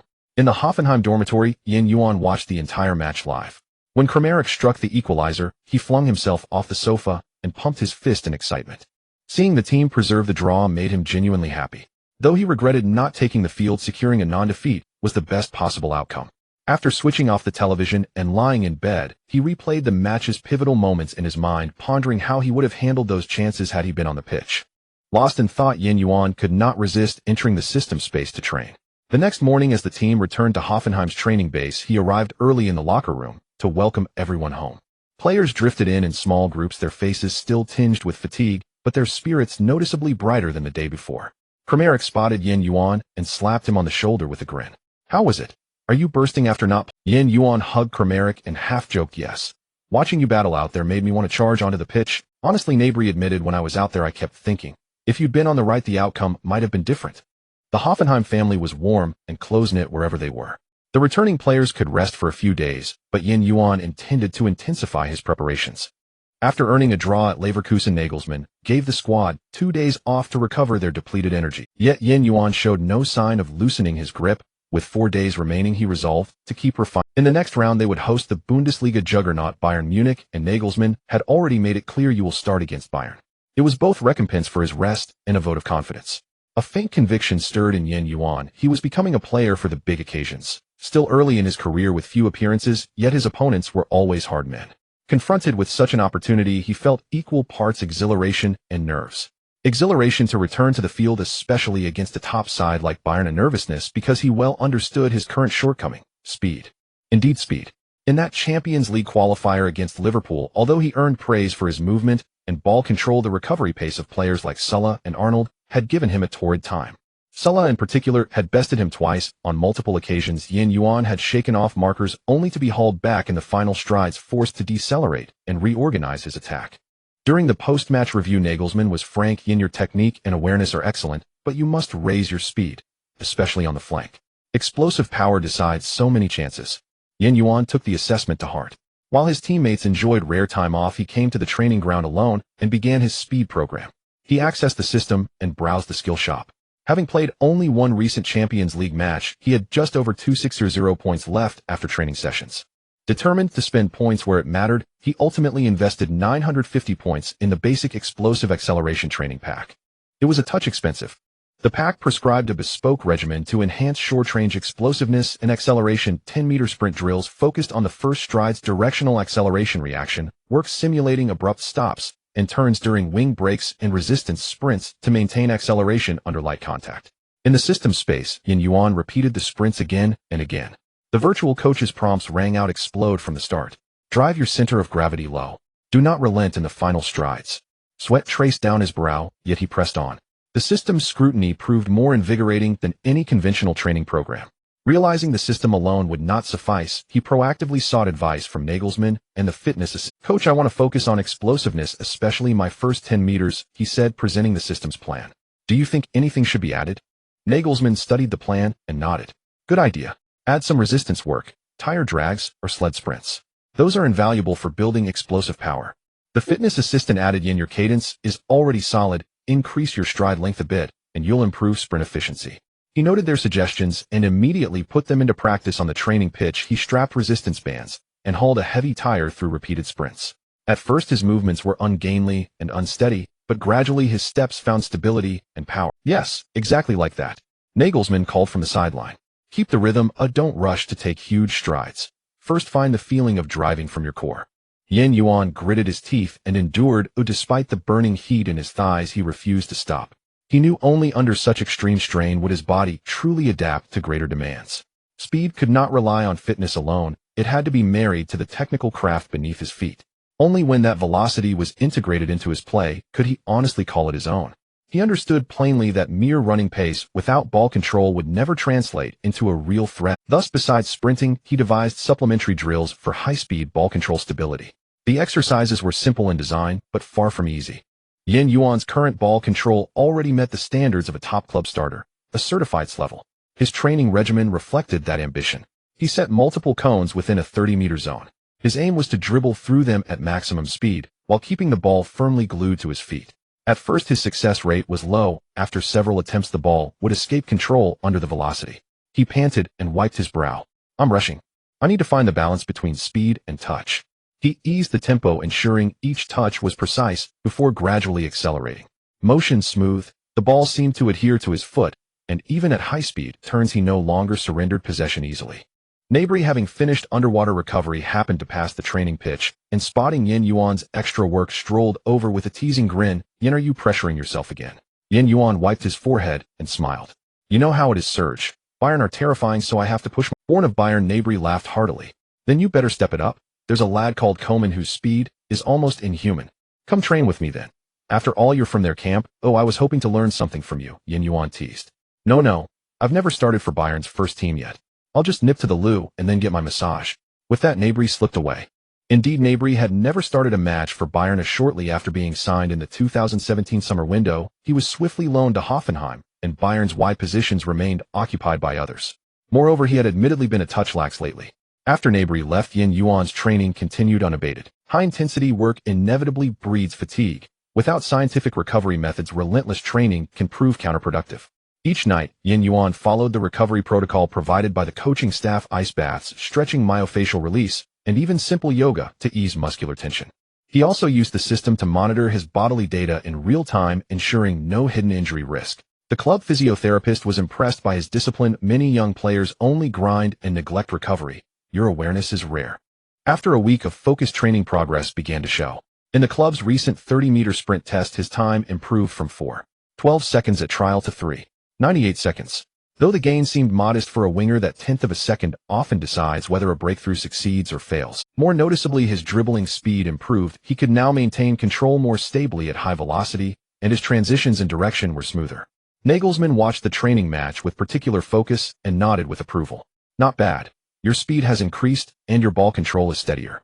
There was no room for complacency. Bayern's pressure was immense, a near insurmountable mountain within the Bundesliga. Moreover, Bayern's flanks boasted supercar players like Koeman. Yuan casually checked Bayern's roster and found an intriguing detail. Koeman was also released by Paris Saint-Germain. That made things interesting. Strictly speaking, he and Koeman shared similar origins. Both were youth players let go by PSG, and both developed into wide attackers. If formations held, the upcoming match would likely pit him directly against Koeman. Yuan on the right wing, Koeman on the left. Both Paris castoffs, and the prospect of that duel heightened the match's intrigue.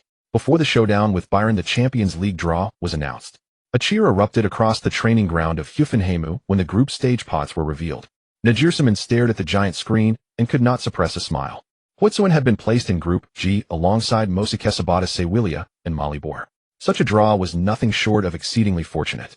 Mönchengladbach, Sevilla, Maribor. The assistant coach murmured, then laughed and patted Nagelsmann on the shoulder. "Coach, this is far better than we expected." Nagelsmann nodded, his gaze sweeping over the players gathered there. Their faces were lit with relaxed. Indeed, apart from Sevilla, who were habitual competitors in the Europa League, the other two clubs were not of the Mönchengladbach, though a force in the Russian league, had not particularly distinguished themselves in European competition in recent years. Maribor from Slovenia were rarer visitors to the Champions League, and their overall strength lagged noticeably behind Hoffenheim. To put it bluntly, teams like these are often the ones you use to polish Champions League statistics. For a first appearance to draw such opponents, fortune had certainly smiled upon Hoffenheim. Sevilla will be tough to play, but the other two are within our grasp, Nagelsmann told the players. This means we can at least contest for second place in the group. The mood in the locker room visibly lifted. Yuan, still wiping sweat from an intense session, broke into a grin upon hearing the news. The Champions League represented a larger stage for him, and to emerge from the group would mark another milestone. Mönchengladbach's home is not easy to play in. The cold in their fans can be brutal, Captain Fugert warned. Zabuna added, but their tactical approach isn't overly complex. If we keep our rhythm, it should not be a major problem. As for Maribor, Kelamaliki shrugged. If we can't beat them, then we shouldn't even be playing the Champions League. Laughter broke out. Indeed, although Maribor dominated their domestic league on the Champions League stage, they were more often cast in the role of underdogs. In recent seasons, their European performances had been modest. When matched against teams from the top 5 leagues, they frequently found themselves on the back foot. The only side that gave Hoffenheim players genuine pause was Sevilla. This team from Andalusia had earned the moniker the King of the Europa League, having nearly monopolized that competition in recent years. Although their Champions League form could be less consistent than their league results, their experience, resilience, and home atmosphere all posed a real threat. Sevilla's style is rugged, especially their midfield pressing and flank assaults, Nagelsmann analyzed. But our quick counters and possession superiority could well create opportunities. Yuan listened to the coach's tactical breakdown and began plotting how he might exploit their defensive seams using his own strengths. After all, Sevilla's fullbacks were not renowned for blistering pace, nor were their center-back pairing insurmountable. The optimism born of the draw even infected the upcoming Bundesliga fixture. Facing Bayern had initially weighed on them, but now the players seemed more relaxed. A good Champions League draw means we must also push harder in the league. Gnabry called from the training pitch. If we beat Bayern, our momentum will be even greater. Yuan teased Gnabry in response. Hey Gnabry, that's your parent club. Gnabry shot back, so what? I'm on loan at Hoffenheim, I play for them now. Beating them is part of my duty. The group burst into laughter once more. Watching his players' spirits lift, Nagelsmann felt considerably more. He had feared that Champions League pressure might undermine their league form, but the draw had become a spur instead of a burden. Clapping his hands, he said, all right lads, don't dwell on the Champions League yet. The next league match is the The players echoed him in unison, and the training ground buzzed with renewed intensity. Night fell, and the streets of Zinshahemu grew quiet, but the fighting spirit within Hoffenheim's squad had been kindled. The favorable Champions League draw allowed them to envision a broader future, but first they had to prove themselves. 2 days remained before the match with Bayern, and Hoffenheim's training base hummed with a tense, focused energy. After finishing that day's tactical drills, Yuan returned to the locker room, and before resting took out his phone and smoothly opened his social media. He was not merely killing time, he had a clearer purpose in mind, raising his star interaction metric. Since the last game against Liverpool, he had managed to follow Salahi, which thrilled him. Salahi was not only one of the finest wingers of the era, but also someone Yuan had long wished to emulate. After exchanging shirts, their interaction level had already climbed to 30%. With intermittent online exchanges over recent days, that metric continued to climb. It's reached 56%, Yuan murmured, staring at the number on the system and exhaling softly. He had been leaving comments on Salahi's posts almost daily. Sometimes a simple, sometimes a thoughtful comment, and occasionally sharing a highlight clip accompanied by sincere praise. Salahi seemed to have taken a liking to the young, affable lad. He had replied a few times, and even exchanged a few private messages. When he learned Hoffenheim were due to face Bayern next, Salahi offered Yuan some advice. Bayern's fullbacks are very quick, but their defensive habit is to push up. If you can fool them with feints, you can open up a great deal of space, Salahi wrote. Yuan read the message over and over, even jotting the line into his tactical notebook. Salahi is generous with his time. No heirs willing to share his experience. There's a reason he became a superstar, Yuan thought, his admiration deepened. His teammates teased him on occasion, "Yin, why are you always glued to your phone? Are you falling in love online?" Yuan shook his head emphatically. No. Ever since I followed Salahi, we chat sometimes. You know who he is, the star of Lawupure. After training, he habitually scrolled through Salahi's page and saw a new posted gym photo with the caption, "Always working." He immediately commented, "Legend never stops." Not long after Salahi replied, and the interaction metric climbed by another 1%. It really works, Yuan thought with a thrill, continuing to peruse Salahi's past posts in search of suitable ways to engage. Yet he knew that online exchanges alone would never suffice. The true test lay on the pitch. Salahi's counsel was invaluable, but whether Yuan could translate it into impact against Bayern depended on his performance. That afternoon, the final tactical meeting before the match was to begin. The coach is calling the meeting. Janabulai called from the doorway. On my way. Yuan hurriedly stowed his phone and briskly made his way to the tactics room. Nagelsmann was already stationed by the whiteboard, and the screen displayed footage of Bayern's recent matches. Their wing play is potent, but they tend to push up when defending, Nagelsmann said, pointing at the footage. We need rapid counters. Wingers, Janabulai and Yin, make sure you exploit the space that opens behind them. Hearing this, Yuan could not help but recall Salahi's advice about using feints. Interacting with the star had proven useful. They were not only personable, but formidable and experienced. Those exchanges did more than boost a digital metric. Yuan had genuinely learned something of value. The morning sunlight spilled over the streets of Sinsheim, with the Rhein-Neckar Arena and Hoffenheim already bustling. With a few hours left before the match, fans eagerly flocked to the stores around the stadium, with the official jersey sales area being the most popular. "I want a number 17 jersey of Yin." A young fan squeezed to the front of the counter, excitedly shouting, "I want one too," with his name printed. Another fan waved cash, afraid that he would miss out if he was even a moment late. The staff were overwhelmed, and the jerseys of Yuan were nearly sold out. Just a few weeks ago, this jersey was quietly hanging in a corner with mediocre sales, and could even be said to have gone unnoticed.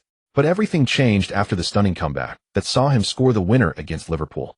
Yuan's name began to spread in the area, and his jersey sales skyrocketed, even surpassing those of the team's veterans Kramaric and Voigt.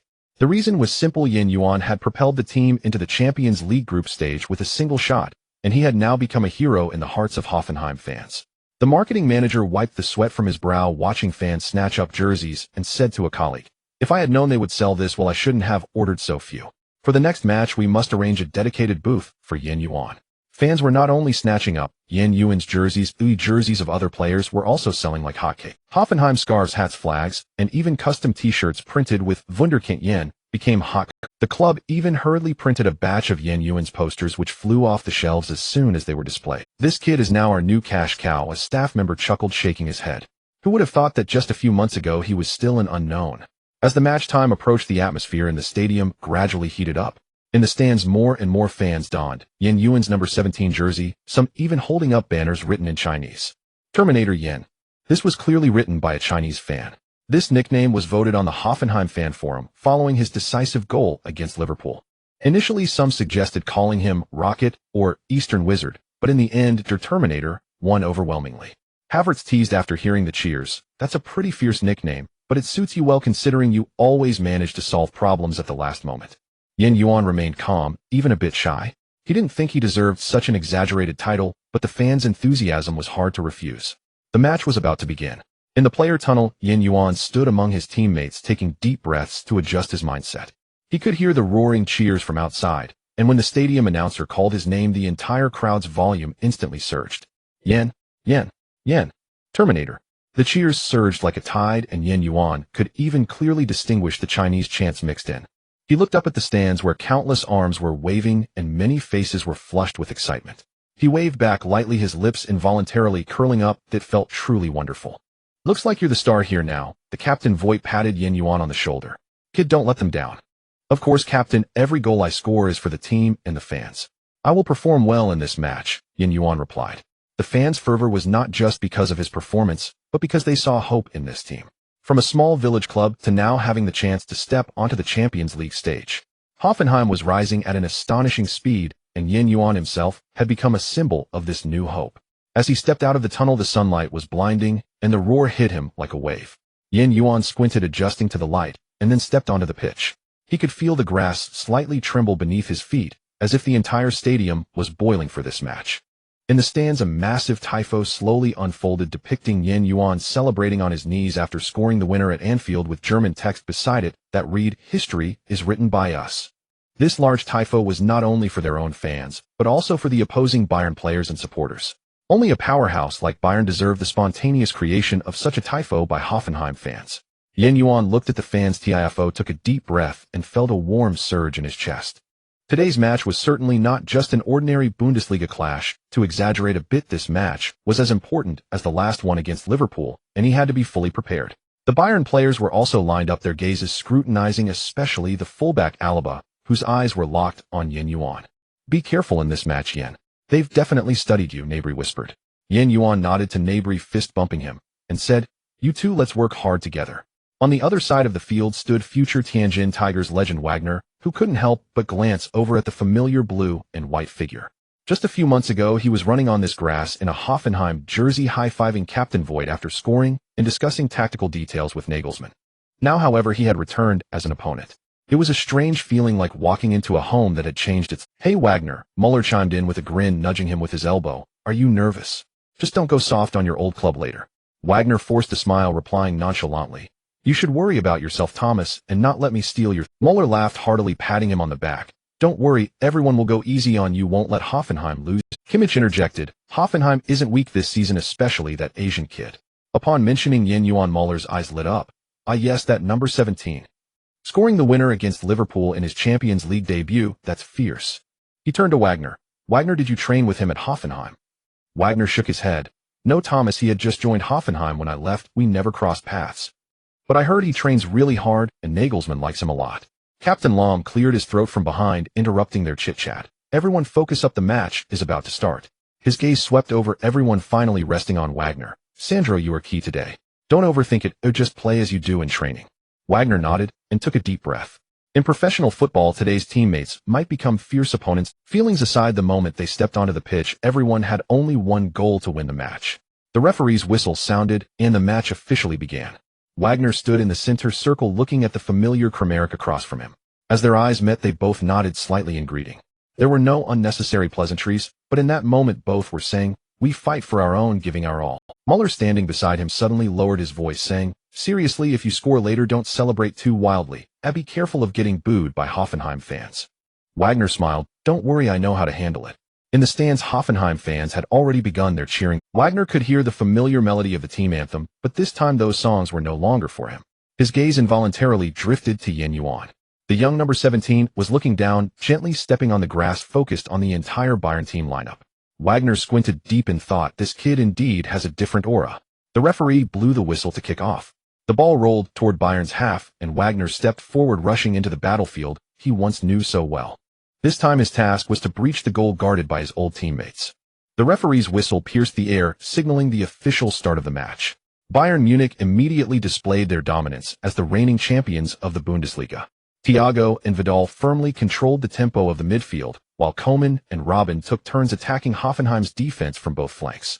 The Hoffenheim players were nearly suffocated, forced to compress their formation just to barely withstand Bayern's relentless offensive onslaught.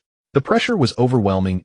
Every season, when facing Bayern, the Hoffenheim players could feel the intensity of the match elevate several notches, whether at home or away. The commentator's voice echoed in the stadium. "Bayern's start is too powerful. Hoffenheim's midfield is completely suppressed. Grillick can hardly touch the ball, while Kramaric and Amiri are desperately trying to intercept." In the 8th minute, Robben received the ball on the right. Faced with Schultz's defense, he suddenly cut inside and unleashed a signature curling shot with his left foot. The ball flew towards the far corner of the goal, and Baumann dove to make a save, barely managing to deflect it over the crossbar. "Oh no, Robben. So close to replicating his classic goal." Baumann's save was crucial, the commentator exclaimed. "Although Robben didn't score, we can see that Hoffenheim's defense has been pushed to its limits. This is dangerous." The Hoffenheim fans in the stands held their breath, nervously watching the situation unfold. Nagelsmann stood at the sidelines, his brow furrowed as he gestured to his players, signaling them to maintain their formation and seek counterattack opportunities. Ancelotti, equally stern-faced, couldn't help but widen his eyes. Nagelsmann was significantly younger than Ancelotti. This was a clash between the young coach and the veteran. However, just when everyone thought Bayern would score first, Hoffenheim surprised everyone with a textbook counter. In the 16th minute, Voigt intercepted Wagner in the backfield and quickly passed the ball to Amiri. Without hesitation, Amiri sent a precise through ball to the retreating Yuan. The moment Yuan received the ball, his gaze scanned Bayern's defense. This had become his instinctive reaction. The first thing he did after receiving the ball was to assess the situation. He keenly noticed that Bayern's defense was advancing while transitioning from defense to attack, with left-back Alaba positioned slightly higher, leaving a large gap behind. Yuan has the ball. He is observing. The commentator's voice suddenly rose. This time he didn't choose to advance with the ball himself, but directly launched a long pass. Yuan gently flicked the ball with the outside of his right foot, creating a beautiful arc that precisely cleared the entire Bayern defense, landing directly on the path of the speeding Uth. Almost as soon as he kicked the ball, Yuan had already signaled Uth. The timing of the signal and the pass was impeccable, giving Uth enough time to react. What a beautiful pass. In my memory, this is Yuan's first high-quality long ball. In previous matches, he was known for his dazzling ball control and dribbling skills. This diagonal long pass of over 40 meters directly pierced through Bayern's defense. Uth successfully evaded the offside trap unbeknown against Ulrich. Uth. The Hoffenheim fans had already begun to stand and cheer. Uth did not squander this golden opportunity. He gently flicked the ball with the outside of his right foot, sending it rolling past the on-rushing Ulrich into the net. Goal. Hoffenheim leads Bayern 10. The commentator exclaimed excitedly. This was a perfect defensive counterattack. Yuan's vision and passing accuracy are astonishing, while its positioning and calm finishing did not waste this precious unknown opportunity. The Rhein-Neckar Arena erupted blue and white flags waved wildly in the stands. Fans shouted terminate. The names of Yuan and Uth echoed throughout the stadium. Nagelsmann raised his arms in celebration at the sidelines, turning to give a strong high five to his assistant. Now it was Ancelotti's turn to feel the pressure, but not too much. It was just a small scene. As expected, Bayern's response came quickly and ferociously. In the 28th minute, Robin broke through on the right to win a corner, and Thiago delivered a high-quality curling ball to the near post. Wagner, with his excellent positioning and physicality, overpowered Skirl, delivering a powerful header that smashed into the net. Wagner. He has scored against his former club, the commentator shouted. But Wagner did not celebrate at his old home ground, which is a very considerate reaction. Bayern's players. This goal showcased Bayern's threat from set pieces. Hoffenheim's defense suffered due to their height. Wagner returned to the center circle with a blank expression, a flicker of complex emotions in his eyes. The applause from Hoffenheim's fans was brief, quickly drowned out by the cheers of the visiting Bayern fans. Bayern's offensive momentum did not cease. One could say Wagner's goal completely ignited it. Wing forward Coman frequently attacked Hoffenheim's defender Katterbach on the left. His speed left Hoffenheim's right back overwhelmed. Before Mbappe participated in the 2018 World Cup, the nickname French speedster belonged to Coman. Yuan was responsible for matching up with Coman on the right, thus he had to fall back deeply to assist in defense. Yet even so, Coman was still able to find spaces to break through due to his speed. The duel between Coman and Yuan is quite interesting, the commentator analyzed. As far as I know, both came from the Paris Saint-Germain Youth Academy, but their styles are completely different. Coman is faster, while Yuan's ball control is more delicate, and he has a better overview of the game. In the 35th minute, an opportunity arose as Coman and Thiago executed a clever 1-2 on the left. Then Coman sent a low cross across the goal. Muller appeared like a ghost near the penalty spot. He shook off Vogt's marking, beating Katterbach to the ball and gently poking it into the near corner. Muller. A typical Muller goal. The commentator marveled. He always manages to be in the right place. Hoffenheim's defense finally cracked under Bayern's continuous pressure. From an initial lead to being overtaken by 2 goals, Hoffenheim experienced Bayern's oppressive strength and counterattacking capability. The away Bayern fans celebrated wildly, while the blue and white-clad Hoffenheim fans fell into a Nagelsmann at the sideline stroked his chin, his expression grave, clearly disappointed by his team's defensive errors, pondering how to break the deadlock.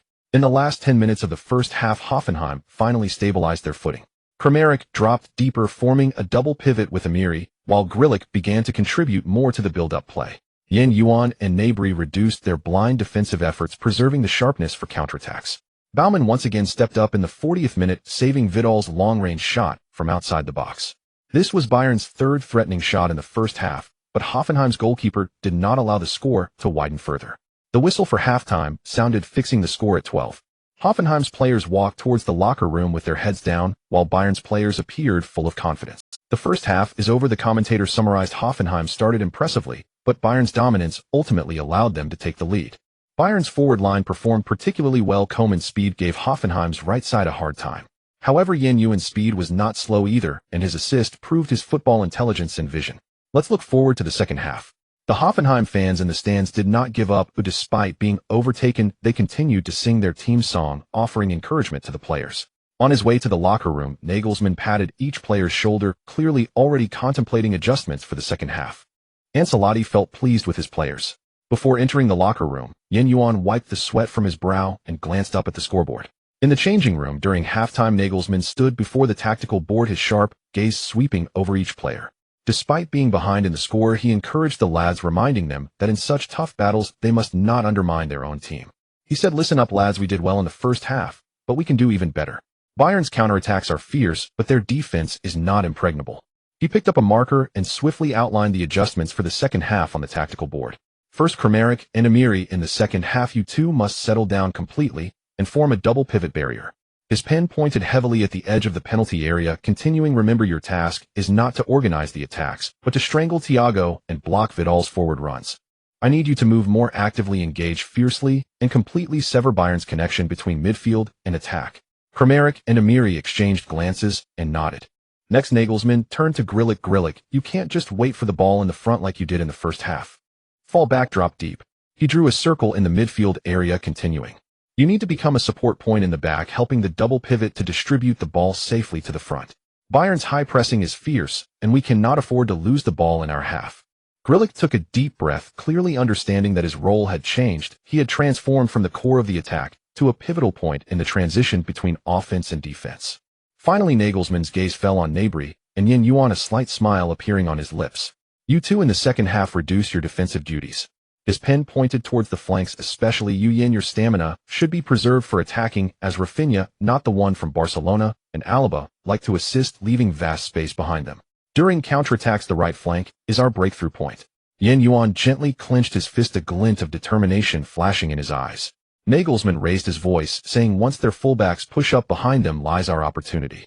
Your ball control and vision can tear apart their defense. Gnabry, your speed will give Boateng a headache." The atmosphere in the changing room gradually heated up, and the players' eyes reignited with fighting spirit. "Remember, lads, we are only one goal down, and there are still 45 minutes left. We must show Bayern the resilience of Hoffenheim." The players shouted in unison, their morale soaring once again. "It's on fire." As the second half began, Hoffenheim players stepped onto the field with Nagelsmann's tactical instructions in mind. There was a visible increase in determination in their eyes, and Nagelsmann's speech had clearly been effective. Despite trailing, the team's tactical execution had evidently improved. Kramaric and Amiri were like two moving fortresses engaging in a tough battle against Bayern in the midfield. They closely marked Thiago, denying him any opportunity to turn and organize, while also tightly watching Vidal's forward runs, significantly disrupting Bayern's connection between midfield and attack. The commentator exclaimed after Nagelsmann's adjustments, "Hoffenheim's midfield defensive intensity in the second half is completely different." Kramaric and Amiri acted like two iron gates, clearly obstructing Bayern's offensive organization. After doing their utmost to limit Bayern's midfield core, Hoffenheim began to look for counterattack opportunities. The left back Schultz frequently pushed up to assist, combining with Gnabry, while the right flanks Yuan became the team's sharpest attacking weapon. Faced with the space left by Rafinha's advance, Yuan showcased incredible ball control, and in the 55th minute, after receiving the ball on the right, he performed a beautiful feint to shake off Alaba, but his shot after cutting in was blocked by Boateng. The commentator shouted excitedly, "Yuan's breakthrough was spectacular. Although the shot was blocked, this attack has already demonstrated Hoffenheim's counterattack threat." Hoffenheim is engaging in a shootout with Bayern. As the match reached the 61st minute, Amiri successfully intercepted Müller in the backfield, a tackle that nearly earned him a yellow card, and the ball was transferred to Yuan on the right. Facing Alaba's defense, Yuan chose not to force his way through. After assessing Bayern's defensive line, he suddenly sent a precise diagonal through ball with his left foot. Another correct decision. The commentator gasped, "This pass is still beautiful. Yuan's vision and technique are simply unbelievable. He is a player who loves to observe, which is rare for a 17-year-old. The ball accurately threaded through the small gap between Boateng and Hummels, where it was received by Amiri, who continued the transition to the left. On the left, Gnabry darted in like an arrow behind Hummels, calmly pushing the ball into the far corner. Gnabry, after scoring, showed emotional intelligence. Just like Wagner, he did not celebrate as he scored against his former club, yet the Rhein-Neckar arena erupted in cheers.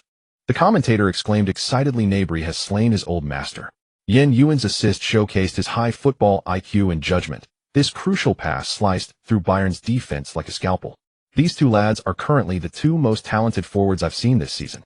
On the sidelines, Nagelsmann raised his arms in cheer while Ancelotti stood somberly, urgently making adjustments by substituting Tolisso for Vidal in an attempt to regain control of the midfield. Hoffenheim quickly responded by substituting Root for Grilic, further strengthening the midfield's hardness. The match entered a tense phase as both sides became more cautious.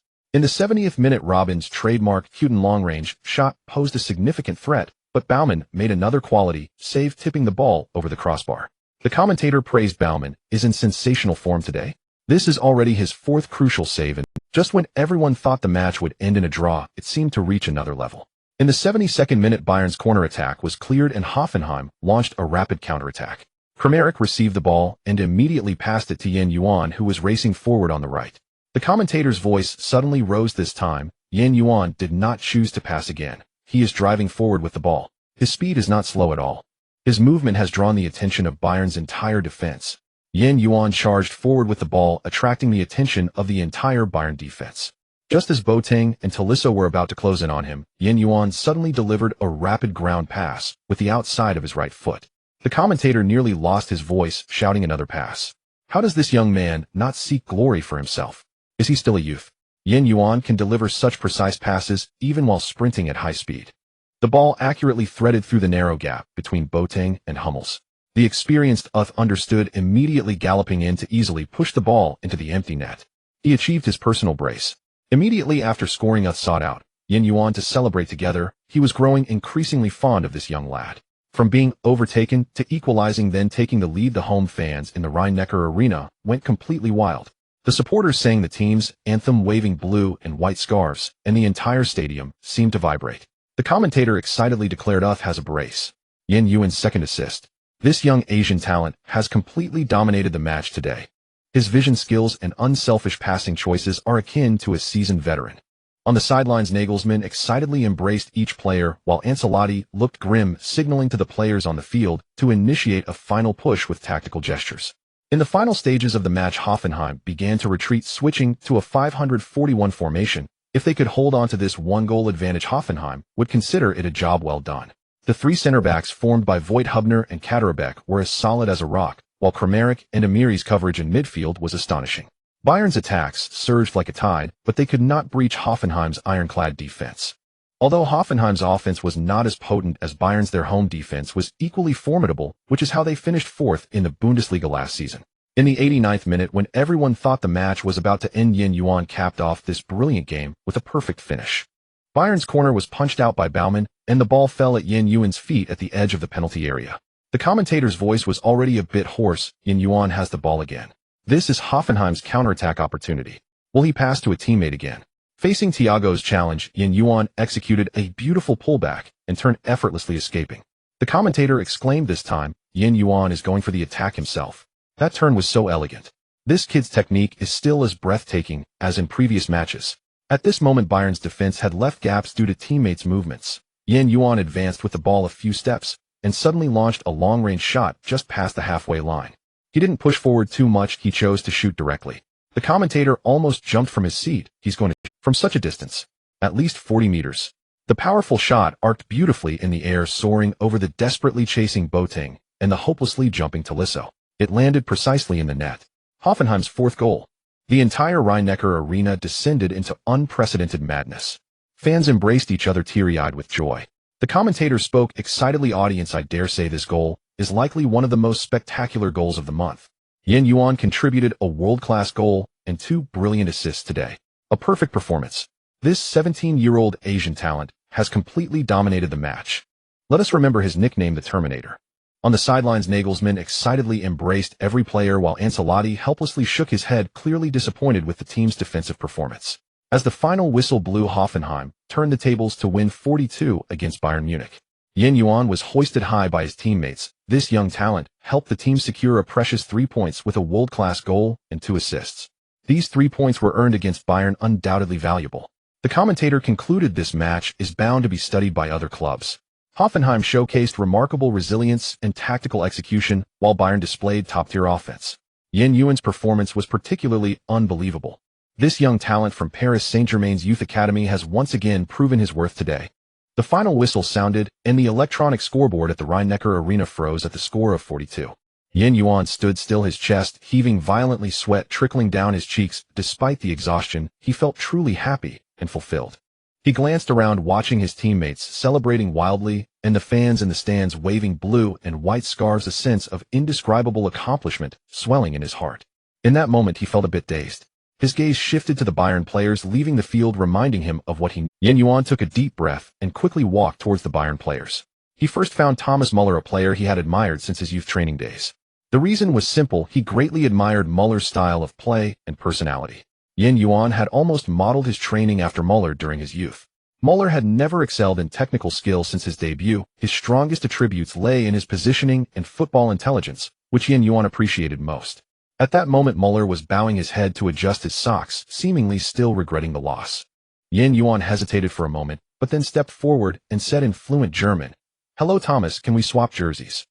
Müller was momentarily taken aback, looked up and saw the young man who had just ended the battle with a long-range shot, and suddenly smiled. He revealed his signature grin. "Of course, kid." He readily took off his jersey and handed it to Yuan. "You must be 17, right? What a great age, the same as your jersey number.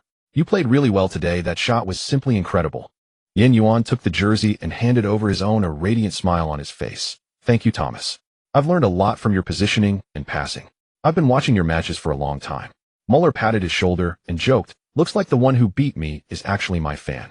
Just be careful next time, it won't be so easy at Allianz Arena." Yuan blinked innocently and replied, "Don't worry, Thomas. He'll continue watching your matches. Next time we meet at Allianz Arena, he'll strive to surprise you again." The two amiable personalities engaged in a relaxed conversation, and Yuan and Müller enjoyed their time together. They exchanged IDs, and Yuan took a selfie with Müller using the coach's phone. At this moment, Robin and Thiago also approached. Robin rubbed his shiny head and pretended to be serious, saying, "Hey kid, you've got some guts to be so bold in front of us." Yuan was not at all intimidated and smiled back. "I wouldn't dare to be bold, Mr. Robin. I grew up watching your cutting moves, and I'm quite satisfied that you didn't score against me today." Thiago chuckled from the side. "I must say this kid has quite a sweet tongue." Yuan immediately turned to him. "Thiago, your turns and escapes are incredible. If it weren't for my teammates Kramaric and Amiri tightly marking you, we really wouldn't have been able to stop you." Thiago shook his head with a smile. All right, stop flattering me. Next time I won't let you pass so easily. I feel like you and Müller are a bit alike." Meanwhile, Wagner, wearing a Bayern jersey, also approached his former Hoffenheim teammates. As a former Hoffenheim player, he had a good relationship with Voigt Hubner and others. Voigt wrapped an arm around Wagner's shoulders and pointed to Yuan in the distance, asking, "Sandro, what do you think? You haven't seen such a reliable kid like Yuan, have you?" Wagner nodded with a smile. "Indeed impressive. That long-range shot left me stunned. It seems we've got a new weapon in Hoffenheim this season." "Of course the coach really likes this kid, and we do too," replied Hubner. Gnabry appeared somewhat conflicted. As a player on loan from Bayern to Hoffenheim, he had just scored against his former club. Although he didn't celebrate after scoring, he still approached his Bayern teammates after the match. Alaba was the first to greet him, smiling and giving him a hug. "Serge, you played well today. Just don't be so ruthless when you come to Allianz Arena next time." Gnabry scratched his head, feeling a bit embarrassed. Today was just luck. Jan's pass was too comfortable. Hummels also walked over jokingly, saying, "You kid caused us a lot of trouble today." Gnabry quickly waved his hands. "Matthias, he'll definitely treat you to a meal next time. When we get to Munich, we should gather again." The group burst into laughter, the atmosphere relaxed and warm. Yuan stood to the side, watching these world-class stars laughing and chatting, feeling both excited and emotional. He never imagined he would one day compete alongside them, even becoming a protagonist in the match. Before leaving, Müller waved at him again. "Keep playing well, kid. Looking forward to our next clash." Yuan nodded vigorously. "Definitely. Thomas, we all need to keep playing well." The sunset's afterglow bathed the field, reflecting the silhouettes of the players. Despite the victory or defeat of the match, at this moment the pure joy and respect brought by football made everyone smile. After the Bayern players left, the system sent a notification: interaction successful, Müller interaction 30, Robin interaction 2, Thiago interaction 2. After the match, the press room at the Rhein-Neckar Arena was flashing with camera lights. As Yuan followed his mentor Nagelsmann into the room, he instinctively squinted. It was his first time attending a formal post-match press conference, even though the coach had briefly gone over the precautions in the locker room.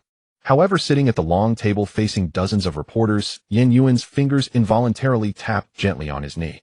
He was too nervous. He instinctively straightened his back, and even felt he could clearly hear his own heartbeat. When all eyes suddenly focused on him, the overwhelming buzzing noise almost made him dizzy. Many unfamiliar faces, many scrutinizing eyes, and many dark camera lenses made the composure he had on the field vanish. His mentor was right, facing reporters was indeed more challenging than facing opponents on the field. Nagelsmann seemed to notice his nervousness and subtly patted his shoulder before taking his seat. This small gesture helped Yuan relax a bit. He took a deep breath and directed his gaze towards the reporters waiting to ask questions. Mr. Julian, first of all, congratulations on Hoffenheim's victory today. A reporter wearing black-rimmed glasses was the first to speak. I would like to ask how you evaluate the players' performance today. Especially after conceding a goal in the first half, how did you manage to turn it around in the second half? Nagelsmann crossed his hands on the table, his face displaying his signature thoughtful expression. The most fascinating aspect of football is its unpredictability. Today our players showed incredible resilience. That term may be somewhat cliched, but it is indeed the most fitting description. His gaze swept across the reporters present, his voice still steady and powerful as he continued. When Bayern took the lead, I saw Voigt loudly encouraging his teammates on the field. When the score was leveled in the second half, Amiri and Grillich's battles in midfield created opportunities for our counterattacks. At this point, he deliberately glanced at Yuan beside him. Of course, there's this kid next to me, Yuan. You've all seen his performance today, but what I really want to highlight is his attitude in training.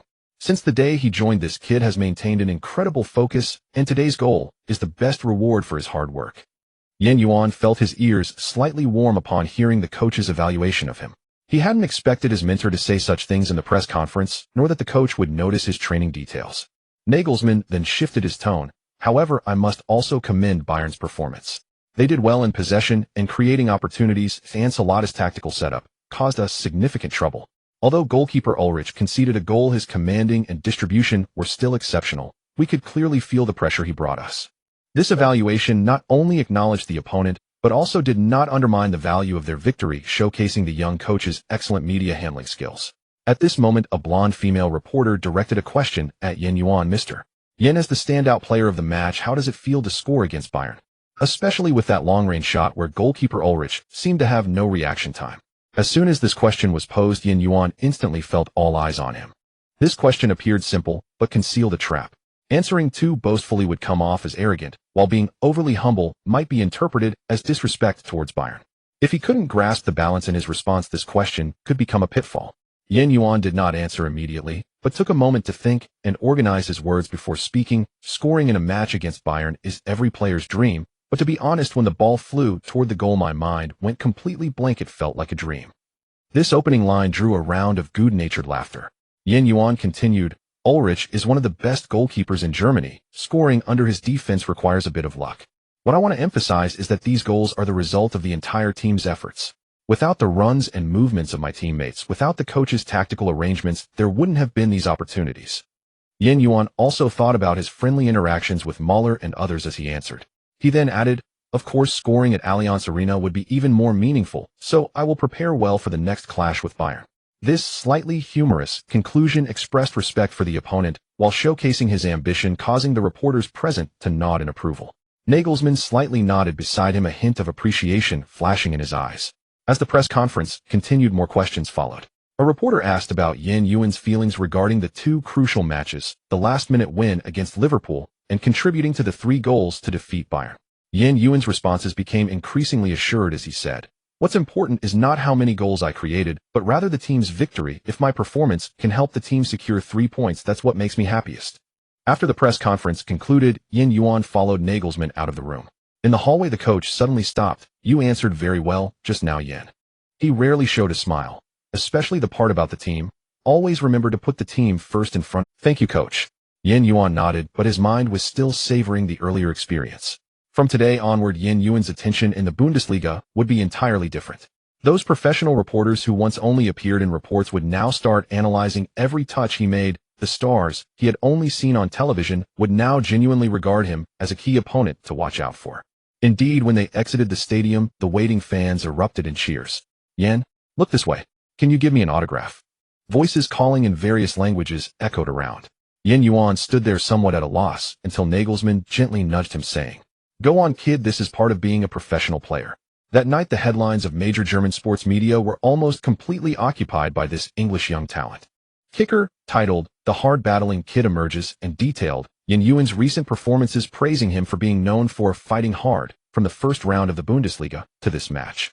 Bild published a smiling photo of him from the press conference with the caption, "The humble genius." Even the usually critical Süddeutsche Zeitung admitted Hoffenheim has found their new ace. On the return bus, Yuan leaned against the window, watching the constant social media notifications popping up on his phone. His teammates occasionally teased him good-naturedly, but he was too preoccupied to respond. The lights of the highway at night formed a line, just like the images of today's match flashing back in his mind. Muller's astonished expression, Ulrich's valiant saves, and the blue and white sea in the stands that erupted because of his goal. After this match, everything for Yuan in the Bundesliga would change.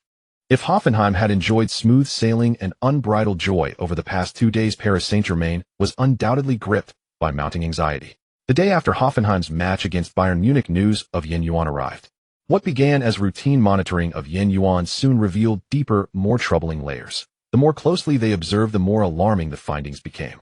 Today, inside Paris Saint-Germain's lavishly appointed headquarters office, an oppressive tension hung thick in the air, jarringly at odds with its refined decor. Sports director Antero Henrique drummed his fingers impatiently on the polished mahogany desk, his rhythm growing ever faster, as his gaze remained locked on several key clips looping silently on the screen before him.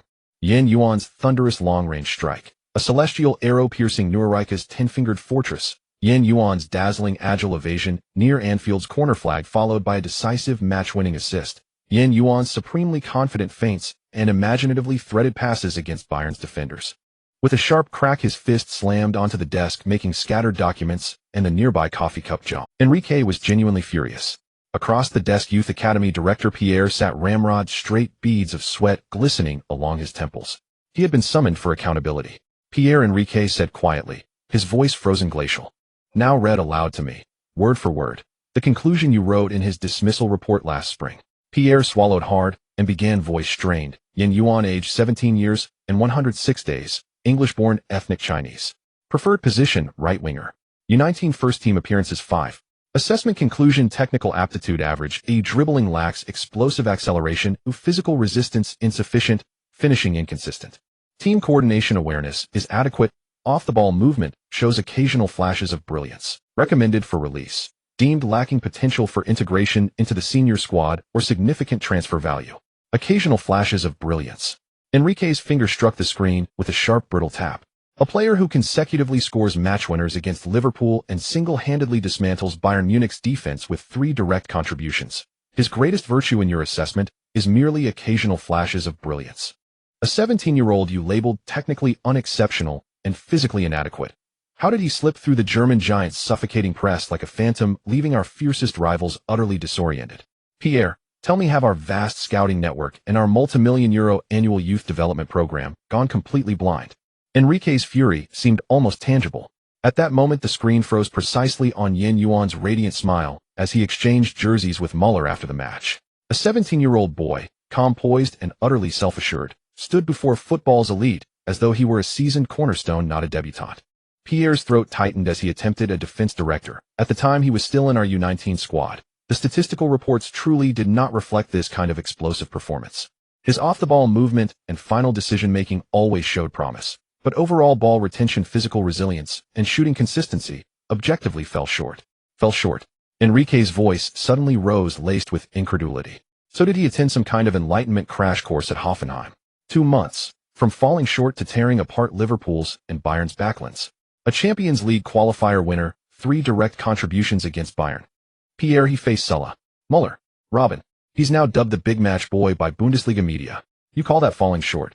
Pierre stood speechless, his face flushing, then paling as his mind raced through dusty evaluation files and grainy training footage.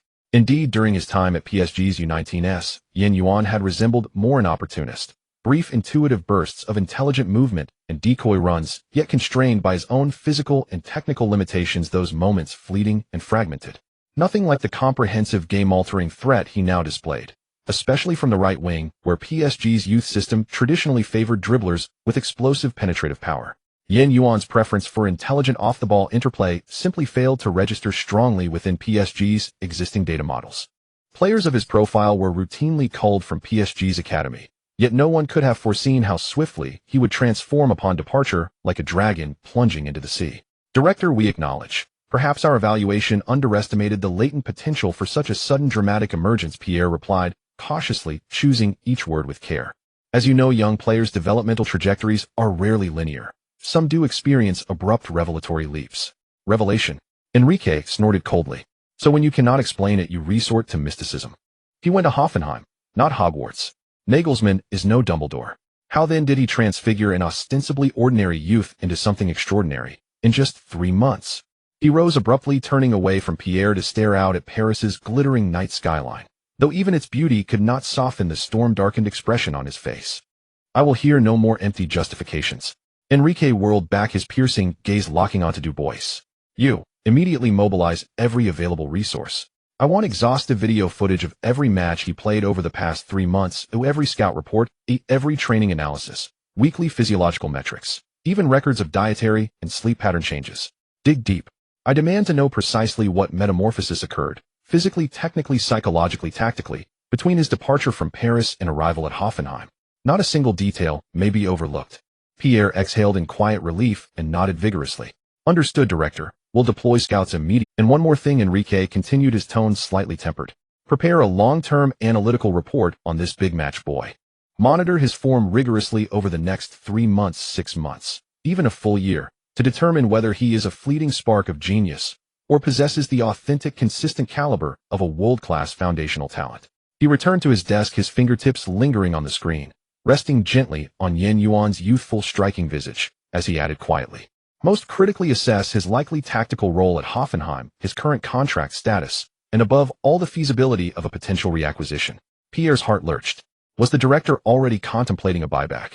Such an admission was profoundly difficult, especially within PSG's elite high-investment youth infrastructure, where acknowledging a major misjudgment of a prospect demanded immense courage and carried steep institutional cost. He stared at Yuan on screen. The once marginal U19 figure, now a source of acute unease across PSG's entire executive leadership.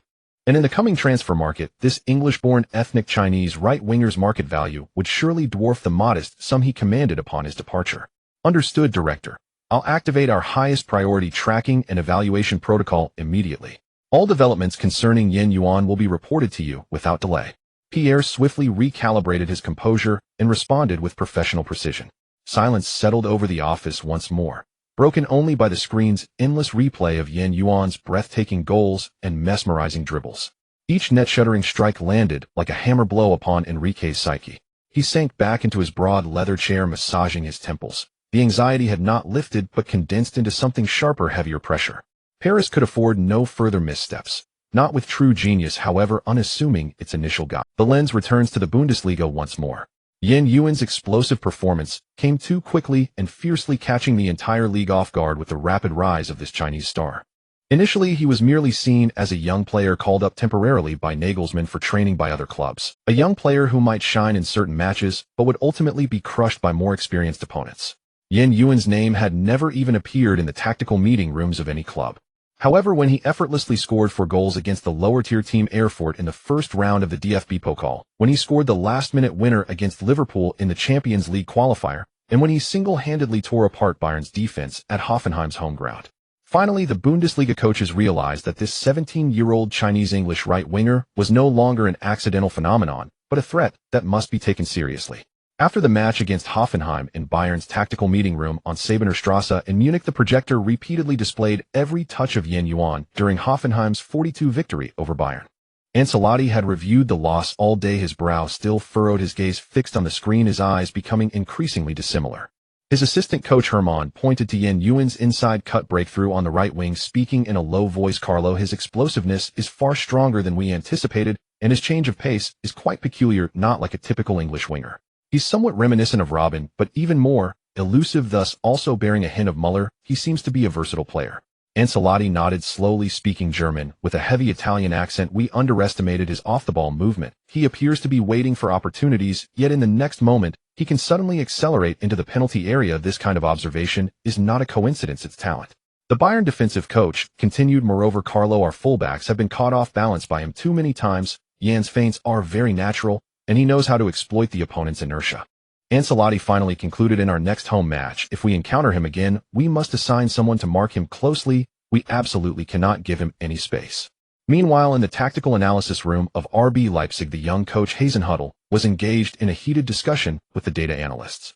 Yuan's statistics were projected on the big screen, averaging 79 successful passes per match with 2 successful dribbles, and a shot on target rate of 71. Hasenhüttl shook his head well. I must say Nagelsmann really knows how to utilize young talents. He's used Yuan very intelligently. He's not a traditional winger, but more like a free player. Nagelsmann allows him to switch freely between the right wing and the center, making it difficult for defenders to predict his movements. The assistant coach of Leipzig pointed to Yuan's positional changes within Hoffenheim's attacking system, and he often receives the ball on the wing and suddenly cuts inside, but sometimes he deliberately drags wide to attract defenders before suddenly passing to an overlapping teammate. His decision-making ability is far beyond that of a typical 17-year-old. No, rather than decision-making ability, it's more about his football intelligence. Hasenhüttl pondered for a moment and finally decided we need to compress his activity space and force him to move wide, not allowing him to cut inside easily. At the same time, our fullbacks must always stay alert and not be fooled by his simple feints. The Bayer Leverkusen coaching staff took another approach to study Yuan. They managed to obtain footage of Yuan from his youth training period at Paris Saint-Germain, trying to find his weaknesses. However, the more they watched, the more confused they became. Because Yuan's performance in the PSG U19 team was indeed unremarkable, even mediocre. It cannot be said to be identical to his current form. It can only be described as completely unrelated. Leverkusen's head coach Herrlich frowned. This makes no sense at all. His data from the youth team shows no trace of what he is now. The assistant coach explained, sir, the only explanation is that Nagelsmann has found his switch. They repeatedly compared Yuan's playing style in the youth team and the first team, and finally found a key point in Hoffenheim's first team. Yuan was granted a higher degree of freedom, while Nagelsmann's tactical system allowed him to express freely in the attacking third, unlike in the PSG youth team, where he was fixed on the wing executing tactics. Herrlich suddenly realized, I understand. Your explanation makes sense. He didn't suddenly become stronger, but rather he was suddenly allowed to become stronger. In Stuttgart's tactical room, the atmosphere was even more serious. As Hoffenheim's local rivals, the Stuttgart coaching staff's research on Yuan was almost harsh, even harsher than Bayern. They even simulated Hoffenheim's attacking patterns, attempting to replicate Yuan's movements and passing choices in training. Stuttgart's head coach Wolf stared at Yuan on the screen, whispering, what's most terrifying about this kid is not his skills, but his composure. Look at that goal he scored against Bayern. He clearly knew that Ulrich was blocking the near post, yet he chose to push for the far post, and the power and angle were both perfect. The assistant coach nodded in agreement, saying his mental quality is incredibly strong. His performance on the field looks as if he has played for many years. Wolf finally decided we must disrupt him with physicality and not let him receive the ball comfortably. At the same time, our defensive midfielders must always pay attention to his off-the-ball movements, not allowing him to receive the ball easily. The coaches in the Bundesliga simultaneously realized that Nagelsmann had already regarded Yuan as the core player to develop this season.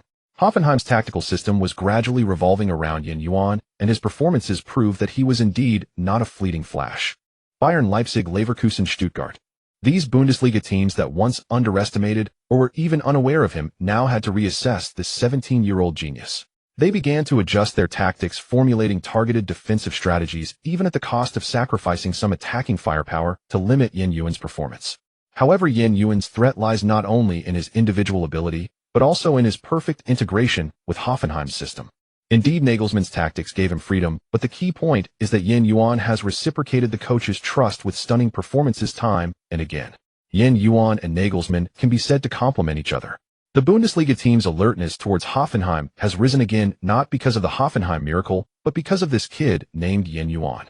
This kid who is not even 18 years old, yet is no longer an unknown in the Bundesliga.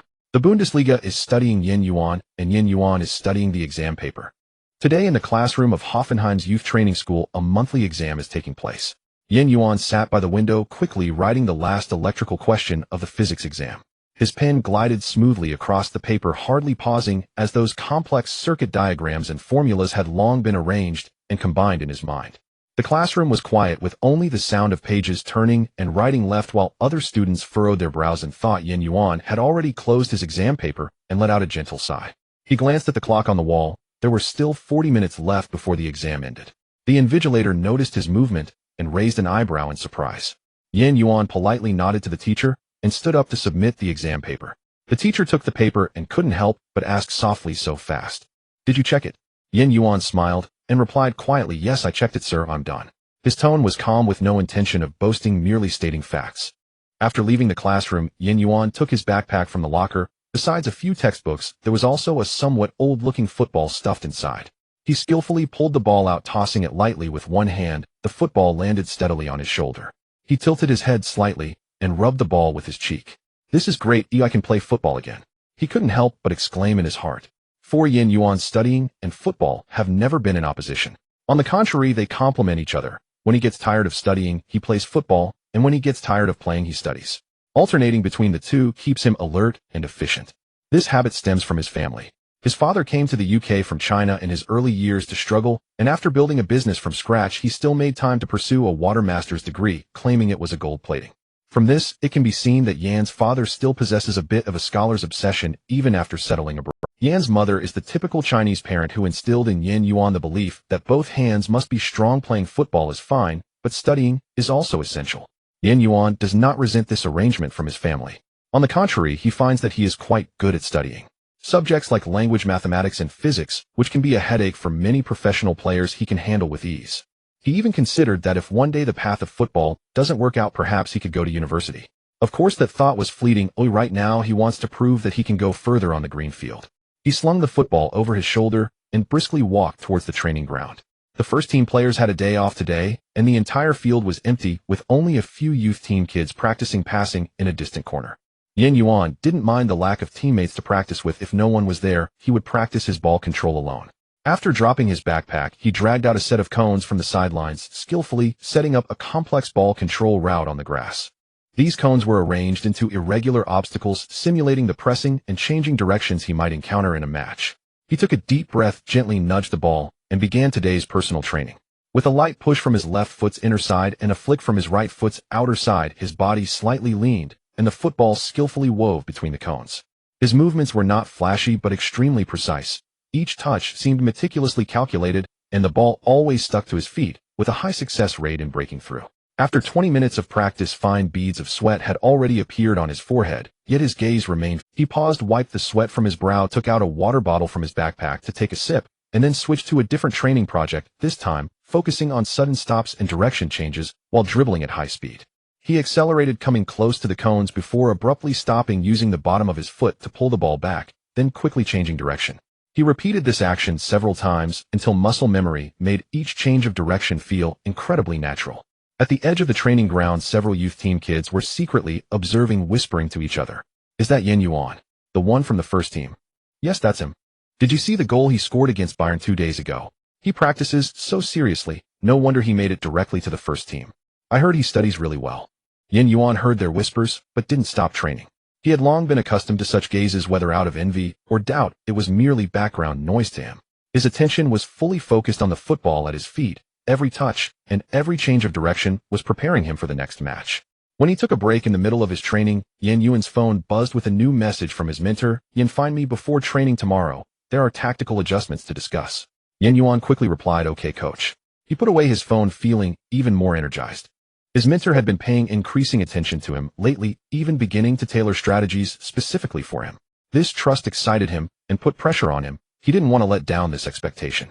He re-engaged in training. This time, he was simulating tight defensive pressure he might encounter in a match. He imagined himself facing Bayern's Hummels or Leipzig's Orban, using quick footwork and changes of direction to evade virtual opponents. His breathing gradually became heavier, yet his rhythm remained steady, as if he were truly immersed in an intense match.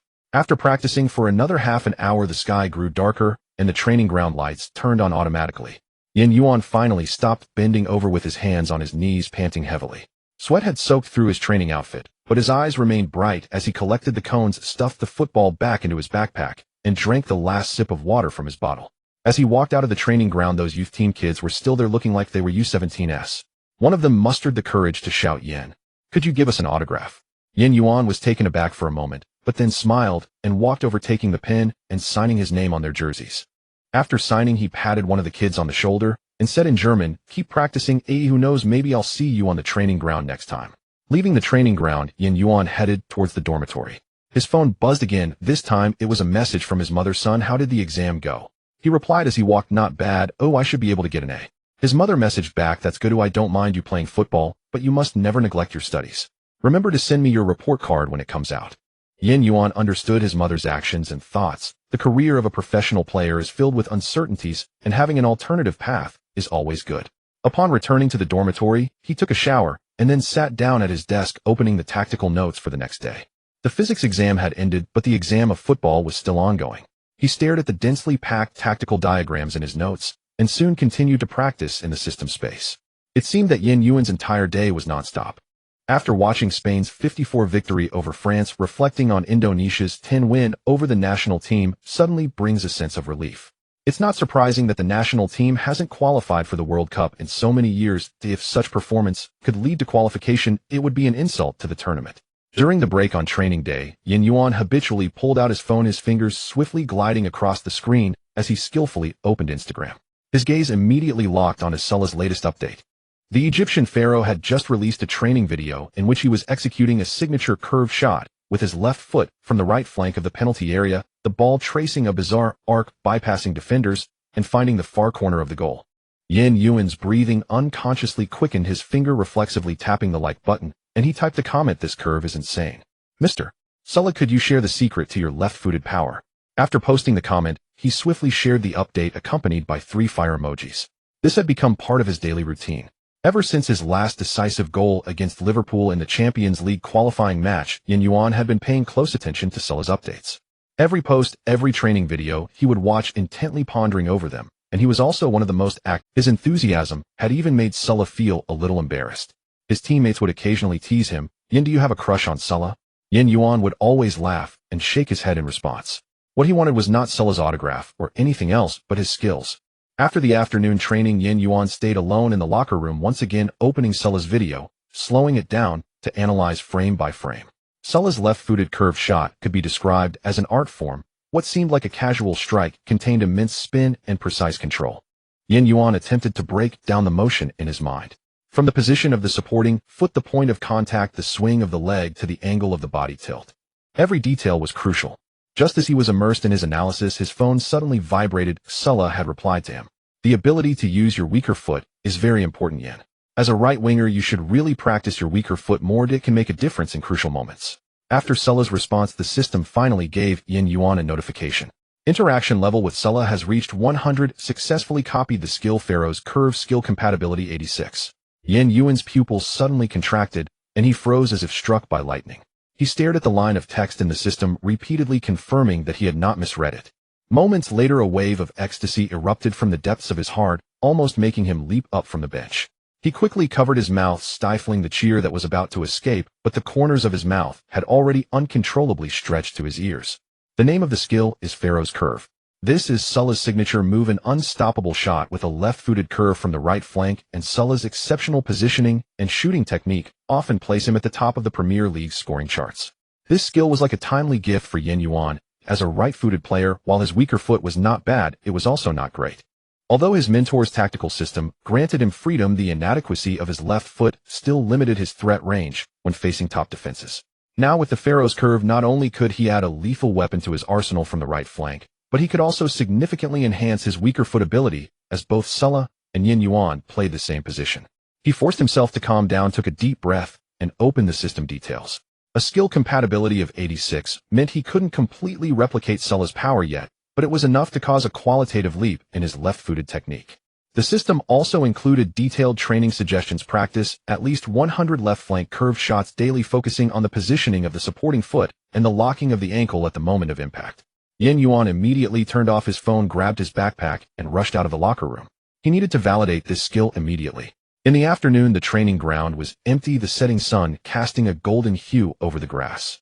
Yuan dragged a basket of footballs from the equipment room, placed them at the right flank of the penalty area, then stepped back a few paces, closed his eyes, and recalled the details of Salah's movements.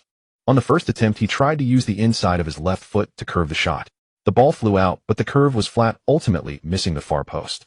Yuan frowned, but wasn't discouraged.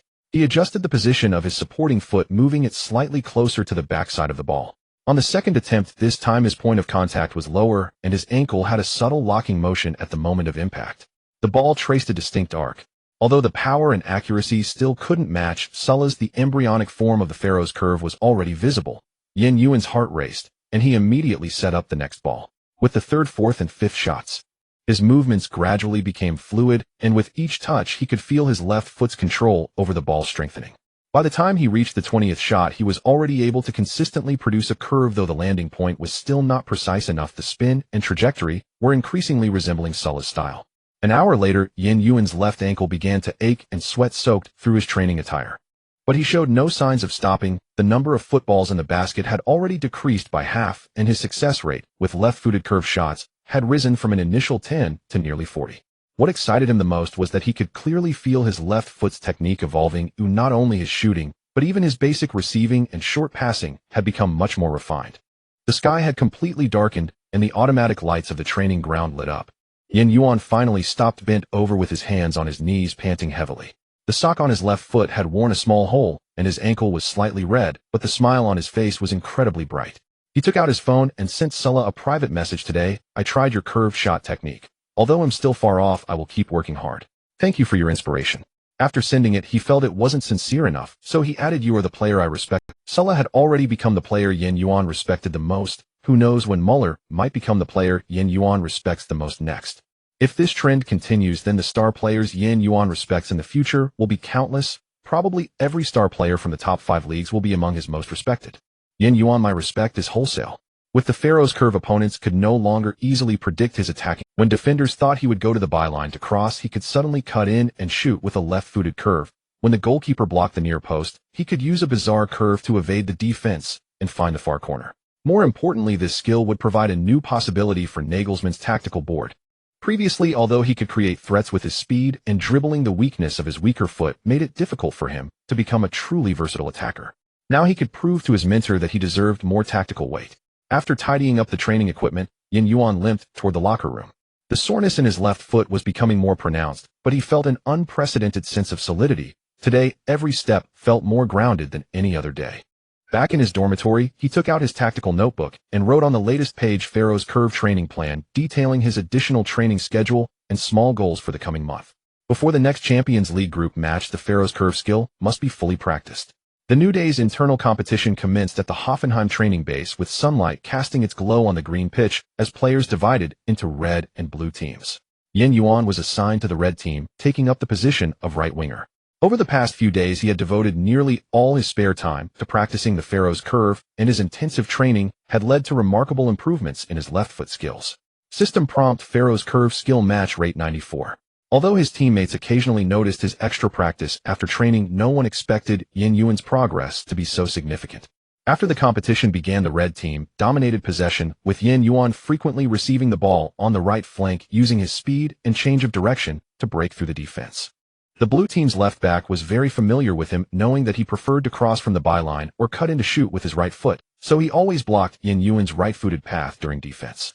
However, this time, Yuan did not play by his usual tactics. In the 23rd minute, a direct pass from the red team's midfielder found Yuan in the right channel, facing a defender's close pressure. He suddenly made a sharp stop, gently nudging the ball with his left foot, creating half a body's worth of space. The blue team's defender assumed he was going to the byline, instinctively shifting his weight outward. In that instant, Yuan flicked the ball with the instep of his left foot, producing a bizarre curve that sailed past the defender, heading straight for the far corner of the goal. The goalkeeper was completely unprepared for a left-footed shot, and the curve was so intricate that despite his desperate dive, he failed to touch the ball with his fingertips. The ball grazed the underside of the crossbar and nestled into the net. There was a moment of silence on the field, followed by an eruption of exclamations from his teammates. "Yen, when did you learn that move?" Uth rushed over and wrapped his arms around his neck, his face incredulous. "Wow, that curve is just ridiculous. And you did it with your left foot." Nabry's eyes widened as if he had seen a ghost. Yuan grinned and offered no further explanation, merely pointing to his left foot while playfully winking. On the sidelines, Nagelsmann had been engrossed in scribbling on the tactical board, but upon hearing the exclamations, he abruptly looked up just in time to see the ball hit the net. His eyebrows shot up, a flicker of surprise crossing his eyes, which quickly transformed into excitement. He immediately beckoned his assistant coach over and whispered a few words, his gaze fixed on Yuan. The match continued, but Nagelsmann's attention was wholly captivated by Yuan. He closely observed each of Yuan's touches, particularly how he utilized his left foot. In previous training and matches, Yuan would either cross from the byline or cut in to shoot with his right foot after receiving the ball on the right flank, rarely using his weaker foot. But today he repeatedly attempted to use his left foot for handling the ball, whether passing or shooting, and the quality was surprisingly high. During halftime, Nagelsmann walked directly up to Yuan and asked straightforwardly, "Yen, what was that left-footed curler all about? I've never seen you do that before." Yuan was prepared, smiling as he replied, "Coach, I've been studying Sully's match footage lately, especially his left foot technique. I even chatted with him online a few times asking for some details. After the last match against Liverpool, we started following each other. He's really nice." Nagelsmann's eyes lit up with appreciation. "Sulla, no wonder that curve looks so similar. How's the success rate?" "During practice, I'd say about 6 or 7 out of 10. Yuan answered honestly. "That was already a very good success rate." Nagelsmann nodded and suddenly said, "Show me again now." "Okay, coach." Yuan repositioned himself at the right channel of the penalty area, allowing his teammates to feed him balls from various angles. On the first cross, he received the ball and curled it with his left foot. The curve was perfect, but went slightly over the crossbar. On the second diagonal pass, he adjusted his power after receiving the ball, and the ball sailed in a beautiful arc, finding the back corner. The third and fourth balls. After 10 shots, he scored 7-5 of which were absolute dead angles. The more Nagelsmann watched, the higher his smile grew, until he couldn't help but applaud. "Good, very good." The spark of a tactical mastermind gleamed in Nagelsmann's eyes. "This technique can definitely become an important part of our new strategy." In the second half, Nagelsmann slightly adjusted the tactics, allowing Yuan to cut in more frequently into the right channel, creating opportunities for him to shoot with his left foot. The blue team's defenders clearly struggled to adapt to this change, instinctively blocking his right foot during defense, which resulted in his left-footed curves continuously threatening the goal. Although he did not score again, Yuan's several shots made the goalkeeper break into a cold sweat, even forcing the opponent to alter their defensive strategy. After the internal match concluded, Nagelsmann immediately gathered the coaching staff for a meeting. "Everyone, let's have a brief meeting after work." In the meeting room after work, Nagelsmann got straight to the point. "We all saw that Yuan's left-footed skills have made tremendous progress. We must capitalize on this. This is entirely a new tactical template." The tactical analyst promptly pulled up the match footage, focusing on replaying Yuan's left-footed shots during the training match. Nagelsmann pointed at the screen, saying, "Look at this curve. It's almost identical to Sulla's style, and Yuan plays in the same position as Sulla. If he can maintain this level of performance and effectively utilize his weaker foot, it will pose a terrifying threat to our opponents." "Coach, I have a question," Kramer inquired. "His weaker foot isn't natural. Will it be unstable in real matches?" Nagelsmann shook his head. "Kramer, 7 out of 10, that success rate is already quite high. Moreover, his rate of improvement is astonishing. I have great confidence in his learning ability. I can guarantee that given more time, he will improve even further." After some discussion, the coaching staff reached a consensus to design a new attacking strategy centered around Yuan's right-footed curler. The effectiveness of this strategy entirely depended on Yuan's accuracy with his weaker foot shots. Specifically, it involved allowing Yuan more opportunities to hold the ball in the right channel, while the center forward and fullbacks would create space for him, facilitating unknown situations or direct shots. Furthermore, Nagelsmann decided to further liberate Yuan's freedom, allowing him to choose between cutting in or going down the byline based on the situation during the attack rather than mechanically executing tactics. The meeting persisted late into the night. As the meeting concluded, Nagelsmann specifically called over the tactical analyst and instructed Vincent, "Starting tomorrow, focus on gathering data on the left back of our next Champions League opponent, identifying their defensive weaknesses. We must ensure that every Q by Yuan can strike at their vulnerabilities." Leaving the conference room, Nagelsmann stood by the corridor window, gazing at the training ground outside, unexpectedly spotting Yuan carrying the ball alone back home. "Yuan is going home so late again." Nagelsmann sighed softly. He had discussed the issue of training volume with Yuan many times, yet every time, Yuan's response was the same: "Coach, I'm recovering, well, truly not tired. You don't need to worry." Nagelsmann favored young players, especially those who were intelligent and exceptionally talented. Yuan not only met all these criteria, but he also possessed an almost perverse level of execution and self-discipline. Nagelsmann only left after watching Yuan walk out of the training ground, unaware that his mentor was observing. "If a kid like this can't become a superstar, then I might as well give up being a football coach for the rest of my life." Nagelsmann silently set a small goal for himself. He must help Yuan become a new superstar. He had to live up to this child. Back in his dorm, Yuan lay on his bed scrolling through Sulla's latest update. He casually liked a post, then opened the direct message interface and typed the line, "I scored using your technique in the internal match today. The coach and teammates thought it was fantastic. Thank you for your guidance." After sending the message, he set his phone down and stared at the ceiling, replaying every detail of the day in his mind. The feel of his left foot was becoming increasingly natural, as if it had always been his dominant foot. He was just one step away from fully mastering the Pharaoh's curve. The next day dawned overcast and drizzly, a perfect weather for training cool and comfortable. After yesterday's intra-squad scrimmage, Yuan's Celestile curving shot had already become the talk of the team. His teammates now regarded him with a mixture of astonishment and playful teasing. Especially when he strolled toward the right flank to warm up, several close friends immediately gathered around him. Well, if it isn't our brand new Sulla. Amiri chuckled, clapping Yuan on the shoulder. Are you planning another left-footed curler today? Amiri, you're still sore about that goal I scored past you yesterday, aren't you? Yuan shot back with a grin. Hey, you little rascal. Amiri grabbed him in a bear hug and ruffled his hair. I reckon coach stayed up all night designing tactics just for you. Don't let us down later, Nabri told him. Ahem, really? I heard it from the security guard. Anyway, coach definitely left very late last night. Nagelsmann appeared right behind the group, surveying his players' energy and spirit, and found them impressively sharp. All right, everyone, start warming up. Today we'll learn while we run. At his command, the first-team squad began their warm-up together. Once completed, Nagelsmann blew his whistle, signaling the players to gather. He stood before the tactical board, his gaze sweeping across each player. Lingering for a second on Yuan, a faint knowing smile tugging at the corner of his lips. Today we'll master a new tactical variation. Nagelsmann cut straight to the point. The core idea is to exploit the offensive threat on the right flank, to generate more scoring opportunities. He picked up the tactical marker and sketched the 42-31 formation on the board, then circled the right flank in bold red. I'm certain you all witnessed it yesterday. Yuan's breakthroughs and shooting ability on the right flank, particularly his left foot technique, can become our new offensive spark. Nagelsmann explained. This isn't about overhauling our entire system, but rather layering a dynamic variation onto our existing foundation. He then detailed the new off-the-ball movement requirements. When Yuan received the ball in the right half space, the center forward was to drift toward the far post, drawing attention from the central defenders. The left winger was to cut inside, ready to receive a low cross or finish a rebound. Of the two central midfielders, one would surge forward in support, while the other remained deep to shield the defense. The crux of this tactic lies in intelligent off-the-ball movement, Nagelsmann emphasized. Yuan's left-footed curler carries immense threat, but if teammates stand idle, opponents will easily block his shooting angles. Therefore, you must stretch the defensive line through coordinated runs, creating the space he needs to unleash. As Nagelsmann spoke, Yuan listened with rare, unwavering focus. This was, after all, the first time he'd been positioned as the centerpiece of an entirely new tactical concept. Once the briefing concluded, the players split into two groups to rehearse off-the-ball movements. Nagelsmann directed them personally, refining positioning and adjusting running paths on the fly.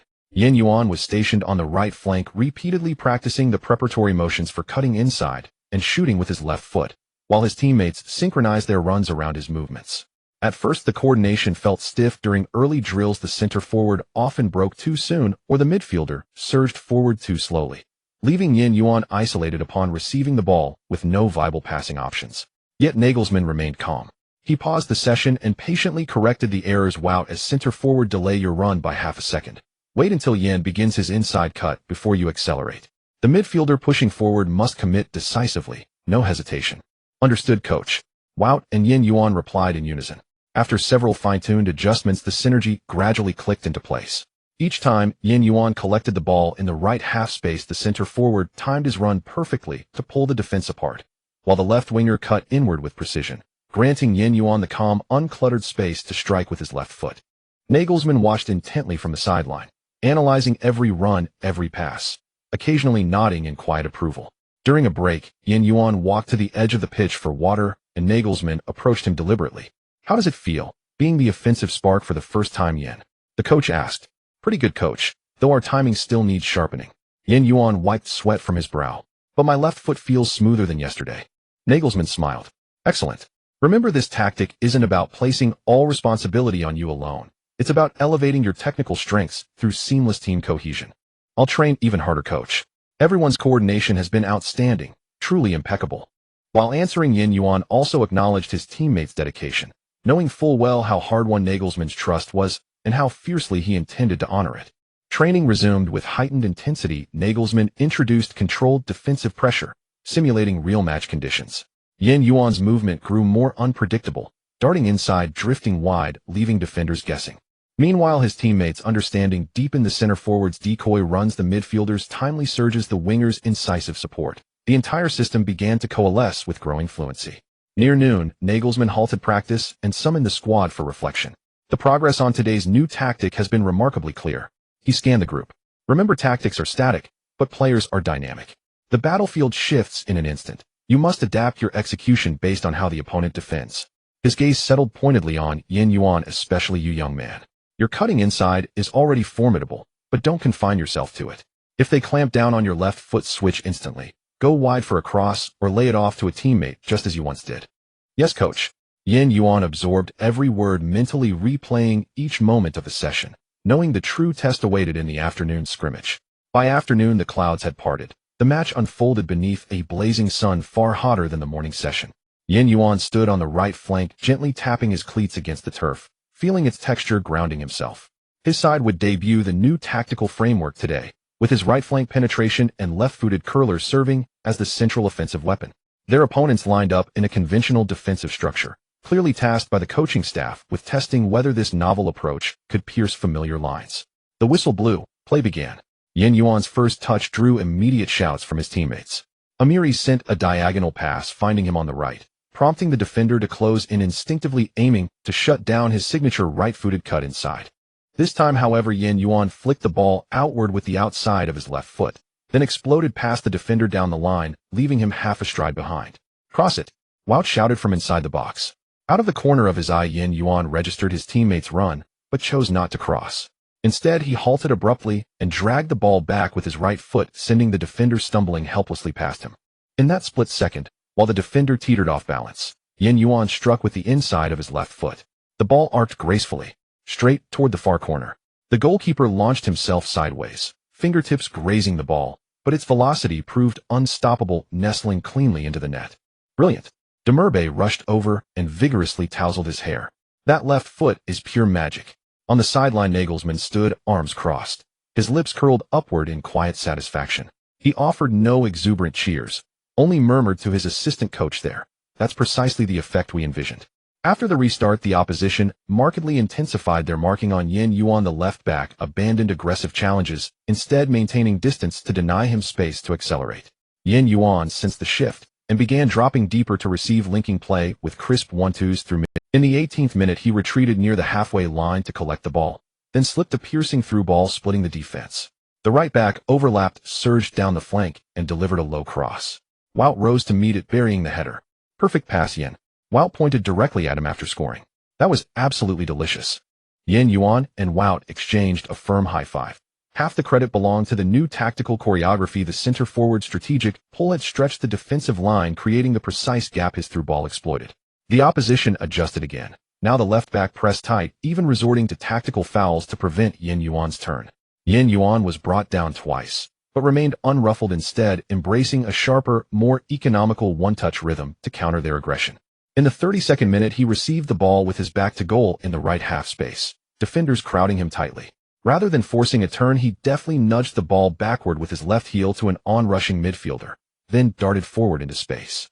The midfielder instantly returned a through ball. Yuan surged clear on goal. The keeper rushed out. Yuan calmly assessed the angle, then slid a left-footed shot into the far corner, adding another goal to his tally. Ice-cold composure. That's exactly it. Nagelsmann finally broke his silence, applauding from the touchline. Moments before halftime, Yuan displayed yet another flash of individual brilliance. Dribbling on the right, he feinted repeatedly, shaking off his marker, cut inside to the edge of the area, and curled a left-footed shot with surgical precision into the top corner, completing his hat-trick. Teammates swarmed him, some mimicking his celebration, others shouting Pharaoh incarnate. Laughter and exhilaration filled the training ground. In the second half, Nagelsmann deliberately reconfigured the opposing defense, assigning 2 players to double mark Yuan. He wanted to push him further. Faced with this suffocating pressure, Yuan began orchestrating play from deeper positions, and even drifted to the left flank to sow chaos. In the 48th minute, having roamed to the left, he suddenly cut inside, and using his less dominant right foot's outside, whipped a precise diagonal pass, assisting the overlapping right back's thunderous finish. Impressive. You've mastered the outside off the right foot pass too. Kramaric teased with a grin. Yuan grinned back. That one. Pure luck. Indeed, it had been instinctive. His right-footed outside off the foot delivery wasn't yet reliable. Yet internally, he filed away the inside. If opponents neutralized his left foot, his right foot versatility would become indispensable. When the scrimmage ended, Yuan's side triumphed 51. Nagelsmann gathered the full squad to highlight the successful implementation of the new tactic. Yuan's performance today was flawless, but more importantly, every single one of you grasped its underlying philosophy. He surveyed the group. It's not about funneling every attack through Yuan. It's about leveraging his threat to open doors for everyone. He stepped deliberately toward Yuan. Still, you did surprise us with that left foot, young man. Keep that momentum. But remember, the higher the stakes, the cooler your head must remain. That calmness, your greatest asset, must never waver. Absolutely, coach. Yuan nodded, resolute and sincere. England's 10 victory over Andorra left me utterly speechless. Andorra ranks over 100 places below England, and calling them a European minnow is no exaggeration. Their entire performance was surreal. The first round of UEFA Champions League group matches is about to begin. Hoffenheim travel to Seville to face Yuan. Gazed through the aircraft window. The city shimmered beneath a golden veil, its warmth and charm standing in stark contrast to Germany's austere industrial aesthetic. How's it going, kid? First time in Spain.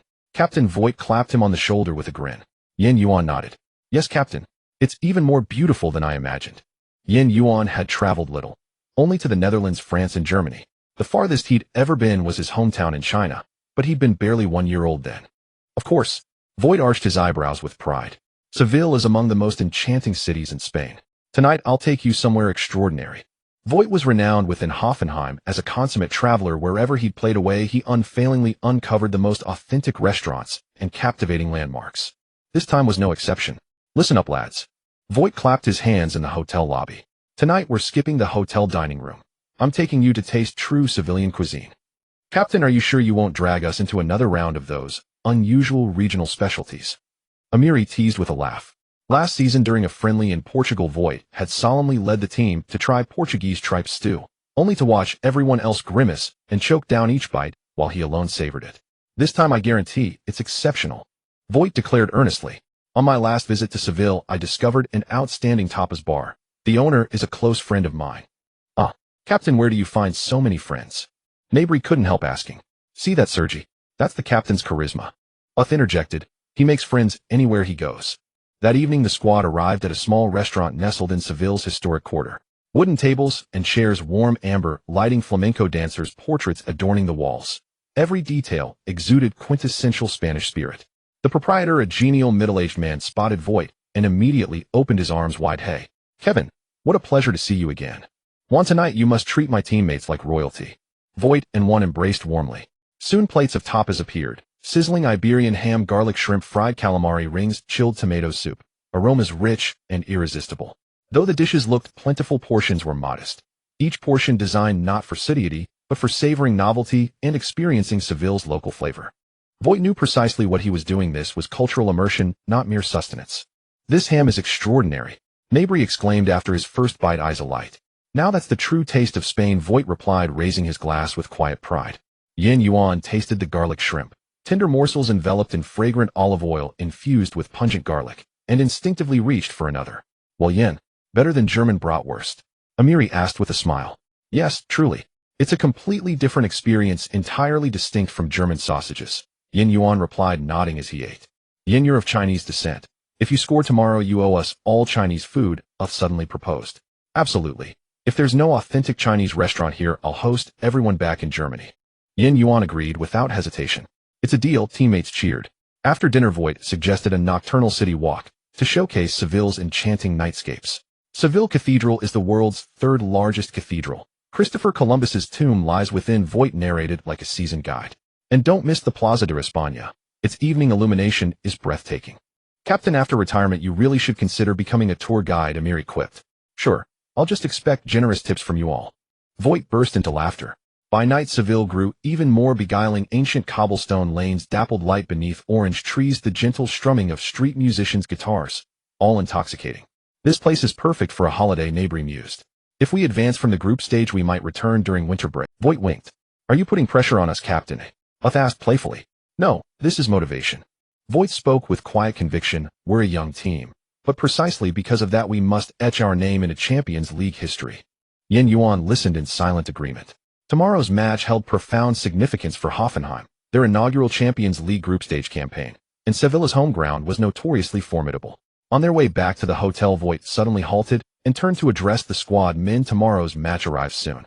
I know excitement runs high, but tonight rest deeply. Don't worry, Captain. Amiri raised his arm high in reassurance. We won't let you down. I trust you, Amiri. And Yin, your pharaoh curve is ready, yes. Voight looked directly at Yin Yuan.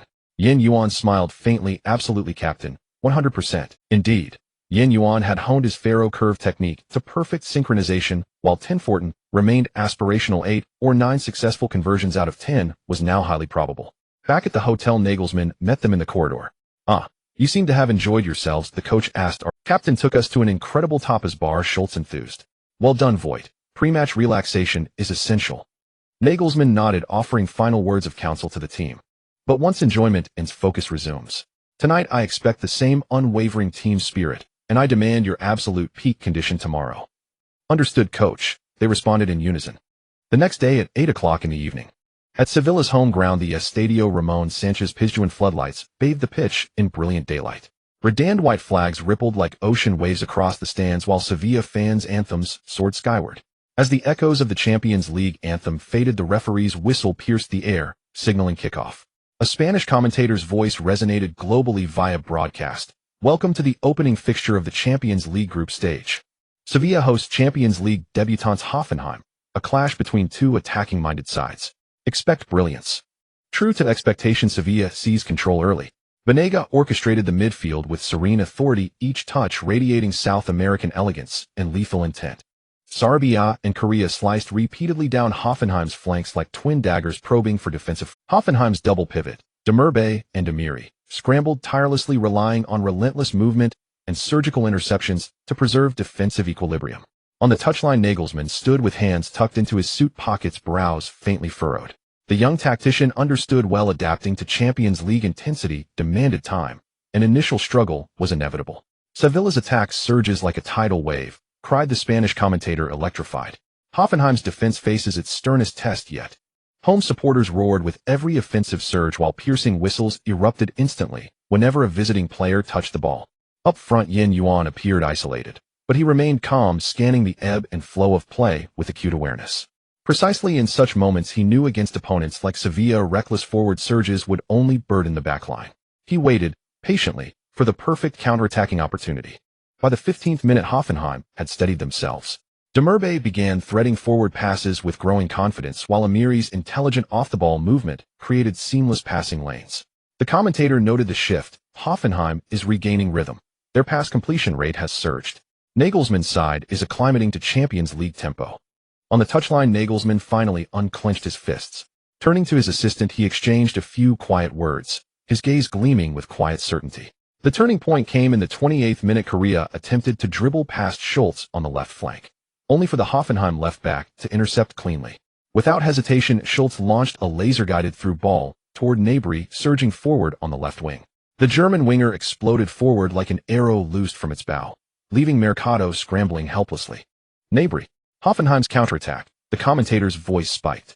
A textbook 1-2 with Grealish. Gnabry has shed every defender. Yin Yuan's mind raced. As soon as Gnabry received the ball, he anticipated the attack's likely trajectory. As the right-sided attacker, he refrained from blind forward runs.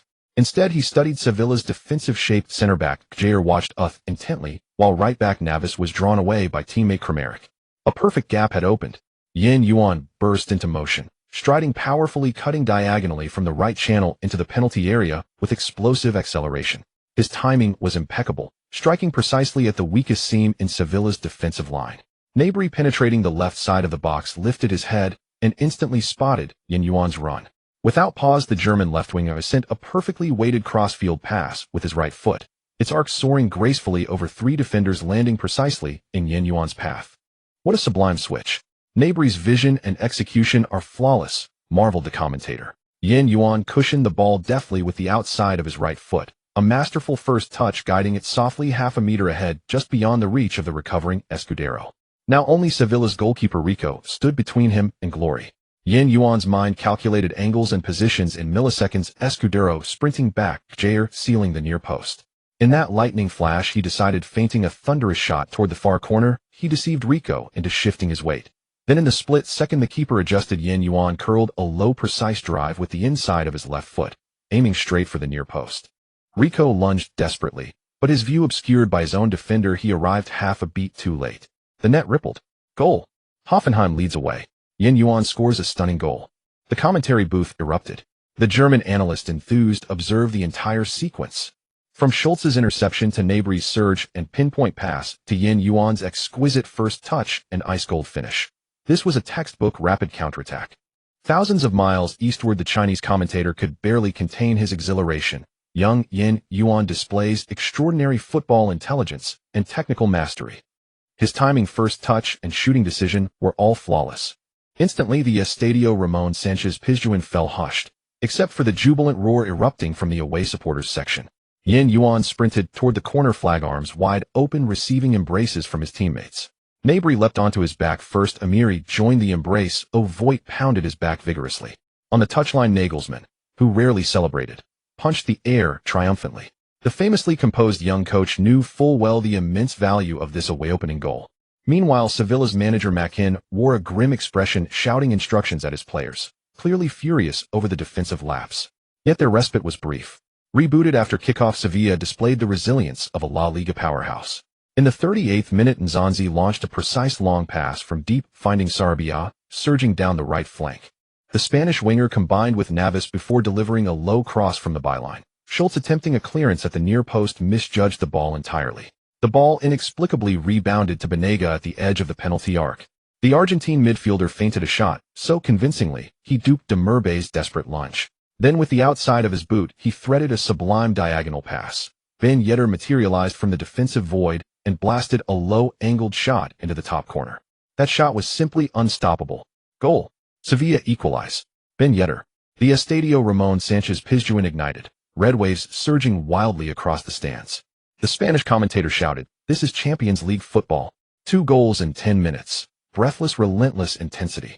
Yet I must add, as debutants, Hoffenheim has adapted superbly. The German commentator lamented Schultz's errant clearance gifted them the chance.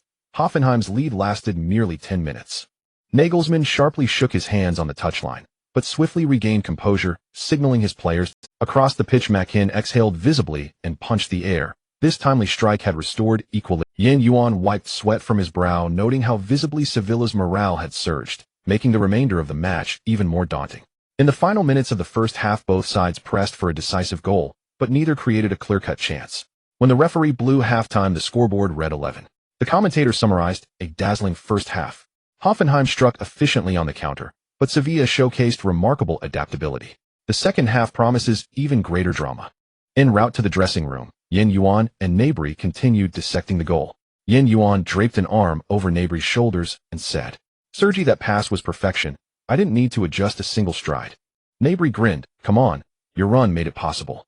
Your timing was immaculate." Schultz trailed behind, looking chastened, but Voigt clapped his shoulder. "Don't dwell on it." We reset in the away dressing room. Nagelsmann sketched tactical notes on his whiteboard.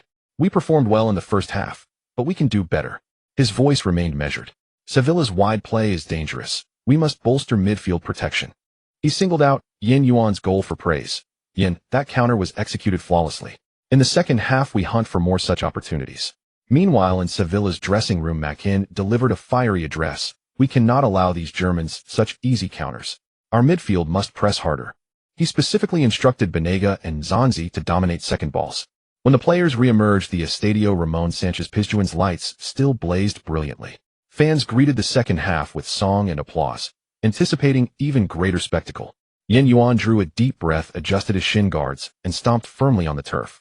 The whistle for the second half sliced through the stifling air above the Pizjuan Stadium. As the players swapped sides, the stands erupted with an even more fervent cheer than in the first half, whether in support of Sevilla or Hoffenheim. "Take down this Bundesliga small club. Let these Spaniards see our might." Neither side of the fans planned to show mercy. Sevilla fans erupted into a wave of red, firmly believing that their team could turn the tide in the second. The German commentator keenly noted, "The Hoffenheim players' jerseys are already soaked, and Sevilla's humid and sultry weather is becoming an invisible enemy." Nagelsmann stood at the edge of the technical area, constantly signaling to his players to maintain a 3-line distance, while Makin folded his arms, his gaze intensely focused on every detail on the field. In the 53rd minute, the game took a sudden turn.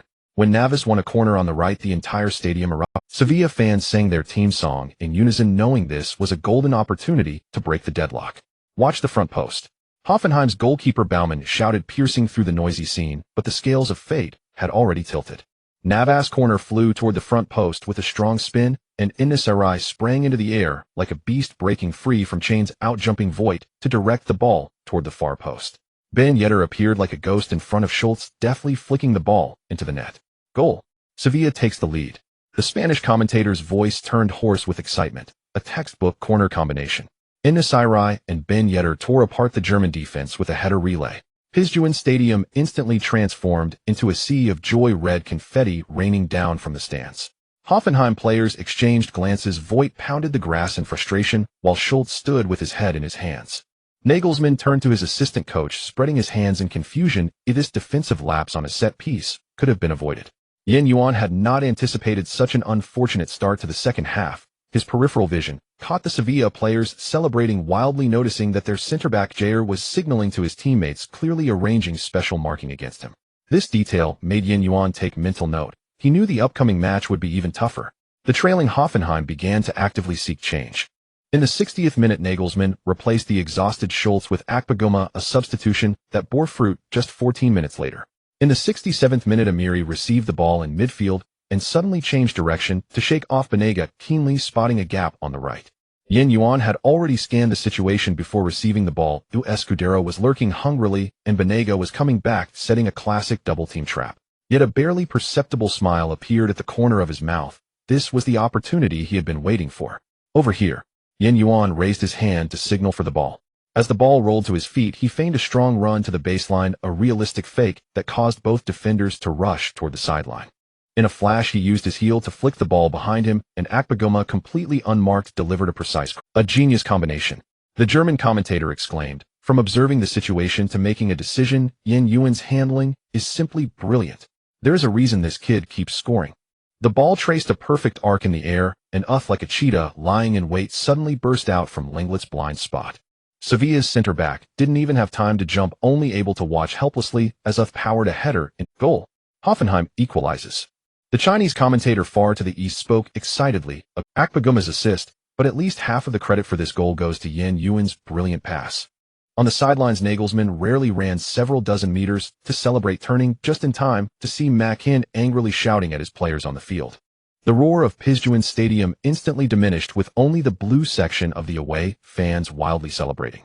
Yuan and Akpoguma were surrounded by teammates, with Amiri shaking Yuan's shoulder and shouting, "My God, how do you see the game from behind your head?" Pointed at Yuan, making a point to the brain gesture to the camera, which drew waves of good-natured laughter from the stands. Sevilla players exchanged glances, bewildered by how Yuan always found the weakest link in their defense. The subsequent match entered a heated phase. In the 73rd minute, Makin took a gamble, substituting a third forward and switching to a 343 formation for an all-out attack. This adjustment almost bore fruit 5 minutes later, as Sarabia's explosive shot from the edge of the penalty area struck the crossbar, eliciting a deafening chorus of gasps from the entire stadium. The German commentator, still shaken, said, "The crossbar saved Hoffenheim." Baumann had completely lost his balance just now. How thrilling. Nagelsmann immediately responded, directing his players on the field. He signaled for Voigt to drop back, forming a 5-defender system, while also instructing Grilic to retreat and form a double pivot with Demirbe. This temporary formation change shown again in the 82nd minute, when Ben Yedder found himself union. Baumann made a solid save to keep the goal intact. As the match entered the final 10 minutes, both teams were nearing their physical limits, yet the score remained tied at 22. Yuan's socks were covered in grass clippings, his breathing heavy, but his mind was exceptionally clear. The more it got to this point, the faster his mind raced. In the 87th minute, as Baumann kicked the goal kick, Yuan suddenly realized this was the last opportunity. Cleverly redirected a header in a battle for the aerial ball with Lenglet, and the moment Gnabry received the ball on the left, Yuan's tactical instinct began to sound alarms. The Sevilla defense was shifting right. As the German winger advanced with the ball, Yuan deliberately slowed his pace, staying on the right. This subtle positional adjustment put Jair in a dilemma. Gnabry breaks through. Triple team. The commentator's voice suddenly rose. Just as all defensive attention was drawn to the left, Yuan suddenly burst into a sprint, calling for the ball again. Gnabry's cross was perfectly timed. Yuan had already completed his thoughts before receiving the ball. The opposing defender, Jair, habitually guarded against his left-footed Kuden and would definitely block the inside route at this moment. Gnabry shouted, sending a fast horizontal pass. The moment the ball rolled to his feet, Yuan made a shocking choice that stunned the entire stadium. He used his right foot to control the ball, then gently nudged it with the outside of his foot, and pulled it back. This unexpected change of direction caused the defending player to lose his balance completely. Yuan is going to cut in. My God, which foot is he going to shoot with? The commentator's voice was filled with Sevilla goalkeeper Rico's positioning exposed a critical mistake. He instinctively moved half a step toward the near post, a reflex reaction against right-footed players. Yuan detected this subtle change, and while nearly losing his balance, he struck an exaggerated outside spinning curve with his non-dominant left foot. The ball traced a trajectory that defied the laws of physics, seeming to be guided by an invisible hand as it bypassed Rico's desperate fingertips, ultimately striking the inside of the far post and entering the net. Goal. A last-minute winner. A reverse foot curved ball. An unbelievable goal. This goal holds the same precious significance as the one that led him to defeat Liverpool. All language versions of the commentary booth exploded simultaneously. The 17-year-old Asian prodigy, Yuan, he executed a work of art with his non-dominant foot to secure the win. Yuan Stadium fell into a deathly silence, with only the away team's bench erupting in thunderous cheers. The camera captured Nagelsmann kneeling and pumping his fist while Mackin stood frozen in disbelief. During the celebration, Yuan turned his jersey inside out, placing his name on his chest, pointing to the number and name on his jersey at the Sevilla home crowd. 17. The Sevilla fans were indeed unwilling to watch, but they had no choice but to. The slow-motion replay from the German television station revealed that at the moment of the shot, Yuan's eyes were fixed on the goalkeeper's positioning. This detail made the commentator exclaim, "The last-minute shot was not a coincidence, but a precisely calculated missile strike." Every step Yuan took from receiving the ball to shooting was filled with thought. Such football intelligence is rare in a 17-year-old. When the fourth official raised the electronic board showing 2 minutes of stoppage time, Sevilla fans finally regained their composure from the shock, mustering their last ounce of energy to create a roar. But Hoffenheim players stood united. Voigt blocked the final cross like a wall, and Baumann rushed out to seize the last corner kick. As the final whistle blew, the entire away bench rushed onto the field, lifting Yuan high, everyone celebrating. Post-match statistics indicated that Yuan had covered a distance of 11.3 kilometers in the match, with the sprint distance in the last 10 minutes accounting for a staggering 28. This data left the commentator in awe. Not only his skills, but his professional attitude is equally. Nagelsmann was equally delighted, but he was more concerned about his protégé's physical condition. The first thing he did after the match was to have the team doctor check Yuan. Fortunately, Yuan was indeed fine physically. In the mixed zone, a sweaty Yuan was surrounded by. When asked about the thought behind the last-minute goal, he wiped the sweat from his forehead and smiled. The second goal.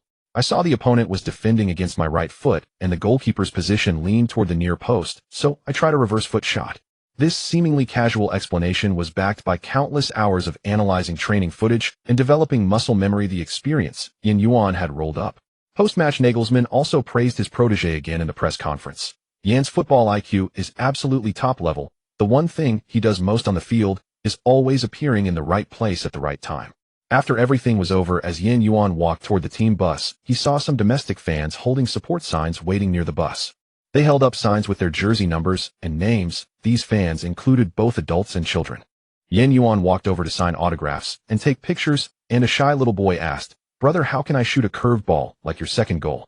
After signing, Yuan squatted down to meet the child's gaze. "Little friend, first learn to observe with your eyes, then learn to think with this." He pointed to his temple and then gently tapped the boy's left chest. "Finally, don't forget the love for football in here. I believe you can also score such a goal." This heartwarming scene was captured by the traveling reporters as Yuan bid farewell to his hometown fans and embarked on the journey home with his teammates.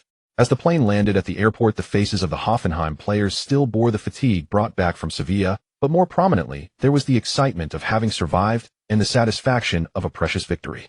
On the way back to the training base, Nabry seemed to recall something, gently nudging Yuan, who was gazing out. "Hey, our goal contributor." Nabry deliberately elongated his tone, laced with the unique teasing of Germans. "You said the Chinese feast still counts, right?" This shout from Nabry immediately drew responses from the seats in front and behind. Uth leaned out from the front seat, saying, Yeah. A decisive goal for a big meal, you promised." Amiri chimed in. "You better keep your word. I've run my legs to the bone just to pass the ball to you."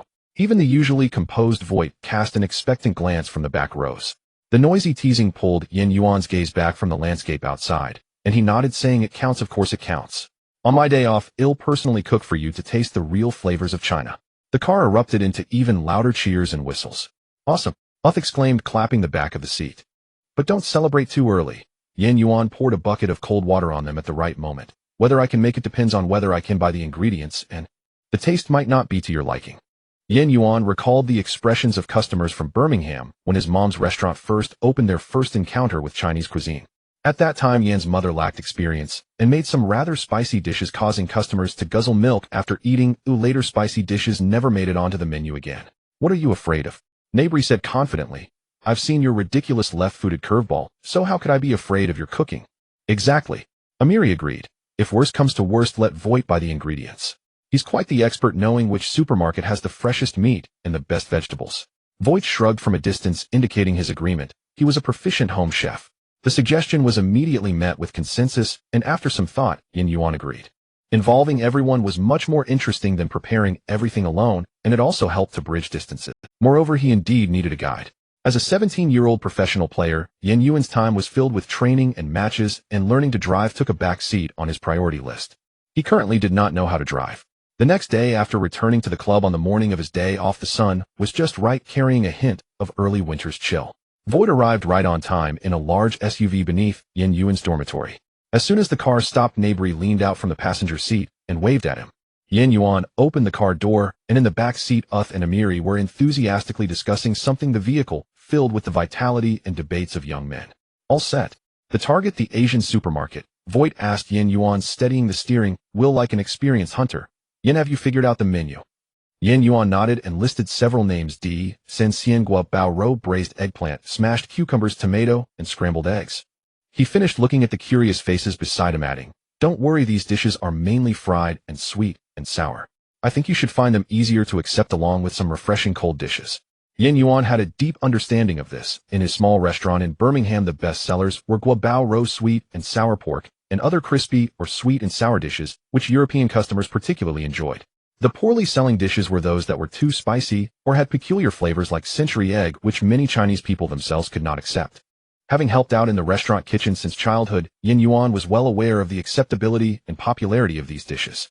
Okay, he'll handle the meat ingredients, Voigt said confidently. I guarantee I can pick the best. As the captain, Voigt, a disciplined defender and fitness enthusiast, had almost strict standards for selecting quality proteins.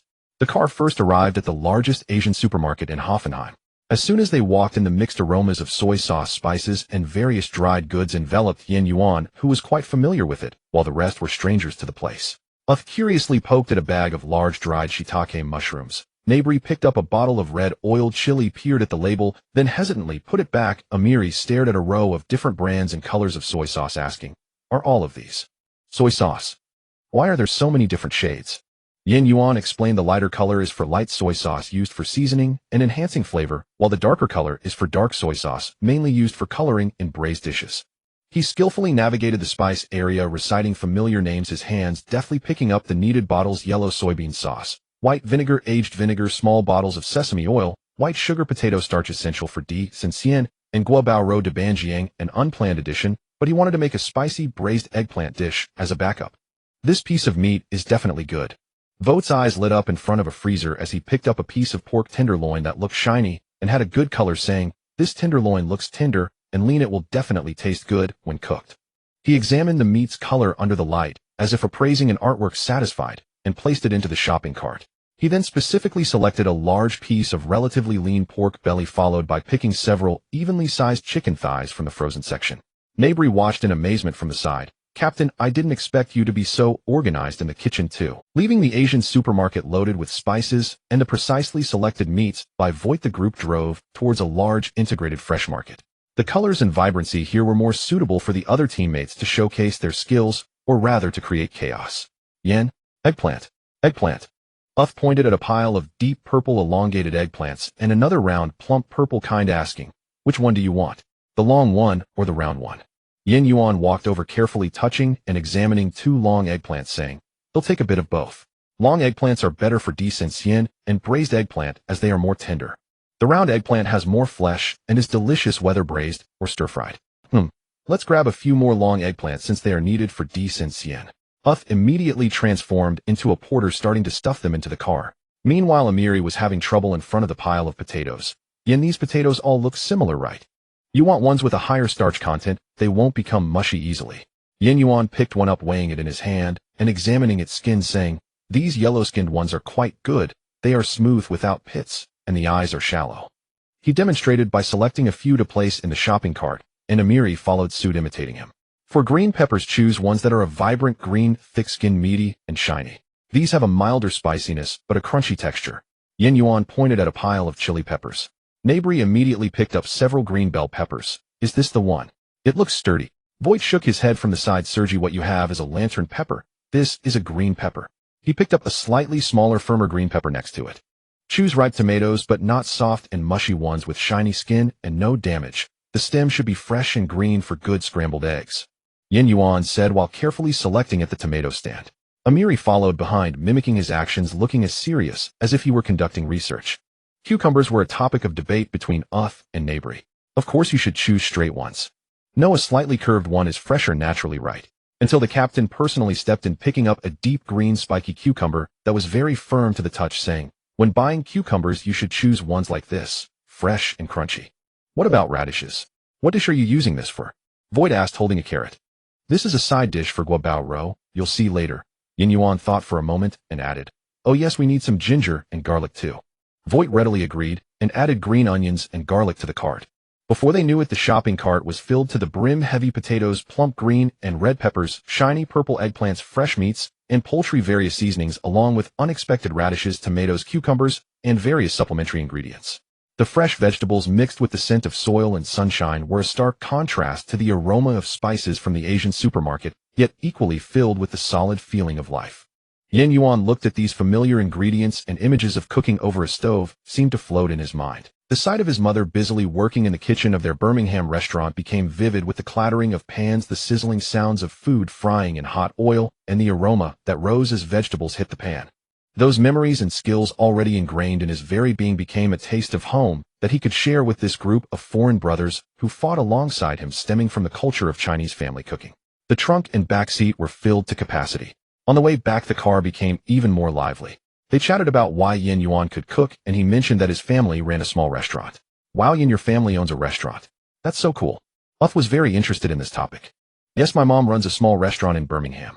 I spent most of my time there after school when I was little, Yuan explained simply while looking out at the familiar streets. I helped wash vegetables, serve dishes, and watch my mom and the chefs at work. After observing for a while, I picked up a few things myself. I dare say the dishes you make will definitely be delicious, Amiri said with excitement and trust in his tone.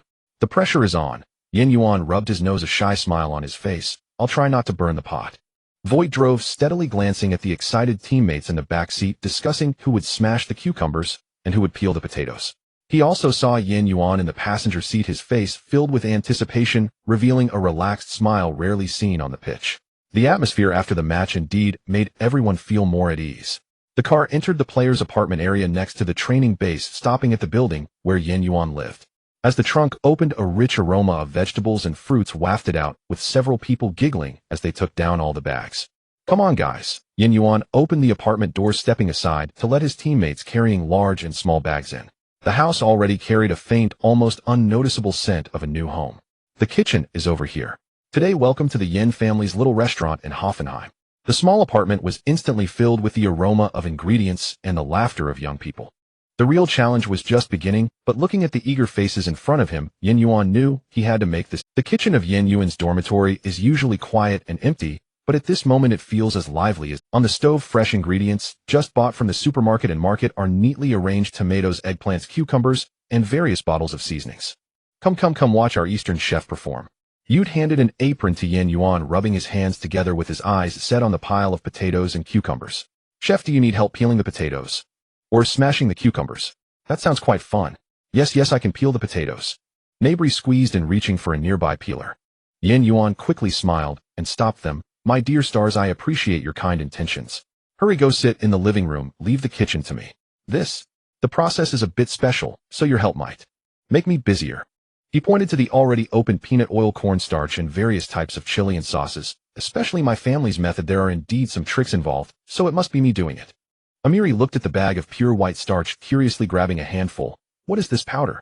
It looks like snow. What is it used for? When coating the meat for frying, one of the secrets to achieving a crisp texture lies in this. Yuan explained as he firmly pushed them out of the narrow kitchen area.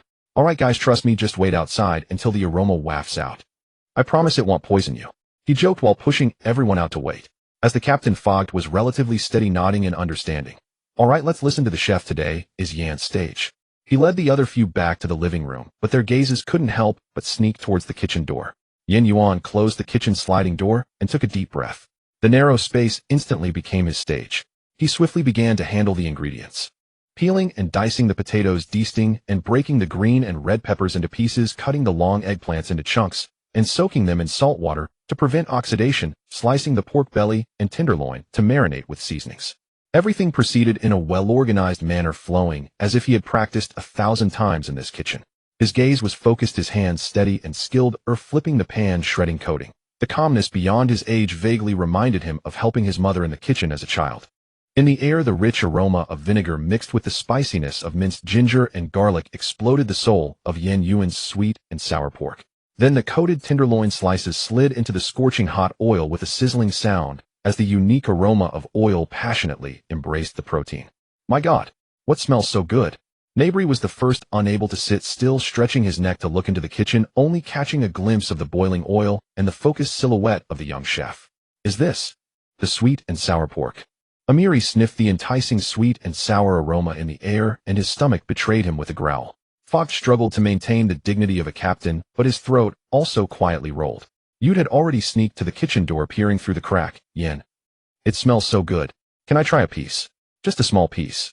Not ready yet, Yuan. Why the hurry? Yuan said without turning his head, focusing on flipping the golden meat slices in the hot oil, carefully controlling the heat. The sweet and sour sauce for the sweet and sour pork hasn't exploded, and yet go sit down. His voice carried a smile, yet also a tone of undeniable chef authority. At that moment, filled with aromas that made everyone drool, Fogg's phone rang. He picked it up and gestured for silence to the others. It's the coach calling. On the other end, Nagelsmann's voice came through. Fogg, I need to confirm a few adjustments regarding tomorrow's training. Coach, I might not be very available right now. Fogg felt a bit embarrassed as the sound of stir-frying whooshed in the kitchen, and he had to explain in with Yuan. It's just the few of us. Yuan is fulfilling his promise after scoring personally cooking for us. There was a brief silence on the other end, seemingly surprised by the situation, and he can cook. Nagelsmann's voice carried a hint of disbelief as he imagined his extraordinarily talented apprentice wielding a spatula in the kitchen. Is Yuan making Chinese food? Yes, coach. Fogg glanced at the few heads peeking out from the kitchen door. It smells absolutely fantastic. Would you like to drop by to eat and talk? Yuan's cooking is truly worth looking forward to. He boldly extended the invitation. There was another pause on the phone, and then Nagelsmann's voice, filled with a smile, came through. It sounds like I've missed an amazing goal celebration dinner. Of course, they'll come over shortly and bring you all some drinks. 20 minutes later, a knock on the door sounded. Fogg opened the door to find Nagelsmann standing outside with two. He curiously surveyed the small apartment, his attention immediately drawn to the smoke and clatter coming. The air was rich with a blend of aromas, vinegar, sauce, oil, and the fresh scent of vegetables that was almost overwhelming. Coach. Yuan heard the voice and wiped his hands as he peeked out from the kitchen. Upon seeing the visitor, a momentary flash of youthful awkwardness crossed his face, quickly replaced by joy. What brings you here? Come in. The dishes will be ready soon. He hadn't expected that his small cooking endeavor would attract his mentor. Nagelsmann handed the bags to Fogg, one containing several bottles of high-quality German white wine, and the other filled with juice and cola specially for Yuan. Congratulations on your spectacular last-minute goal, kid. Also, thank you for giving everyone, including me, a chance to experience Chinese flavors.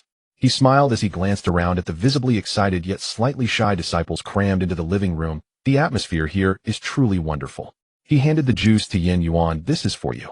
Yuan hurriedly thanked him as he accepted it. Do you need any help, Yuan? Nagelsmann asked symbolically. No. You sit down. Yuan quickly waved his hand, skillfully pulling out the folding table from the living room.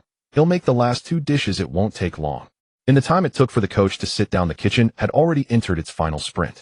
The iron pan emitted a sizzling sound on high heat, while the hot oil frying created a series of sizzle sounds. Then came the sound that energized everyone, the sizzle. As the sweet and sour sauce was poured into the hot iron, the fragrant, tangy aroma burst forth, and the last step of the sweet and sour pork was completed. Soon after, the kitchen door was finally opened. Dinner is served. Yuan emerged with 2 plates, beads of sweat on his forehead, his cheeks slightly reddened from the stove heat. Behind him, the kitchen counter was filled with steaming plates of enticing and aromatic dishes. The dark red, shiny braised eggplant lay quietly in the plate, soaked in sauce, soft and tempting, The golden shiny sweet and sour pork piled in a small mountain, its amber sauce glistening. In the rich three-flavored dish, the potatoes were golden and fragrant, the eggplants soft and mushy, and the green peppers remained crisp. The bright green smashed cucumbers cut into sections drizzled with sesame oil and garlic refreshing and neat. The vibrant tomatoes mingled with golden scrambled eggs, juicy and appetizing. There was even a small dish of pickled crunchy and spicy radish strips and a small pot of rice served. The dining table was instantly ignited with colors and aromas. My God! Everyone couldn't help but exclaim. Yen, this looks so professional. Yu was the first to reach for the chopsticks. Did you really make this yourself? Not takeout. Nabri still found it hard to believe. Nagelsmann also looked astonished. He didn't speak, but expressed his anticipation through action, directly picking up a plate to serve rice. Without any unnecessary ceremonies, with delicious food in front of them, hunger served as the best bell to start the meal. Fogg picked up a piece of sweet and sour pork. The thin, crispy coating offered a delightful slight resistance the moment it met the chopsticks. He bit down first, breaking through that extremely crispy thin layer, producing a faint crunch sound followed by the tender and flavorful marinated pork inside. The intense sweet and sour flavor with just the right hint of vinegar instantly overwhelmed his taste buds, followed by the fragrant oiliness and savory aftertaste. He said nothing, but his eyes suddenly lit up, and he couldn't resist grabbing another piece. Nabri had a special fondness for the three-flavor dish, as he loved northeastern cuisine. He scooped up a piece of eggplant that had absorbed the savory sauce, soft and oily, paired with a crispy potato piece, and topped with a green pepper. The rich, complex flavors burst in his mouth, and he satisfiedly exclaimed, "So delicious. This is perfect with rice." He instantly shoveled a large scoop of rice. Amiri expertly focused on the bright red tomato and scrambled egg dish, skillfully pouring a big spoonful over the rice. The abundant egg flour enveloping the sweet and sour, slightly sandy tomato sauce quickly soaked the white grains. He scooped up a large spoonful and sent it to his mouth. The sweet and sour taste mingled with the oiliness of the scrambled eggs and the sweetness of the rice, rich in layers, yet extremely harmonious. He couldn't help but give a thumbs up. Yen, this is something I could eat every day. Ute, like a greedy child, wanted to try everything. He devoured a few bites, sniffing slightly red from the spiciness of the pickled radish strips, while exclaiming, "Oh my God, this is real Chinese food. I swear the sweet and greasy sauces I've had in restaurants before are completely different. Yours is a living flavor." He waved his fork, his mouth full of braised eggplant, speaking incoherently. Yuan, feeling a bit shy, ate while observing everyone's reactions, eagerly awaiting their feedback. He noticed that Amiri particularly liked the crispy pork, Nabri occasionally reaching for the sweet and sour pork, and Ute had a fondness for the savory, braised eggplant. Vogt was also carefully savoring each dish, especially the simple smashed cucumber that brought refreshing crunch and fragrance, which made him unable to resist using the last piece of cucumber to soak up the garlic oil at the bottom of the plate. Even Nagelsmann put aside his usual seriousness on the training field, appearing particularly relaxed. He especially loved the strong contrast of flavors from the sweet and sour pork, and the exquisite control over the cooking time, as well as the simple, yet richly aromatic smashed cucumber, and the unique charm of the tomato and scrambled egg dish. He put down his fork and sincerely told Yuan, "Yen, I have to admit, every bite of your cooking feels very substantial. It's quite different from what we're used to, but very, satisfying." He shook the white wine in his glass and continued, "This meal has given me a new understanding of my forward. Yen, how many more surprises do you have up your sleeve?" Yuan's face turned even redder. "Coach, you flatter me. Actually, these are just some ordinary home-cooked dishes my mom taught me." Everyone chatted while eating, and after a whirlwind meal the plates were emptied at a visible speed. Even the appetizing pickled radish strips and rice were completely cleared. Everyone patted their bellies, sighing contentedly, with only a bit of grease and difficult-to-pick chives and garlic left in the plates. "I can't take it anymore, I'm stuffed." Nabri leaned back in his chair, lazily saying, "But it was totally worth it. This is definitely the best Chinese flavor I've ever had. And have you considered opening a restaurant after retirement?" Amiri joked, his eyes filled with genuine reminiscence. Ute exaggeratedly gestured, "From now on, when you score, we will come here to eat. We will forego the bonus for goals, just use it to buy you ingredients." Vogt looked at the messy table filled with joy, and the players relaxing and satisfied after eating, and smiled. He said nothing, and began silently tidying up the empty plates in front of everyone. "No, let me do the washing." Yuan quickly stood up. "Sit down." Vogt unceremoniously stacked the plates. "You are the hero today. Cooking is hard work. Leave the dishwashing to us." Nabri, Amiri, and Ute immediately responded, "Yes, the chef should rest. I'll take care of rinsing. I'll handle the drying." Everyone worked together seamlessly, collecting the plates and forks into the small kitchen. Soon the sounds of running water bubbles from dish soap and the laughter of young people joking filled the sink area. Clumsily coordinating some rinsing, some scrubbing, some drying, although water splashed everywhere, and the clinking sounds were continuous, the sincerity and liveliness made one feel warm inside. Yuan watched as several teammates squeezed into the small kitchen, happily washing dishes, and glanced at Coach Nagelsmann, who was tidying up the table and helping to organize the remaining ginger and garlic. A sense of indescribable warmth and pride enveloped the small dormitory. There were no dazzling stadium lights, no roaring fans, just the warm aroma of food, sincere laughter among friends, and an evening filled with a familial atmosphere. This promised Chinese meal was not just about satisfying the taste buds. Everything here gave Yuan an inexplicable sense of home. This was his home in Germany. After yesterday's gathering, the players once again immersed themselves in intense training today. With less than 40 hours until the next away match against Frankfurt, a familiar, tense, and exhilarating atmosphere hung over the Hoffenheim training base like an arrow ready to be released. Yuan had just completed a high-intensity tactical training session, his drenched training suit clinging to his still slightly slender back. As he twisted open a sports drink bottle, his racing heart had yet to fully calm down when assistant coach Kramer approached him. The boss wants you to go to the office." A hint of confusion flickered in Yuan's mind. Having just finished training, the head coach summoned him alone. In such a situation, it was unlikely to be good news. It was after a training session that he was removed from the squad by Paris Saint-Germain. He wiped his sweat with the towel hanging around his neck, not daring to delay, and walked towards the head coach's office upstairs. The rubber floor felt unusually springy underfoot today, but for some reason, each step he took felt particularly tense. As he pushed open the heavy office door, the cold air hit him, making his sweaty skin break out in goosebumps. Sunlight filtered through the blinds, casting alternating stripes of light and shadow on the neatly stacked tactical materials and analysis reports on the desk. His mentor was not seated behind the desk, but standing in front of the large silver screen, intently watching clips of Frankfurt's recent matches, while the adjacent white tactical board was covered with a multitude of magnetic markers. "Coach, you wanted to see me." Yuan stood at the door. Nagelsmann turned at the sound, still holding a few markers. His gaze fell on Yuan, lacking the usual sharpness seen during training, and instead carrying a hint of scrutiny and consideration. "You're here. Take a seat." He pointed to the sofa beside him. Yuan complied, and sat down, instinctively straightening his back as he felt the coach's gaze sweeping over his slightly heaving chest and sweat-soaked shoulders. "How did today's training feel?" Nagelsmann stepped a little closer, casually picking up a report from the desk. Before Yuan could answer, the coach continued. "Your overall condition looks good, and the data feedback is also excellent." Nagelsmann referred to the various physical metrics collected during training, including heart rate, distance run, and sprint count. The data was indeed impressive. Yuan nodded. "Training went well, coach. I scored several goals in the scrimmage." Nagelsmann's brow furrowed slightly, his fingers absently tapping the cover page of the report, his gaze locking back onto Yuan's face, his expression akin to a surgeon assessing a delicate component. The air in the office became stagnant for a few seconds. "Hey, race the thing, 2 days from now, the away match against Frankfurt." Nagelsmann finally spoke, his voice low but clear. "This match will be intense, and given the recent consecutive matches, particularly the last one where you played the full time." He paused, weighing his words, contemplating how to convey his advice in a way that his devoted disciple would accept. "Your performance on the field is impeccable, excellent. Your ball handling skills surpass most of your peers, even many seasoned players. Your ability to read the game is your forte, and I am quite assured of it, but you are only 17. This statement fell like a heavy stone. The bones, tendons, and heart of a 17-year-old take time to recover from the high-frequency, high-intensity confrontations on the professional field. There's a saying that goes, no matter how fine the steel, continuous hammering without tempering will lead to cracks. So for this away match against Frankfurt, my decision is that you will rest and not be included in the squad." Rest. The two words clearly pierced Yuan's ears. For an extremely brief moment, almost instinctively, a slight feeling of disappointment and reluctance surged within him. He was a player. Players yearn to be on the field to fight, especially in such an important away match.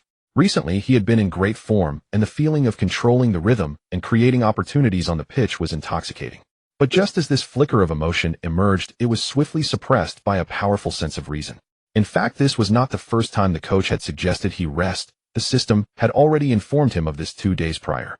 Before falling asleep last night, the system-generated injury warning had clearly appeared before him, with the bold words stating, "Host, Yuan, right knee joint composite tissue, residual fatigue, level 61, moderately high, estimated recovery, time 24 to 48 hours.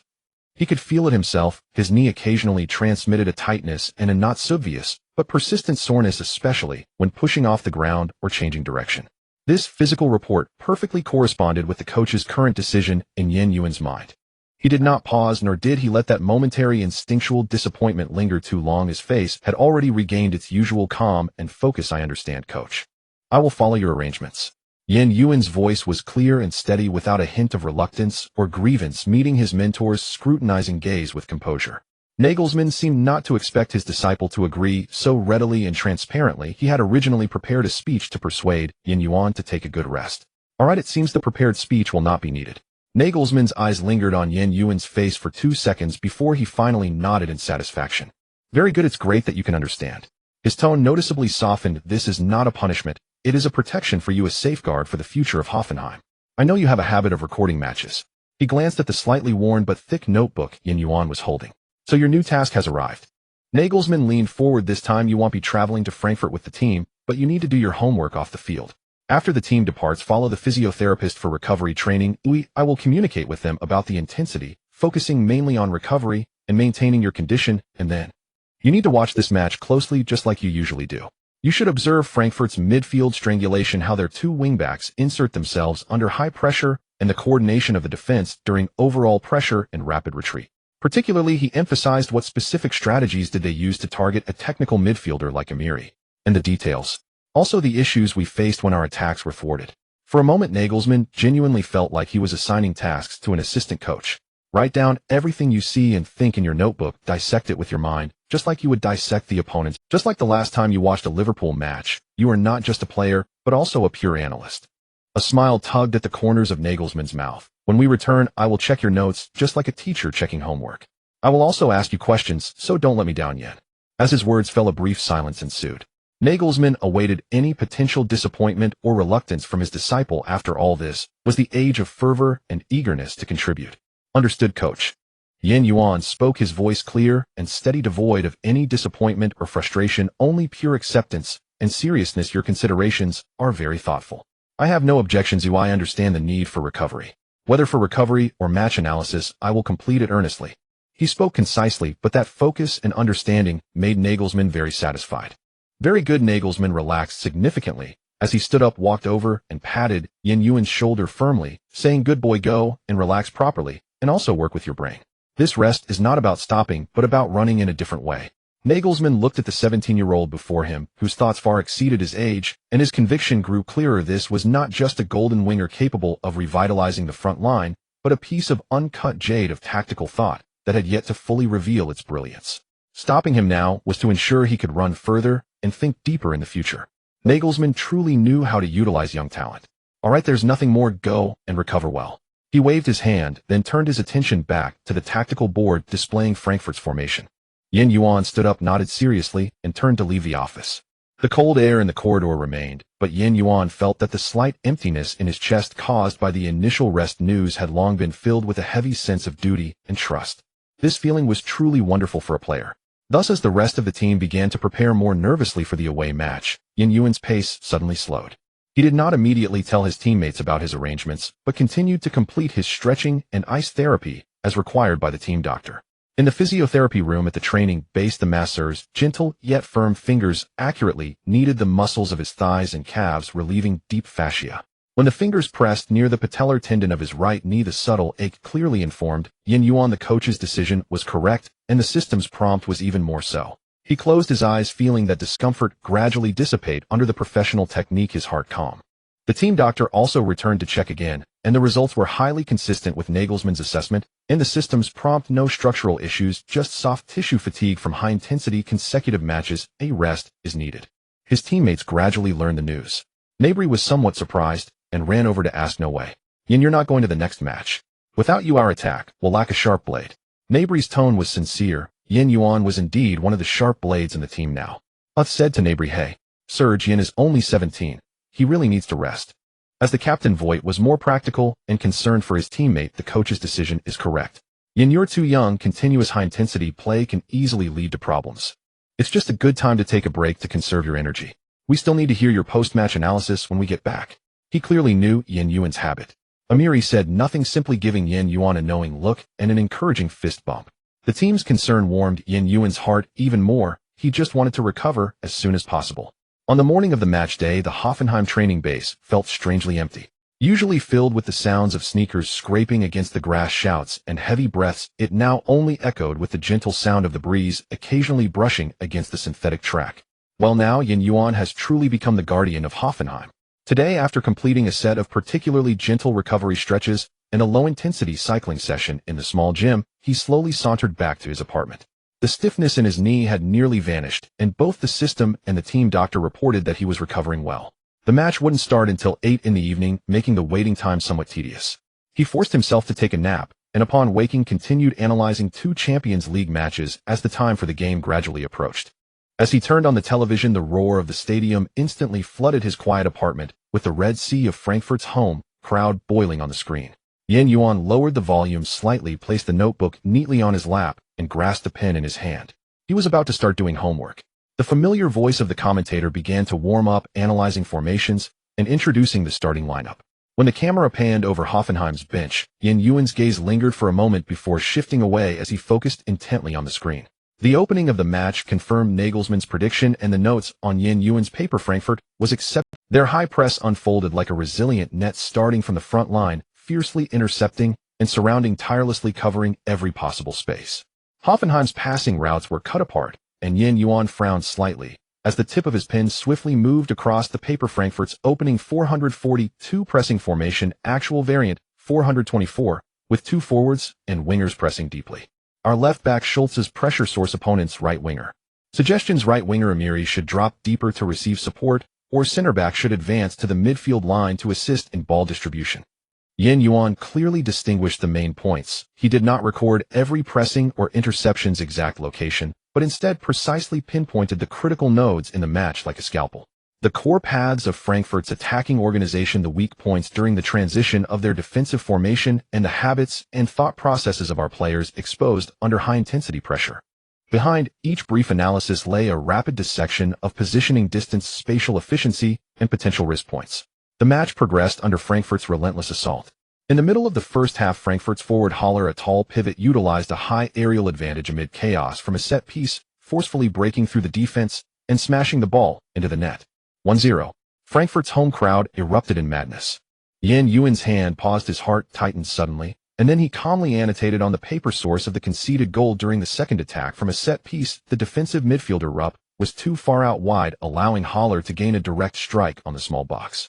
Hoffenheim fell behind, attempting to counter, but Frankfurt's strangulation showed no signs of easing. Not long after the start of the second half, Frankfurt's midfielder Kostic delivered a not-so-sophisticated but extraordinarily practical through ball, finding right winger Wolf, who tore through the flank with a sudden breakthrough. The latter's angled shot, after cutting inside, was tricky, slipping through the goalkeeper's fingertips. 2-0. Yuan's fingers tightened around the pen, his knuckles turning slightly white. A tremendous pressure enveloped Hoffenheim, while Frankfurt surged with momentum. On the screen, the teammates appeared fatigued and anxious. Just as the scene shifted, the commentator's slightly emotional voice rang out. "I must say, watching Hoffenheim's attack today seem a bit sluggish in the midfield and front. I suddenly find myself missing that gritty kid. Although he is only 17, that daring spirit to break through and pass in tough situations always brought a different spark to the team's attacking system. If he were here today, perhaps the situation would indeed be different, at least bringing greater variability and sustained pressure to Frankfurt's defense." Yuan did not expect that while watching a match his name would be mentioned. His fingers holding the pen paused, yet his gaze remained exceptionally calm as he stared at the desolate figure of his teammates on the screen after the loss. Was it regret? Of course there was regret. As a player, no one wants to be absent from such fierce competition, especially when seeing the team in trouble. That impulse to step forward feels like little ants crawling in his heart. But now he felt more of a calm observation. The camera swept over the stern-faced Nagelsmann at the sidelines, and he knew his mentor was also reviewing the tactical gains and losses at this moment. Yuan took a deep breath, forcefully suppressing these emotions, and began analyzing more calmly on paper. Key to the 0-2 conceded goal, Frankfurt's winger Kostic's through ball created a massive advance corridor on the right, while the opponent's midfield tilted left in a feigned attack. Dilemma: trailing by 2 goals, the opponent's retraction expanded the counterattack space, increasing the risk of high pressing, rigidifying the attacking organization, overly relying on Gnabry's breakthroughs. Interestingly, just as Yuan finished writing Gnabry's name, Gnabry indeed stood up. Using his speed and skill, he created an angle at the top of the box, unleashing a powerful low shot that pierced through the Frankfurt goalkeeper's fingers. 1-2. Hoffenheim pulled one back. In front of the screen, Yuan nearly leaped from his chair, silently raising his clenched fist, a flash of excitement crossing his face for the first time. However, time was merciless. Although Hoffenheim's momentum improved after pulling back a goal, they ultimately failed to change the score. With the final whistle, Hoffenheim suffered a 1-2 defeat away. On the Bundesliga standings, while this loss was regrettable thanks to the advantages accumulated from 3 previous victories, the team still firmly held second place. Not too bad, but also a reminder. The apartment fell silent again, with only the commentator's summary on television and the background noise of the fans. Yuan slowly released the pen that had grown a bit hot in his hand, exhaling a long breath, as if he had just fought a tough battle. The regret of the loss was palpable, like a stone of moderate weight pressing down on his chest. Just as his pen tip hovered in the air, already contemplating the next points to write on how to tackle similar high-pressure cutting from Frankfurt in midfield and on the flanks. Ding! The familiar electronic voice of the system appeared once again, followed by a series of clear electronic notifications. Host, Yuan, total matches observed since joining Hoffenheim 200. Quality of observation evaluation perfect, high quality, high focus. Yield extremely high. Personal cognitive reconstruction completed. Unlocking a personal exclusive new skill, weaver of space. Yuan froze completely. The pen in his hand fell onto the notebook with a thud as he continued reading the system's prompts. Skill overview, weaver of space.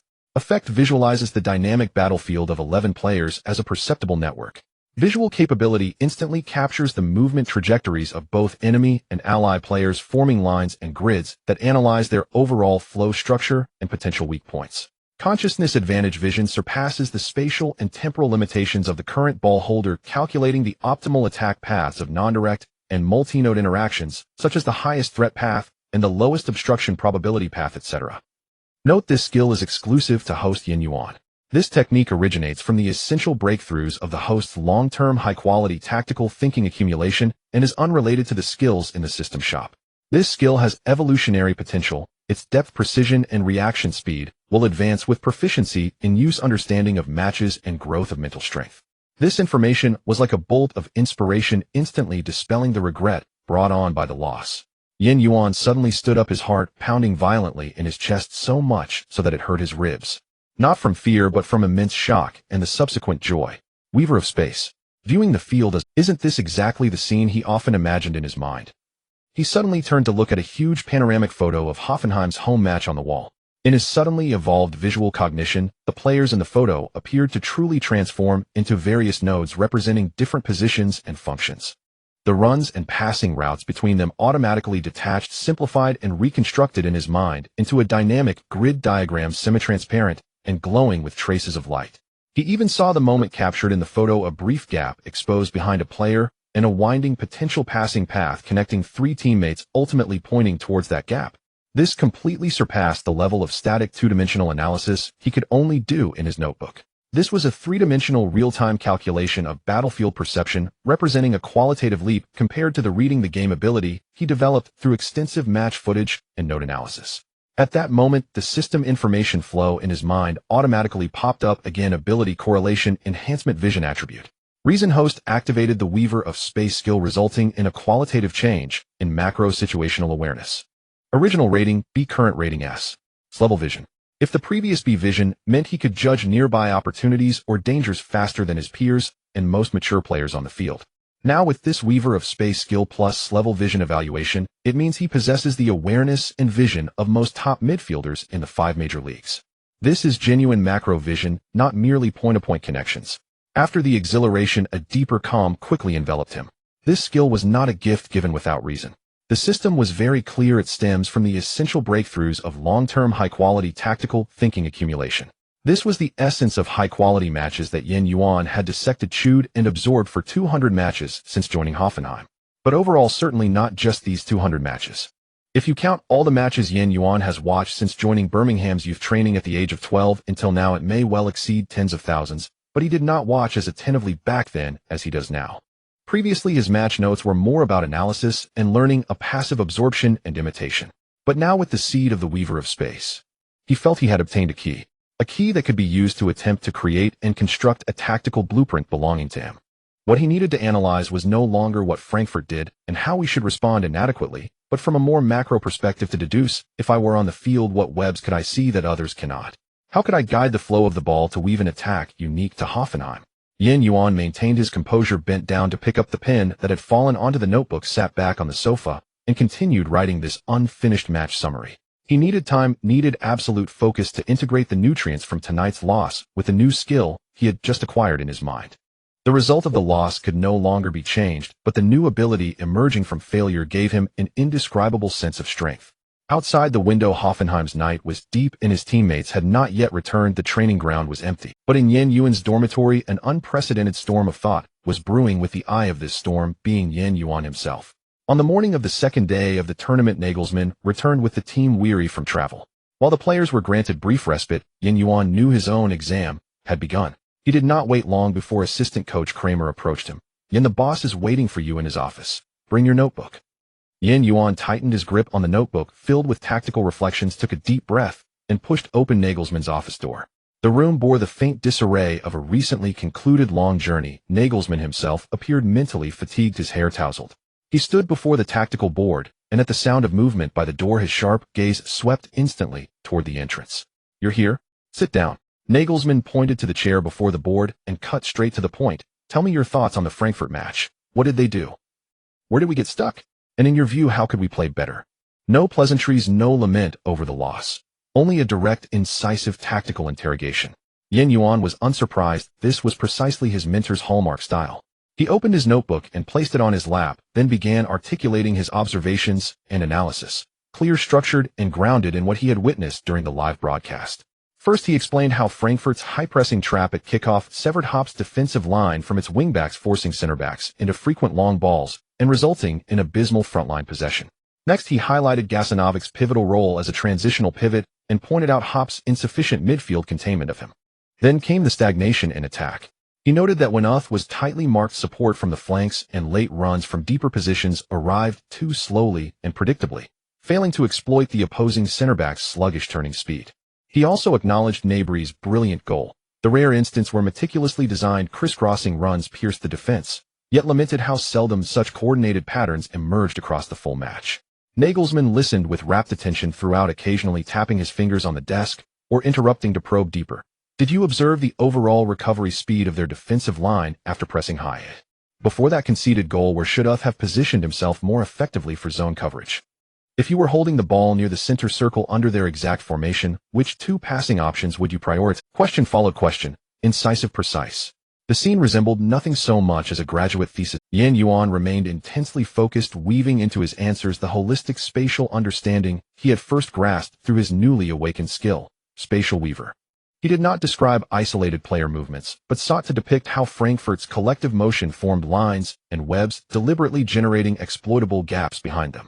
Put simply, their coordinated movement resembles an exceptionally dense web designed to entangle our players and smother compact combinations. We need more triangular passing and sudden diagonal pulls, especially synchronized boulder movements from wingbacks and midfielders pushing forward or tucking in to slice through that web. Yuan concluded with this freshly internalized metaphor. Nagelsmann fell silent for over 10 seconds, his gaze shifting from the tactical board to Yuan's face, then back to several clearly annotated points in the notebook. Then the corner of his mouth lifted faintly.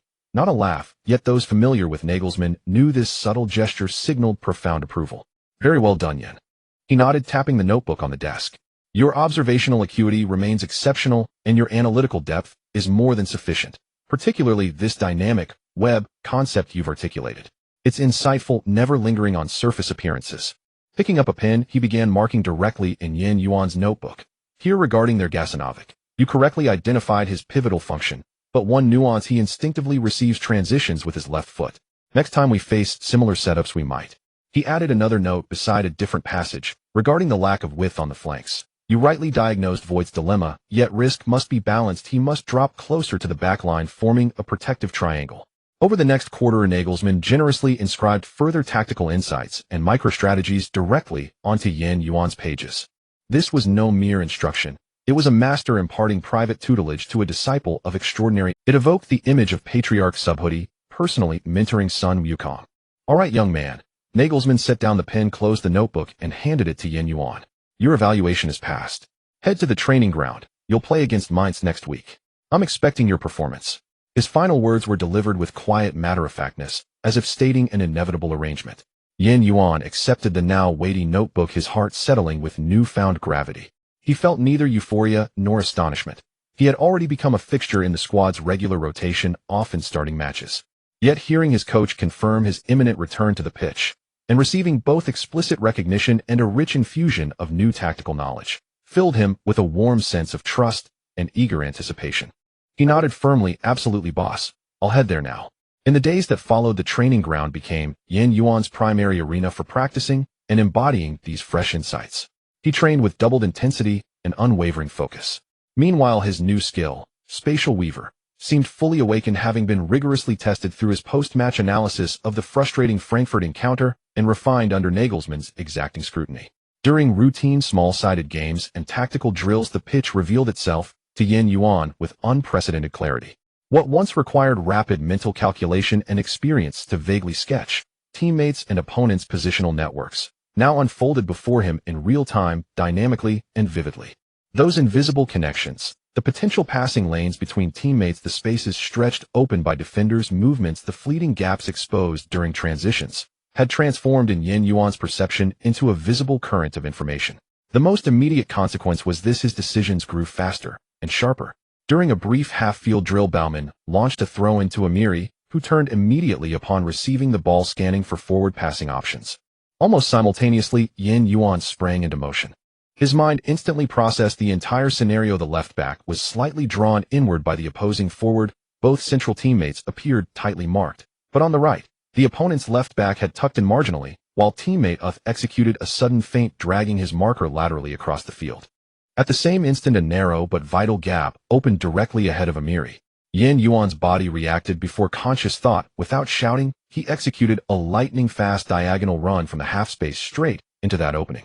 Amiri had initially intended to pass leftward, but caught Yuan's ghost-like acceleration and precise trajectory in his peripheral vision. Without hesitation, he flicked his ankle, delivering a perfectly weighted through ball exactly into Yuan's path. The pass was flawless. Yuan didn't pause to control it, nor adjust his stride, simply guiding it forward with one smooth touch, instantly breaching the first defensive line and bearing down on the center back. A fluid, breathtaking counterattack had just emerged, effortlessly, organically. Gnabry slapped his thigh. That run was deviously clever. Amiri, Yen, did you two coordinate this beforehand? Such moments of uncanny synchronicity grew increasingly frequent in training. Yuan no longer confined himself to executing localized passes and receptions. Increasingly, he assumed the roles of connector and route architect. He seemed to guide the ball's flow more efficiently, more lethally. Even striker upon receiving certain passes would express mild surprise. Yen, was that a guess? How did you know I'd be open here? No guesswork. As you know, I'm a robot. My system just received a major update.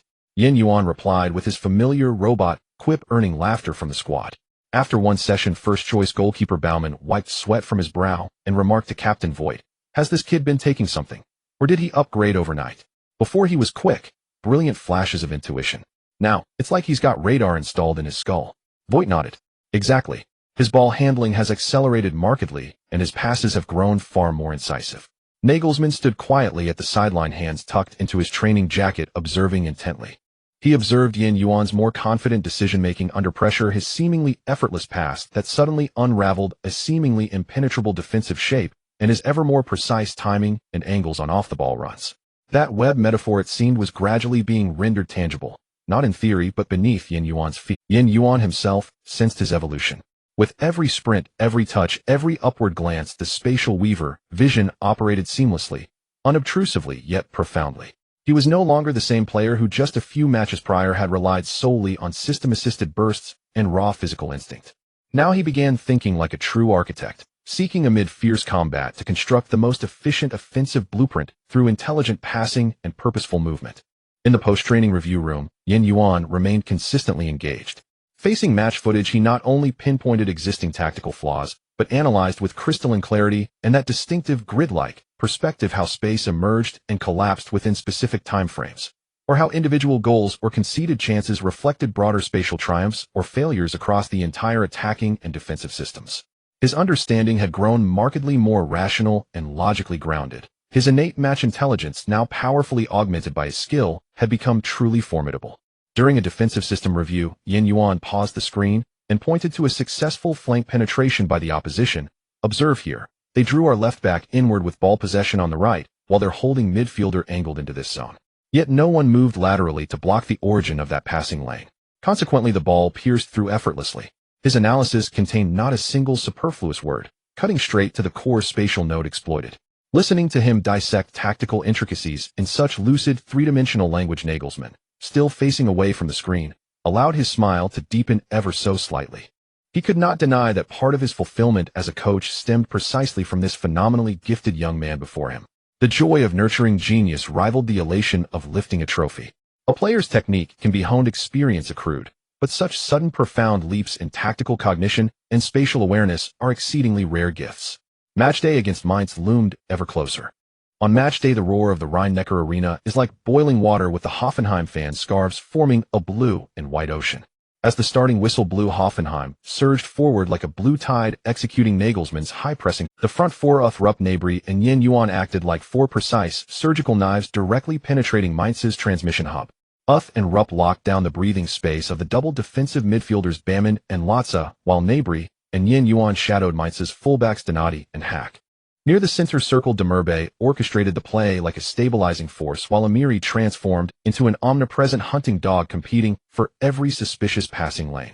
Mainz was suffocated by this relentless strangulation, struggling to clear the ball long to the front repeated. They looked to their forward Quaison for his robust anchor ability, or hoped to utilize the sharp speed of Oskin and Maxim on the wings to break through Hoffenheim's pressure. Possession was firmly in Hoffenheim's grasp, but Mainz's rapid transitions were equally swift, with each counterattack causing the home crowd at the Rhein-Neckar Arena to gasp in surprise. Fullbacks Schultz and Katterbach aggressively surged forward to assist in the attack, leaving spaces behind them that Mainz aimed to exploit. The commentator quickly analyzed, currently Hoffenheim is dominating the pace of the match with possession firmly over 60%. But Mainz's counterattacks are like needles hidden in cotton. One threat is enough to be lethal. The tracking steps of Schultz and the vacuum left behind Katterbach. These spaces are bloodletting wounds in top-tier leagues. The match progressed rapidly to the 18th minute amidst the tussle between the two sides. Opportunities quietly emerged under the high pressure. In Mainz's right-back area, Latza attempted to pass the pressure cooker to a teammate. Latza's target was Bammen, but Amiri's instincts were as sharp as a beast. He launched like lightning, accurately intercepting the passing route. In a flash, the ball reached Amiri's feet. He wasted no time and directly threaded a pass through the gap in Mainz's midfield, precisely delivering it to Rupp, who was back to the defensive player. In that moment, Rupp seemed to have eyes behind him. With his back to the Mainz goal, Latza was tight against him, and Bammen charged in fiercely to form a double team. In a dire situation, yet Rupp escaped in the lightest manner. His left heel brushed like a caress over piano strings. A deft nutmeg maneuver allowed the ball to pass inexplicably through Bammen's legs. Not only did the ball break free from the blockade, but it also rolled accurately into the open space behind Mainz's defense. At the same moment Rupp executed the nutmeg, a blue lightning bolt had already surged into the right winger's area. Yuan. He instinctively caught the momentary gap Latza created, as well as the recently opened seam between Diallo and Hack. This was not a blind sprint, but a meticulously planned forward run. Like an arrow loosed from a bow, the moment Rupp broke free to deliver the through ball, he had successfully timed his run to evade the offside trap. Offside trap. Yuan. The opportunity has arrived. The commentator shouted, his voice drowned out by the astonished cheers of the home fans and the curses from the away supporters. The ball flew from Rupp's feet, skimming the grass, speeding past Diallo's stunned foot and Hack's desperate tackle, threading through Mainz's defense that was caught off guard. Yuan was like a gust of wind, perfectly chasing down the line. Unknown. Facing Mainz's goalkeeper Adler. The Rhein-Neckar Arena fell silent, leaving only the sound of heartbeats and the ball's swish against the grass. At that moment Yuan's mind was exceptionally clear. His grave foresight allowed him to hardly perceive the deafening noise around him. The pitch had become his world. As he sprinted at high speed, his brain never stopped. With just a quick glance left and right, Yuan knew Adler's weight was slightly shifted toward the near post, intending to block a close shot, while the far side was wide open. The answer lay here. In a flash, Yuan adjusted his steps, his movements fluid and unobstructed. He executed a push shot with the instep of his right foot. The ball skimmed the grass, calmly darting into the bottom left corner of the goal. Adler dove with all his might, his fingertips barely grazing the air. Goal. Hoffenheim. Yuan. The commentator's voice cracked in excitement. An unbelievable counterattack. Amiri's interception was worth its weight in gold. Rupp's evasion and through ball were nothing short of artistry. Yuan's positioning and calm finish. A perfect team goal. Look at him. The young talent is only 17 years old. That's 3 consecutive goals in the Bundesliga. He is simply born for the big stage. The camera swept over Nagelsmann, who had raised his arms applauding Yuan. The home crowd erupted. The blue and white ocean exploded in an instant. The fan support banners for number 17 were waving vigorously. Yuan dashed toward the corner flag, arms wide open to welcome the thunderous applause. His teammates rushed in to engulf him. This goal turned the initial pressure into a heavy fruit. However, the Bundesliga is never short of drama. Just 7 minutes later, Mainz retaliated in the most direct. Hoffenheim pressed forward again, but when possession changed instantly, Mainz's center-back Baku decisively cleared the ball with a powerful kick directly to the left flank. Maxim charged forward with the ball like a runaway horse, attracting Hoffenheim's returning player Katterbach to himself. He didn't force his way to the byline, but suddenly cut inside, compressing the space. Just as Hoffenheim's defense was drawn in by Maxim, Oskin, initially on the right, quietly moved inward to the central area, creating a receiving point. Maxim understood the situation perfectly and passed sideways. Oskin didn't even stop the ball. He welcomed the incoming pass, glancing up and observing in just 0.1 seconds. With his right foot, he unleashed a precise diagonal long pass. That long ball was like a precision-guided missile, spinning fiercely as it drew a huge arc, sailing over the head of the pursuing Hoffenheim center-back Voigt. Captain Voigt sprinted back desperately, but the moment of hesitation in turning was ruthlessly magnified. Quaison had already launched. He, like the most sensitive hunting dog, anticipated the drop point. In the split second when Voigt and the ball were almost at the same point, Quaison had already positioned himself behind him. Without hesitation, he met the falling ball with a high-difficulty half-volley. Hoffenheim's Baumann had already made a save attempt, but Quaison's shot was angled sharply and swift, directly drilling into the bottom left corner of the goal. Goal. Mainz. Quaison. Quickly equalizing. What an efficient counterattack. The commentator's voice was filled with shock. Oskin's long pass was nothing short of dreamy. Quaison's positioning and shot were impeccable. This is the speed of the Bundesliga. Hoffenheim's fullback's advanced position was severely punished. 1-1. The once boisterous home crowd instantly cooled, while the away fan stand erupted in a wave of yellow. Yuan near the center circle watched the celebrating Mainz players, his brow slightly furrowed. The conceded goal stemmed from the gaps left by the fullback support and the exquisite link-up between the opposing forward and the passer. He had already replayed the moment of that conceded goal in his mind, from Maxim's distraction to Oskin's timing and passing decision to Quaison's running route. Mainz's attack had severed the lines between their teammates.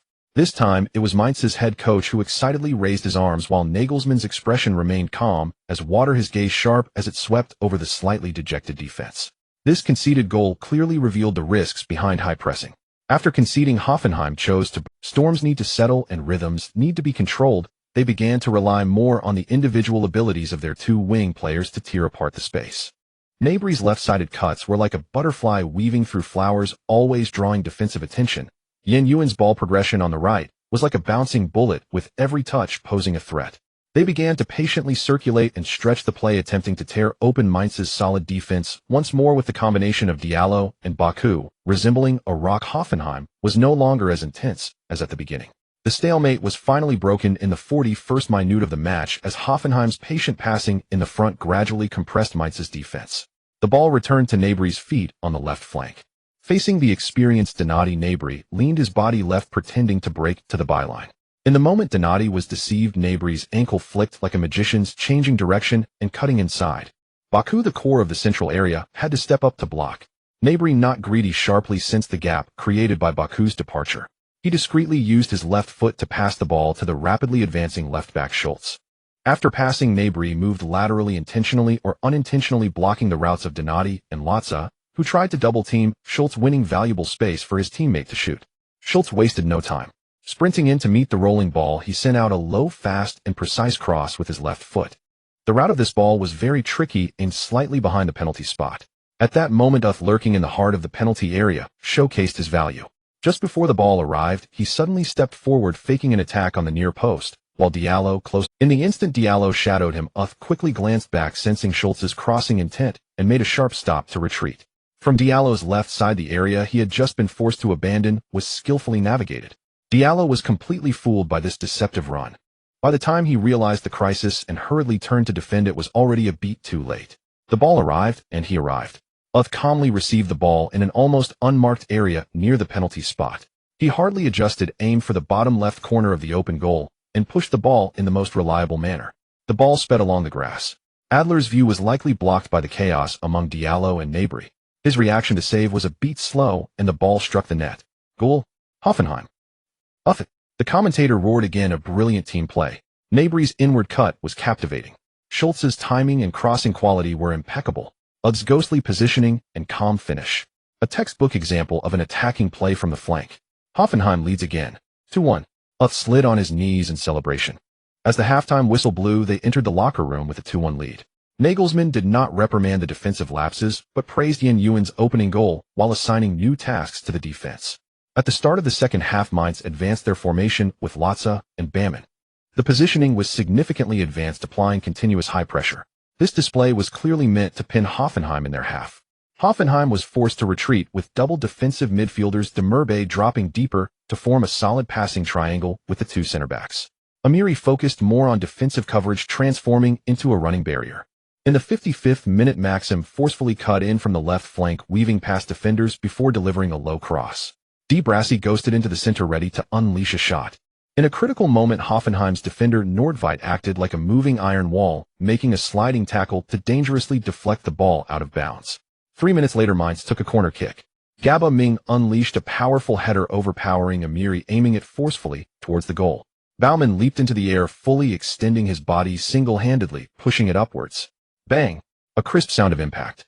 The ball changed direction, striking the crossbar and bouncing out. A crucial save. The home fans gasped in astonishment at their narrow escape. Vogt repeatedly cleared high balls in midair, while Nordveit continued to contribute crucial blocks and tackles. Schultz tirelessly surged back and forth in both attack and defense, exhausting his stamina. On the sidelines, Nagelsmann shouted at Schultz, reposition a bit. Hold your ground. His tension. After withstanding Mainz's frantic 10-minute counterattack, the dynamics of the game began to subtly shift. The sustained pressure meant Mainz's defense was being exposed, with cracks gradually appearing. Meanwhile, Hoffenheim's forward remained as sharp as ever. In the 65th minute, a decisive moment arrived as Schultz cleared the ball with a powerful kick from the edge of the penalty area, sending it towards the center circle. Vogt, who had initially lagged behind, accurately judged the ball's landing point and controlled it with his chest, looking up to assess the field. In that instant, Yuan quickly opened up space on the right flank, keenly observing that Mainz's left-back Hack had pushed too far forward due to his involvement in the attack. More importantly, Yuan had clearly mapped out an optimal diagonal path, starting from Vogt's feet, crossing half the field to precisely target the vacant area behind Mainz's right-back Hack. At the end of that line, a glimmer of light, named Amiri, was already on the move. Yuan glanced at Amiri's position, sensing that Captain Vogt's intentions aligned with his own. Vogt chose not to play it safe with a sideways pass or a back pass to the goalkeeper. He spotted Amiri making a move through the center. With determination, Vogt swung his right foot, delivering a high-quality spinning long pass. The ball seemed to have GPS, soaring over the head of Mainz's struggling defensive midfielder Latza, and more accurately clearing the head of the advanced Hack, flying towards the vast space on the right side of Mainz's penalty area. Amiri exploded with incredible speed, successfully evading an offside. He pierced through Mainz's defenses like a sharp knife. Hack chased desperately behind him, only able to watch helplessly as Amiri's figure grew distant. Amiri raced into the right side of the penalty area. Facing the advancing Adler and the desperate sliding tackle attempt from Diallo, Amiri showcased delicate footwork and composure that was incongruous with his defensive opponent's persona. With the outside of his right foot, he gently flicked the ball. It traced an elegant arc, bypassing Adler's outstretched arm, grazing the inside of the far post before nestling into the net. A spectacular counterattack goal initiated by a center-back and perfectly finished by a defensive midfielder. Goal. Hoffenheim. Amiri. The commentator almost lost his voice, overwhelmed with disbelief and joy. My goodness. Incredible. It was Vogt's 40-meter-long pass that set this up. A perfect penetration. A beautiful control, calm dribbling, and this stunning outside foot flick. An imaginative curve. A goal that sealed the victory. After scoring, Amiri was exceptionally excited, sprinting to the sidelines and sliding on his knees. Yuan also joyously ran over from the other side to embrace him. He noticed at that moment that Amiri's angle for the outside foot flick was exquisite, avoiding the largest interception area from Diallo's sliding tackle, truly an optimal solution. Mainz, trailing by 2 goals, found themselves in a dire situation. Mainz's coach made several adjustments, bringing on attackers like Holtmann and Burkhardt, shifting their formation to an aggressive 343. Mainz began a desperate full-line press, attempting to create miracles in the last 20 minutes. Nagelsmann also made corresponding adjustments. Replaced the exhausted Rupp with Grillitsch to bolster midfield defense and coverage. The positioning of wingback Katterbek also clearly dropped deeper to ensure the stability of the four-back system. Yuan and Gnabry were assigned heavier defensive duties, needing to drop back to protect the flanks. Mainz's offensive wave surged like a tide, with aerial bombardments, long shots, and tight penetrative combinations. Hoffenheim's defense was under immense pressure. Vogt and Nordtveit in the backline transformed into towers, repeatedly clearing high balls from dangerous areas. Demirbe and Amiri were like two moving walls, frantically sweeping and intercepting at the edge of the penalty. Baumann was in superb form, making incredible saves, while Yuan participated in defense on the right, helping Katterbek block crosses, even clearing a deflected shot off the goal line once. Time passed amid the fierce melee and successive clearances. Watching his team desperately defend their lead, Nagelsmann continuously applauded from the sidelines, his voice growing hoarse as he sensed his players were reaching their physical limits. In the 85th minute, just when everyone thought the match would end at 31, Yuan concluded this fierce match in the most shocking way. Mainz's all-out attack was thwarted as Grealish blocked a cross out of the penalty area. The ball landed at Gnabry's feet just outside their own box. Gnabry looked up and instantly spotted the vast space left behind by nearly all of Mainz's players who had pushed past the halfway line. Especially on the right side, Mainz's left half, it was almost completely open. At that moment, Yuan was near the center circle. A tacit signal connected between the two of them in an instant. Without hesitation, Gnabry did not adjust the ball, but struck a powerful over-the-top pass towards the end. The ball sailed over the heads of all midfielders like a precision-guided missile, flying straight into the vast unguarded area behind Mainz's entire defense. Yuan moved. Just a fraction of a second before Gnabry passed the ball, Yuan had already sensed the lethal opportunity. Yuan's vision displayed the entire field with unprecedented clarity. Gnabry's potential passing route, the gaping holes on both flanks after the opposing formation pushed up, and the likely landing area of the ball. He could see the fastest route, starting from the top of the center circle, traversing the opponent's left half, ultimately pointing towards the right side of Mainz's penalty area. Mainz's left-back Hack had exhausted himself during the previous attack and was now lagging behind. Yuan summoned all his strength, unleashing the last stored energy in his muscles. He launched, sprinting. Yuan shot out like a blue lightning bolt from a position slightly to the right of the center. Once he found his direction, his speed became unfathomably fast. He perfectly controlled the ball before it bounced for the first time. Hack, just a few meters behind him, watched in despair as Yuan's figure grew increasingly distant, missing even the chance to foul. Next came an exhilarating long-distance sprint. Nearly 70 meters. Yuan maintained his speed to the utmost, racing across the grass like the wind. Hoffenheim fans stood up nervously, and even Nagelsmann couldn't help but clench his fist with all eyes focused on him. Mainz's center-back Diallo rushed diagonally to intercept, while Burkhardt quickly chased back through the center to form a blockade. Yuan approached the right side of the top of the penalty area with the ball at high speed, and Diallo lunged at him fiercely. In that critical moment, Yuan showcased his remarkable football intelligence and top-tier skills. He did not merely charge to the baseline, nor did he panic and force a shot. Just as Diallo closed in within a meter, Yuan executed a very concealed and swift cut with the inside of his right foot, cutting towards the center. This change of pace was crucial. Just one step, and he instantly created space for a shot between himself and Diallo. At the same time, it forced Burkhardt sprinting back from the center to abruptly halt and adjust his footing, subtly delaying the time for the save, just before they could encircle him right at the edge of the penalty area. Without a moment's hesitation, Yuan coordinated all his strength perfectly into his right foot, unleashing a thunderous ground-hugging shot with nearly perfect technique. The ball shot out like a cannonball. With the sound of howling wind at an incredible speed, it skimmed the grass, flying straight into the far corner of the goal. Goalkeeper Adler had already prepared to dive towards the near post, but faced with this tricky ground shot from a completely opposite angle, he barely managed to make a side dive, but it was too late. The ball struck the net like a laser. Dead corner. Wall. The commentator went absolutely wild, his voice hoarse like torn fabric. Heavens. Flying. Immortal. Yuan. Unmatched shooting power. Unmatched angle. Unmatched goal. 4-1. Securing the victory. I can hardly describe that shot. When he charged forward, he was like a flash of lightning. The way he changed direction was like seeing a painting come to life. Mainz's defense was utterly shattered. The commentator was so excited he stumbled over his words, nearly out of breath. As the net shook violently, the entire Rhein-Neckar arena was engulfed in a tidal wave of ecstasy. The enormous roar of cheers surged like a physical shockwave crashing against the surroundings. The blue and white flags waved frantically, forming a boiling ocean. Almost all the home fans jumped up in excitement, hugging each other and shouting. After scoring, Yuan ran around the field, his sweat completely soaking his jersey, highlighting the contours of his muscular upper body. All his teammates, including goalkeeper Baumann, rushed in from the backline, surrounding him and enthusiastically patting his head and shoulders. On the sidelines, Nagelsmann was once again astonished by his protégé's performance. The coach raised both arms and sprinted along the touchline, running towards the fourth officials area, excitedly waving his fists, his face displaying absolute joy and pride. Such a goal was the best reward for him. Mainz's coach, however, kicked a water bottle away in frustration, his face displaying endless disappointment and helplessness. Yuan was surrounded by his teammates, the roar of the crowd resonating in his ears.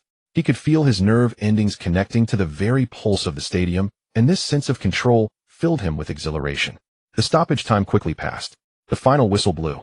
Hoffenheim triumphed over Mainz with a score of 41, maintaining their stronghold in second place in the Bundesliga standings. Yuan was escorted to the sidelines by his teammates, his hair drenched in sweat, yet his face radiated with a smile of youth and victory. Nagelsmann awaited him on the sidelines, his eyes filled with appreciation and expectation as he patted Yuan's damp head. "Coach." Yuan was about to speak. "Don't say anything, Yan. You worked hard this match, truly hard. Here, drink some water first." Nagelsmann received a bottle from his assistant and handed it to Yuan, kindly wiping the sweat from his forehead. "Coach, you're so biased. I want the water you handed to me." Nabry playfully complained. "I want some too, boss. Can you open it for me?" Don't rush, there's enough for everyone." Nagelsmann was overwhelmed. The Hoffenheim players began to follow Nagelsmann's lead in playful antics. On the big screen post-match, the enormous score of 41 and a close-up of Yuan celebrating with a slide kneel were replayed repeatedly. The short video was announcing that Hoffenheim's number 17 blade had been forged into its final form. As the smoke of the Bundesliga gradually dissipated, the news of Hoffenheim's resounding victory over Mainz sent ripples through the football community, as it always does. However, this time the biggest waves were not caused by the match result itself, but by a 17-year-old boy named Yuan. Yes, he scored again, and this time it was 2 goals. Adding to his previous last-minute goal against Liverpool in the Champions League qualifiers, his crazy debut in the first round of the DFB Pokal, and his stunning performance scoring twice against a giant like Bayern Munich. The season had barely begun, yet Hoffenheim's number 17 had already caught the eyes of countless European scouts and the flashing lights of German media. This heat, transcending mountains and rivers, returned to China without any hindrance.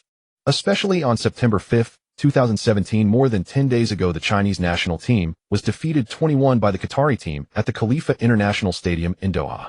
The moment the final whistle blew marked yet another failure in the quest for the World Cup. A bitter sentiment spread across every corner of China concerned with football. Anger, disappointment, numbness. A myriad of emotions accumulated, and against this heavy backdrop, Yuan's continued brilliance on the German pitch appeared particularly dazzling, igniting a complex and urgent hope. Yuan's name appeared with unprecedented frequency on major sports forums, social media platforms, fan groups, and in the live streams of football commentators with millions of followers. In the late night, the live stream of the rational commentator Yuan was still ongoing.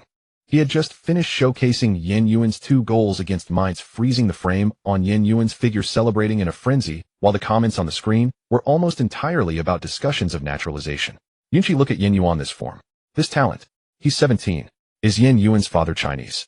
Can this be arranged? Analyzed this: if the national team had him, would we still worry about the front line? Yuan cleared his throat, his expression serious, yet tinged with helplessness. Everyone watching Yuan's performance, to be honest, I feel both happy and pained. The joy is that a child with Chinese blood running through his veins can stand firm in the world's top leagues and display such skill. This is a tremendous blessing. The pain is, this talent seems to have little connection to us now. He pulled up some data and continued official information. Yuan was born in Birmingham, England in 2000. His father is Chinese and his mother is of Chinese descent from England. Currently, he has no record of representing any national team, which is one of the prerequisites for naturalization. He paused, shifting the conversation to a more realistic tone. However, everyone must not forget a few key points. First, he is only 17 years old, with unlimited potential. The English national team wouldn't overlook him, would they? His mother is of Chinese descent, making it equally reasonable for him to represent England's youth teams. With his current performances in the Bundesliga and Champions League, the English Football Association will certainly not let him slip away. The platform security and future development opportunities they offer are simply beyond what our national team can compare to. A stream of comments reading sigh and heartbreak floated across the screen. Yuan continued his analysis. Second, naturalization is not a trivial matter. There are procedures, willingness, and costs. Most importantly, what does Yuan think?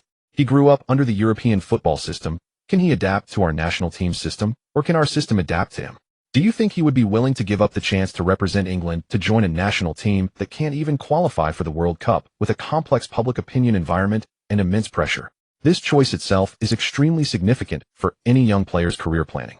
His voice was plain, yet each word struck at the heart of reality. So we cannot just seek immediate gratification.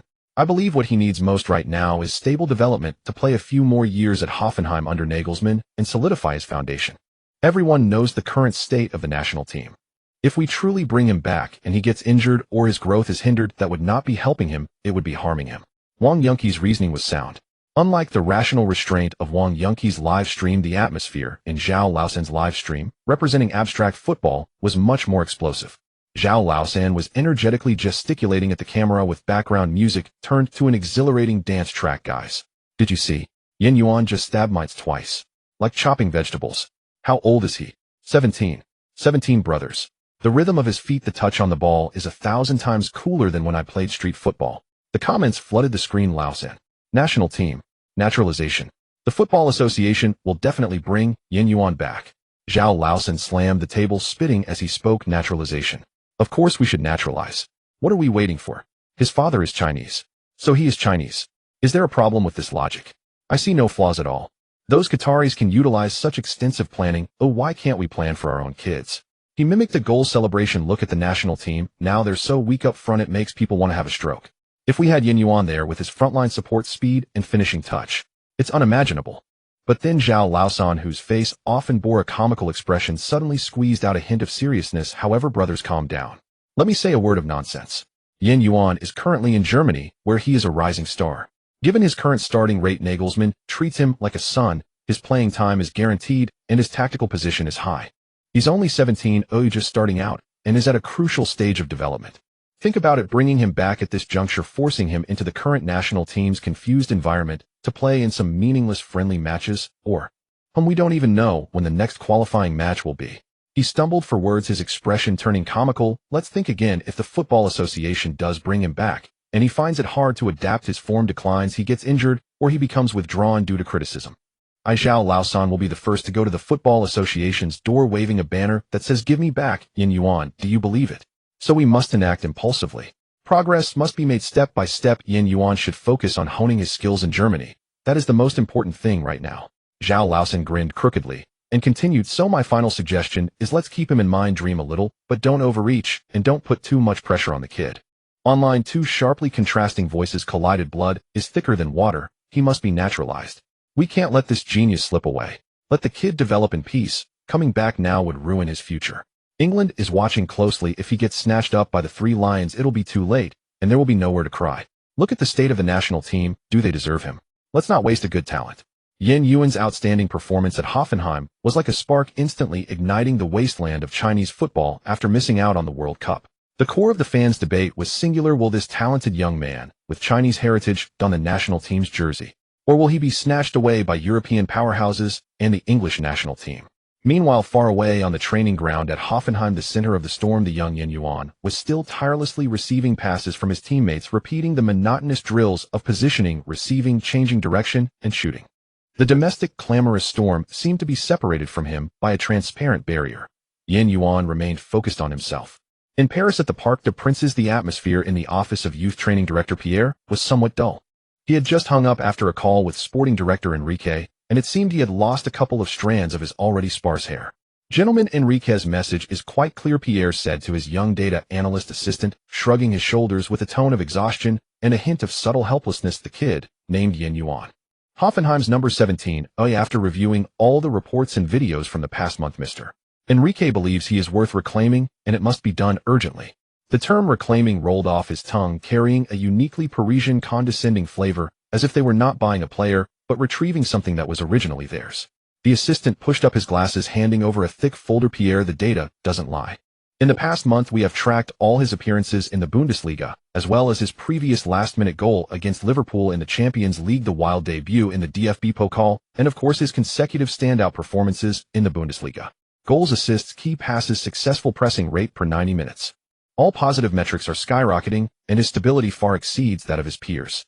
Nagelsmann absolutely trusts him, giving him a lot of freedom, and he hasn't disappointed, as many clubs are now eyeing this newly mined gem.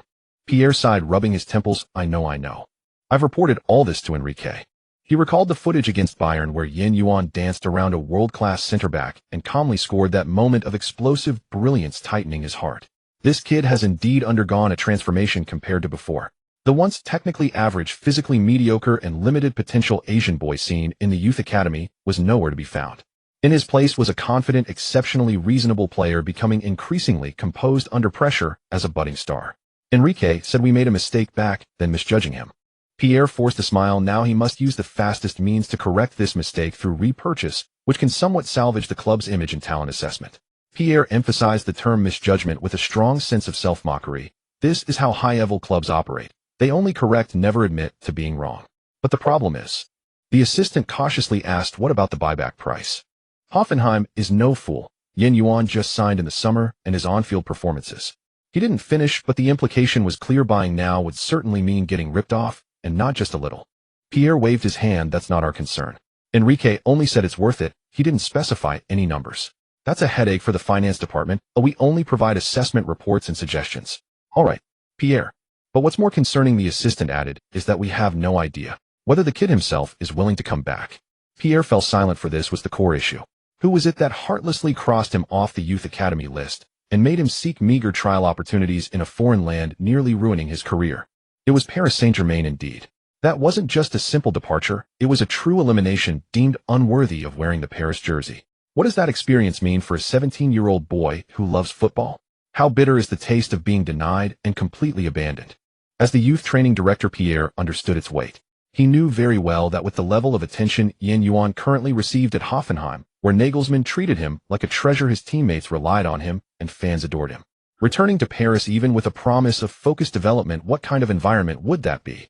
With stars like Neymar, Mbappe, and Cavani. A 17-year-old, a once excluded and now returned, would face immense competition and psychological disparity. Even if they successfully repurchase him, will Paris be able to provide Yuan the same unconditional trust and patience that Hoffenheim does? The answer is certainly no. He thought this through, but Enrique's orders were something he had to carry out. Soon Pierre picked up the phone and dialed the number provided by the scout belonging to Yuan's father and agent. After a few rings it was picked up, and a calm, but slightly detached, middle-aged voice came through. Hello. Is this Mr. Yuan? Hello, this is Paris Saint-Germain Football Club. I am Pierre Moreno, the head of youth training. Pierre spoke in English, trying to make his voice sound professional and friendly. Mr. Pierre, hello. What can I do for you? Mr. Yuan's tone was flat, lacking any particular. It's like this. Pierre cleared his throat, carefully choosing his words, yet the underlying tone of Enrique's repurchase is a blessing for that kid unavoidably influenced his way of speaking. Our club's senior management, especially Mr. Director, has been closely monitoring your son, Yuan's extraordinary progress and outstanding performances at Hoffenheim recently. He paused for a moment, trying to find a less abrupt entry point. To be frank, the whole club is pleased with Yuan's immense potential and rapid growth. After all, he was once part of our youth academy. There was silence on the other and only the faint sound of electricity. Mr. Yuan did not pick up on the once part of the youth academy comment. Pierre, steeling himself, continued. Based on these exciting performances, and considering the broader future Yuan might have at Paris Saint-Germain, our club has decided, after careful evaluation, to demonstrate our utmost sincerity and determination towards Yuan and you, and we hope to bring him back. Back. Mr. Yuan's voice slightly rose, but it was hard to gauge his emotions. Yes, Pierre did not notice the subtle change in Mr. Yuan's tone, or perhaps he chose to ignore it. This is an important decision, indicating that the club sees Yuan as a highly valuable future star. We will invest resources providing him with the most suitable developmental platform in a top environment under a renowned coach. Returning to Paris Saint-Germain, this larger stage would be immeasurably beneficial for accelerating his career. Pierre packaged the feeling of charity conveyed by Enrique as opportunity and importance, his tone still laced with a sense of entitlement from the privileged club. Another silence fell, longer and more oppressive. Then Mr. Yuan's voice came through, calm, as if discussing what to eat for dinner. Mr. Pierre, thank you for Paris Saint-Germain's concern and regard for my son. This is what we should do. Pierre felt slightly relieved upon hearing thank you. So what do you think about our willingness to repurchase and our initial thoughts? I heard the thoughts. Mr. Yuan directly interrupted him, his voice still steady, but carrying a hint of barely concealed anger. But Mr. Pierre, my son is already 17 years old. He is not a commodity. The term repurchase sounds very harsh to us as parents. Pierre was taken aback. Mr. Yuan, that's not what we meant. I understand the intention. Mr. Yuan interrupted again, his pace steady, but each word clear. Paris Saint-Germain is undoubtedly a world-class club, but matters regarding transfers and future plans are not something I can decide alone. Pierre hurriedly said, Of course, we can arrange a meeting to discuss this in detail. No need to arrange anything so quickly, Mr. Yuan's tone was devoid of any fluctuations. First and foremost, I am Yuan's father, and only secondly his agent. I am well aware of what happened back then, and I understand very well how my son felt on his last afternoon in Paris. So I hope you can understand that the key to this matter does not lie in what your club thinks, nor in my opinion as an agent, or even in how much the price is. He took a deep breath, his steady voice finally carrying a hint of subtle protectiveness and determination. The key lies in what my son thinks. His future must be confirmed by him. I must consult him first, respecting his thoughts and choices. He's currently training and competing in Germany, and I can't make any commitments from my side for now. Let's talk again after I communicate with my son. Before Pierre could find any other reasons or promise any vague commitments from the big club, Mr. Yuan had already decisively ended the call. The call can be ended now, Mr. Pierre. We will contact you again with any updates. Goodbye. Beep. Beep. Beep. Listening to the cold, busy tone on the phone, Pierre gaped, holding the receiver frozen at his desk. This sincere repurchase journey had from the outset touched upon a cold and hard rock on the other end. This rock stemmed from a father's deep concern for his child and a genuine respect for his child's autonomy. The office was exceptionally quiet, leaving only the hum of the air conditioning. Pierre slowly set down the phone, wearily leaning back in his chair, gazing at the silhouette of the massive stadium. He knew Enrique would certainly be dissatisfied with this outcome, but he more helplessly realized that the arrogance the elite clubs often carried had seemingly failed to even stir a ripple in front of Yuan's father. He somewhat regretted taking on this task. This matter would probably be very troublesome. Sigh. Pierre sighed. Germany, Hoffenheim's training base. Today's training session has entered the tactical drill phase. As the assistant coach's whistle blew, Nagelsmann's characteristic rapid speech echoed from the sidelines, his tactical board flipping rapidly. Gnabry, run. The receiving point is in the inserted flank. Don't wait. Don't wait. Demerbe, push your position up. Compress their space. Yuan, very good. One more time. Your choice is correct. Yuan had just completed a textbook-like flank setup, receiving a pass from Grillick, drawing the attention of the opponent's midfield defense, and without a moment's delay, he executed a concealed through ball that pierced through the artificial defensive line, accurately reaching the feet of the sprinting Uff. This sequence flowed seamlessly, so fast that even the video analyst responsible for filming the training sessions nearly couldn't keep up. Nice one, Yuan. Gnabry came over vigorously, ruffled Yuan's sweat-soaked hair. Amiri smiled and whistled. Yuan said nothing, quickly wiping the beads of sweat rolling down his forehead, the corner of his mouth slightly curving upwards, his gaze intensely fixed on his mentor at the sideline. Nagelsmann generously gave him a thumbs up, the approval and trust in his eyes palpable. He flipped over a page of the tactical board and began to lay out the next set of offensive and defensive transition runs. Yuan quickly restrained his smile, continued to concentrate, rapidly constructing the spatial division plan required by the coach in his mind. At Hoffenheim, he has now become one of the important initiators of tactics, a young brain that the head coach relies on without hesitation. Every encouragement from his teammates, every precise guidance and demand from Coach Nagelsmann nourished him like rain, making him feel immensely needed, with each step solidly and clearly contributing to his growth. At that moment, a phone ringing completely out of sync with the intense rhythm of the training ground sounded from the outermost pocket of his sports bag, placed at the sideline. Yuan furrowed his brow. During training, hardly anyone would call him. Usually only a few close people could reach him directly. The training paused for a few seconds due to this small interruption. Nagelsmann also heard it and looked in his direction. Yuan, go take the call, or we'll all wait for you. Nagelsmann raised his hand, signaling everyone to take a break. Yuan nodded apologetically, saying, Sorry, coach, I'll be quick, then hurried to the sideline.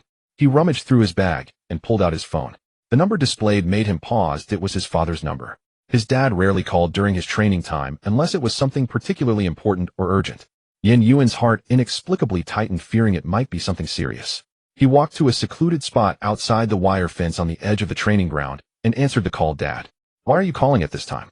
Is something wrong? On the other end of the line, his father's voice carried a hint of hesitation. Son, sorry to interrupt your training, but there's something important I need to tell you right away. Dad, go ahead while I'm listening. Yuan's heart raced even higher. Just now. His father paused slightly, as if organizing his words. Paris Saint-Germain called. Their youth training director Pierre expressed the intention of their sports director Enrique. Paris Saint-Germain. These words fell into Yuan's ears like chunks of cold stone, unexpectedly chilling the tips of his fingers gripping the phone. That name, once a symbol of the starting point of his dreams, had ultimately turned into a cold endpoint. Yuan listened quietly as his father relayed Pierre's message, which centered on repurchase laced with an imperceptible tone of arrogance, emphasizing Paris' top-tier platform commitment to key development and the so-called return to the family. Yuan listened quietly to his father's words. After hearing the relay, an illusion briefly appeared in Yuan's eyes amidst the deafening cheers at the Parc des Princes. He donned a blue jersey embroidered with 3 golden lines. Neymar burst through on the left, crossing the ball, while Mbappé like lightning charged into the box, attracting defenders. He himself received Neymar's pass in the center and calmly slotted the ball past the advancing goalkeeper. What a beautiful scene it was. But this illusion lasted less than a second. In the next moment, countless memories, sharply contrasting with it, suddenly tore everything apart. In his memories outside Enrique's office, he clutched a thin evaluation report. It contained few words devoid of any ornate language, only the cold conclusion and final verdict expelled. That day, he didn't even get a chance to be loaned to a lower league. As he packed the meager personal items from that small locker and stepped out of the training base, where he had poured all his youthful passion and sweat, the cool evening breeze of Paris brushed against his face.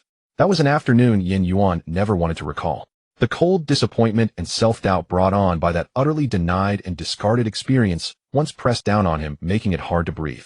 Even on this sunny day, when that name was mentioned again, the feeling of abandonment instantly returned sharp. Yuan was momentarily lost in thought, holding the phone, staring blankly at his current teammates on the field. At that moment, in the center of the pitch, the paused teammates clustered together. Nabry was chatting with Katterbeck, laughing and gesturing. Uth was gulping down an energy drink. Veterans like Rupp and Baumann gathered together, seemingly discussing the last attack. Coach Nagelsmann was surrounded by his assistant team, pointing at the tactical board, engaging in an intense exchange. This was a vibrant, hard-working, upward-moving group built on mutual trust. On the other end of the line, his father continued, "Son, that's the gist of it. This call mainly inquired about your willingness. They seem to assume that their proposal is impossible to be rejected. However, I think I need to ask you first after all." Yuan didn't quite catch what his father said next. On the phone, his father was still asking for his thoughts. "Son, are you listening? What do you think?" Yuan suddenly snapped back to reality. On the training ground, Nagelsmann seemed to notice his silence and serious expression, casting a concerned glance. Amiri made a gesture from afar, asking what's wrong. It was these people, this team in blue and white jerseys, this exceptionally young coach who generously gave him the opportunity to step onto the field. This southern German village club opened its arms to him when he was at the lowest point in his life, nearly without a game to play. They gave him the chance to prove himself, allowing him to finally stand firm, leading to the explosion of today. His mentor personally tailored tactics for him, granting him freedom and responsibility on the field, treating him like a precious stone to be meticulously carved. These trusts, efforts, and recognitions were the real sources of strength that supported Yuan step by step to reach today. That place, which once coldly abandoned him and wouldn't even spare a chance to prove his worth, now had the audacity to present itself in a lofty posture of a benefactor, lightly calling him back with words like repurchase and key development to that painful past, just because they were called Paris Saint-Germain. In an instant, all hesitations towards Paris Saint-Germain, along with the instinctive fantasies sparked by their glamorous aura, were crushed and shattered by a strong sense of belonging and deeper gratitude. At this moment, the emotions within Yuan boiled like boiling water, churning violently. When he spoke again, his voice held no tremor, filled with a resolute determination. "Dad, please reply to them for me, just say." His voice grew heavier, each word carved as if with a chisel, calmly stating, Yuan, my personal will is to unequivocally and unreservedly refuse any proposal from Paris Saint-Germain. Hearing this, his father on the other end of the line clearly paused. But Yuan didn't stop for a moment. He needed to express his point clearly. "Dad, you must state very clearly, with no room for negotiation, to refuse them. This is my decision. I will never consider returning to a place that once easily denied and abandoned me, regardless of what conditions they offer or what promises they make. I will never look back. I understand why Paris gave up on me back then, so I also believe Paris will understand why I don't want to go back." Yuan feared that his father would worry too much about his emotional fluctuations, and then added, "Also, Dad, I want you and Mom to know I am doing very well at Hoffenheim, really well. Here there are coaches who trust me, teammates who care about me, and fans who like me. Everyone here is genuinely helping me grow. I am very grateful for all the opportunities I've been given here, and I cherish everything I currently have. I want to stay here, repay this friendship, and do my utmost for Hoffenheim, playing well in every match. This is my only thought right now, and the most genuine one." Having said everything in one breath, Yuan felt as if a heavy stone that had been pressing on his chest for a long time had finally fallen to the ground. The shadows of abandonment that had once clung to him like parasites were powerfully dispelled for the first time. On the other end of the phone, there was silence. A few seconds later, his father's voice came through again. This time, there was no longer the unease that accompanied the previous relay of Paris' intentions, but rather a sense of relief and comfort. This was the reassurance and pride of a father seeing his son truly understand the importance of gratitude. Good. His father's voice was loud and filled with emotion. Son, you said it well, I understand. I will refuse them for you, and I will definitely do so, without hesitation or reservation. As a traditional Chinese father, he had never failed to educate Yuan about gratitude during his upbringing. The kindness of a drop of water should be repaid with a fountain. This has always been his style. He knew well the arrogance and snobbery behind Paris' so-called repurchase, and he understood even more the weight of Hoffenheim's kindness that came to his son in the midst of hardship. His father's voice grew visibly excited as he said the most important thing in life is to understand gratitude. Hoffenheim came to our aid when we were at our most difficult. Now the coach values you so much, and this sentiment outweighs everything. Thank you, Dad. Yuan's nose felt slightly sour, but his heart was warmed with a flowing. Yuan was not swayed by the glamorous aura of Paris, nor was he lost in their light-hearted promise of key development. He clearly remembered who extended a hand when he fell to the bottom, and he cherished this hard-won trust and friendship, guarding it in a nearly stubborn manner. Train well, keep playing seriously, and don't get distracted. I'll convey your message right away. His father's tone returned to its usual efficiency. Then I'll get back to training, Dad. Yuan hung up the phone, standing in place, and gently exhaling a long breath, as if releasing years of pent-up frustration. Yan, are you done with the call? Mabry shouted loudly at Yuan, waving at him. I'm done, I'm coming. Yuan waved his hand and jogged back into the midst of his teammates, fully immersing himself in the training. What Paris Saint-Germain, what glamorous aura, none of these were important anymore. The training ground belonging to Hoffenheim before him was the battleground he was fighting for at this moment, and the future he had determined. The young Yuan treasured and loved everything here immensely. Yuan's resolute refusal to Paris Saint-Germain was like a stone thrown into a calm lake. After Yan's father clearly communicated his son's wishes to the Paris management, Hoffenheim also received the news at the same time. The club's management, including President Hoppe, sporting director Rosen, head coach Nagelsmann, and the entire staff, were unable to remain calm. This news spread in the form of an internal briefing, instantly causing quite a stir among the management. They clearly realized one thing: Yuan, this rapidly shining gem on the Bundesliga stage, had already caught the attention of a larger, brighter telescope. The actions of Paris were not merely a test, it felt as if they had opened Pandora's box.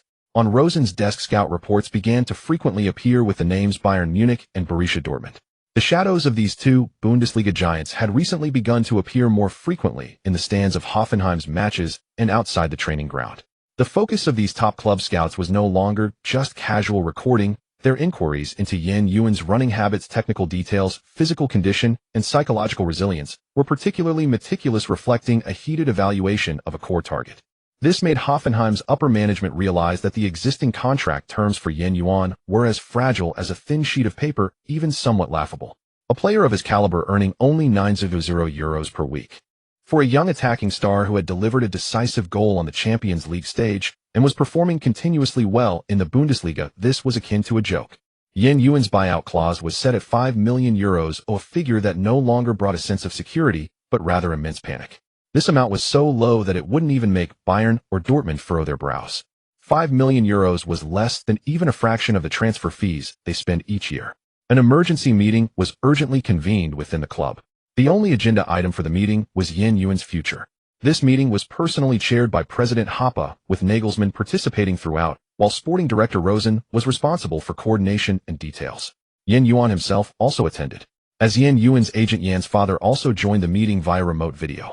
The computer screen lit up, revealing Yan's father's face on the large screen in the conference room, with the background showing a corner of his office and the evening sky of Birmingham outside the window.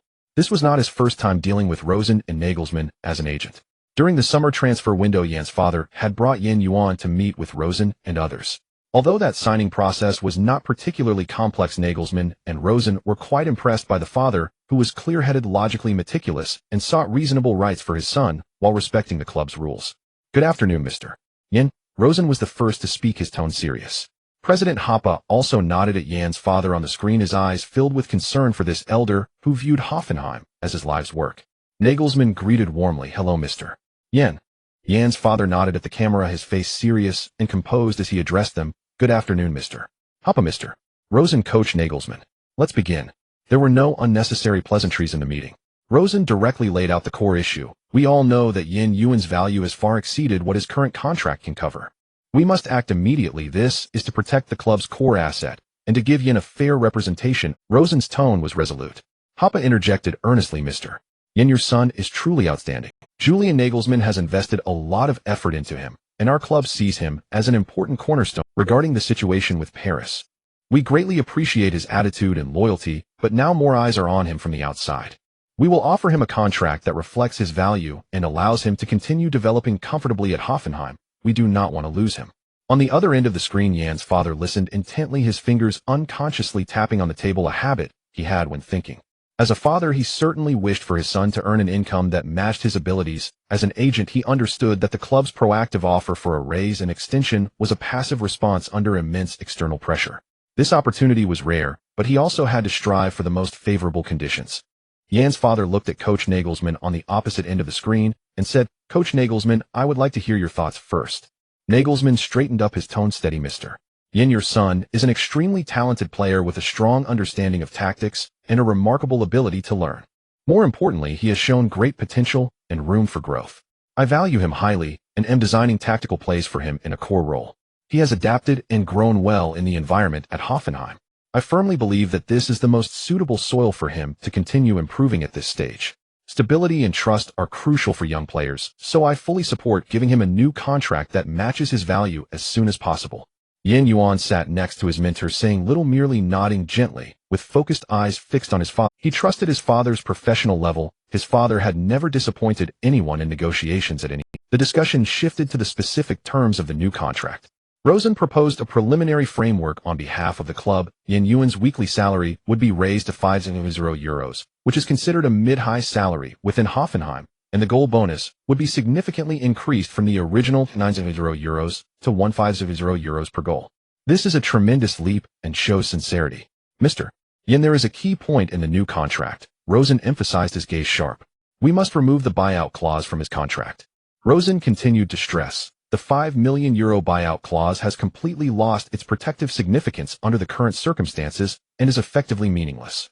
Removing it means that any club wanting to take Yuan must sit down and negotiate with Hoffenheim, allowing the club to retain bargaining power. This clause is quite important. It is the most fundamental and critical demand for the club to protect its interests, as the confidence to retain players not only lies in the player's willingness, but also in whether the club has bargaining power. The air in the conference room instantly became tense. Removing the buyout clause would be a significant benefit for the club, but for Yuan, it would mean placing an invisible shackle controlled by the club on his future. Yuan's father on the screen furrowed his brows slightly, obviously weighing the situation quickly. After a moment, he spoke, his pace unhurried but clear. I understand the club's need to secure its core assets. I can accept the removal of the buyout clause. He then shifted the topic, saying, however, as a balance and guarantee for the long-term development of the player, I request that the automatic renewal clause for a certain number of first-team appearances be removed from the contract as well. This automatic renewal clause was added during the last signing due to the club's uncertainty about Yuan. Its existence meant that as long as Yuan was healthy and reached a certain number of appearances, the contract would automatically renew, depriving the player of the right to negotiate his future at certain points. Yuan's father's action aimed to secure his son some negotiation freedom at a future point. For example, towards the end of the contract, if he performed excellently and his market value surged, Yuan could decide whether to initiate new negotiations or transfer rather than being automatically bound by Hoffenheim. Yuan's father cast a reassuring glance at Yuan, who also nodded at him. With this statement made, it was now Rosen and the club executives turned to exchange glances. Removing the buyout clause was strong protection for the club, while removing the automatic renewal clause allowed space for the player's future negotiations. One was a tightening bind while the other was a slight loosening. It was a subtle balance. After a brief silence, Rosen and Hoppa exchanged a few quiet words, and Hoppa nodded slightly. All right, Mr. Yuan, Rosen stated on behalf of the club, we can agree to remove the automatic renewal clause along with the buyout clause, and the new contract will be signed for 3 years. 3 years are enough for the club to further structure tactics around Yuan and sufficient for the outside world to continue evaluating the potential for his value to rise. Yuan's father revealed a somewhat satisfied expression on the screen. This was better than the expected negotiation. He continued, therefore the core terms of my son's new contract are a weekly salary of €5,000, a goal bonus increased to €1,500 per goal, immediate effect. removal of the original €5 million buyout clause, simultaneous removal of the automatic renewal clause after reaching a certain number of first-team appearances, a contract period of 3 years. Can we confirm these? Yes, confirmed. Rosenhoppe and Nagelsmann all expressed agreement. Yuan, who had been sitting silently beside them, felt the tension in his shoulders visibly relax, and a slight smile curled at the corner of his mouth. A 3-year new contract matching salary eased the alarm of a bargain price, buyout clause, and preserved possible space for future negotiations. More importantly, he knew this was the most direct proof of the club's value for him. Coach Nagelsmann trusted him, and his teammates accepted him. He felt at home here. He was happy to accept this outcome. Thank you very much to the club president, Director Rosen, and Coach Nagelsmann for valuing and trusting Yuan. Yan's father said solemnly to the camera with a trace of imperceptible satisfaction. We will cooperate to complete the formal signing process as soon as possible. The remote meeting concluded. Everyone in the Hoffenheim training ground conference room breathed a sigh of relief, yet felt a heavy responsibility and excitement for a new beginning. Finally, the meeting concluded. Nagelsmann stood up, organized his notebook, and patted Yuan's arm beside him. Walk with me for a while, Yuan. The two walked out of the conference room, one after the other, passing through the brightly lit club corridor where historical photos of the Hoffenheim team lined the walls. Today, Nagelsmann did not engage in small talk. He directly cut to the chase, his tone carrying his usual clarity and directness. You heard the rumors outside during the meeting, right? Nagelsmann said as they walked, his gaze fixed ahead. Bayern Dortmund. These clubs will only increase in number. You are now a piece of meat exuding a delicious aroma, though everyone wants to take a bite. Yuan nodded, keeping his pace steady, and replied, Yes, coach, Mr. Rosen mentioned it. Nagelsmann glanced at him and asked, I want to ask, are you afraid? Or, are you tempted? Not afraid. Yuan's answer came swiftly, his voice not loud, but very clear, like stating a simple fact. As for being tempted, a little, I guess. After all, they are such big clubs, but it's not that kind of temptation to leave right now. That's good. Nagelsmann's voice grew a bit deeper as he continued. You are far from your ceiling. In those big clubs, every minute could be the difference between winning a championship or losing. The margin for error in such clubs is too low and the pressure is immense. You are still young, and through your accumulation and honing at Hoffenheim, you can make yourself even more excellent. This is much more worthwhile than taking risks by going to a bigger place now. He paused, looking earnestly at his beloved student, adding, The new contract provides guarantees for both you and the club, and it is also recognition of your hard work and loyalty during this time. That €5 million buyout clause is gone, and we can all rest easy now. Your father was very sincere and professional during negotiations with us. He genuinely trusts Hoffenheim and is willing to let you grow here for a few more years. Nagelsmann's eyes sparkled with anticipation. I trust you as well. From the moment you first stepped onto my training ground, I saw in you what I need. Now the team needs you, and you need stability. So consider the new contract as a simple promise, a mutual commitment between you and the club. Yuan met his mentor's gaze, his eyes gradually brightening. I understand, coach. Yuan said, the situation with Paris is completely behind me now. My path is at Hoffenheim. The training here, the matches, and the interactions with my teammates are all making me better, and I want to make this place better too. He paused, seemingly searching for a more appropriate word, and eventually chose a simple expression. I will work harder. The new contract is both a responsibility and motivation. I promise you I will let my performances on the field speak for themselves, and I will live up to this recognition. He did not say more grandiose words, but that heavy sense of determination was received by Nagelsmann. A smile of satisfaction appeared on Nagelsmann's face, a pure sense of fulfillment seeing the seedlings he had nurtured finally stand tall against the wind and rain. As they approached the corridor door, Nagelsmann said, That's right. And don't let the noise outside distract you. Tomorrow on the training ground, keep up the good work. Nagelsmann's tone lightened a bit, especially that €150 goal bonus. I can't wait for you to deliver on it. I definitely will, coach. Yuan's response was firm. His football career had just entered a more significant stage. Just a few days after Yuan signed his new contract with a weekly salary of €500, the intense Bundesliga schedule resumed. In the next league match away against Augsburg, Yuan executed his signature skill to evade defenders during a rapid counterattack, delivering a precise cross that assisted a teammate's goal. He also seized an opportunity in the chaos to score himself, contributing a goal and an assist to help his team secure 3 points. Later, back at home, he came off the bench to face Cologne. Yuan transformed into the offensive master of assists, orchestrating plays with 2 surgical passes that sliced through the opponent's left and right flanks, assisting Uth and Amiri in scoring, leading to the team's victory. Next came the second round of the DFB Pokal at home against the second division team Kaiserslautern. In this match, the disparity in strength made the outcome seem inevitable, with Hoffenheim firmly controlling the game. However, it was during this seemingly one-sided match that a troubling signal was keenly observed by head coach. As the match progressed into the second half, Hoffenheim led by 2 goals, and the situation seemed settled, but Nagelsmann remained on the sidelines, hands in his pockets, with a slight frown furrowing his brow. At this moment, Yuan, positioned on the right side of midfield, astutely noticed a sudden gap in the opponent. The distance between the right center-back and the right back widened slightly, while the center-back's attention was briefly diverted by Hoffenheim's advancing left winger. Instinctively, Yuan accelerated, opting not to advance along the sideline, but decisively cutting diagonally into the narrow central gap, while signaling to his midfield teammates to push forward and create space. This run was exceptionally astute, timed perfectly. His teammate, the defensive midfielder, immediately grasped the intention and delivered a pass with just the right power and angle. The ball sliced through the Kaiserslautern center-backs like a scalpel, landing precisely in Yuan's path as he sprinted forward. Yuan had already outpaced the opposing right back, facing only the last center-back rushing to defend. He deftly controlled the ball with the outside of his foot, skillfully changing direction and instantly leaving the center-back struggling to keep up. Only a panicking goalkeeper remained in front of him. In that moment, as the fans were about to rise in anticipation of a goal, Yuan noticed that on the other side of the goal, his substitute teammate Outcast was in a perfect position. The opposing goalkeeper was entirely focused on Yuan with the ball, leaving the far post virtually unguarded. This was a textbook opportunity for a back pass.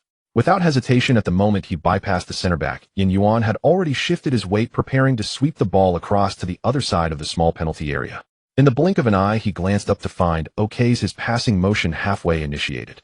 However, the scene before him made his pupils contract. Outcast was not rushing toward the ideal scoring position as he had envisioned.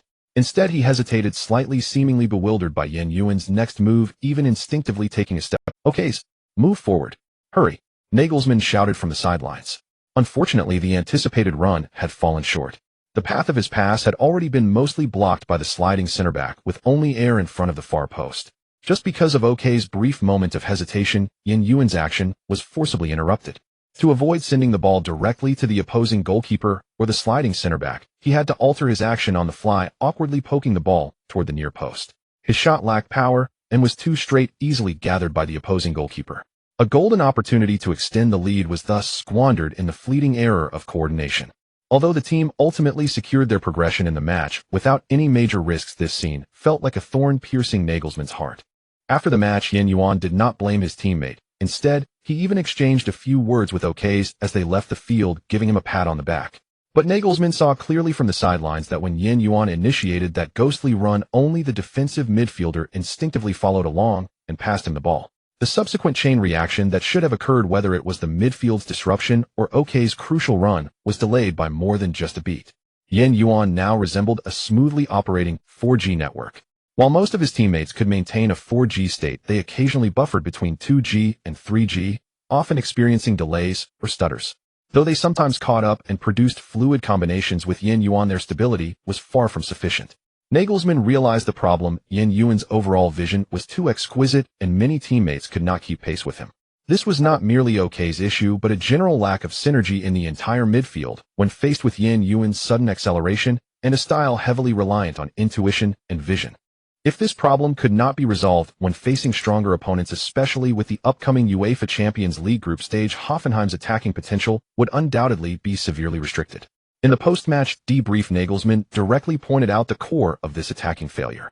He did not excessively criticize Outcast. Instead, he replayed the video repeatedly. "Look here," he said, using a laser pointer to highlight Yuan and Outcast on the screen. Yuan started his run from this position. Outcast, your position at this moment was excellent. When you see Yuan has successfully timed his run and received the ball, your first reaction should be to sprint towards that spot without hesitation, just like we've practiced countless times in training for those crucial runs. If you spend that brief moment thinking, will Yuan pass? Or will Yuan choose to break through? The opportunity vanishes. On the top level, that second is the difference between heaven and hell. Outcast lowered his head, feeling a bit guilty at that moment. I was a bit unsure how he would handle it. Do you see now? Guys, the problem lies here. Nagelsmann turned to all the attacking players. We need to establish a quicker and more effective trust and understanding. In recent matches, you all have seen that the vast majority of Yuan's decisions are excellent and highly threatening. You need to trust his judgment, do not hesitate. Remove that confirmation button from your minds and turn it into an execution button. When the signal is given, be there in the first instance. Yuan also needs to communicate signals more clearly and concisely. In the following training days, the atmosphere at Hoffenheim's training ground subtly changed as Nagelsmann and his coaching staff embarked on a meticulous tactical overhaul. Firstly, the tactical design was refined and clarified. They no longer focused on vague runs, but targeted specific areas to initiate attacks, especially on the right side and flanks. Nagelsmann demonstrated various off-the-ball running schemes for Yuan under different ball possession scenarios, like a precise engineer dissecting every potential trigger for an attack. Listen carefully. When Yuan receives the ball with his back to the goal on the right flank, how should the two of you in the middle coordinate your runs? For example, Demirbe, you should make a forward run into the top of the penalty area, while Rupp should cut diagonally towards Yuan to draw the center back away. Once Yuan turns or lays it back, pay immediate attention to his next move. Will he return it to Adam for a long shot or directly pass to your run? No time to think. See the opportunities and move immediately.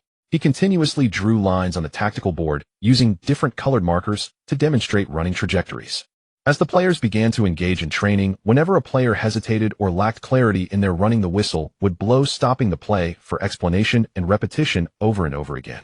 The training sessions became exceptionally detailed. Nagelsmann's intent was to simplify the players' complex decision-making processes into almost instinctive reactions.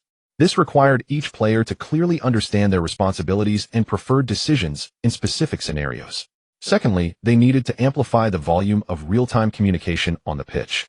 Nagelsmann demanded Yuan to guide his teammates with louder, clearer, and more frequent concise commands. He no longer allowed Yuan to rely solely on gestures or occasional waves to convey his intentions. Yuan, once you're on the field, you must shout it out loud. Let your teammates hear your thoughts, even if it's the simplest vocabulary.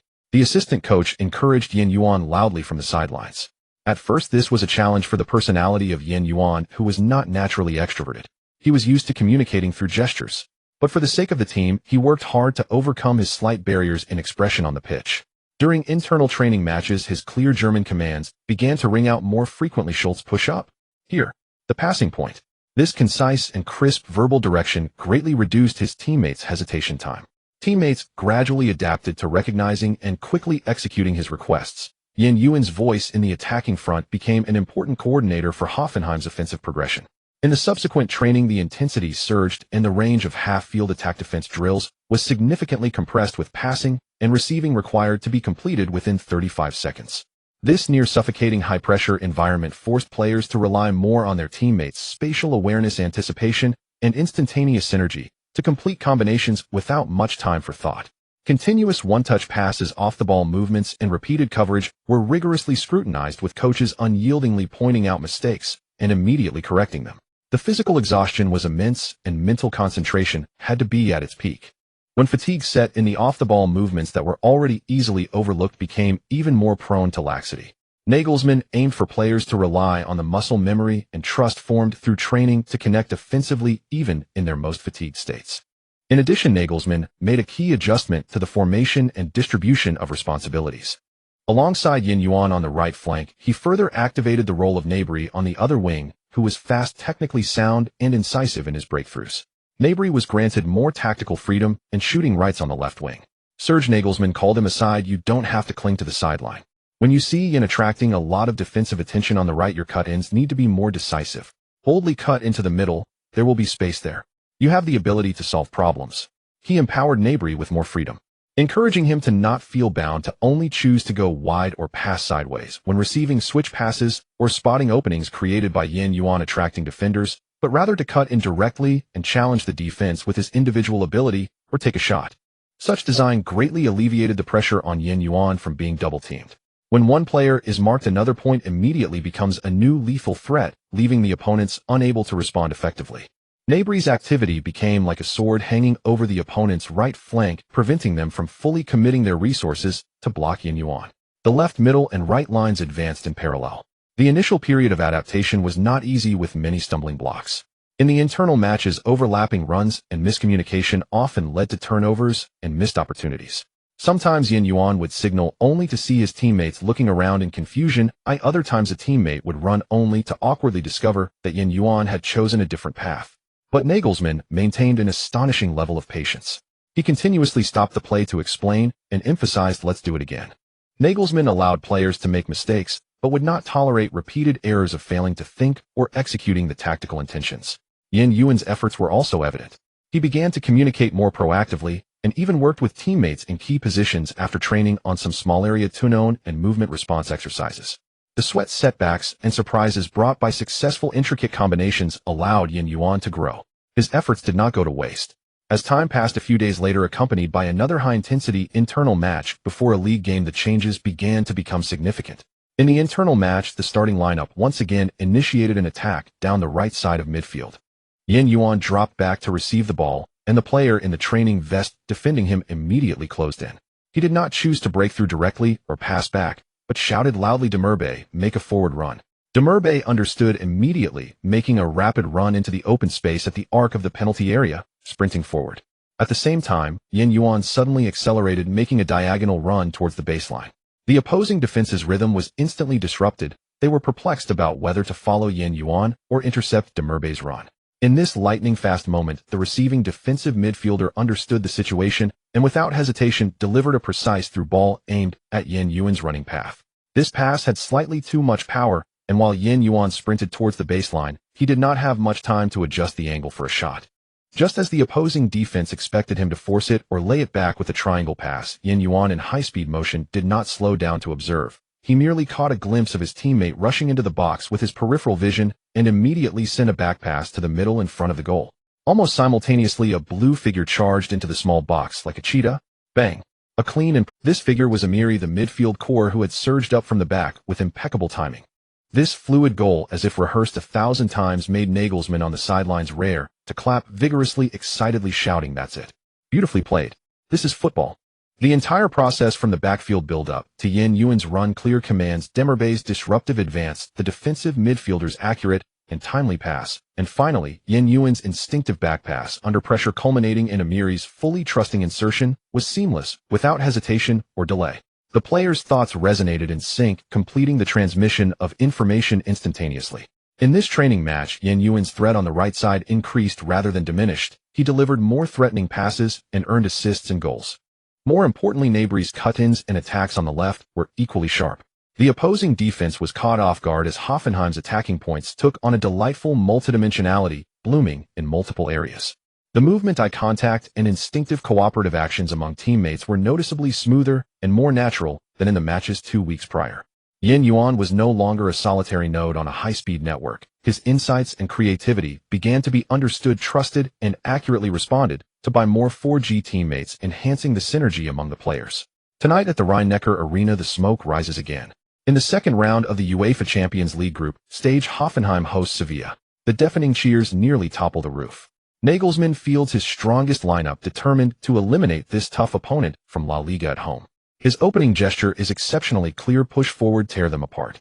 As the whistle blows, Hoffenheim's front four, led by Uth with Yuan, Rupp, and Gnabry in a diamond formation, sliced through Sevilla's defense like four sharp blades. Look at the oppressive formation, folks. Hoffenheim is about to pull the plug on Sevilla's life support, the commentator exclaims. After the kickoff, midfielder Amiri takes the initiative, tightly marking Banega. Defensive midfielder Demurbe lurks on the flank, keenly blocking passing routes. Flank block. Demurbe's roar pierces through the noise, actively communicating with his teammates, as Nagelsmann previously instructed.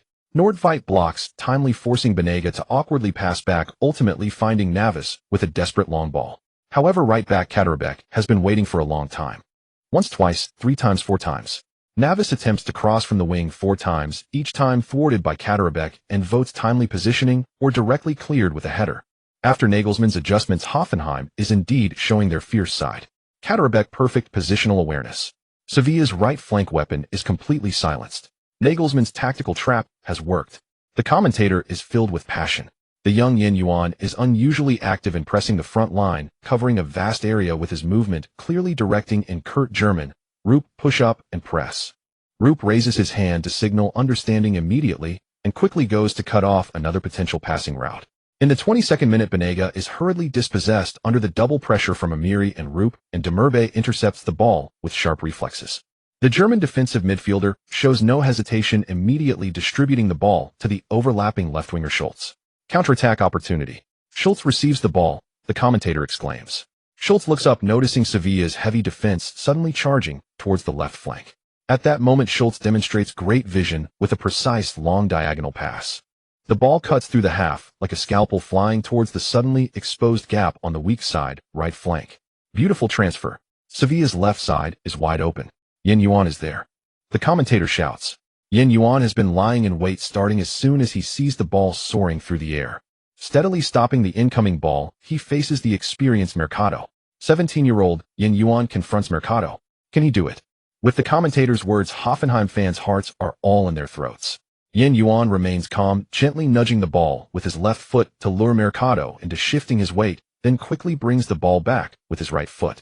As Mercado adjusts his steps, Yuan deftly nudges the ball outward with his right foot. Just as Mercado completely loses balance, Inzaghi has already rushed in front. Yuan immediately lifts the ball with his right foot, flicking it into the air, the ball seeming to stick to his foot, bouncing 3 times on the instep. But the ball just won't drop. Then Yuan adjusts the angle and strength, lightly curling the ball to the left with the inside of his right foot. With a beautiful rainbow flick, Yuan breaks through. A deep-fried meatball. Continuous direction changes plus a gorgeous rainbow flick. If I remember correctly, this is Di Maria's signature move. He has shaken off Mercado and Inzaghi. He actually broke through. The commentator is almost screaming. Yuan penetrates the defense formed by 2 strong defenders charging into the penalty area. The angle is tight, and Danish center-back Jair dives in for a sliding tackle to block. Yuan shows no hesitation, calmly striking a powerful low shot with his right foot against the sliding Jair. Shot.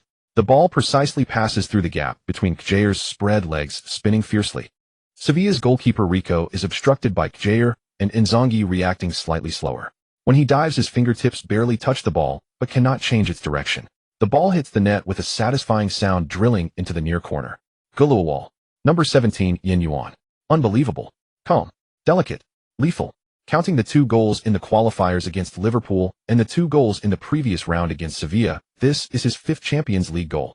His master Nagelsmann is celebrating wildly on the sidelines, and his prized pupil has not let him down. The stadium erupts. Yuan spreads his arms in a gliding celebration, overwhelmed by ecstatic teammates. On the sidelines, Nagelsmann clenches his fists, vigorously waving them in the air, shouting into the field, "This is how we play. This is how." His eyes reveal uncontainable pride and excitement. His high-pressure tactics have borne the most perfect fruit with the precise execution of his disciples. In the 35th minute, Sarabia receives the ball near the center line, keenly spotting the only potential gap in Hoffenheim's heavily pressed defense. This is the huge gap left by Schultz's forward run. A precise diagonal long pass tears through the defense. Sevilla's Ben Yedder ghosted in exploiting a mistake by Hubner in the offside trap. Unknown. The French striker calmly chips the ball over the rushing Baumann. Sevilla, Ben Yedder. A textbook counterattack. The score is leveled. 11. The away Sevilla fans finally cheer. Hoffenheim's pressure may be fierce, but the margin for error on the top stage is extremely low. Yuan retreats to midfield, watching Ben Yedder celebrate, his expression calm. After the halftime break, the teams switch sides and Hoffenheim remains composed following Nagelsmann's adjustments to maintain the combination of wing and central play. Hoffenheim pushes through the center. Amiri has the ball. He is observing. The commentator says. Amiri holds the ball in midfield, attracting Inzaghi and another defensive midfielder's attention. Amiri, the right side is open. Yuan keenly observes that Sevilla's defensive midfielder has been drawn by Amiri, leaving the right flank vulnerable, loudly guiding him. Amiri understands, feigning a strong push through the center, suddenly shifting to the right. Kaderabek has already made a high-speed run to the flank, receiving the ball steadily. His defender Escudero is firmly caught behind him. Kaderabek. He is pushed in. Cross. Sevilla's center-back Lenglet instinctively rushes towards the central zone to prepare for a block. At that moment, Yuan, who has been hovering near the penalty spot, suddenly initiates a lateral movement. Kaderabek understands, not blindly sweeping towards the goal, but delivering a precise back pass aimed at Yuan as he moves sideways. Yuan receives the ball. Lenglet is closing in. What will he do? The commentator gasps. Facing the towering Lenglet's block, Yuan showcases world-class ball control and technique. He does not stop to adjust, directly meeting the ball with a flick of his foot. The ball traces a beautiful arc, seemingly guided by an unseen force. This shot bypasses the desperately lunging, but slightly clumsy Lenglet, spinning fiercely, flying towards the far corner of the goal. Goalkeeper Rico initially prepares to block the near post, completely deceived by this incredibly tricky shot. He barely dives, but it's too late. The ball accurately hits the theoretical absolute dead corner. Outside of the foot. Gold flick. Absolutely a 10 out of 10. This is simply a work of art. 21. Hoffenheim takes the lead again. Yuan. An incredible young talent. He has once again dominated the match. 17 years and 136 days old Yuan. He has turned Rico and Sevilla's entire defense into mere background. The commentator is completely captivated by this goal. On the sidelines, Nagelsmann excitedly drops to his knees, clenching his fists and howling towards the sky. His tactics have completely liberated Yuan, and this kid has repaid his trust in the most astonishing. After conceding a goal, Sevilla launches a frenzied counterattack, switching to a 343 formation to aggressively attack the left flank, with Sarabia and Escudero alternating their assaults. Gnabry drops back to support Schultz. Rupp help. Yuan loudly reminds the midfield core to pay attention to the protection of the flanks. At a critical moment, Hoffenheim's defense withstands the pressure. Rupp precisely retreats to position, teaming up with Schultz to block Escudero's crossout for a corner. Subsequently, Sevilla gains an opportunity from outside the box, and Vasquez unleashes a powerful shot from the edge of the penalty area, with excellent angle and power. But Baumann, like a deity descending, leaps sideways, palming the ball out to the crossbar. Baumann, a thrilling save. He ensures the goal remains intact. Sevilla's waves of attack are thwarted by Hoffenheim's ironclad defense and superb goalkeeper. The entire crowd erupts with thunderous applause for their guardian. After Hoffenheim neutralizes the opponent's attack, central defender Voigt gains possession. He does not blindly boot the ball long, but adjusts slightly near the center line, looking up to spot Yuan in an unyielding with Jair on the right flank. A precise long pass finds Yuan. Yuan firmly backs into the towering Lenglet. Yuan is holding the ball with his back to the goal. Lenglet is pressing against him. Doesn't seem to be much opportunity. Wait, what is he looking at? Yuan opts not to turn and force his way through, not even glancing at the position of his teammates behind him. Just as Lenglet and the other center-back Jair instinctively move closer to prepare for a double team, Yuan seemingly grows eyes in the back of his head, lightly nudging the ball backward with his supporting foot. A backheel pass. Oh my god. This move genuinely leaves the commentator stunned.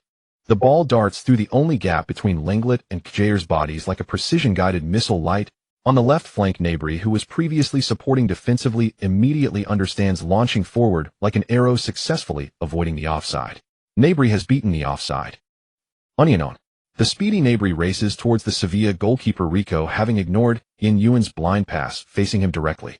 He calmly places the shot into the far corner. Although Rico gets a foot to the ball, he cannot change its direction, and the ball rolls into the net. Goal. Gnabry with Yuan's genius assist.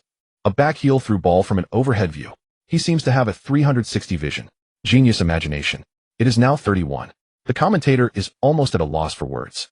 Wonderful, Yuan. You're truly incredible. After scoring, Gnabry is the first to run towards Yuan, tightly embracing the miracle-making teammate. On the sidelines, Nagelsmann raises his arms in applause, then bursts into incredulous laughter towards the assistant bench. The creativity of his disciple far exceeds his imagination. As the match nears its end, Sevilla pushes all players forward for a corner attack, and the ball is cleared by Voigt with a header. Uth fights for a bit in the front court, heading the ball back to the center. Yuan lightly cushions the ball near the center line. Seeing Yuan receive the ball, there's a vast open space ahead, with only the goalkeeper left in Sevilla's defense. Banega is frantically chasing back. Yuan anticipates this calmly, taking a quick turn and acceleration, easily shaking off Banega's desperate press. Looking up, the goalkeeper Rico is indeed a bit too far forward, approximately 25 meters from the goal. Without any hesitation, Yuan adjusts a step, curling a beautiful arc with his left foot. A left-footed chip. The ball spins vigorously, cutting through the night sky, soaring over the desperately chasing Lenglet, tracing a massive rainbow in the air. As it descends, it lands precisely in the far corner of the goal. Rico desperately leaps back, fingertips barely missing it. Goal. A hat trick. An unparalleled performance. A perfect chip after calmly observing. 41. The match is over. Sevilla has been thoroughly demolished by this 17-year-old Chinese talent. 2 goals in the Champions League qualifiers, 2 goals in the first round of the group stage, and a hat trick in the second round. 7 Champions League goals. Hoffenheim has a prodigious star. The commentator is completely ecstatic, speaking so fast, it's almost breathless. The entire crowd is engulfed in a blue frenzy. Yuan spreads his arms, basking in the worship of the roaring fans. Teammates swarm around him, lifting him high into the night sky. A hat trick. This is undoubtedly a perfect personal performance. Hoffenheim triumphs with a 41 victory over Sevilla. Nagelsmann excitedly rushes onto the field, immediately finding Yuan surrounded by his teammates. He completely ignores the cameras and the gaze of the crowd, spreading his arms wide, giving his 17-year-old disciple an incredibly tight, pride-filled hug. Then he lets go, gripping Yuan's shoulders tightly, his eyes sparkling with uncontainable excitement and brilliance, shaking him firmly. So amazing. My child.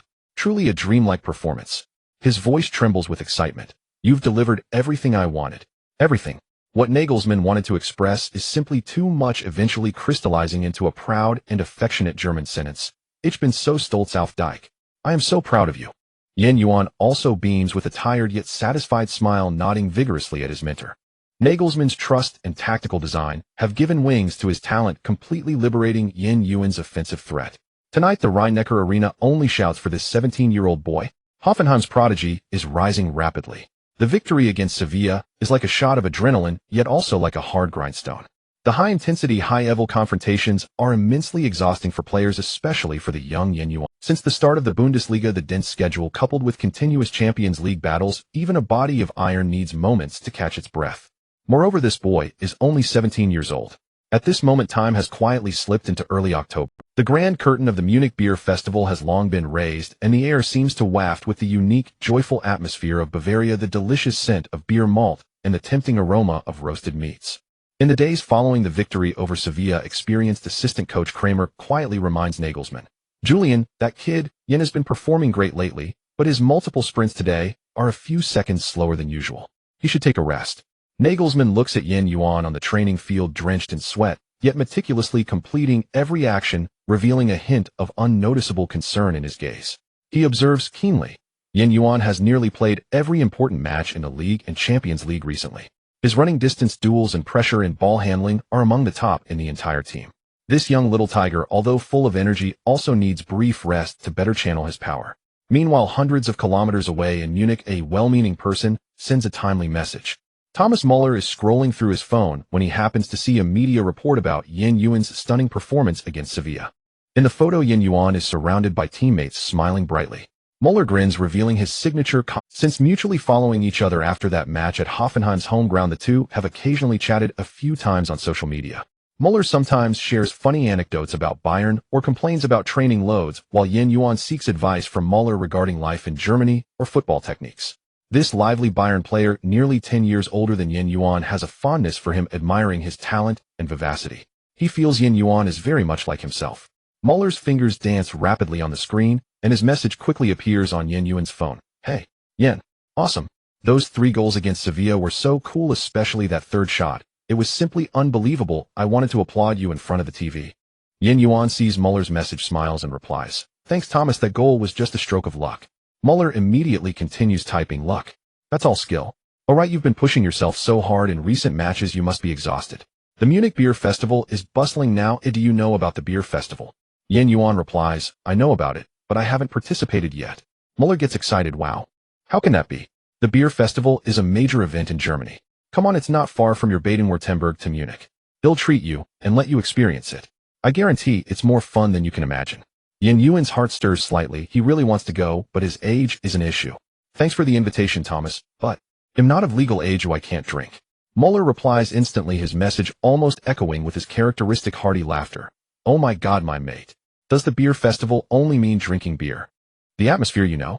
It's that kind of feeling where everyone is hyped up to the sky. Live music, the enormous Ferris wheel, and those sausages, roasted chickens, and giant pretzels that smell so good they could steal your soul. Besides, there are also juice and soda drinks at the beer festival, so don't worry. It's mainly for the fun and excitement. Just think of it as a chance to travel to Munich and clear your mind." Muller's enthusiasm almost penetrates the screen. For Yuan, this invitation from a senior in football and a Bayern star carries a unique appeal. Moreover, his interaction with Muller has already reached over 80. Going to the beer festival with Muller is also a great opportunity for further interaction. Furthermore, this is indeed a rare chance for relaxation in the busy season. Just at this moment, Nagelsmann announced within the team that some key players would rest for the upcoming away Bundesliga match against Wolfsburg, including Yuan. After training, Nagelsmann calls him aside. "You will rest for next week's home match against Wolfsburg. You've been playing a lot recently, and both your body and mind need to recharge. Don't train during this time, and don't watch matches. Let your body and brain rest for a bit." He kindly pats Yuan's shoulder. Yuan feels a wave of relief, immediately recalling Muller's invitation. He quickly explains, "Coach Thomas invited me to Munich to see the beer festival." Nagelsmann raises an eyebrow, then reveals an understanding smile. "Oh, that guy Thomas is quite enthusiastic. He knows Muller well. Of course you can go, kid. It's a good thing to experience German culture, But remember, once you're there, don't touch any alcohol. Be safe on the way. Always keep me updated and remember to return to the team on time. With the coach's approval, Yuan's smile instantly blossoms. Definitely. Thank you, coach. He goes back and pulls out his phone, replying to Muller. Thomas. The coach agreed. He'll be there soon. Muller replies with a series of jumping celebration emojis and a line of text. Awesome. Friday or Saturday. Let me know the schedule. He'll come to pick you up and take you for the best roasted chicken. Bidding farewell to the intense training and fierce competition in Sinsheim, Yuan boarded the train heading to Munich. After arriving at the station, Muller personally came to pick him up. Upon meeting, Muller gave Yuan a hearty bear hug and casually handed him a brand new pair of traditional Bavarian lederhosen. Remember to change clothes later and blend in with local customs. Don't worry, it'll fit perfectly. I'll take you to the changing area first. Muller was even more familiar than Yuan. The two of them drove to the changing area of the beer festival. Encouraged by Muller, Yuan changed into the deep brown lederhosen, paired with a white shirt and leather suspenders. Although the size was indeed just right, this outfit felt a bit unfamiliar for someone used to jerseys and sweatpants. Yuan blushed. Haha, no need to be shy. Here, not wearing this is what would be strange. Muller laughed heartily as he donned his even more vibrant lederhosen. Yuan looked at his somewhat unfamiliar and silly reflection in the mirror, and he couldn't help but laugh. This year's beer festival venue was still magnificent. The massive, colorful Ferris wheel slowly turned, and the deafening Bavarian brass music emanated from one enormous tent after another, mixed with the lively laughter, singing, and toasts of thousands of people. The air was filled with the enticing scent of roasted chicken sausages, pretzels, and the rich aroma of malt beer. Muller expertly led Yuan into a huge and noisy tent. This was Bayern's tent area. Some players from Bayern Munich, including Lewandowski, Vidal, Robben, and Koeman, were already gathered around a long wooden table. Hey, look who's here. Upon seeing the three dressed in traditional attire take their seats, Vidal laughed and raised his huge beer mug in greeting. Robben also showed his signature smile and nodded in greeting. Yuan had previously only watched these stars from a distance on the field, but now sitting at the same table with them made him feel a bit excited and nervous. Welcome, young man, Lewandowski said in German with a Polish accent, calmly raising his mug. You've been playing brilliantly lately, especially in that match against Sevilla. Thank you, Mr. Lewandowski, Yuan quickly responded. The atmosphere soon became lively. Muller was a natural at warming up the crowd, and with Vidal's boisterousness, laughter never ceased at the table. A massive roasted pork knuckle was served on the table, its skin golden and crispy, with a mouth-watering aroma. Vidal cheerfully tore off a large piece and stuffed it into his mouth, dripping with grease, then asked the others why they were looking at him, causing everyone to burst into laughter. In front of Yuan were piles of pretzels, roasted chicken wings, and various traditional German snacks, which he enjoyed thoroughly. Muller had specially ordered him several types of mixed fruit juices and local lemon soda, all of which tasted great.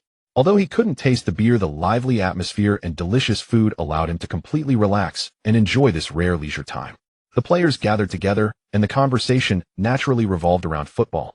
They discussed their insights from training and matches, and Yuan also shared his own experiences during games. And it sounds like Julian has made good use of you, Robben said.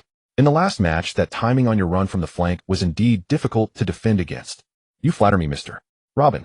The help from the coach and teammates is indispensable, and your shot quality in the last match was also very high. As the conversation became more animated, Yuan's gaze met that of Kingsley Coman, who was sitting across from him. They shared a common background, as both were former trainees from Paris, yet they were different in style. Coman was a speedster winger, while Yuan was a technical winger. Kingsley. Yuan took the initiative to speak, carrying a unique understanding. I remember. You also came from Paris Youth Academy. Coleman's bright eyes flashed with recognition. Yes, I left in 2014. My first stop was Juventus, and I later came to Bayern. It seems that Paris Youth Academy has always had a keen eye. I left this summer. Ha ha ha. Coleman laughed, raising his mug to clink with Yuan's. Cheers to the abandoned one's alliance. Cheers to the abandoned one's alliance. Yuan also smiled as he raised his mug and clinked it with Coleman's. Through their simple exchange, a subtle connection formed between the two, who had both been let go by Paris. They discussed the training methods from their youth academy days, and Coleman shared some of the adaptation challenges he encountered early in his top-flight career. Their similar backgrounds fostered a unique sense of closeness. Even though they belonged to different teams, they could still appreciate each other off the field. In the next 2 days, Yuan truly immersed himself in the joyous atmosphere of the beer festival. He and the Bayern stars clapped and stomped their feet to the lively music in the gigantic tent, trying to sing along to the simple yet powerful Bavarian songs. They experienced thrilling roller coasters and the Ferris wheel. Muller also took Yuan to pose for photos in front of various humorous backdrops. In the photos, Yuan, wearing lederhosen and smiling relaxedly, looked entirely different from his calm and decisive image on the field. Joyful times are always fleeting. After 2 days of vacation, Yuan had to return. Keep in touch.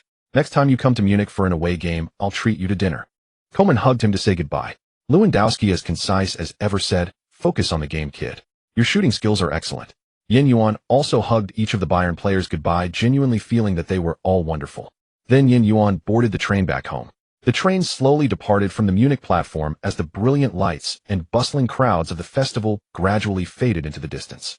The carriage was relatively quiet, and Yuan leaned back against the seat. His body was slightly tired from the excitement of 2 consecutive days, but his spirit felt as if it had been thoroughly cleansed, light and full of energy.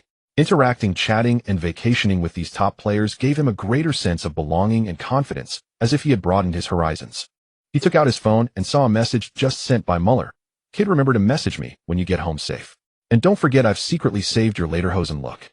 Yuan couldn't help but laugh, quickly typing a reply. "Thomas secretly taking photos is not very gentlemanly. Thank you for the hospitality from Bayern. I really had a great time these 2 days." 3 thumbs up emoji. He pressed send, and the message was successfully delivered. Just as the notification sound of the successful message faded, Yuan was about to lean back and take a nap. Suddenly, the familiar system sound echoed again, detected that the interaction value between the host and Thomas Muller has reached 100. Unlocking skill, deadly sniffer skill, match rate 100. Yuan was taken aback, almost doubting if he had misheard. Match rate 100. He had acquired quite a few skills from the beginning until now. But for any skill, the highest match rate had only been over 90, never reaching 100. This full match rate felt like a huge exclamation mark smashing in front of him. He instinctively questioned in his mind, "System, what's going on? How can the match rate be 100? The system's response remained cold, yet the logic was exceptionally clear. Currently, the host's real-time calculations of the spatial logic structure on the pitch and understanding have surpassed the standard of Thomas Muller himself. The host's comprehensive abilities in off-the-ball runs, pre-reception, spatial establishment, and field vision coverage in terms of depth have reached a world-class level. The core mechanism of the deadly sniffer ability perfectly aligns with the host's current spatial perception abilities, with no information loss or understanding barriers. Hence, the match rate is assessed as 100, and the host's vision attribute has been further enhanced. As soon as the system finished speaking, it popped up a new prompt: Notice Vision, SS. Yuan immediately brought up his attribute panel, focusing directly on the vision section. Sure enough, the originally dazzling golden level insignia, representing top-tier standards, quietly transformed into a deeper, more subdued, yet imposing S vision. The difference between S and S may seem like just a step away, yet it represents This meant that Yuan could more accurately predict the positions and reactions of teammates and opponents, at least 1 or 2 steps ahead, thereby finding the most concealed, deadly, and often unexpected paths to attack. This is precisely the terrifying instinct that made Muller famous. It is also the reason why Muller, despite not having the most top-notch foot skills, could always deliver crucial assists or goals at the most critical moments. Yuan leaned against the train window, watching the swiftly passing scenery outside, his heart filled with overwhelming shock like a tide. He understood the system's words. It wasn't that he had learned Muller's skills, but rather that his attributes and understanding of space had nearly perfectly aligned with the new skill, which resulted in these astonishing changes. Therefore, Muller's talent for precisely sniffing out goal-scoring opportunities akin to a hunting dog had been internalized into his own more powerful vision attribute. Yuan was gradually evolving from a winger with top-tier vision into a competent commander on the green field. This is one of the essential traits needed to become the captain of a team. The joyful moments in Munich are truly worth reminiscing. After 2 days of vacation, Yuan had shed his fatigue during the break, restoring his spirit and cultivating an unprecedented sense of anticipation to return to the competition and the excitement of training. During the first team training session after returning, the physical coach conducted a detailed body assessment for Yuan. Cardiovascular performance is excellent and the lactate threshold is stable. It seems the festive atmosphere in Munich is indeed quite refreshing, Yuan. Of course, sir, the city of Munich is wonderful and the people there are great. Yuan replied with a smile, recalling the friendly folks in Munich. Yuan took a break during Hoffenheim's last away match against Wolfsburg. However, he did not miss the live. In the hotel in Munich, he watched the live match. Gnabry scored with a classic rapid counterattack typical of Hoffenheim, and then Amiri, who came off the bench, calmly converted a penalty in the closing stages to secure the victory. The teammates displayed a steady and efficient performance, which greatly pleased and invigorated Yuan. However, shortly after the match ended, upon Yuan's return, he received another news alert on his phone. Bayer Leverkusen unexpectedly defeated Bayern Munich. Thomas and the others lost. Yuan could hardly believe it. The giant presence of Bayern Munich, nearly perfect in his mind, had stumbled on their own turf. He immediately sent a brief message of consolation to Muller urging him to rally, but inside, he was churning with a more complex emotion. Was it shock? Was it regret? Or a trace of immense hope he hadn't anticipated? He quickly opened his phone and checked the Bundesliga standings. After 9 rounds, Bayern Munich 7 wins 0 draws 2 losses with 21 points. First place. Hoffenheim 6 wins 2 draws 1 loss with 20 points. Second place. Only a 1-point difference. Bayern's 2 losses, the other being an away defeat to Hoffenheim, felt like 2 massive cracks instantly, making the seemingly unreachable top position feel within grasp. What does this mean? It means Hoffenheim really has hope to touch the highest honor of the Bundesliga. Once this thought emerged, it spread like wildfire among the entire Hoffenheim team. Guys, quick check the standings. Rupp's voice rang out first in the locker room, filled with incredulity. Oh my God, we're only 1 point behind. Gnabry's eyes widened. The pharmacy has done something monumental. Amiri punched his palm, unable to contain his overwhelming joy. Even the usually composed Voigt and Hubner broke into brilliant smiles. Nagelsmann walked in with a light step, and the locker room immediately fell silent, yet the fiery light in everyone's eyes remained undiminished. The young coach surveyed the room, a knowing and playful smile on his face. I presume you've all seen the latest. Yes, Bayern generously opened a tiny crack for us. A very small crack. He demonstrated the minuscule distance with his thumb and index finger. The current standings absolutely signify an opportunity for us. The landscape of the league is never a fixed steel fortress. His tone suddenly became serious. But throw away the celebrations and fantasies. It's still the beginning of the season, with only 9 rounds played. What does 1 point mean? It can be erased or surpassed at any moment. From this moment on, every round of the league is a decisive battle. We must treat every opponent as if we are playing against Bayern. We must take every point we can. He tapped the tactical board as he spoke. Your stability outside the game is just as important. Continue to play our way, focusing on the next match. That is the true mentality of a champion. Nagelsmann's words were like a cold bucket of water, extinguishing the team's momentary fervor. Indeed, the Hoffenheim players saw hope, but because they saw hope, they must remain grounded. The Bundesliga temporarily concluded, and the horn of the European battlefield sounded again. After a brief rest, the Hoffenheim team was set to embark on their journey once more, this time to the distant and unfamiliar land of Russia, Moscow, and the Spartak Stadium. Hoffenheim would face Spartak Moscow away. When the travel notification was issued, many players, especially the younger ones, instinctively frowned. On the chartered flight to Moscow, the atmosphere among the team felt distinctly different from their previous champion. In the tactical preparation meeting before departure, Nagelsmann devoted considerable time stressing that this would be the team's first encounter with a truly harsh away environment this season. Gentlemen, forget the away games we've experienced before. Nagelsmann stood before the tactical board, his expression serious. Moscow will be a completely different level of away game. First, the weather. Nagelsmann pulled up the local weather forecast with the highest temperature barely above freezing and nighttime temperatures near zero. While we won't be playing in the snow, this temperature will genuinely affect your physical condition. Thus, your warm-up activities must be more thorough, your warm clothing must be adequate, and the substitutes should bring sufficient warming gear. He pointed to a picture of Luzhniki Stadium on the screen with a laser pointer. Second point, the playing surface. They may play on artificial turf, or even if it's not pure artificial turf, the conditions of the field, especially the bounce and roll of the grass, differ significantly from our accustomed natural grass. Remember, the quality of the turf affects the ball's trajectory, impacting your control and passing accuracy. He emphasized each technical detail. So when playing here, passes must be sharper, reduce complicated ground passes, and handle the ball more directly. Finally, Nagelsmann's tone grew more serious. Third point, and the most important one, the opponent's style and the match environment. Russian players are physically strong in their confrontations, aggressive in duels, and their home atmosphere will be extremely intense and oppressive. You must be mentally prepared for a considerable amount of physical contact with collisions that may exceed reasonable. He looked around at all the players, his gaze landing on several key players, especially the attacking players, including Yuan. Everyone must protect themselves. This is not only about winning the game, but also for your health. Do not get involved in unnecessary conflicts and avoid attempting overly fancy dribbles or risky breakthroughs that may provoke retaliatory fouls. Once you sense something is off, pass the ball immediately.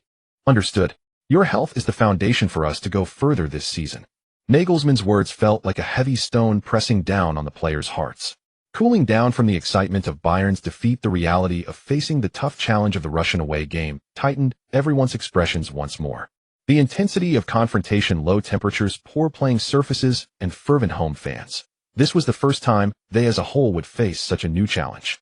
As they flew on the chartered flight to Moscow, the once colorful autumn landscape of Germany outside the window gradually gave way to a deep and vast gray-brown. Upon descending the plane's stairs, a sharp, yet not bone-chilling cold wind immediately swept in, carrying a dry chill that made Yuan unconsciously take a deep breath, feeling a bit of coolness in his nostrils. The sky over Moscow was a grayish-white, with the sun hidden behind thick clouds casting a cold light. The match venue was not in great condition, but the hotel accommodations were decent with ample heating. However, during the brief acclimation training arranged at a training ground next to Luzhniki Stadium, Yuan truly experienced the warnings of his mentor. The artificial turf underfoot felt somewhat rigid, different from natural grass, requiring him to reacquaint himself with every stop and pass. The low temperatures in Moscow made it take longer for the muscles to reach an optimal state. During training, the intentional physical confrontations among teammates increased, simulating the impending impact. On the day of the match, the temperature seemed to drop a bit more. On the bus heading to Luzhniki Stadium, the atmosphere was quieter than usual. Yuan dressed warmly today. He wore a thermal neck warmer, a black long-sleeve shirt under his jersey, and black gloves. He had just had his hair cut a few days ago, and today he looked quite handsome. Yuan's accompanying picture is at the back. The first batch of pictures couldn't be sent out due to the jersey issue, so I'm sending this instead. Are you going to shoot a movie today? Nabri asked Yuan. Huh, what do you mean? Yuan didn't understand what Nabri was saying. Forget it. I want to compare looks with you. If I had known you'd look so good with a neck warmer, I would have prepared one too. Nabri mumbled softly, thinking Yuan's handsomeness was accentuated by the neck warmer. Yuan inadvertently touched the small wooden beer cup keychain in the pocket of his down jacket, a little trinket Muller had given him during Oktoberfest. A warm feeling spread from his fingertips. It was the enthusiasm of his friends from Munich. This warmth briefly dispelled the chill of Moscow outside the window and the tension before the match. Luzhniki Stadium, a colossal structure that has witnessed countless significant battles, stood amidst the evening chill. A sea of red and white was already surging within. As Hoffenheim's bus slowly entered the designated player entrance, a deafening, synchronized, and impactful roar of Russian cheers hit them like a tangible wall. The sound was filled with the spirit of battle, causing their hearts to tremble even through the thick bus windows. As the doors opened, the cold air rushed in, bringing clearer and more intense shouts. The fervor of the Russian fans hit them with a raw and direct sense of power. I fight for everyone, and everyone fights for me. This was the official slogan of Spartak Moscow. Red and white reigned supreme. Kings of the Russian Premier League. Some more fervent Russian home fans even shouted, "Germans, get out of here. Counterattack Germany." Thankfully, Yuan couldn't understand Russian. By the sidelines of the match, the number of security personnel noticeably increased, their expressions stern as they kept players and reporters separated from the fans. Yuan tightened the hood of his down jacket and hurried behind his teammates into the players' tunnel.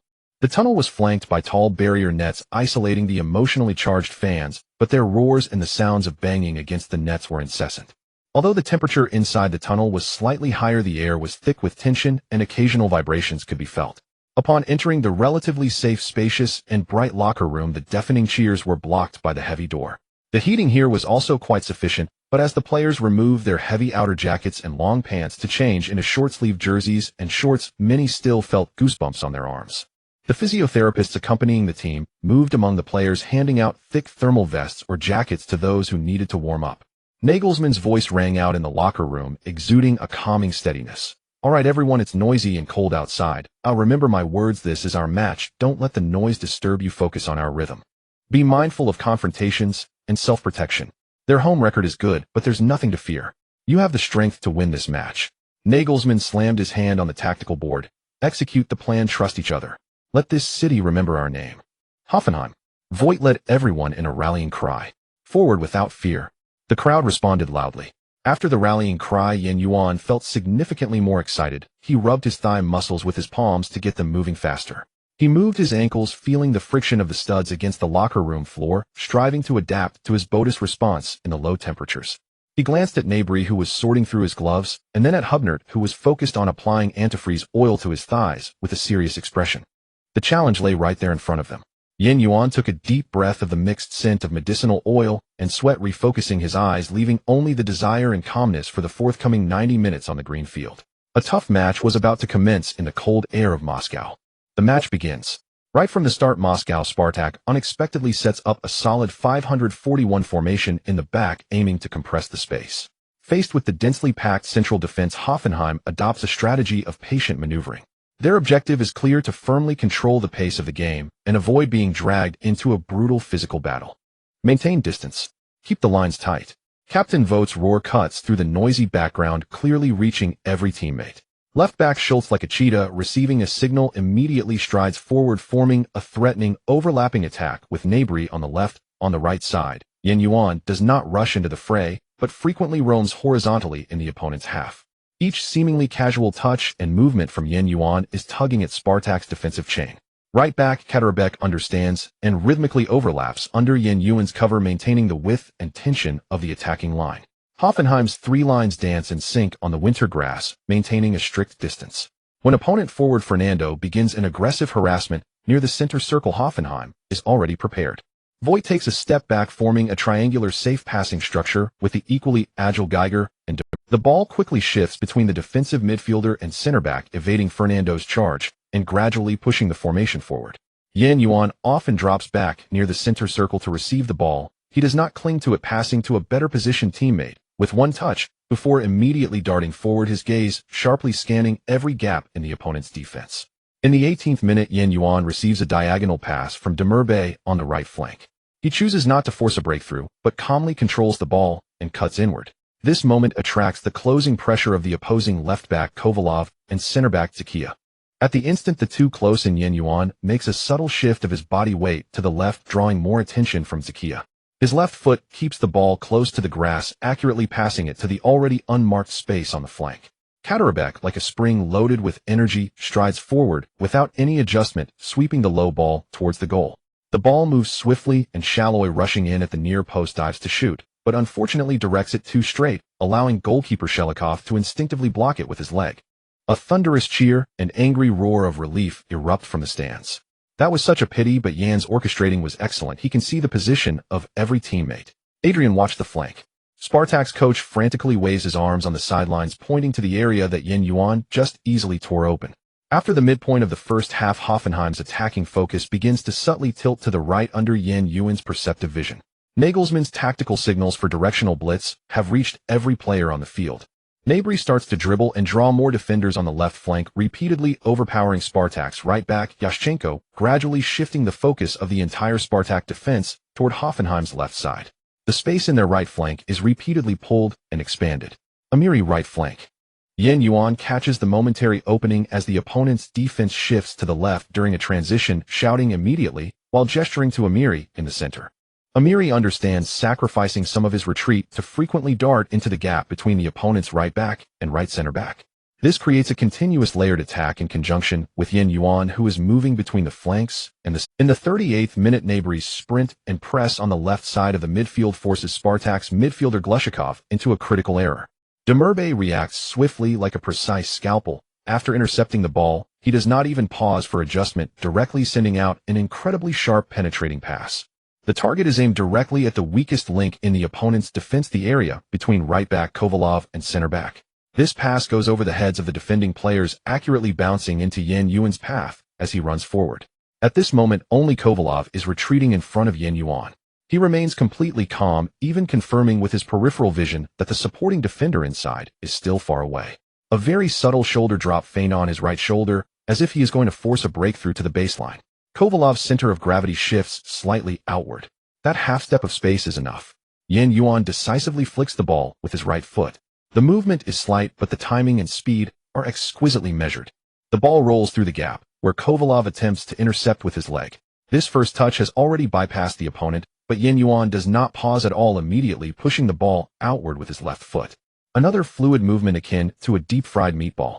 In an instant, he shakes off the stumbling Kovalov and the left center-back Bossetti, who rushes in to attempt to cover.